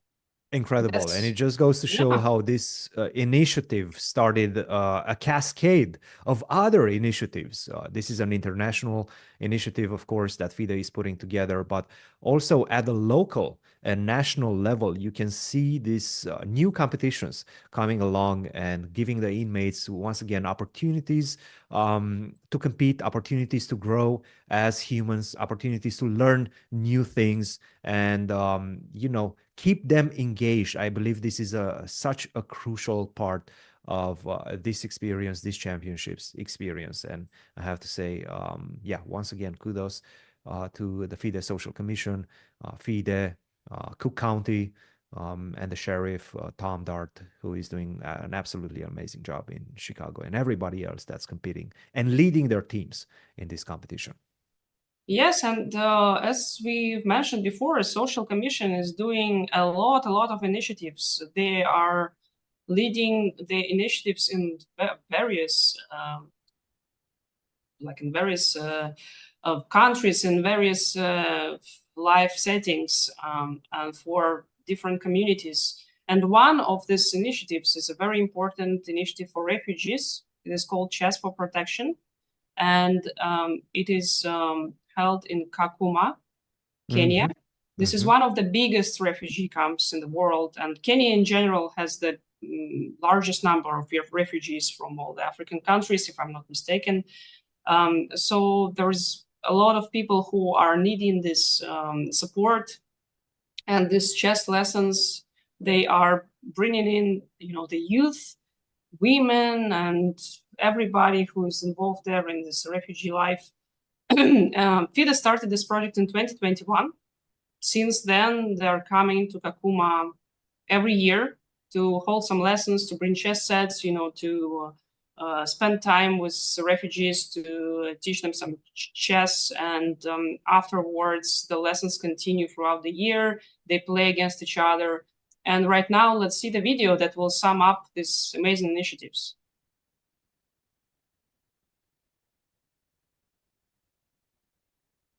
I'll be right back. I think the video...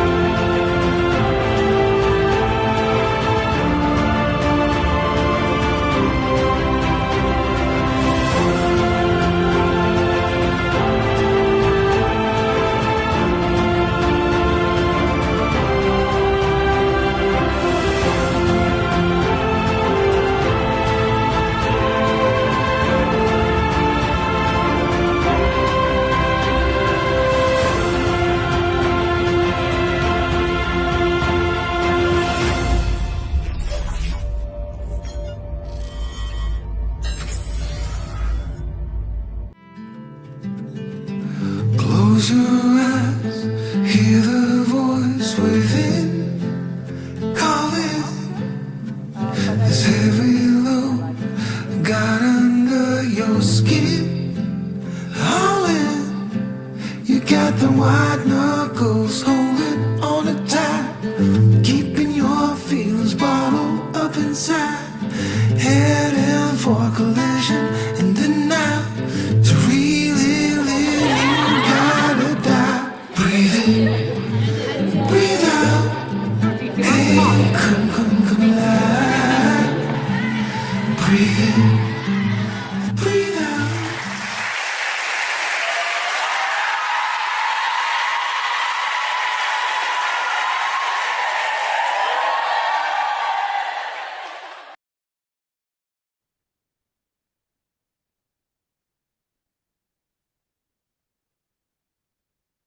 Welcome back.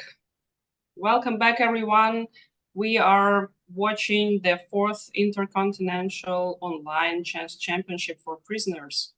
And we are now looking at the youth group because we Absolutely. have not... We've checked the open one, the men's. We've checked the women's as well, and now it's time to go with the youth. We have 3 groups, I believe, and right now we're watching group 3 in the youth. And to sum up the standings, this one is a group only comprising of 3 teams. That is Ecuador 1 and 2, and Trinidad and Tobago. So we're always going to have a team that's waiting on the sidelines, a team that's having a bye round. Right now, I believe we're just about to start round 3. Most of the games have already been completed in this group, but just to sum it up, as the standings show, Ecuador 1 right now has won both of their matches. Ecuador 2 and Trinidad and Tobago have lost their respective matches. So Ecuador 1 doing quite well in this one. And just to give you guys kind of a rundown of the first initial games, that was Trinidad and Tobago against Ecuador. Right now we don't have any games that are being played, but let's see how the players are generally. Oh, knight to e2, take a look at this. That's a big one, not spotted by Trinidad, by the Ecuadorian player with c5. You can continue. So black could just take the bishop, but didn't spot it. Yeah. And right now he's trying to perhaps do b5, right? Yes, he does. And c4. Okay. So he wants to take this bishop on his terms. Yes, he does. He wanted to build this beautiful spear with spear formation with the pawns. Queen to d3. Hey, look. What's better than a bishop? Might as well take the queen, right? And he does. Yeah, he spotted it. He does. You know, by the way, why Trinidad and Tobago has a youth team?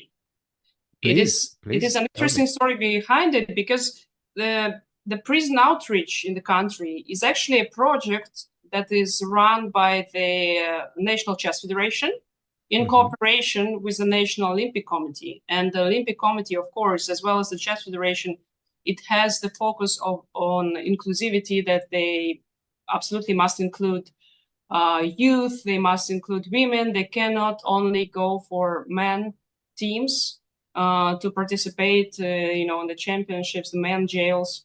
So that is why they also fielded the youth team and the women's team, and I think that is a very good indicator of the right values, that probably everyone should try to follow, and include more women and youth teams for the next edition, maybe.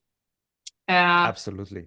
And another interesting thing about Trinidad and Tobago is that for that training, the Ministry of Digital Information of the country provided laptops so that the players could train and then use them for playing. So that was really an effort of different entities coming together, not just the Chess Federation, but also the National Olympic Committee and the Ministry of Information. So the teamwork was there, and now we'll hopefully see also the teamwork from the Trinidad and Tobago players. Absolutely. And, it once again goes to show how important it is to have this type of projects, because right now these inmates are being open to technology, open to a way to pursue growth as people. And this helps them, give them a focus that takes away from everything else that's perhaps bad within that ecosystem. So obviously this is once again a great initiative, opens them up to so many very important experiences. Yeah, that's an opportunity for growth. but also that's an opportunity to actually just take off this pressure, you know, being in the system. Yes. And just take some time for a nice hobby, you know, playing with your mates and communicating. And also this, it just takes off the pressure, which is extremely important for everyone. You know, the less tension, the more opportunities for growth, the more like open mind for some positive changes, positive things. So that is another aspect of chess in prisons that helps the inmates not just, you know, pursue some new goals, develop some soft skills, but also actually just take their mind off the situation that they are in a little bit. Exactly. Exactly. No, once again, and also the technological part. Look, technology is moving at an incredible speed. Being open to just simply using a laptop for any sort of a reason is just an incredible thing that these players can do. And absolutely, congratulations to Trinidad and Tobago for putting these type of initiatives together. And as you can see, they're sending a lot of teams to this competition. Right now, we're seeing live games in the youth section, Trinidad and Tobago, with the white pieces, in this case, against Ecuador too. And we're seeing quite an interesting maneuver. It seems like it's a pawn play for the moment. E4 followed by A3 and H3. In fact, let's see how this one played along. E4, E6, the French. Bishop to B5, C6. Okay, this bishop is getting kicked around. A3, queen to C7, and queen to B7. A lot of pawn play. E5. Okay, okay. So white has played bishop B5, bishop C4, bishop F1, and outside of that, just pawn moves. What do we think of this one, Anna? I think that we all know that it's very important to develop your pieces and not just make the pawn moves. But I must say that black also hasn't developed so far. I mean, black also only developed the queen, and again, we know that it's better not to move your queen too much in the opening. So I would say so far, even though both players are not exactly following the opening principles, maybe making a little bit too many pawn moves, they are still on par. You know, both sides hasn't developed yet. So let's see. Now white starts developing the knight to e2. Probably going somewhere else further on so that the bishop can get open again. Or maybe he will try to fianchetto the bishop, which can be not such a great idea, but we will see. Yeah, so far 2 knights developed. The pawn is now hanging. This is the problem when you're this is the problem when you're pushing the pawns too much, then they can easily get attacked, you know, and get undermined because like in this French kind of.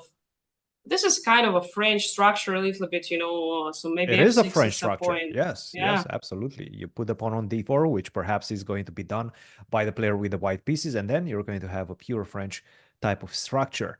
Yeah, But cool. black says no, D4. I like Black this play move. D4. I love this move. That is an amazing move. It's like black is giving up the pawn, but opens up this very nice diagonal, opens up this very nice D5 square for himself.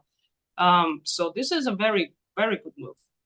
Absolutely, and I want to take this opportunity to thank the platform that we're playing on, chess.com, for hosting the championship, as well as Nebojša Baralic, who is the chief arbiter and makes sure that everything goes smoothly in this game. So thank you guys for all the support. Now, I'm seeing some developments. Anna, look at this. Ecuador in this one with the white pieces. First of all, I just simply don't see the queen for black. So where's the queen? Yeah. Something must have happened with the queen. Let's take a look. We're starting off from the beginning. Took the queen out for right. Queen to G6, F5, and now queen to G3. A bit, yes. Adventurous, a bit adventurous. Yes, take on G3, take on F5, knight to E5, and now you can see some nice checks landing on the horizon. He says no checks. Knight to F3. And this is what we have right now. Bishop to A6. Current position. The knights on the sides, perhaps not best placed. Look, he showed you the way with the black pieces. Get the queen out, right? And that's exactly what white should be doing in this case. But right now, I mean, bishop to G3, you have only one legal move. Rook to F2. You're not in a checkmate pattern yet. but Can you're you not- imagine if you're this getting close rook, to that. if this rook was not there, that would be such a beautiful mate, actually. Like, Let's just show, like, for example, if you lose a tempo, you play a3, that's a checkmate in one move. yeah. With the And I bishops don't, cutting the board. and I don't really think that White actually saw it. So I think White got a little bit lucky, because if White saw it, then White would probably move the king to f2. You know, that makes a lot of sense to escape this checkmate. Yes. Yes. Now, Absolutely. Black can be tempted to take a rook, but it's better to take the knight first, because the rook will not go anywhere. It is pinned, but the knight can go away. So it's really, yeah, so that is what Black is doing, taking the knight first. Queen h5 would be a nice spot, and probably an important one, because otherwise you're allowing this bishop to stay on the board. Knight to c3. Now he understands, look, the knights are on the side. They're not doing a tremendous job. You don't have a way to use them, utilize them in the best path forward. And he plays e4. I like this move. Look, if you don't see queen to h5, perhaps he's a bit reluctant to go with the queen out. At least open up the center. g4, that perhaps forces, look, this pawn is Now right now Black- looking threatening. Black is gambling a little bit, because this pawn can be taken, but if not, and this is what happened, White didn't take the pawn, then he's it gonna can go can G3. become really dangerous. G3. Oh, yes. Oh, yes. Oh, yes. I'm G3, starting and to see. I can see how it can lead to trouble for White. Like, let's say G3, for example, Queen D2, and then you're in trouble. Oh, this is even more. Yeah, this would be even. You play a normal better move, for right? You move the rook away. Immediately Yeah. G2 is coming, G1, and you're in big danger of, in fact, losing the position. So, So a big moment maybe, right now. yeah, maybe after G3, no, if you played F5. Because I was thinking F5? maybe after G3, as White, I would just give away this bishop, you know, just to make sure that nothing happens, nothing funny happens there, and then I can finally take out my queen and continue playing. The important thing here is White has an extra queen. So if you have an extra piece, you have some extra material, use it. You Use it. should use it, yes. It is not like, if you don't use it, then it is useless. Like, you don't, there is no point in having this extra material if you're not really using it. Like, No, I need to stop you for a Oh, second. no. He just Oh, played no. queen to e2. He's using the he- queen, but really on the worst square. And now Because- he would just tell, what, Anna, what did you say? You told me to use it. I used it. And now I don't have it anymore. Like, Oh, my why did you goodness. do this to me? Let's see. That Oh, he was didn't not- spot it. He That did was not my spot it. intention. That was not my intention. He did not spot it.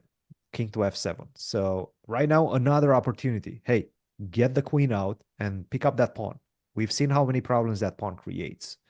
Pick up that pawn right now. Yeah, let's see if this happens. Oh, no. Oh, no. He didn't see. And again, but this is a very long move. So I'm not sure Rook to g8 this was is played. happening. Rook to g8 was played, defending the pawn on g4, and now starting to push. But if still, necessary. to be honest, I think that is looking quite dangerous for White. Like, everything is scrambled in the center. This king is still quite vulnerable, and even without a queen, Black has a lot of attacking opportunities. And an So- easy plan as well. And, yeah, which is And it also does quite seem important. like White does not really know exactly what to do right now. You see this knight shuffling back and forth, knight to a4, knight to c3. That's not the way to do it. But perhaps what he's looking to do is, in fact, go knight b2, knight d3, knight d5. Maybe that's a That's a maneuver long that- way. That's a long way. But knight d4. That's a checkmate, close to a checkmate deliverance via. Oh my goodness, mate in one. Now, knight f3 is That's a finishing the game. checkmate in But that's- one move. But that's not an easy one. Did he play it? Yes. Did he just play it? Yes. Oh, amazing. yes. Amazing Knight- game for Trinidad and Tobago, I must say. Knight to f3. You might be wondering, why is this a checkmate? Can't I take the rook with the rook from f2, f3? Nope, that's an illegal move because the bishop on h4 is pinning the rook to the king. So this is a checkmate. It's almost, I don't even know if he actually understood when he played the move knight to f3 that it was a checkmate. Maybe but he just wanted to take the queen on d2. I think that was the case because he had the opportunity to utilize this bishop, right? But he didn't. So perhaps he didn't realize that this bishop is cutting the escape of the king. So very nicely spotted. by the player with the black Yeah, but pieces. this is how chess rewards you. If you are attacking, if you are doing the right like active attacking moves, then eventually you might checkmate your opponent even without realizing, because you are just doing everything right, taking Yes. out your pieces in the active positions. So Black really played a good game here. Yeah. And that gives a victory, important victory, because Ecuador, if I'm not mistaken, they're leading this competition so far. Ecuador won with 2 points, Ecuador 2, no points, but Ecuador 1 is the one leading. That's an important victory for Trinidad and Tobago to try to win this match. Mm-hmm. And in this one is very close. This one is a very close match. Ecuador with white pieces trying to utilize the couple of rooks, the 2 rooks, and the bishop on the dark squares. Bishop to g5, king to d6. Now we're seeing perhaps a rook to d8 check potential in the position, maybe even bishop to f6, try to displace this knight. This knight is a very good piece in the center of the board.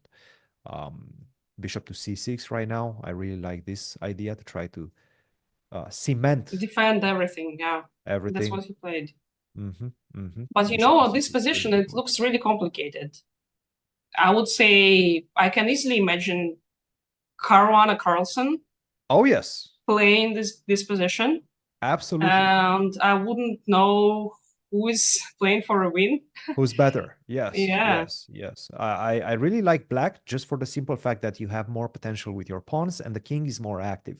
Now, you could make the argument that the king being active could also be a liability because maybe the king is in danger. But I don't think white has enough pieces to deliver the checkmate or deliver some sort of hindrance to the king. So king c5, b3, follow it up, and just use the king to try to push the pawn to promotion. I think this is, excuse me for that. I think this is the idea. g5. And another thing which is important, here you can see that white has a rook for a knight, which is called an exchange in chess. So white is exchange up. But the thing with exchanges is that it is a material advantage for one side, the side with a rook. But on the other hand, it doesn't mean that you have some extra pieces. Like there's still the same number of pieces on the board. So it is always not easy to play with an extra exchange. Like you have a rook, but I have a knight, you know. So it means that black is not really down a lot of material. Also with these 2 pawns, no material right now. Backing him up, you know. So it's all fine for black material wise, you know. Oh, absolutely. And it's really a very close game. Absolutely. And king to d4 now. This king is headed towards d3. I liked it more on b5 for the simple fact that you allow the opportunity of involving the other pawn into the game and opening up the bishop with d4. He plays king to d4, g6, and king to e4. Yeah, but he's following the Steinitz device, you know, the first world champion, Wilhelm Steinitz. He famously said that you should use your king in both attack and defense, you know, like use the king as a strong piece and its attacking and defending opportunities. And this is what black is actually doing here. You know, this king is super active. Yes, absolutely. King to d3. And now d4. This is the idea. Hey, give me one more move. Allow me one more move, and I will play the move d4. I'll open up this bishop. And this is going to come with tremendous consequences. I'm just going to give you an example. Now I go d4, you go back to g1.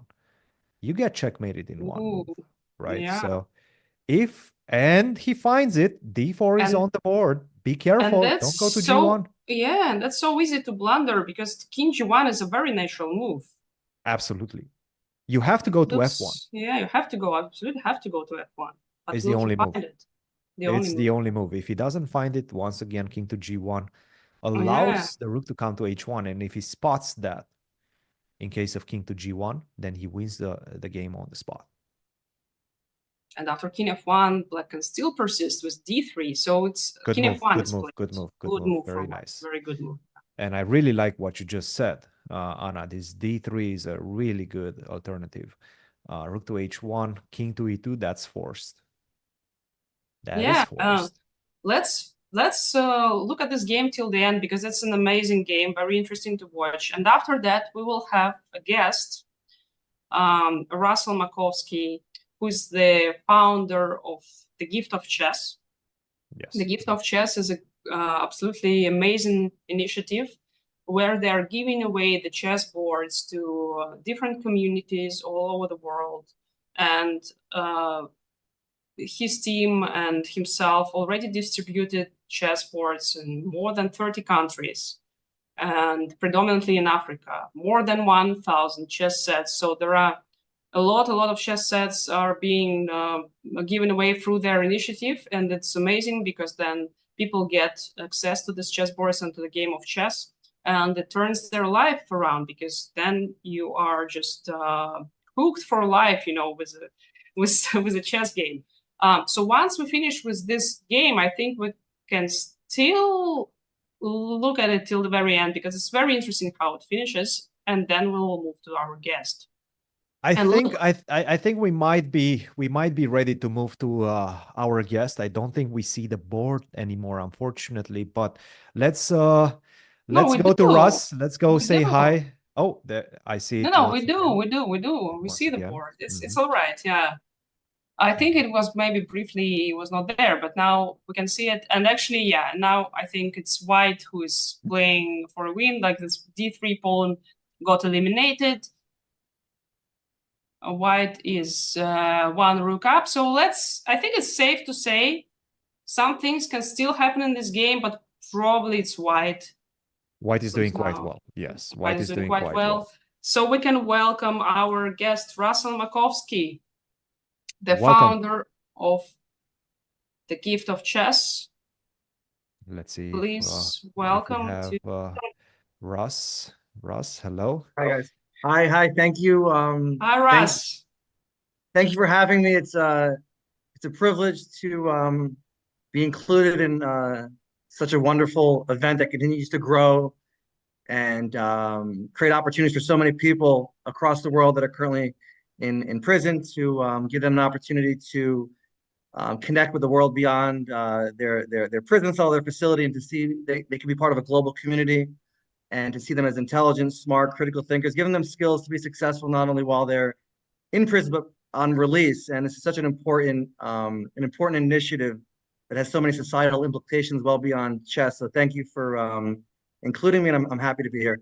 And Russ, you have done such an amazing job promoting chess across the world, promoting the love of chess across the world with your initiative. Tell us a bit about your project, the Gift of Chess, and what you guys have done in the year since the inception. Well, I think, it goes back to when I was a child, and my grandmother, when I was 6 years old, she gave me my very own chess set. And it was a gift that has given me so much in my life, intellectually, giving me a space to think critically, to be creative, but also surrounded me by a community of people that's truly inspired me all over the world. I'm on a call now that's includes a global community in places that are far beyond where I grew up. I'm now calling people friends, and even on this call, Dr. Corman's a dear friend of mine, and he lives in Chicago. I'm in New York. But through the game of chess, we've developed a strong friendship, and just that the essence of that has been a thread throughout my entire life. And I got involved in chess education in New York in 2007 and 2008, providing school programs. And once again, it was just the more that we got chess in front of children, the great outcomes would come. We didn't invent the game of chess; it was just getting greater access to the game to more students. And every time we introduced chess in a thoughtful way to students, magic would happen over and over and over again. Lives were being transformed, communities were being built, kids were becoming critical thinkers, opportunities were being sparked. And then we went into COVID, and all of our programs in New York were shut because of the pandemic. And our programs, we had 10,000 students in New York that went online overnight. And our response was to move them virtually. So we used technology adapts well to the game of chess. So we moved our program online for a year and a half. What happened was the physical connectivity of the game of chess was lost, and our communities began to fray, because the game of chess, at the very essence, is a two-player game, and there's nothing more human than sitting across from another person and sharing, in just being together in those moments. The game of chess is the convergence point, but what happens beyond that is life. and moments and joy and shared ideas. And so our community began to fray because we even though we had the game of chess that plays very well online, the community aspect of sitting across the board from somebody was truly lost during those moments of COVID. So came up with the idea of purchasing 10,000 chess sets from China, bringing them into the United States and giving every one of our students that was siloed in their own apartments across New York City, we're in a very difficult time, their own chess sets so they can play and take what they've been learning virtually online during the last year and a half. And then maybe they can bring that and they can share that with a friend or their siblings or an aunt or uncle and just give them an entry point to reconnect physically and to give them a way to do that through the game of chess. And we called it the gift of chess. You know, the gift is always, the chess has always been a gift to me. And we felt like we were giving some these 10,000 students a gift, you know. And as it began to evolve, people all over the world started to see what we were doing with this idea of giving chess as a gift, not only to create, you know, space for critical thought, but to create relationships and connect people. And I connected with a gentleman at that time by the name of Tony Ballard. Tony Ballard was serving a 25-year sentence in the state of Kansas. And his brother, Lamar, is a dear friend of mine. And on his birthday, he said, you know, Tony, on your birthday, I'm going to introduce you to my good friend. He's a real chess champion. He's in New York, and his name is Russ. So me and Tony began to play chess while he was incarcerated in his facility in Kansas. We started playing chess on the phone. I would set up my board in New York. He'd set it up over there, and we would play for hours. And the funny part was, you know, when I said the game of chess has been a gift, I enjoyed those moments so much because it was a very difficult time for me. And I don't know if you guys ever found chess to be therapeutic, where you can disappear. For sure. Absolutely, yeah. You can disappear into a game of chess. It was funny. My wife's like, hey, what about me? You're not speaking to me anymore. You're playing chess with Tony like all the time. And what's up? And I was like, I just find it's just such a space for me just to play chess and to talk and to just to find some solace. So those early moments coming out of COVID, we would play chess every day, multiple times a day. We were quite competitive. Tony, if he, you know, if you say we're going to cross the street, he wants to beat you across the street. He's like pretty competitive kind of guy. So I would beat him and he would beat me, and you know, he would study and we would analyze the games. And a friendship was born. But I also shared that we were doing chess and giving the gift of chess to students across New York as a way to help them reconnect physically in a difficult time. And he said, Russ, I've been doing chess in prisons for the last many years. And in my darkest moments, when I was alone in solitary confinement with 23 hours alone by myself, you know, all I had was me and my chessboard. I didn't even have a chessboard. What I had, you know, was toilet paper that would make it to a chessboard. But that's where I found hope and opportunity. That's been my entry point to kind of my rehabilitation was with the game of chess. So he told me that he said, I think that the game of chess is a cognitive rehabilitation tool that we can use to change lives for those that are incarcerated across the United States. And he once told me that penicillin was discovered because mold was left out, and they repurposed mold to create penicillin, and the guy won a Nobel Peace Prize and saved millions of lives. He said, I think chess is a tool in plain sight in the prison system that we can use to create cognitive rehabilitation for those who are incarcerated, give them the skills to be successful, not only in prison, but on release, but it also has incredible ability for mental health and confidence and helping people in prison that normally wouldn't connect with each other, say people from rival gangs or rival communities, to sit across the board and see each other as a little more human and to connect. So it has all these incredible tools, and it's been in plain sight in the prisons for all these years. But he said, listen, I've been doing programming. And I said to Tony, after we developed a friendship, I said, do you want to become the director of prison outreach on behalf of the Gift of Chess? We will make it a commitment as one of our core pillars of our Checkmates distribution going forward that we are going to reach prisons at scale. Well, sure enough, fast forward, you know that we're in nearly 300 prisons in the United States. You know, do you know that our chess programs and chess sets have reached prisons in probably 15 countries all over the world? And do you know that today, because of those early conversations, there's 5 countries in Africa and the United States that have teams because of our outreach with the Gift of Chess. They're now competing and giving those people that are incarcerated an opportunity of a lifetime. You know, amazing job.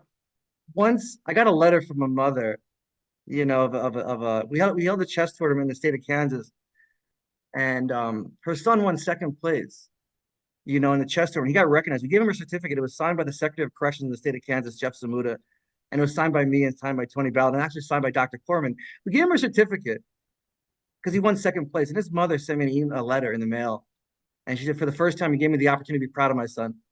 You know, he's you know, that was like, I was like, Are you telling me that the simple entry point of chess and the chess competition could give these people all over the world today something that they can be proud of for themselves, maybe for their children, maybe for a spouse, maybe for the first time they're going to be recognized for something that's positive and intelligent, and how powerful that is, to their rehabilitation space. So when their mom told me that, her son all these years, and for the first time, us putting a simple chess set out and recognizing him for a tournament gave her the opportunity to be proud of her son. And she was telling all of her friends and all of his relatives that, how well he's doing because he placed and he got a certificate in the chess tournament. It really spoke volumes. And I've received thousands of letters in the mail, because we're in so many prisons in the United States, saying that what we take for granted, a simple chess that we have access to, we play it all the time.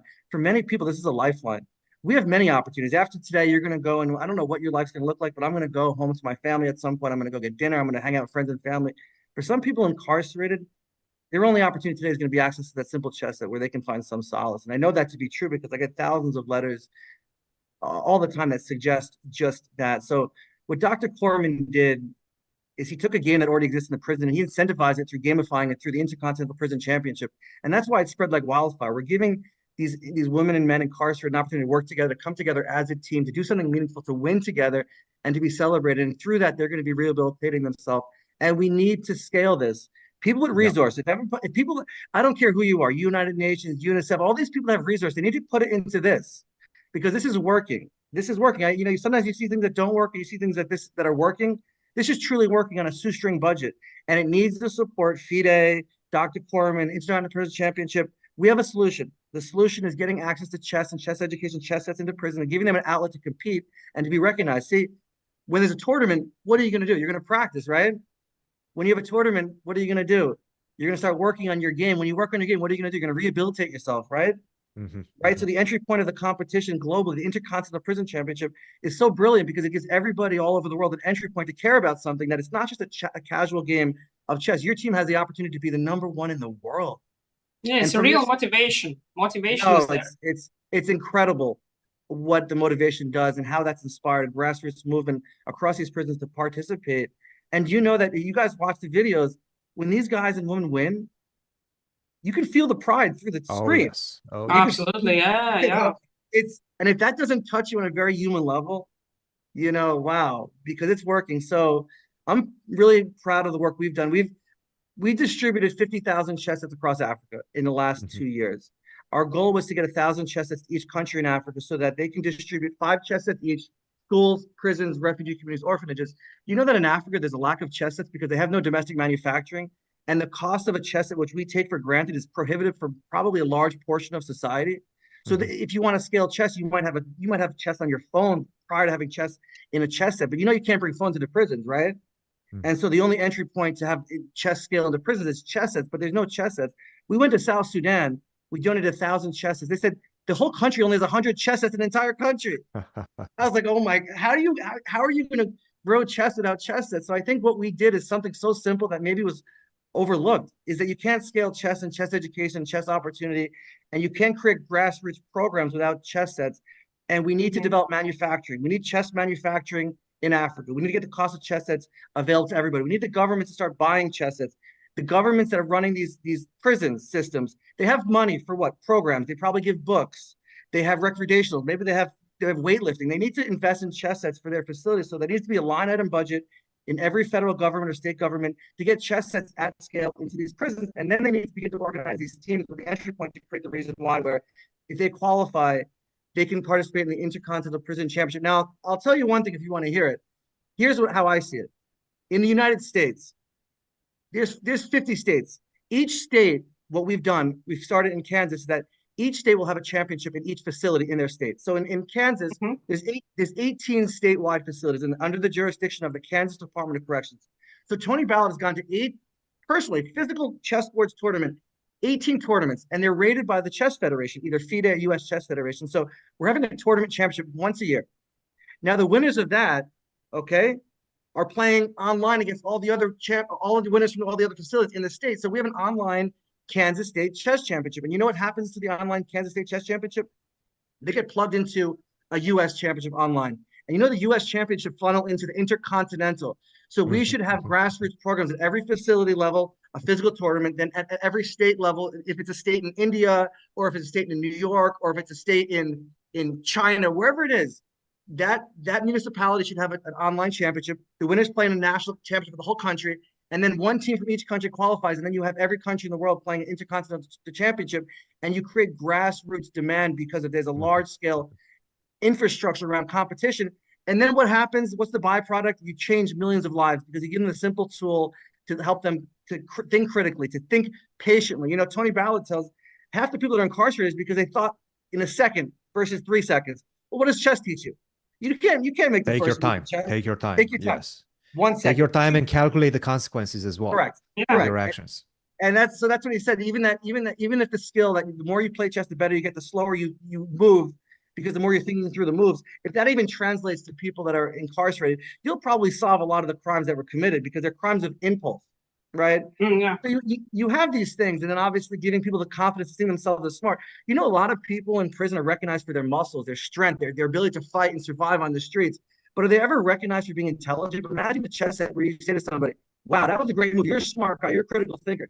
You don't think that person would be like, oh, wow, maybe for the first time that I could use my brain to contribute to society versus using maybe my yeah, fists then he can or create a new identity for himself, like that I'm a smart guy.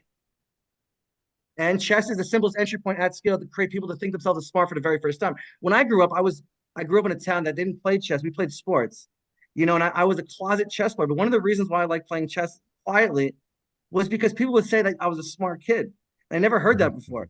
They said, wow, that was a really great move. And what was really That's great motivating for you, of course. Well, when my grandfather told me that, who I wanted nothing more than my grandfather to recognize me, because he was, you know, he was the patriarch of the family. And when he was sitting and watching me play chess, he says, Russ, that was a very smart move. You're a clever young boy. Wow. I could maybe credit that to a lot of the things that I've done intellectually, because in my community at home, you hit it. If you got chess, you got beat up, you know, well, you weren't playing chess a lot. So but giving me the opportunity to be recognized for being intelligent was transformative for me. And I think if we gamify it, bring chess to the forefront, all the skills, and then really institutionalize it at the city, state, national level, global level, and then get chess sets into every facility in the world so they can create grassroots programs so that when they want to train for the Intercontinental Prison Championship, they have chess clubs and chess programs and the resources there where they can play. And so that's the gift of chess. I want to give a big shout out to a couple of people. I want to thank Dr. Corman. He's a dear friend. I'm truly inspired by the work that he's done. And he's an innovator. And he took the first step. Who organizes a global event? Well, Dr. Corman did, and it was because he had an idea and he dared greatly to make it happen. And look what it's grown into. I want to also thank Susan Namagali. She's the global head of the Gifted Chess, and she's led an incredible team. She got Malawi, but how difficult it is to get some of these teams to play in this tournament. I don't know if you realize how hard it is to get internet, and how hard it is to get computers, and how hard it is to get the authorities to approve such a thing. So what you see on a one-day thing, it's taken years of movement to get things that turn out to be one day. And she doesn't do it for herself. She does it for the men and women that are playing today. They'll have an opportunity. Maybe they can change their life. I also want to thank Phyllis from Nairobi.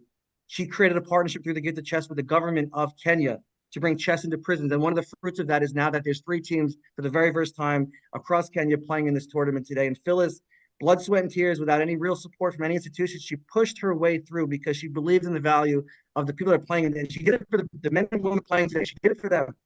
And if you're listening to this, you should support her. Find out Phyllis, and it would be the greatest investment of your lifetime if you were to support what she's doing, because what she's doing truly works. I also want to recognize Charles, who's in Ghana, and he has a team playing. He sent me a photograph just recently, and he's got his team there, and they got their team shirts on, and they're excited. And so I'm so proud. I'm so proud of all of our people all over the world. I'm so proud of the FIDE for what you guys have done, and Dr. Corman, and I'm proud to be a part of it. And I hope if anybody listens, like I always say, you can reach out to me. My email is info@thegiftofchess.org. And we want to get chess sets to every prison facility in the world. Our goal is to distribute 1 million chess sets globally by the year 2030. But that's just the beginning. You deal. How are you guys doing on that, Ross? I actually wanted to ask you on that, because obviously your story is very inspiring, but your mission is also very inspiring as well. 1 million chessboards until 2030. How are you guys doing on? We're doing well. We're about 125,000 chess sets in. Ooh, that's not bad. That's not bad. Hey, listen, you got to start somewhere, right? But that's already 1/10, even more than that. So it's not bad at all. It's very good. I believe deeply in the work. and I invite anybody to come alongside of us. But you know, when you find purpose, and I find purpose through the I'll never meet the people today that are playing that have been benefiting from it, but I know they are, and that's enough for me to keep on pushing. And it's not just me. We have a team of people that have dedicated their lives to this project. I'm sitting here in New York with a gentleman by the name of Tunde Anakoya. I don't know, I'm sure if you guys are familiar with I his was work. just about to ask you about him Absolutely. because I know you're doing tremendous work He's with a him as very, well. very famous guy also in the world of social chess. Hello, Tunde. Hello, everyone. Good afternoon. Good afternoon. Nice to see you too. There's two amazing men side by side. Thank you very much for the work that you're doing. That's really inspiring, and not only it helps the people that you're helping, but I hope very much that it inspires more people to start returning to the community. Some people in the chess world to give back to the communities, you know, to whatever they can do, you know, to teach somebody to play chess, to donate a chessboard, to give some lessons, whatever. Yeah, I think you inspire a lot of people, and that's amazing. Thank you very much for being with us today. Thanks, guys. Yeah. Now, Thanks. what's interesting is Nigeria is one of the largest countries in the world, well over 200 million people, and Tunde has created widespread awareness about the power of chess to transform lives of children, of people that are marginalized in different communities. But he's got the attention of the prison authorities in Nigeria as well, and he's launching a project across prison facilities in Nigeria. I don't know, Tunde, if there's anything that you can share about some of that. Yeah, so we're doing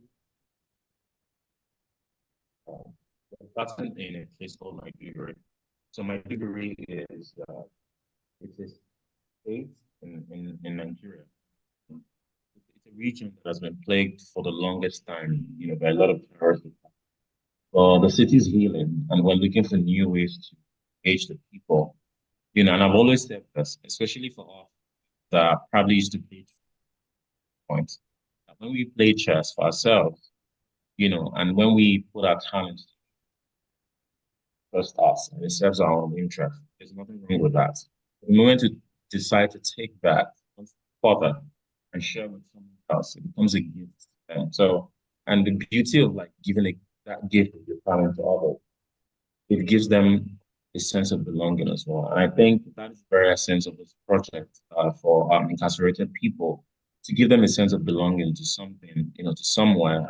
Ross and I have been to this island, one of the most dangerous prisons in the world, and you know, we had such a very intimate moment just by playing chess and then sharing, you know, our ideas with them on that day. And we also replicate this, you know, with our project with the United Nations in Nigeria for the prison. And hopefully next year they will be good enough to join in the tournament. So, but we're just starting out, and I leave for Nigeria this evening, and I think the project is in November, so we're going to kick in November.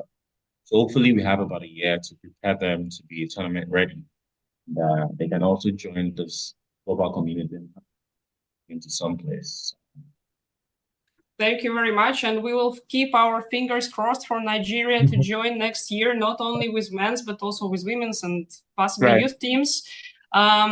And thank you for joining us. Can I share one more quick story, or are we up? Sure. Yeah. Sure, absolutely. So we've never told this story, but I'll tell it quickly. So in New York City, it's the largest correctional facility in the United States. It's just outside New York. It's called Rikers Island, and it's a place of great despair. I don't know if you've heard about it, but of course, they're trying to close it.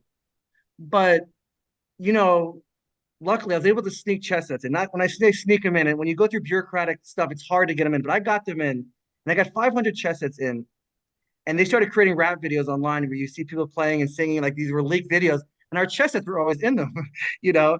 And I didn't know whatever happened to the chess sets, because we went there with Tyrone Davis and we distributed chess sets. And I went into the cells, you know, as a civilian.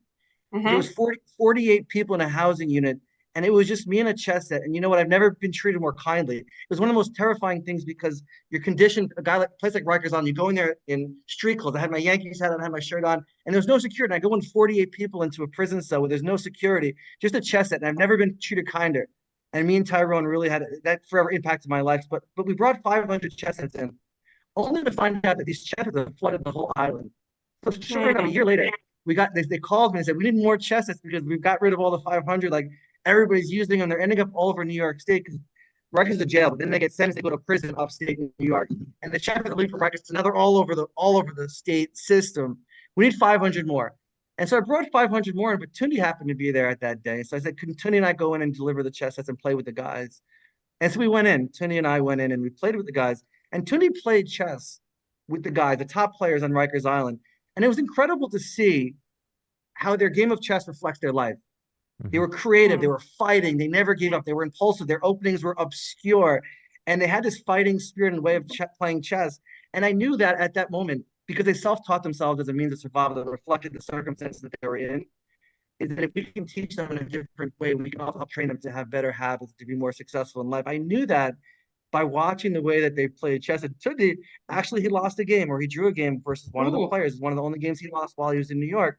And these players are fighters because their life represents fighting. If you have a fighting spirit, you certainly can contribute to society. If you can point that fighting spirit in a direction, the intelligence obviously there, the savvy, the willingness to learn. And I just thought in that moment, seeing how their game reflected their life, that if we were able to teach them to be more thoughtful, because in all the games he played, they blundered in the most obscure positions, because when things got tough or when things got tight, they all made critical mistakes in most of the moments. And I noticed that the blunders were significant and they always got upset. And I said, and it was just another instance in their life where they made another mistake. But imagine using the game of chess metaphorically to correct some of those ideas. I just saw incredible potential. So that's our story from Rikers. We got in, we got out. We gave another 500 chess sets, and we organized a championship. You guys will like this, called the King and Queen of Rikers Island. So there's 8 housing units in Rikers Island. So each housing unit had a championship where they played against each other. And then all the 8 units came together, and then we had an island-wide chess championship. We call it the King and Queen of Rikers Island. And the last thing I'll say is obviously, I think, in chess, I think chess gives people the opportunity to experience well beyond the 4 walls of a prison cell. And I've never been in the 4 walls of a prison cell, but if you can think of what it's like to be there for 23 hours a day, 1 hour out, and what the game of chess means for those people in those moments, again, what's appeal to you? Help us to get more chess sets for more people, because I know there's a lack of chess sets, and I know chess sets are highly valued. So help us bridge that gap, help us change lives, and thank you for your continued support, and good luck to all the teams playing. I look forward to a great day of chess. So thank you for having me. Russ, Tunde, thank you very much for joining us, and thank you for doing what you're doing, and your mission is inspiring a lot of people across the world. So once again, thank you very much, and thank you for joining us. See you guys, and keep moving forward. Thank you so much. That was really inspiring, and actually my wish would be to Russ to hear this phrase, we need more chess sets more often. That it doesn't mean that he brought not enough. It means that everybody is so eager to play, everybody is picking it up, and they need more. And I hope he will hear it again and again, that they need more chess sets. This is super inspiring, not just for the people who are getting the chess sets, for the inmates, but also for all of us. The energy is there. We could all feel it, and I am really inspired. I hope you are too, and whoever is watching. And let's move on to the chess. Let's do some chess. We're actually watching Group 10, a group that we haven't followed. We followed Group 8 from the men's section. We followed the women's and the youth. And right now, let's take a look at what's happening in Group 10. We have, just to give an overview of Group 10, we have El Salvador, who right now is leading the dance with 3 points. Colombia, the second team of Colombia with 2.5 points. Mexico 3 with 1.5. Trinidad and Tobago with 1 point, and Grenada as well is participating in Group 10. So exciting matches all around. This is a match between right now Colombia and El Salvador, and right now El Salvador and Colombia are tied 1-1. One win for each, and this one alongside this other game, we'll cover that in just a second. But this one, Colombia is in the lead. I have to say They are looking close to delivering the checkmate. I'm trying to figure out exactly where that checkmate is, because I know queen to h6 looks tempting, but it's not a checkmate. You're allowing He's me dropping a rook, to take on unfortunately. f6. Yes, yes, absolutely. But we can go rook to h6 perhaps. By the way, I Pressing just want to on this pawn. Yeah, sure. I just Go want ahead. to point out this fact. The rook takes h5. Look at this beautiful Ooh, that is beautiful. tactic. You take, I go queen to h6. So very nicely spotted. Rook h5, king g7, and now rook to h6. That was my suggestion. And that he's is what he following played, it. right? Mm-hmm. It wasn't the best move, by the way. He did have a checkmate by force in 3 moves. Rook takes g6, rook to h6, king to g7, and queen to f6. That would deliver the checkmate by force. But rook h6 is good enough. In fact, right now, rook to f7, you can continue taking. Yeah, but rook to f7 is a good move because it prevents the checkmate at once. And Yes. white still has to finish off this game. It's not yet checkmate in 1-2 moves. Absolutely. This would be one way to finish the game, more or less by force. You have a couple of options. Obviously, queen takes d6 wins as well, followed by rook to e6. Everything leads to a position in which you're most likely going to get an extra queen. But let's see if he spots it. Rook takes f7 first. Rook to h7. Look at this. This is the way he proceeded. It's very good, and the most important is that also he's now placing his queen behind this passed pawn for black. So he will take this passed pawn, and there is no chance for black after that, because this passed pawn was somewhat of a chance, to run to queening, but not anymore. Absolutely, absolutely. And I just want to point out the fact that these two players, their ratings are quite high. 1,200 for the player from Colombia, 1,500 from El Salvador. So definitely showing that they've been practicing, they've been training, and, perhaps using some of the gift of chess boards. Who knows? But Who knows? I just Yeah. want to point out the fact that their story is so inspiring, and their mission to give 1 million chess sets by 2030. That's an incredible statement that Ross and Tunde are making with their mission. Yeah, hopefully they will achieve it. It's definitely a very ambitious goal. But with the help of the communities all around the world, they can do it. And now h5. Nice, No, nice he little decided, moment right there. Yeah, he decided to grab a pawn. Well, also a way to go, just look at grab that all the emotion that pawns. we're seeing. Look at that emotion between the inmates and teammates as well. You could see them clapping each other, congratulating each other for delivering an important victory. Queen to g6. That's a checkmate in 1 move. And Colombia player delivers for his team. Beautiful finish. And I have to say, a very, I wouldn't necessarily call it precise 100%, but I'm very impressed with the way these players have played this one. Yeah, and as you said, the ratings are quite high. So they are really training a lot, it seems, and playing some online games, I guess, or maybe playing a lot between themselves. And this pays off, definitely pays off. And of course, the team spirit. Yes, when you know that your mates are behind you, that they are happy to help, they're happy to clap your wins, then you are definitely motivated to go further and to do more. Absolutely, absolutely. This is something I love to see.